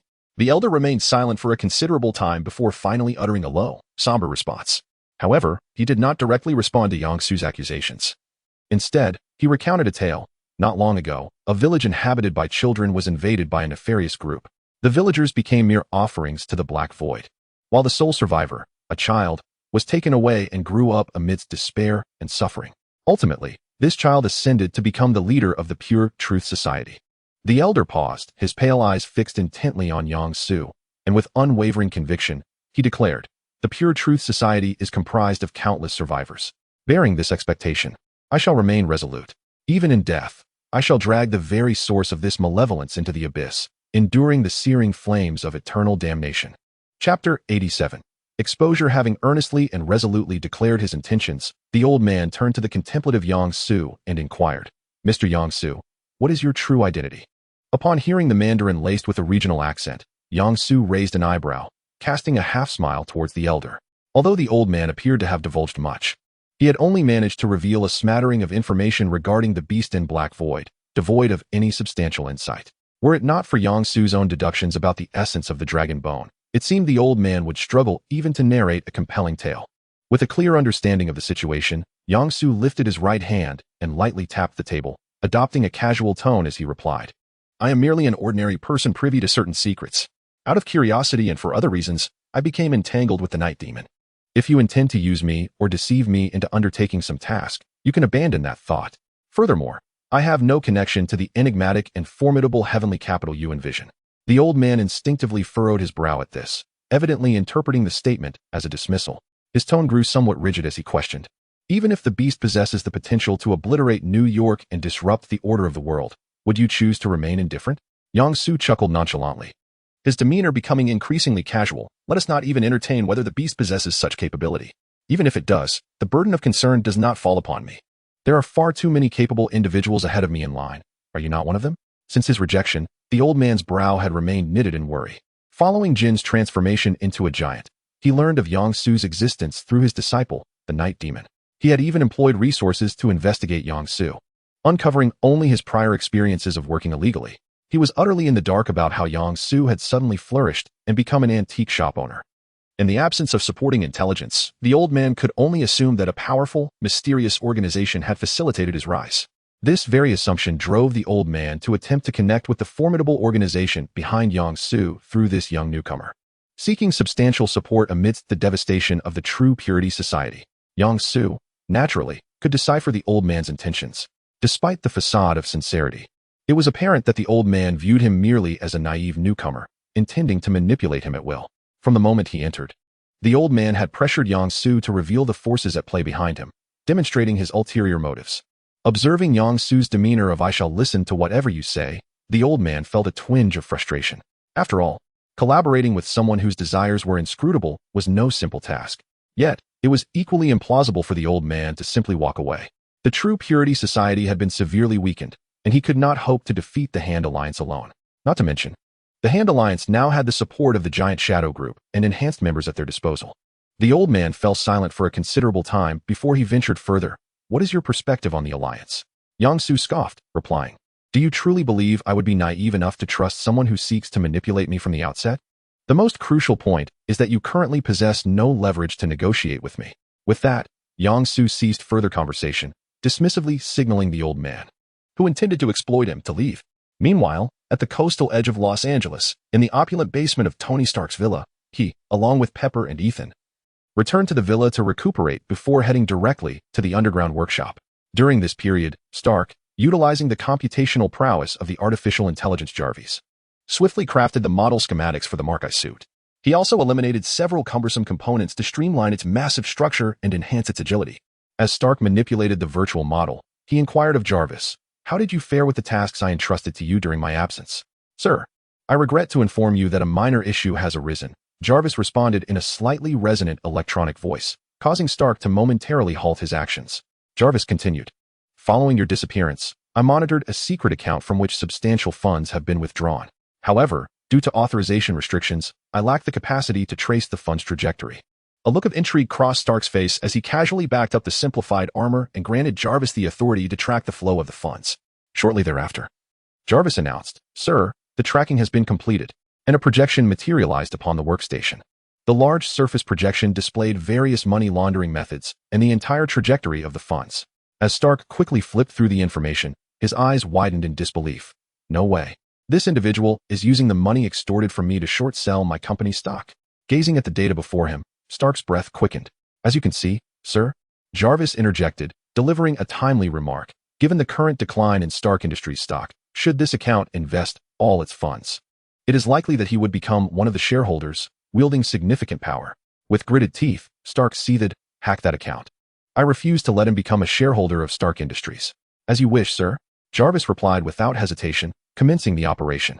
"Wait a moment, Jarvis," Stark exclaimed, clicking on the account's personal details. As he spread his hands outward, the information occupied a significant portion of the screen. This was not John Wick. Who is this person?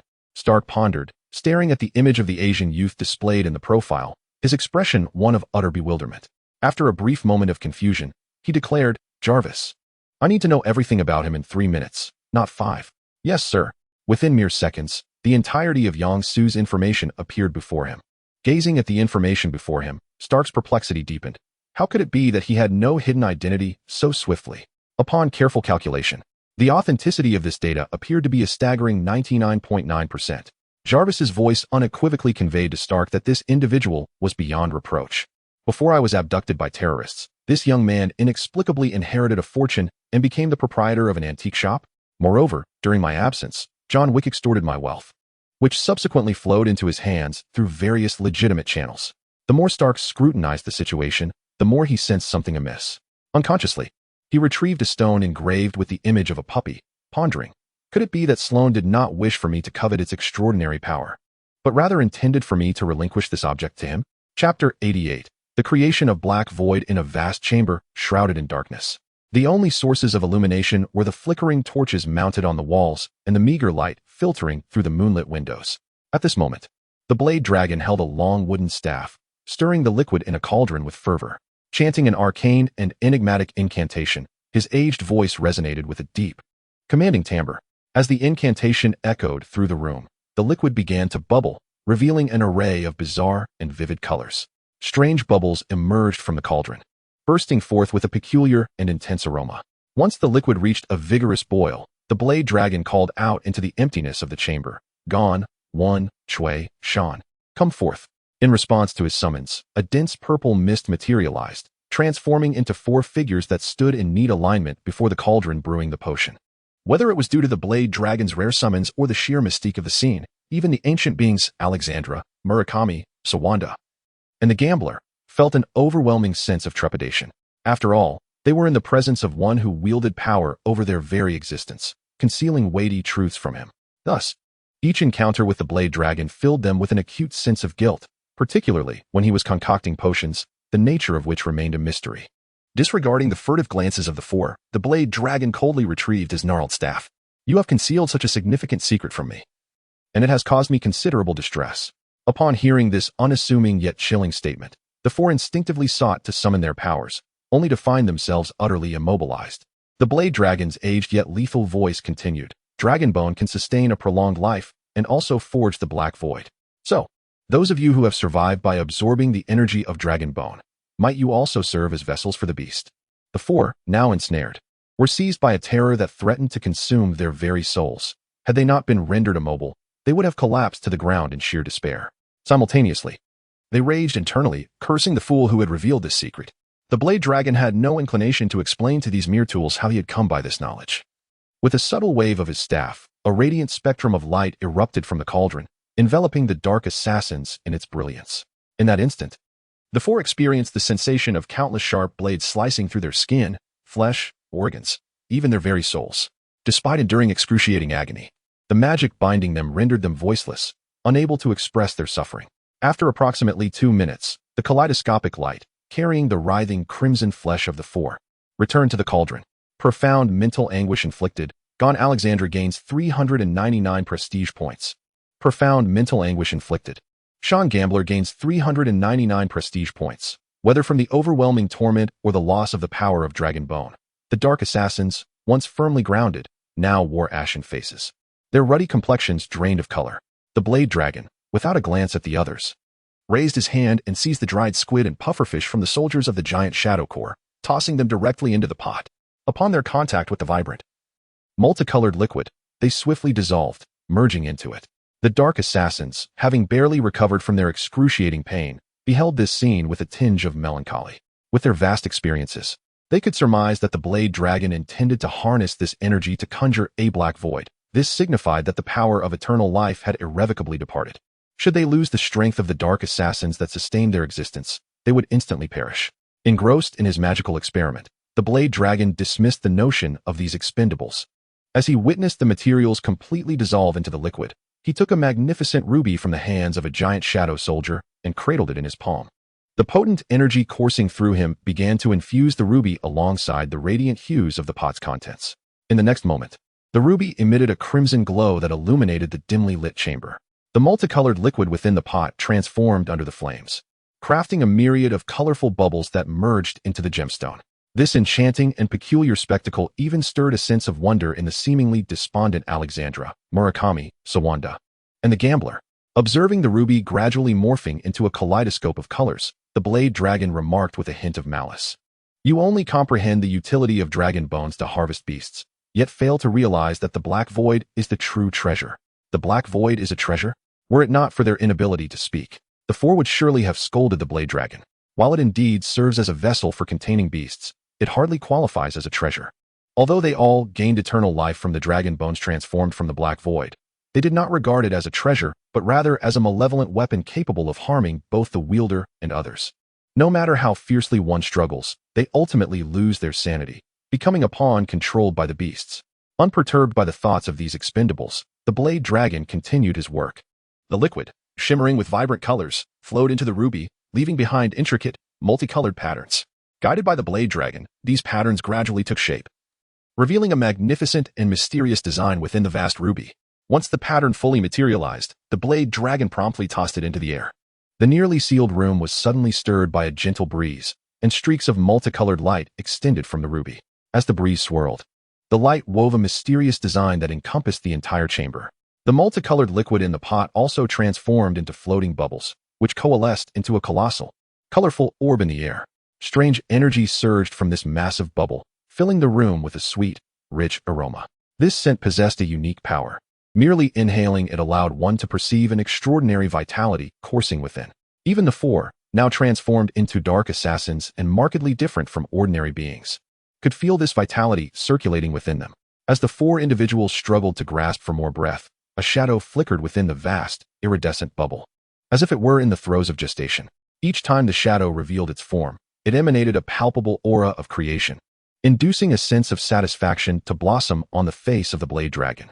While he awaited the manifestation of Black Void, a tremendous force suddenly surged forth from the abyss, traversing the ethereal void through an unseen connection. This energy streamed directly into the bubble, providing sustenance for the shadow to take on a corporeal existence. Under the nurturing influence of this remarkably harmonious power, the being within the bubble swiftly transitioned from the ethereal to the tangible. Chapter 89. Plunder. As the form of Black Void gradually solidified, its connection to the void intensified, accompanied by an influx of formidable power. Observing the now corporeal entity, adorned with obsidian, unyielding scales and menacing claws, the ferocious beast bore a terrifying visage. The blade dragon, with a hoarse voice, could not help but exclaim, "A robust yet soulless body. Indeed a prime vessel for alchemy. If only I could infuse it with demonic energy first, perhaps I could conjure forth a demon of shadowy essence. What a pity." Despite his words of lament, his expression betrayed no hint of regret. The magic he had just woven was based on the connection between Black Void and the beast. External forces could not easily supplant their bond. Thus, the beast continually drew forth immense energy from the void, sculpting a new form to serve as its coordinates and vessel for descent. Typically, members of the Hand Association would slay Black Void before its metamorphosis was complete, crafting its remains into dragon bones to harness the unclaimed, potent energy for their own immortality. The Blade Dragon had no intention of transforming the increasingly defined Black Void into dragon bones, nor did he wish to introduce an unknown entity into the earthly realm. His motives were far more intricate from the outset. Suddenly, a resplendent pattern woven from multicolored light erupted above, as brilliant lines surged forth from a ruby, piercing like blades into the corporeal form of Black Void encased within a bubble. In that instant, the life force energy emanating from the beast surged along these radiant lines, flowing incessantly into the grand ruby above, akin to a mighty river.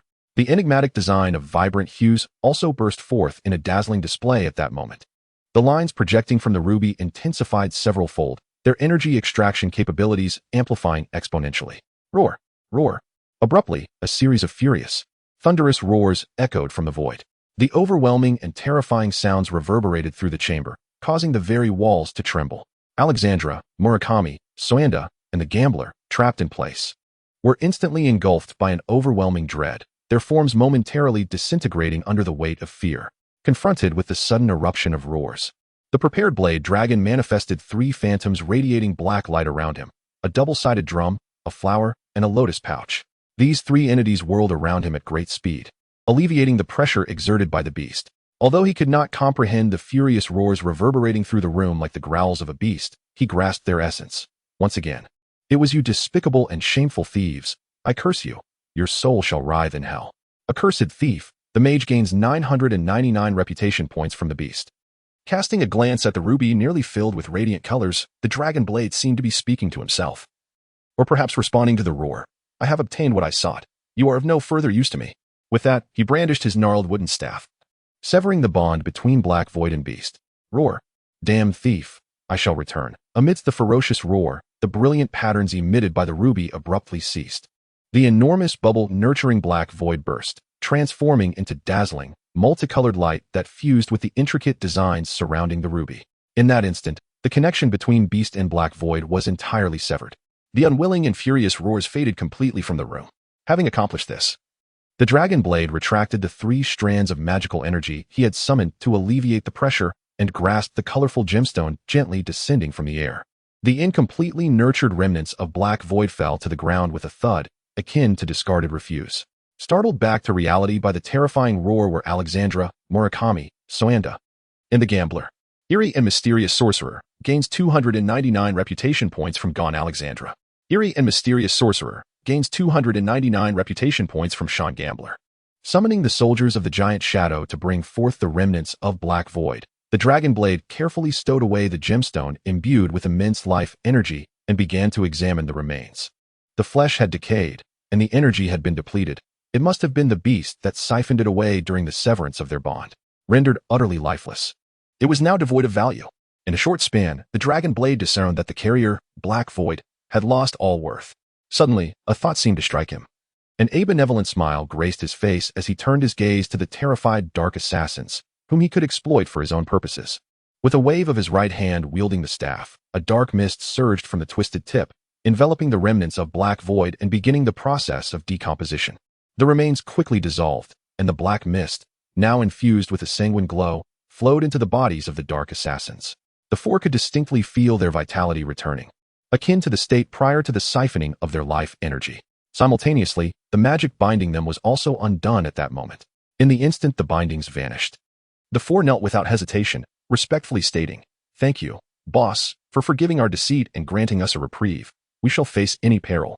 The dragon blade listened impassively to their flattery, as if it were mere drivel. After a heartfelt display of loyalty among the four, Alexandra, with a hint of unease in her tone, finally inquired under the urging gaze of the other three, "Boss, is it not your aim to locate the dragon bone and thus usher in the beast?" The blade dragon, casting a glance at the anxious dark assassin who was attempting to gather intelligence, merely smirked and replied, "You overestimate the situation. My true objective is not that, but rather a far more magnificent entity. However, with the beast providing its unsolicited support, I no longer need to exhaust myself in search of its corporeal form." Upon hearing the blade dragon's words, even the dark assassin, in a state of trepidation, felt an inexplicable wave of dizziness. It was crucial to note that even the recently manifested powerful beast's roar had nearly crushed her. Should an even mightier presence emerge, it would undoubtedly provoke a fierce backlash, be it from allies or foes alike. All she desired was to simply survive, completely uninterested in becoming embroiled in grand events. This sentiment was not exclusive to Alexandra. The other three shared her apprehensions. They exchanged worried glances, their eyes reflecting a profound sense of dread and anxiety. Chapter 90. The urgent shield. The dragon blade appeared oblivious to the silent exchange of glances among Alexandra and her companions. In a display of ostentation, he retrieved the resplendent gemstones he had stowed away. His gaze, fixated on the gems, was laden with profound obsession, as if he were ensnared by some unseen force. Within the dimly lit chamber, the feeble moonlight filtered through the tightly shut windows, mingling with the hazy glow of torches to illuminate the constrained space.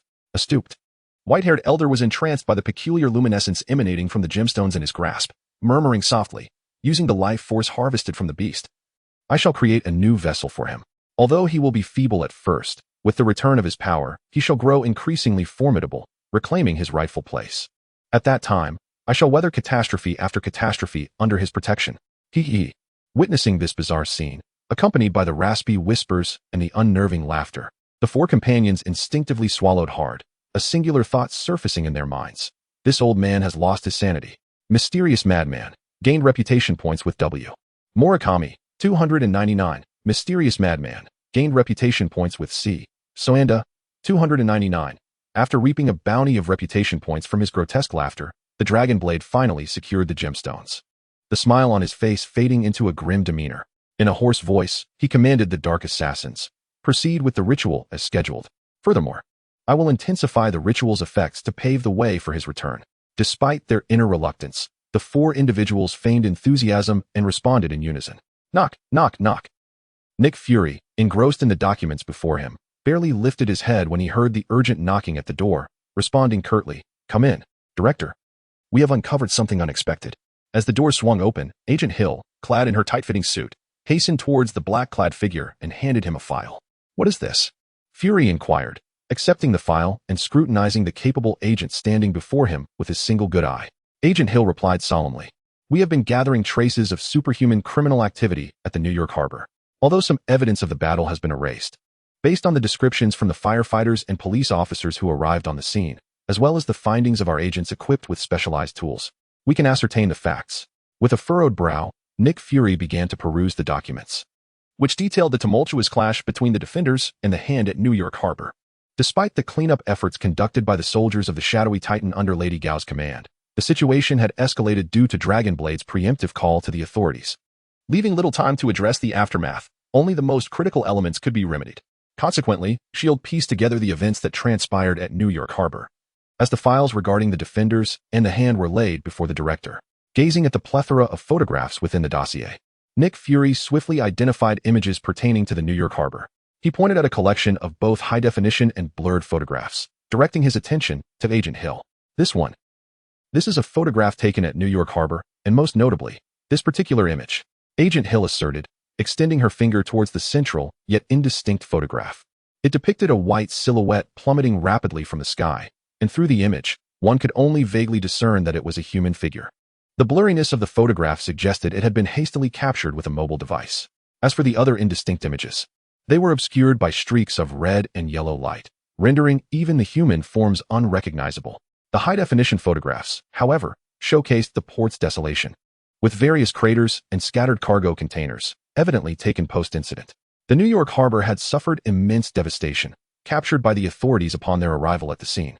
Listening to Agent Hill's explanation, Nick Fury scrutinized the dossier, contemplating in silence. Based on the assessment of the site, the extent of the damage to the harbor could reasonably be attributed to the actions of a single individual. One person? Could one person truly accomplish such destruction? As Nick Fury observed the scenes portrayed in the photographs, his brow furrowed in deep concern. He found it difficult to fathom what kind of entity could bring about such chaos. Aside from Captain Marvel, Carol Danvers, Nick Fury had yet to encounter any being capable of inflicting such widespread damage. As for the rampaging Kingpin, that towering muscle-bound creature, it was uncertain whether he could still be considered human. Most critically, Nick Fury discerned that the horrific scenes depicted in the photographs were not the result of explosive weaponry. This indicated that there existed an individual capable of inciting a massive upheaval in a bustling urban area, entirely unanticipated by its inhabitants. As Nick Fury absorbed Agent Hill's narrative, he hastily perused the documents. It seemed he would need to confer with an old friend. His solitary eye glinted with determination as he instructed Agent Hill, summon Frank Castle. If he is reluctant to come, inform him. Punisher, your old friend wishes to see you. After Agent Hill exited, Nick Fury delved into the records of the Defenders. He scrutinized a photograph of Matt Murdock, clad in a suit, wielding a cane, and sporting sunglasses. He was acutely aware of the long-standing enmity between the Defenders and the Hand. Following the Kingpin's rampage, Nick Fury had maintained a vigilant watch over both factions. He had not overlooked the files of each member of the Defenders, nor the elusive intelligence on the Hand, which had revealed only scant information.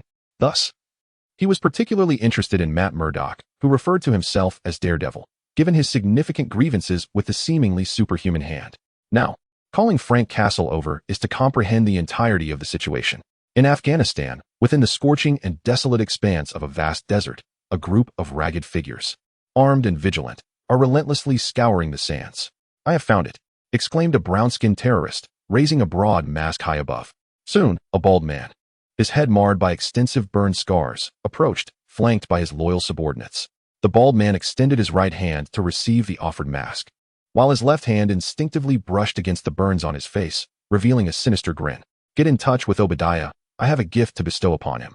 Chapter 91. Test flight in a pitch-black underground workshop. A single shout of Jarvis caused all the lights to illuminate instantaneously.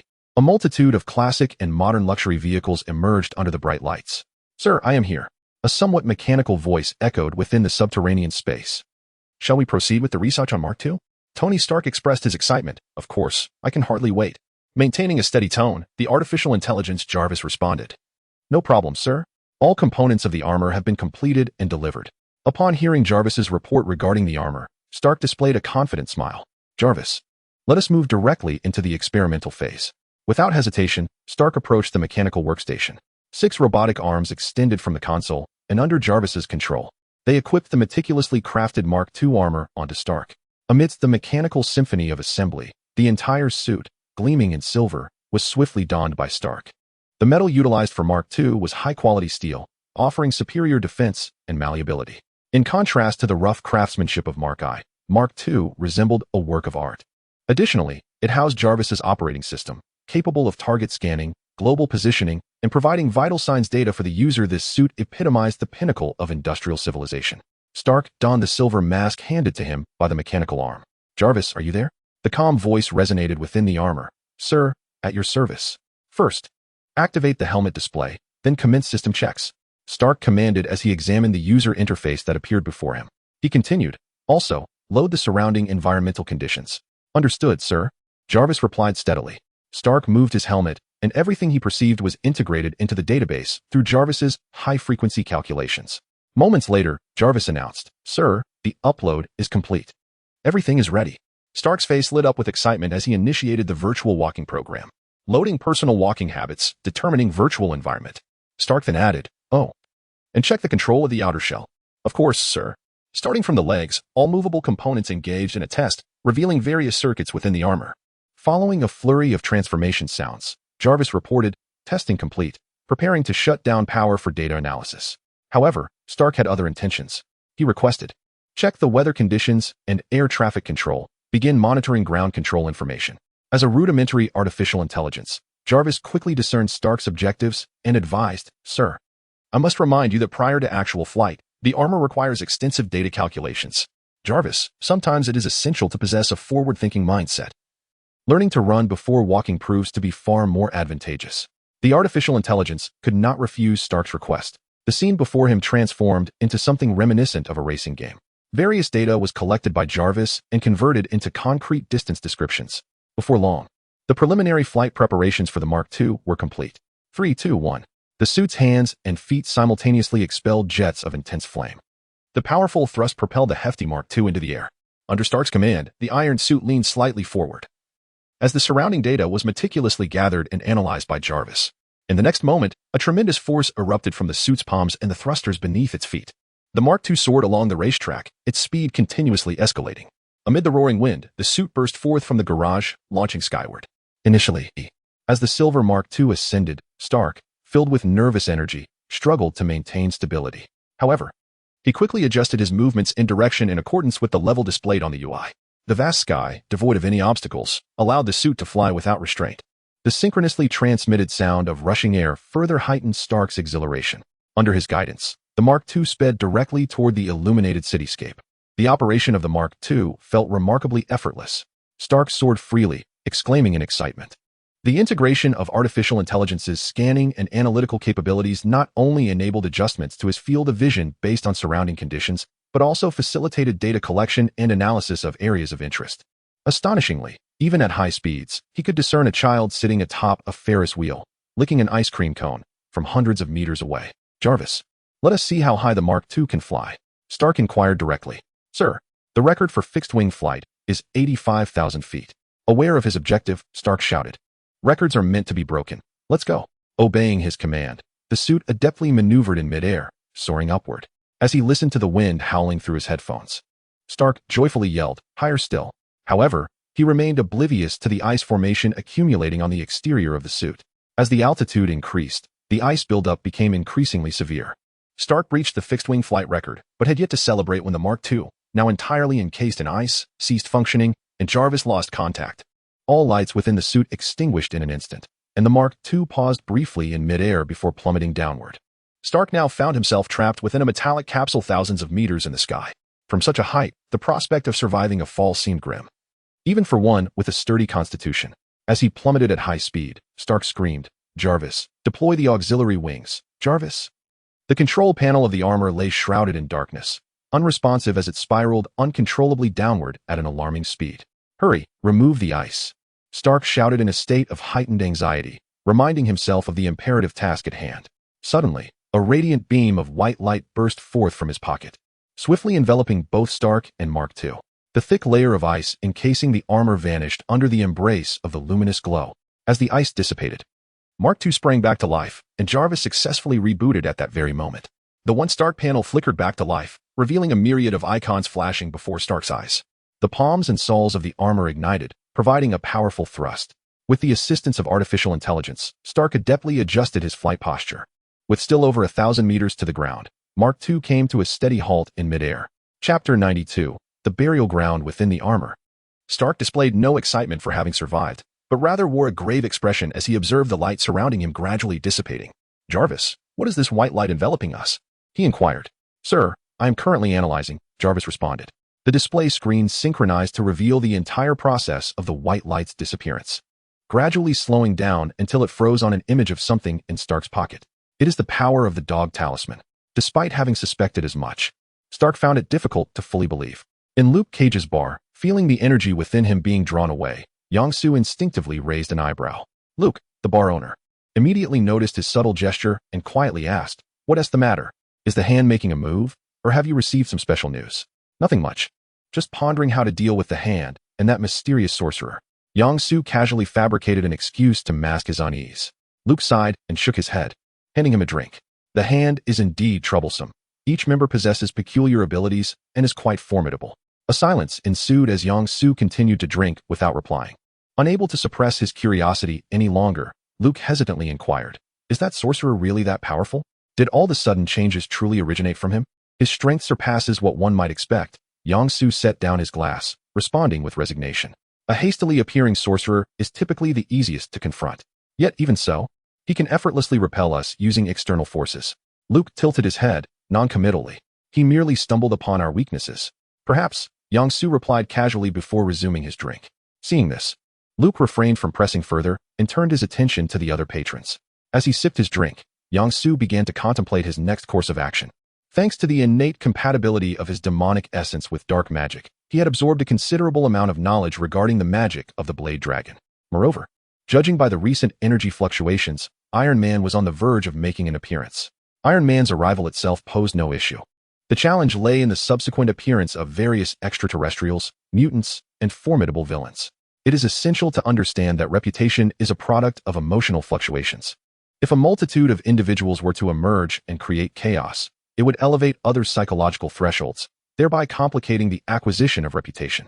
Thus, what needed to be done was to orchestrate a significant event before Stark fully embraced his role as a superhero, allowing for the collection of ample reputation points to secure more powerful allies and continue the upheaval. Furthermore, this grand action could serve to promote the fabricated backstory that had already been devised. For this objective, Yang Su had even taken on a corporeal form, though the more fundamental reason was the glaring absence of any powerful or rival characters to bear the banner. After all, the current pool of available characters was exceedingly limited. John Wick, Sloane, and AFO have divergent operational directions, while True and Wallong exited after the upheaval at Jinbing. These individuals are ill-suited for exposure. Apart from the Hidden Ace and the skill-enhanced Takumi Fujiwara, the only options available are the two feeble individuals, Ras and Sheriff Blake. However, this is not a significant concern, as the prior harvesting of beast energy combined with Yang Su's current proficiency in dark magic and the drawn demonic energy can effectively serve as tools for accumulating reputation. After calculating the available manpower, Yang Su set down his emptied glass. He then ordered another glass of whiskey with ice and began to contemplate the existence of S-H-I-E-L-D.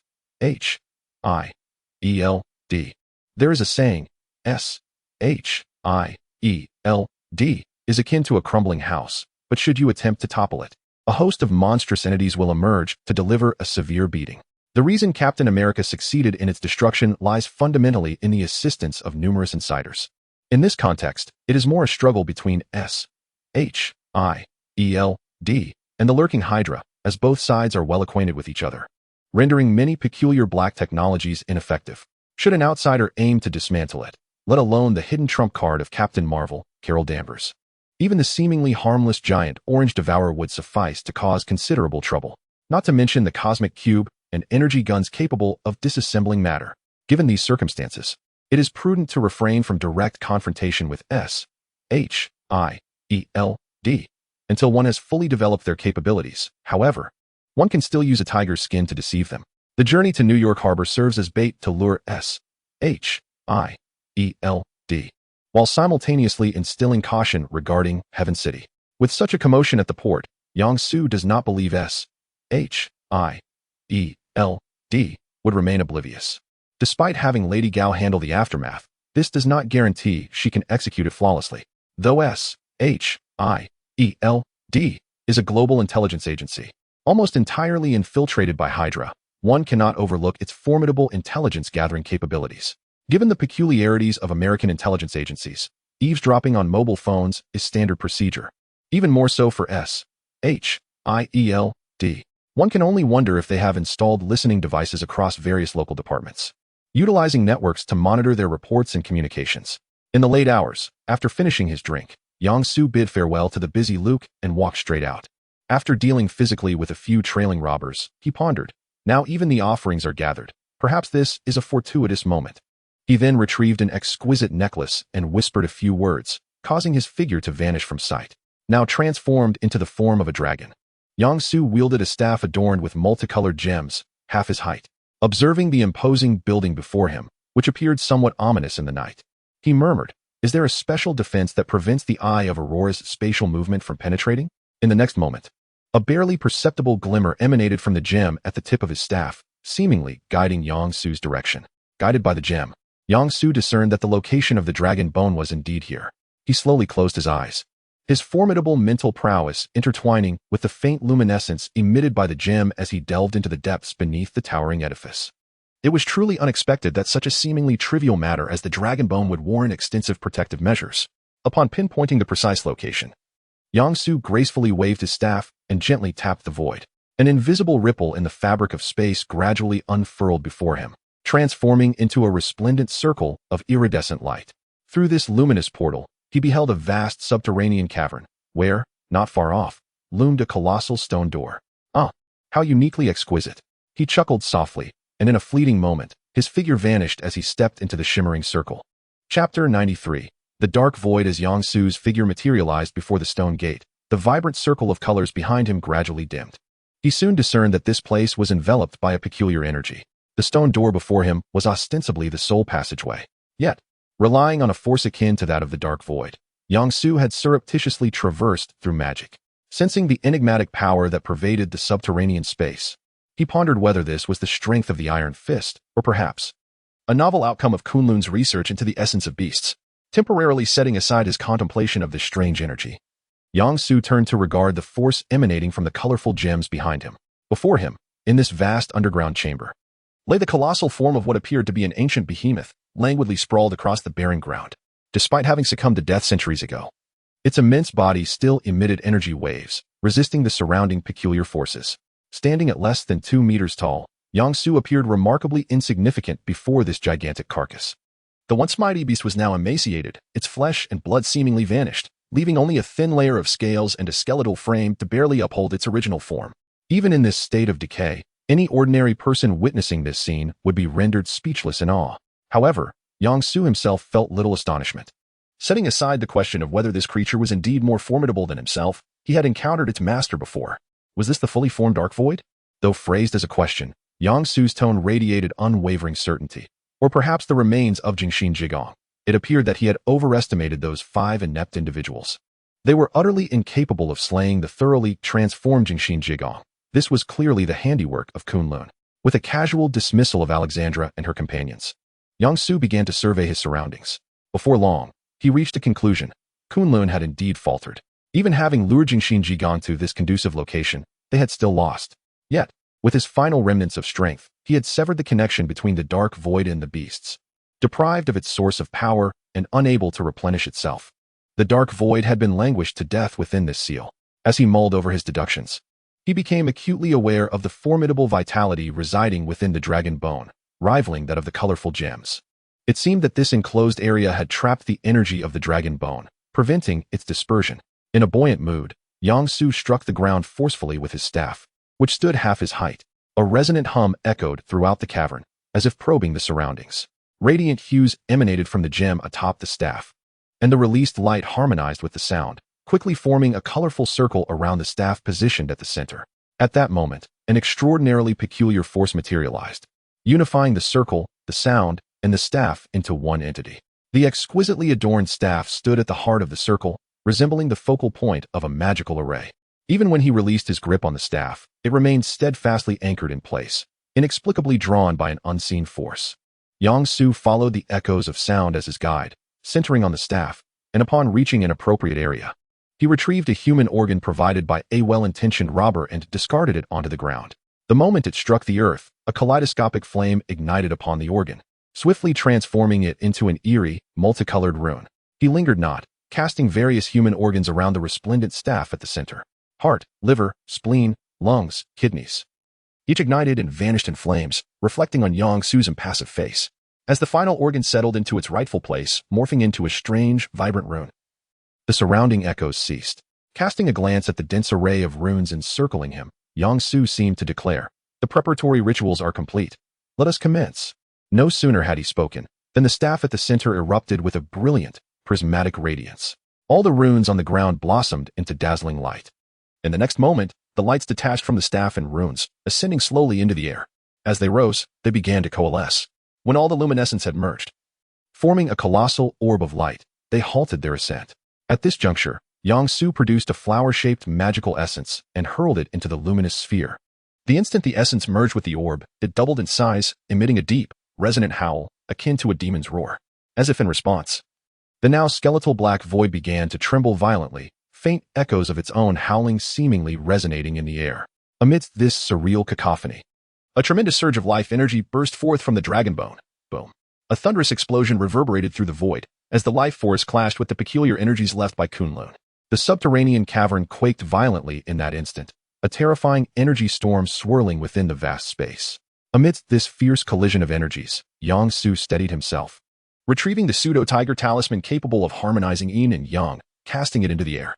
A brilliant white light flashed across the expanse, and the energy storm born of their collision dissipated silently. The two tumultuous forces began to find tranquility, glancing at the talismans suspended in the air. Sensing the rapid depletion of energy within, Yang Su hastened to guide the life energy of Black Void into the luminous sphere. Meanwhile, on the rooftop of Fisk's building, a simply dressed, astute middle-aged woman observed 4 dazed, shadowy assassins. "What has happened to you?" she inquired. Slumped on the sofa, Gone Alexandra lifted her eyelids weakly, replying, "I've discovered that old fool is insane. I wish to flee, but I cannot escape." "Same here." Mountain Gambler, slouched opposite her, raised a hand, responding feebly. Ren Murakami sat upright, yet spoke with a tone of exhaustion, as though emptied. "There's no choice. God only knows what other tricks the Blade Dragon has up his sleeve to finish us off. Indeed, he must possess alternative channels of information." Choi Suwanda could not help but concur. "Thus, we are left with no choice but to devise a plan to eliminate him, otherwise." Madame Gao's words trailed off, yet each individual present, astute as they were, instantly grasped the underlying implication, before they could reach a consensus. A shiver coursed through the hearts of the five, an inexplicable fear surging like a tide. In unison, they sprang to their feet, a glimmer of panic flickering in their eyes. Madame Gao, devoid of the Dark Assassin's power, felt this sensation most acutely. With a tense tone, she inquired, "What is happening?" "I feel an inexplicable anxiety within me." The other four soon regained their composure, as if a realization had struck them, exchanging alarmed glances. Simultaneously, they shouted in terror, "That lunatic intends to use the Black Void to resurrect some unknown entity." Chapter 94, Convergence. Though Madame Gao remained oblivious to the specific knowledge possessed by the Dark Assassins, she grasped the essence of their words. It was nothing more than an intent to extract the dragon bone that sustained her life, to further the private interests of the Blade Dragon.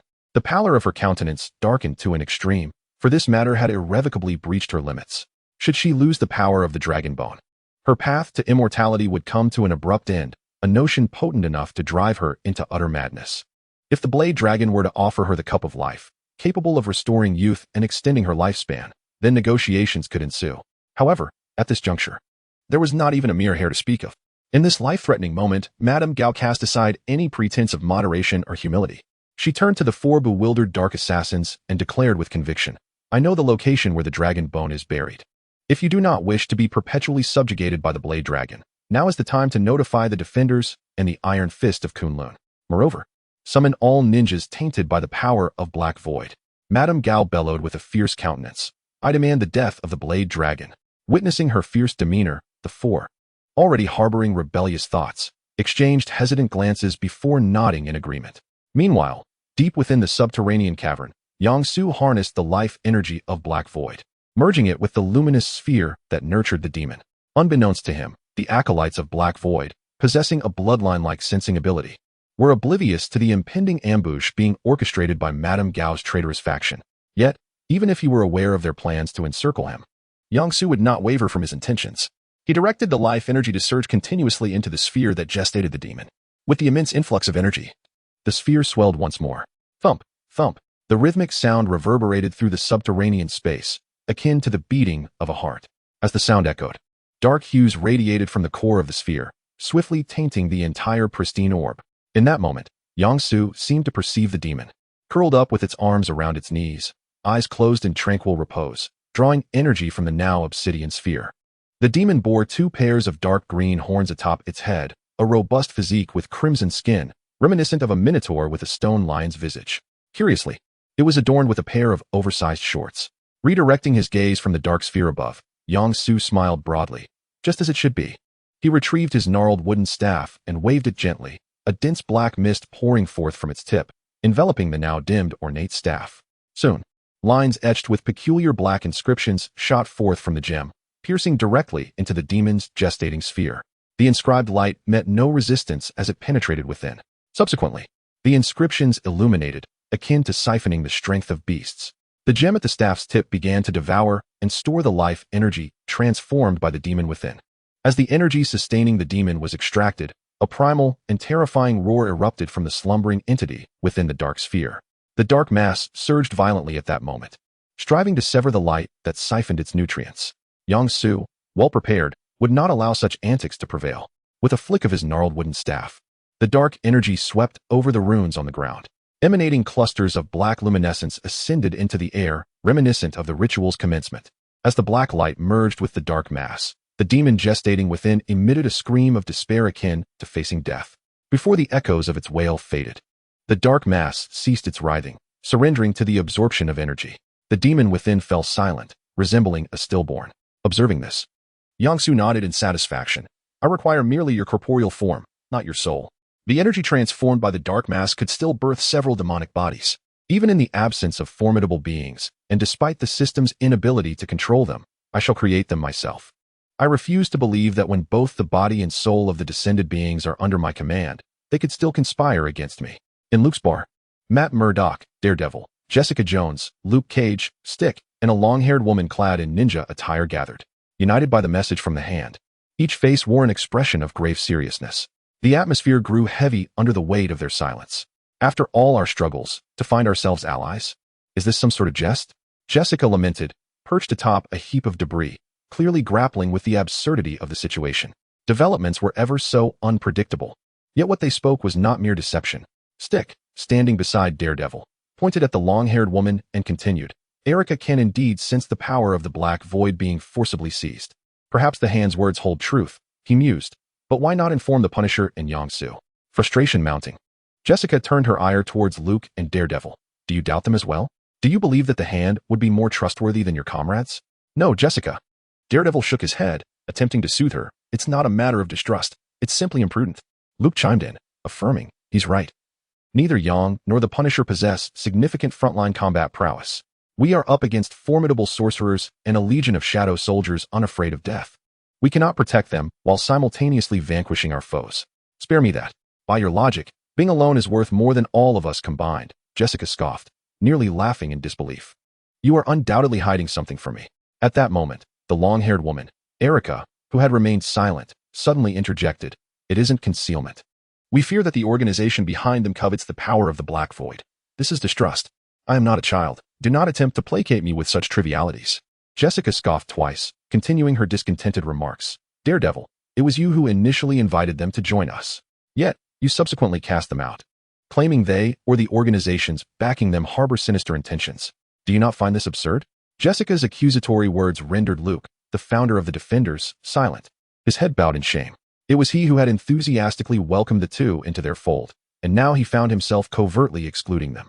Luke let out a quiet sigh, yet could only urge, Jessica, I comprehend your discontent.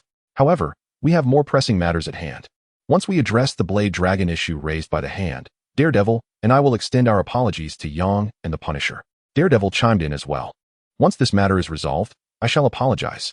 After much coaxing and their repeated assurances, Jessica reluctantly agreed to join their endeavor.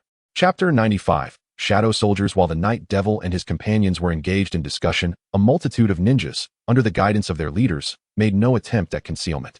They boldly traversed the rooftops of Hell's Kitchen, leaping and moving purposefully toward a towering edifice. Despite the ostentation of their actions, the darkness in their attire, which blended seamlessly with the night, rendered them undetected.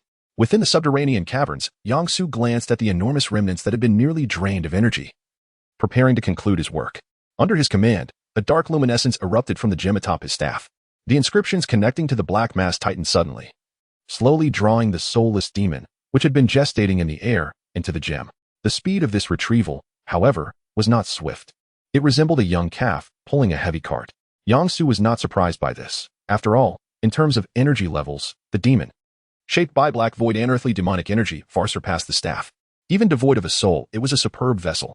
The staff's capacity to contain the demonic form was primarily due to the shared origin of energy and Yang Su's meticulous arrangements.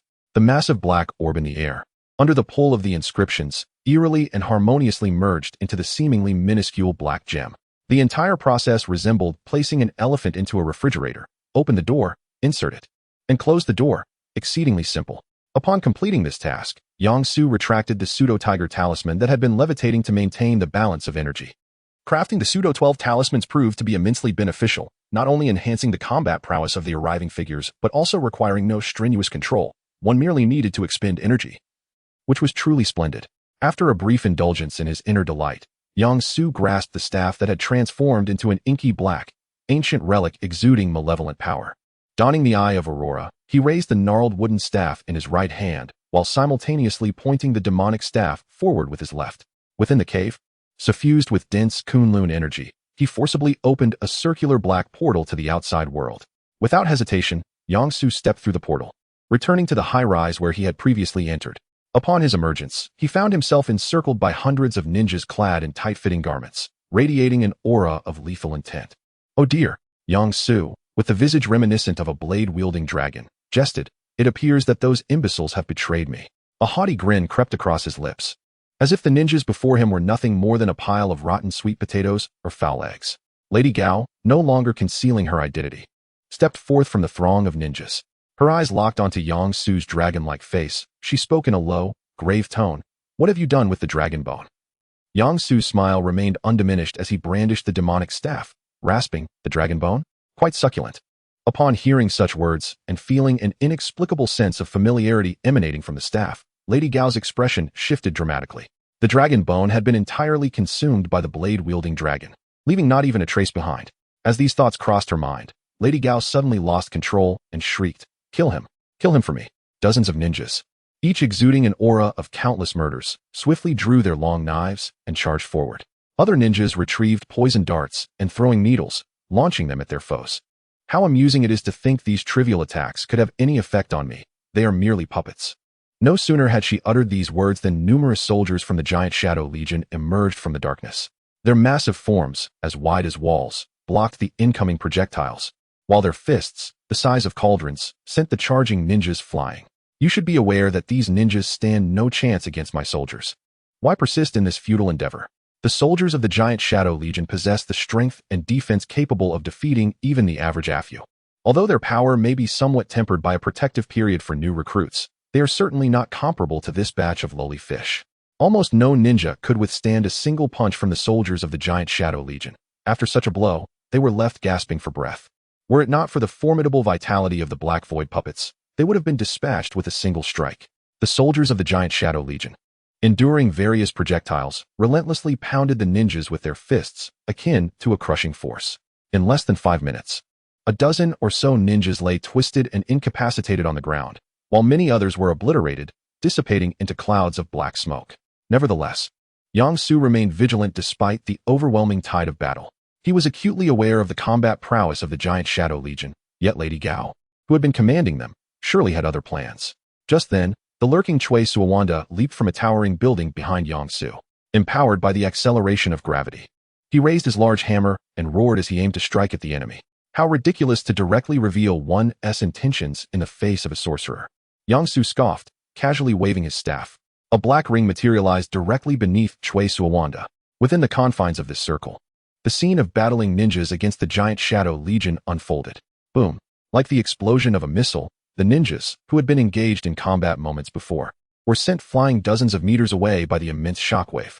Those fortunate enough were vaporized into black smoke, while the less fortunate were hurled away, struggling to crawl back amidst broken bones to continue fighting. Although many ninjas were dispatched by their own leader, the soldiers of the Giant Shadow Legion also suffered significant losses from this surprise attack. Now, Lady Gao shot forward like an arrow released from a bow, charging toward the drastically reduced enemy ranks. Observing her advance, Yang Su raised an eyebrow and waved his staff, enveloping one of the giant shadow soldiers in a dark mist. She deftly evaded the intercepting soldiers with her profound and exquisite movements, weaving through the gaps to stand before Yang Su. With her right foot stepping forward, her body arched like a bow, she unleashed a powerful punch aimed directly at the enemy's head. Just as Lady Gao was about to land her blow, a shadow surged up from the ground. Suddenly, a colossal figure emerged, shielding itself with its chest in front of her lethal punch. Futile, my strength can obliterate it. Madame Gao observed the soldier that appeared before her, a sinister grin spreading across her face, ready to shatter you. Yet, this punch, imbued with immense power, was thwarted by an invisible force, rendering it incapable of descending. This is, confronted with such an unexpected turn of events, Madame Gao momentarily found herself at a loss.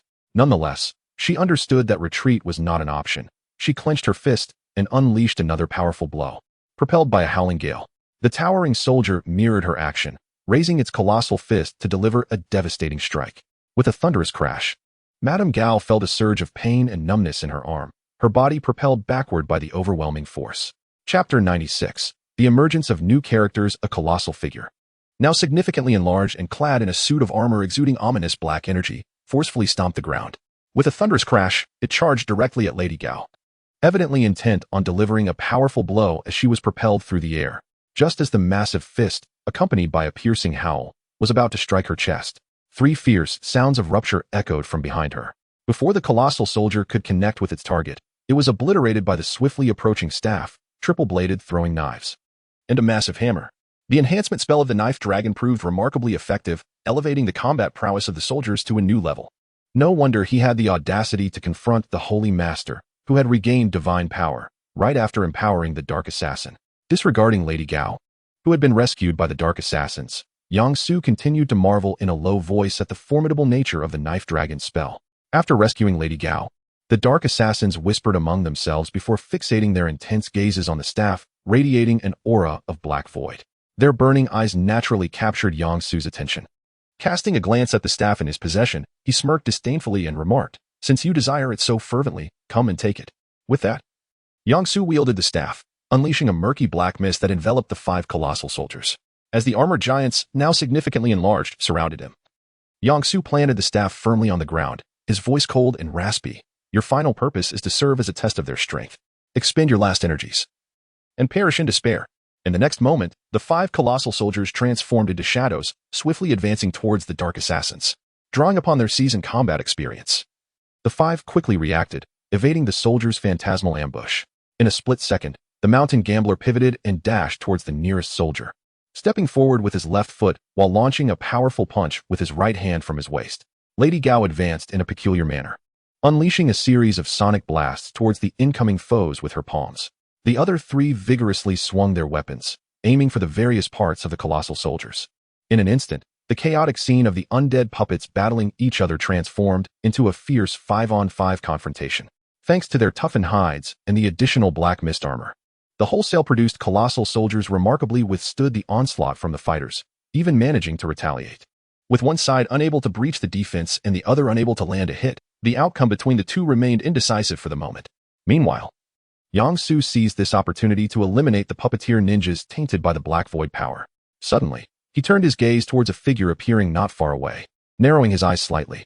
He then let out a cold chuckle and produced a card resembling an ethereal apparition, inserting it into the black gemstone at the tip of his demonic staff.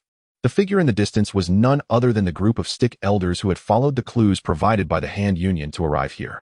As soon as they neared, they witnessed the Dark Assassins and Lady Gao engaged in battle against the colossal soldiers. It seemed they were indeed correct. A conflict had erupted with the sorcerer known as Knife Dragon. However, the members of the Hand Alliance appeared to be at a disadvantage. Jessica, soaring through the air, was the first to discern the chaotic scene below, where ordinary giant shadow soldiers were ruthlessly obliterating ninjas with powerful punches. The previously encountered Dark Assassin and Madame Gao were engaged in a fierce melee with the significantly larger giant shadow soldiers. We must hurry to their aid. If they fall to the Blade Dragon, it will be exceedingly difficult for us to triumph over our adversaries. Luke called out and dashed straight into the battlefield, now reduced to ruins. We followed suit.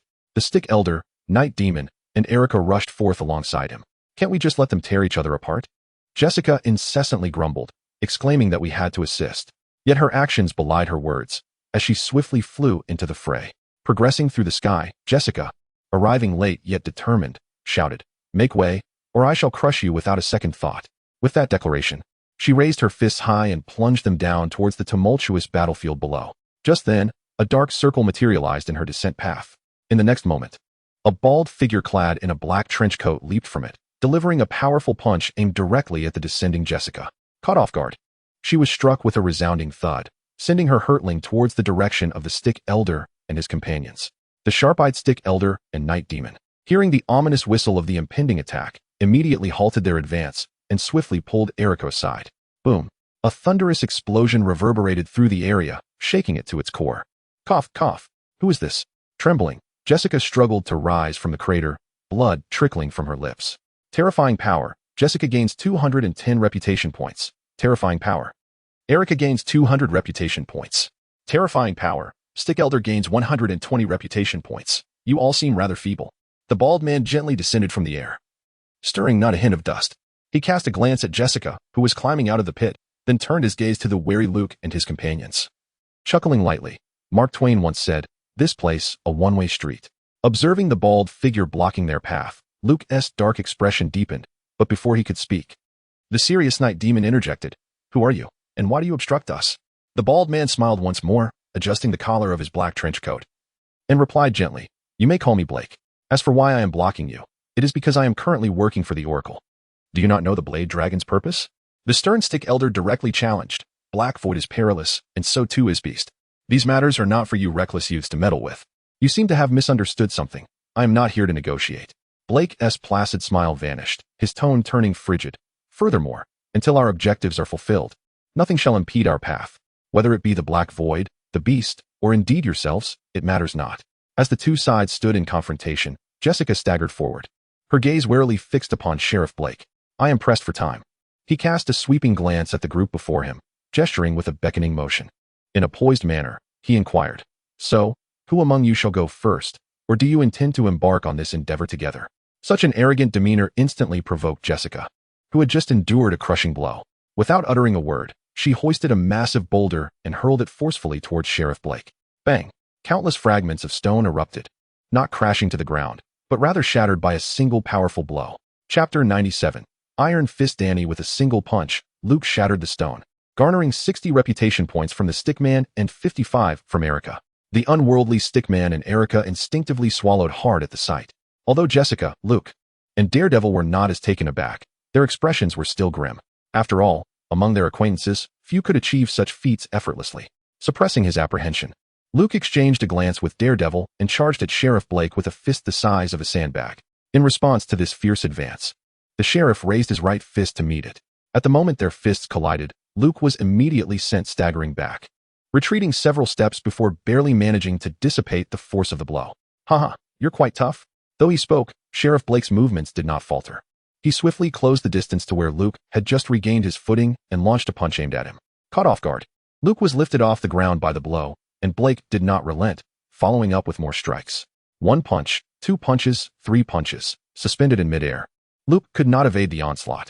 Amidst the series of dull thuds, a thunderous crash echoed as Luke's body was sent hurtling away, resembling a broken kite as it spiraled helplessly before crashing to the ground. Sheriff Blake shook his hand, his tone indifferent as he remarked, "It seems you're still not tough enough."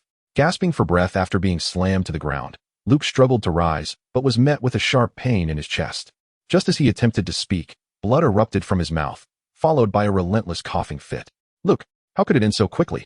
Daredevil murmured instinctively, taken aback by the swift conclusion of the battle, which was nothing short of a crushing defeat. Being lost in thought during a fight is not a good habit. The detached voice that reached Daredevil's ears made his scalp tingle.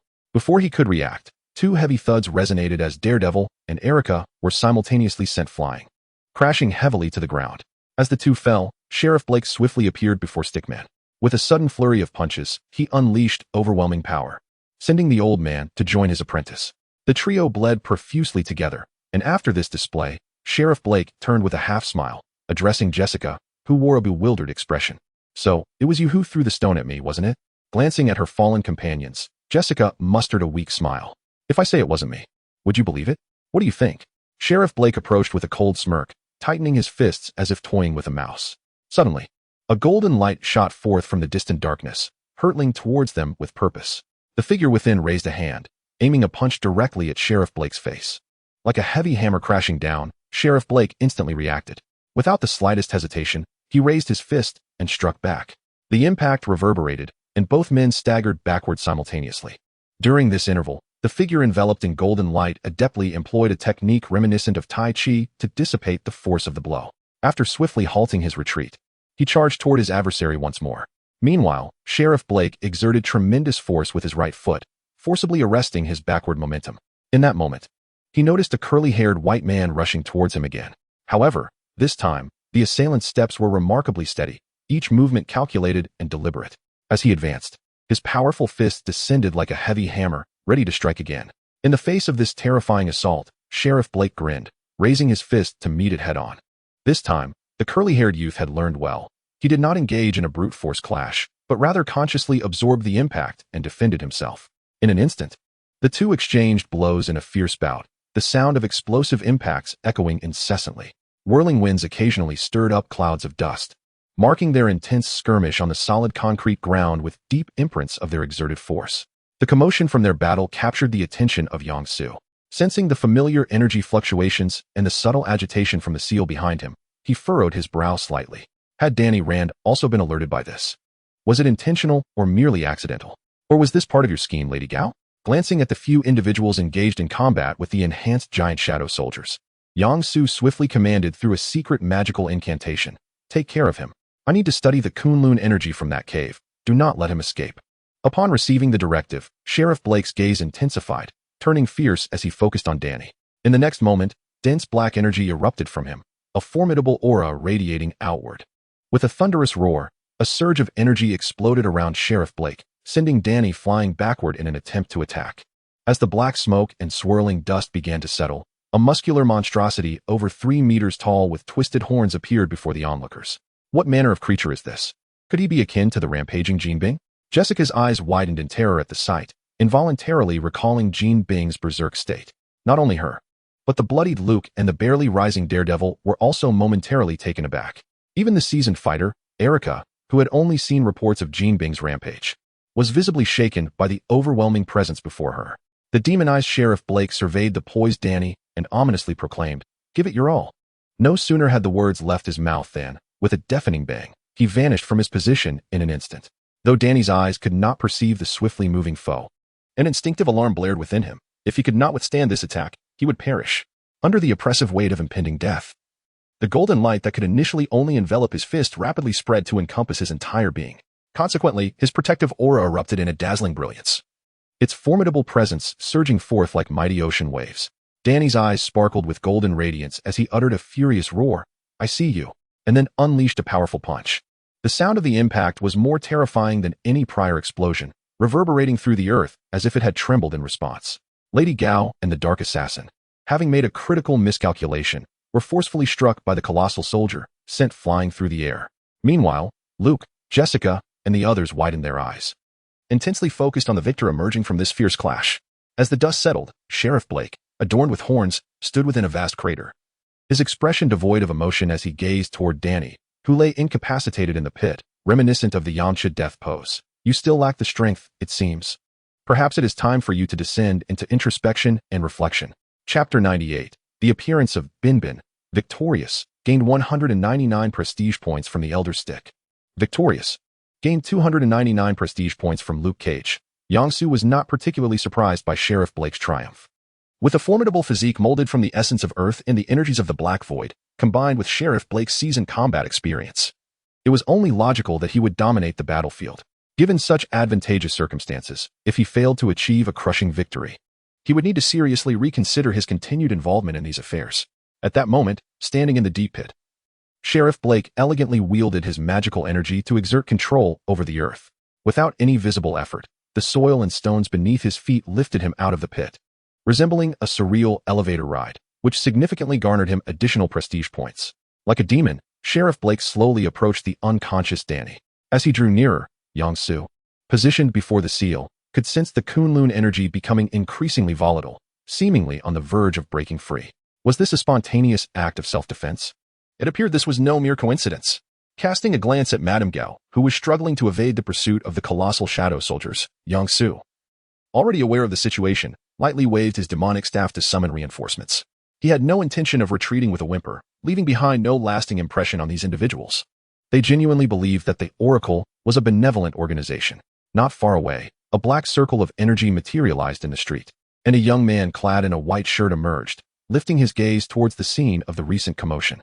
Just as Sheriff Blake advanced towards Danny, a loud shout erupted from behind. "Don't even think about it." Immediately thereafter, massive stones, rebar, and other debris hurtled towards him. It was Luke, Daredevil, and the Elder Stick attempting to delay him with this tactic.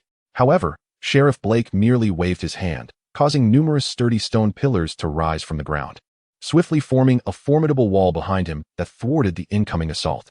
Subsequently, the wall exploded, sending countless shards of stone hurtling back towards the attackers. Faced with the onslaught of flying debris, the astute Elder Stick and his apprentice nimbly dodged to the side, leaving the rugged Luke to withstand the barrage. Ignoring Luke, who was now battered and bruised, Sheriff Blake raised his palm, striking backward with immense force.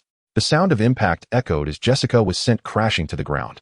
Once Sheriff Blake had dealt with the obstacles in his path, the Kunlun energy seemed to sense the impending danger towards the Iron Fist and began to violently thrash against the seal.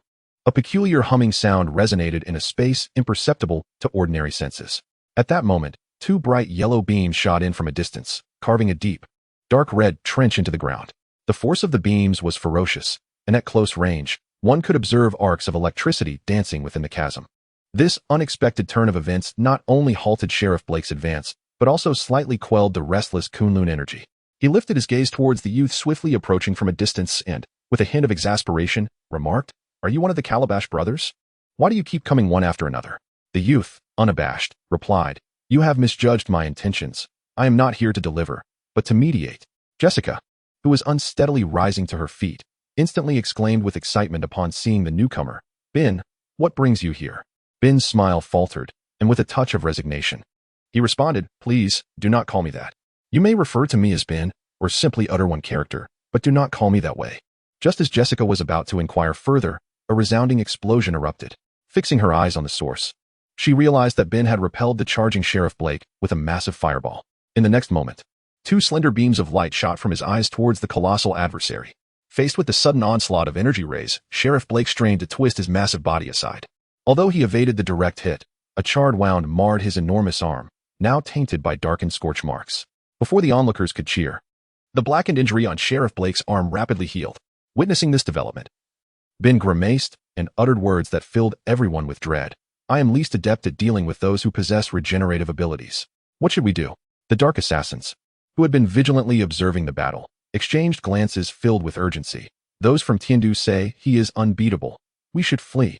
Not only did they feel the urge to retreat, but even the usually stoic elder was considering whether it was time to escape.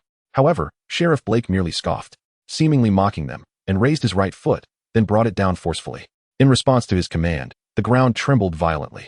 Thick stone pillars erupted from the earth with a thunderous roar, 1 meter, 2 meters, 3 meters. Countless pillars ascended at an astonishing speed, completely surrounding them. When the commotion subsided, what lay before them was no longer a street resembling a wasteland, but a towering wall over 10 meters high, its surface as impenetrable and solid as the night itself. In that moment, everyone felt akin to frogs trapped in a deep well, forced to look up to glimpse the world beyond. Witnessing this miraculous scene, Erica and Jessica murmured in disbelief, "How is this even possible?" The Elder, Night Demon, and Luke sank to the ground, shaking their heads in bitter amusement. Meanwhile, the Dark Assassins and Lady Gao were once again sent flying, crashing heavily against the rising, formidable wall. Yet, even the pain from the brutal impact could not mask the shock and fear etched on their faces. Despairing Strength. Gained reputation from Gone Alexandra, 299. Despairing Strength. Gained reputation from the Elder, 199. Such a commotion, even in the dead of night. Surely, many ordinary people should have noticed the disturbance, yet there was no corresponding reputation notification. Or is it that these events are not linked to the arriving figures, thus rendering them unacknowledged? In deep contemplation, Yang Su was abruptly roused by the surging energy from Kunlun behind him. Casting a glance at the entranced group, he issued a decisive command to Binbin. "Let us conclude this game. I shall offer my unwavering support. Do not burden yourself with excessive thought." Upon receiving the directive and gaining the authority to harness power, Binbin's eyes instantly manifested the image of a dragon. An overwhelming aura erupted forth, and the intense heat surged through the almost enclosed space. In the next moment, a pillar of searing flames shot skyward.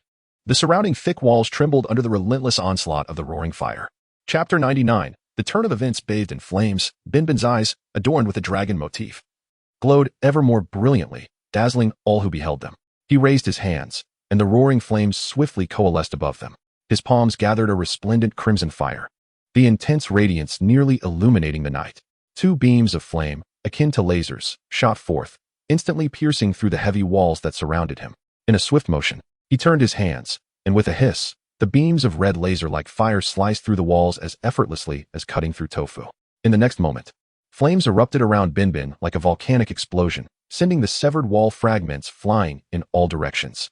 The once formidable barriers crumbled into massive debris, scattering chaotically. Simultaneously, under Binbin's command, the flames engulfed the debris, launching them towards Sheriff Blake like cannonballs. Having accomplished this, he conjured the flames into several fiery whips, ensnaring the old man and his companions. With a powerful pull, he yanked them out of the impending danger zone. Upon seeing Luke, Jessica, and the others, their faces were grimy and their clothes warped from the searing heat. Binbin urged them, "You must leave quickly. This technique can only hold him at bay temporarily. I cannot guarantee I will hold back during the battle." Though his words were delicately phrased, the underlying message was clear to all. Their presence was a liability, and should they remain, he would be burdened with their protection. The current circumstances left no room for argument, as even the aftermath of the battle could obliterate them. Before Binbin could say more, the sound of shattering stone echoed around them. Lifting his gaze, he beheld Sheriff Blake, who was defiantly smashing the falling debris with his fists. Witnessing this, the temperature around Binbin surged once more, and the dragon motif in his eyes radiated with renewed brilliance. The energy within Yang Su was rapidly siphoned, transforming into an immense power that coalesced in Binbin's hands. A terrifying pressure emanated from him, and the amassed energy stirred up fierce winds. After Sheriff Blake crushed the descending rocks, Binbin, now fully charged, bellowed, "Feel my energy wave." A colossal beam of crimson light pierced the night, striking directly at the enemy. The surrounding heat engulfed the air, distorting it as the brilliant beam threatened to illuminate the entire night sky. The terrifying flames and intense heat reverberated throughout the heavens, creating ripples of energy. The concentrated dragon fire surged forward in an instant, enveloping the distance between them. Sheriff Blake, having undergone a demonic transformation, towered over most men. Yet, the incoming crimson beam encompassed his towering figure entirely. Facing this destructive force, Blake's eyes held no fear, only exhilaration. A thick cloud of black mist erupted around him, and with a furious roar, he extended his hands, defiantly bracing against the laser beam. The immense resistance transformed the once powerful ray into a mere constrained line. Amidst the fierce confrontation between the two adversaries, countless bolts of energy surged around, accompanied by an overwhelming pressure of wind that relentlessly swept through the area. How astonishingly powerful these individuals are. Truly, they embody the might of a clandestine organization. Luke, Erica, and Jessica braced themselves against the onslaught of wind pressure generated by the energy cannons, their expressions reflecting disbelief at the spectacle unfolding before them. Even the unseen figures of the blind sage and night demon sensed an indescribable, terrifying energy searing at their senses. Not far away, the dark assassin and Lady Gao stood in a daze, murmuring, "Are they truly human? Are we to face such formidable beings? How shall we combat them?" Having reaped a significant amount of prestige, Yang Su reveled in the moment and commanded the enhanced shadow soldiers to cease their pursuit.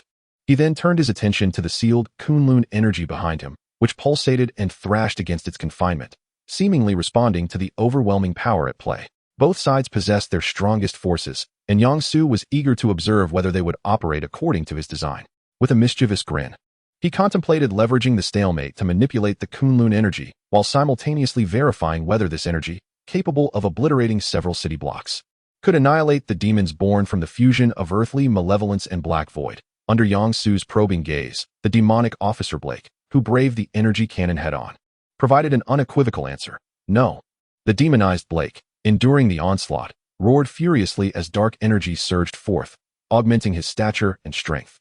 Beneath the pitch-black night sky, Officer Blake vanished, replaced by a terrifying demon that howled with wild ferocity. The surrounding dark mist coalesced around it, culminating in a thunderous explosion. This demon forcibly unleashed a formidable wave of energy from the energy cannon, resulting in a cataclysmic blast that shattered the device into fragments. Fiery flames erupted, creating gaping holes in the vicinity. The backlash from the explosion sent Binbin hurtling through the air, spinning several times before crashing heavily to the ground.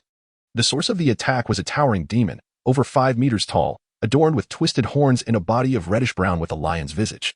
With a resounding roar that resonated like thunder, this demon instilled fear in every onlooker, causing them to tremble uncontrollably. The surrounding streets crumbled, and nearby skyscrapers quaked in response. Is it beginning to rampage like Jean? This thought crossed the minds of all present. Then, a more pressing realization dawned upon everyone. The forces of Heavenly Capital had already lost. Who could possibly stand against this demon? Who could halt its rampage? At that moment, the restless Kunlun energy seemed to sense the horrific presence, abruptly calming. Yet, in the next instant, it contracted like a tide, surging violently toward the seal. Crack! Crack! The sound of shattering glass echoed incessantly. A resplendent golden energy column shattered the seal, surging directly towards Binbin, who was struggling to rise. With Yang Su's tacit approval, while the crowd remained engulfed in fear and uncertainty regarding the seemingly rampaging demon, a brilliant golden light streaked across the pitch-black night sky. Before anyone could react, it merged into Binbin's being. In an instant, an overwhelming and potent force coursed through him. Simultaneously, the dragon-shaped pattern in his eyes erupted with a dazzling golden brilliance, illuminating the darkness around him. This was the power of the divine dragon. As the onlookers pondered the extraordinary transformation of Binbin, a voice resonated from behind.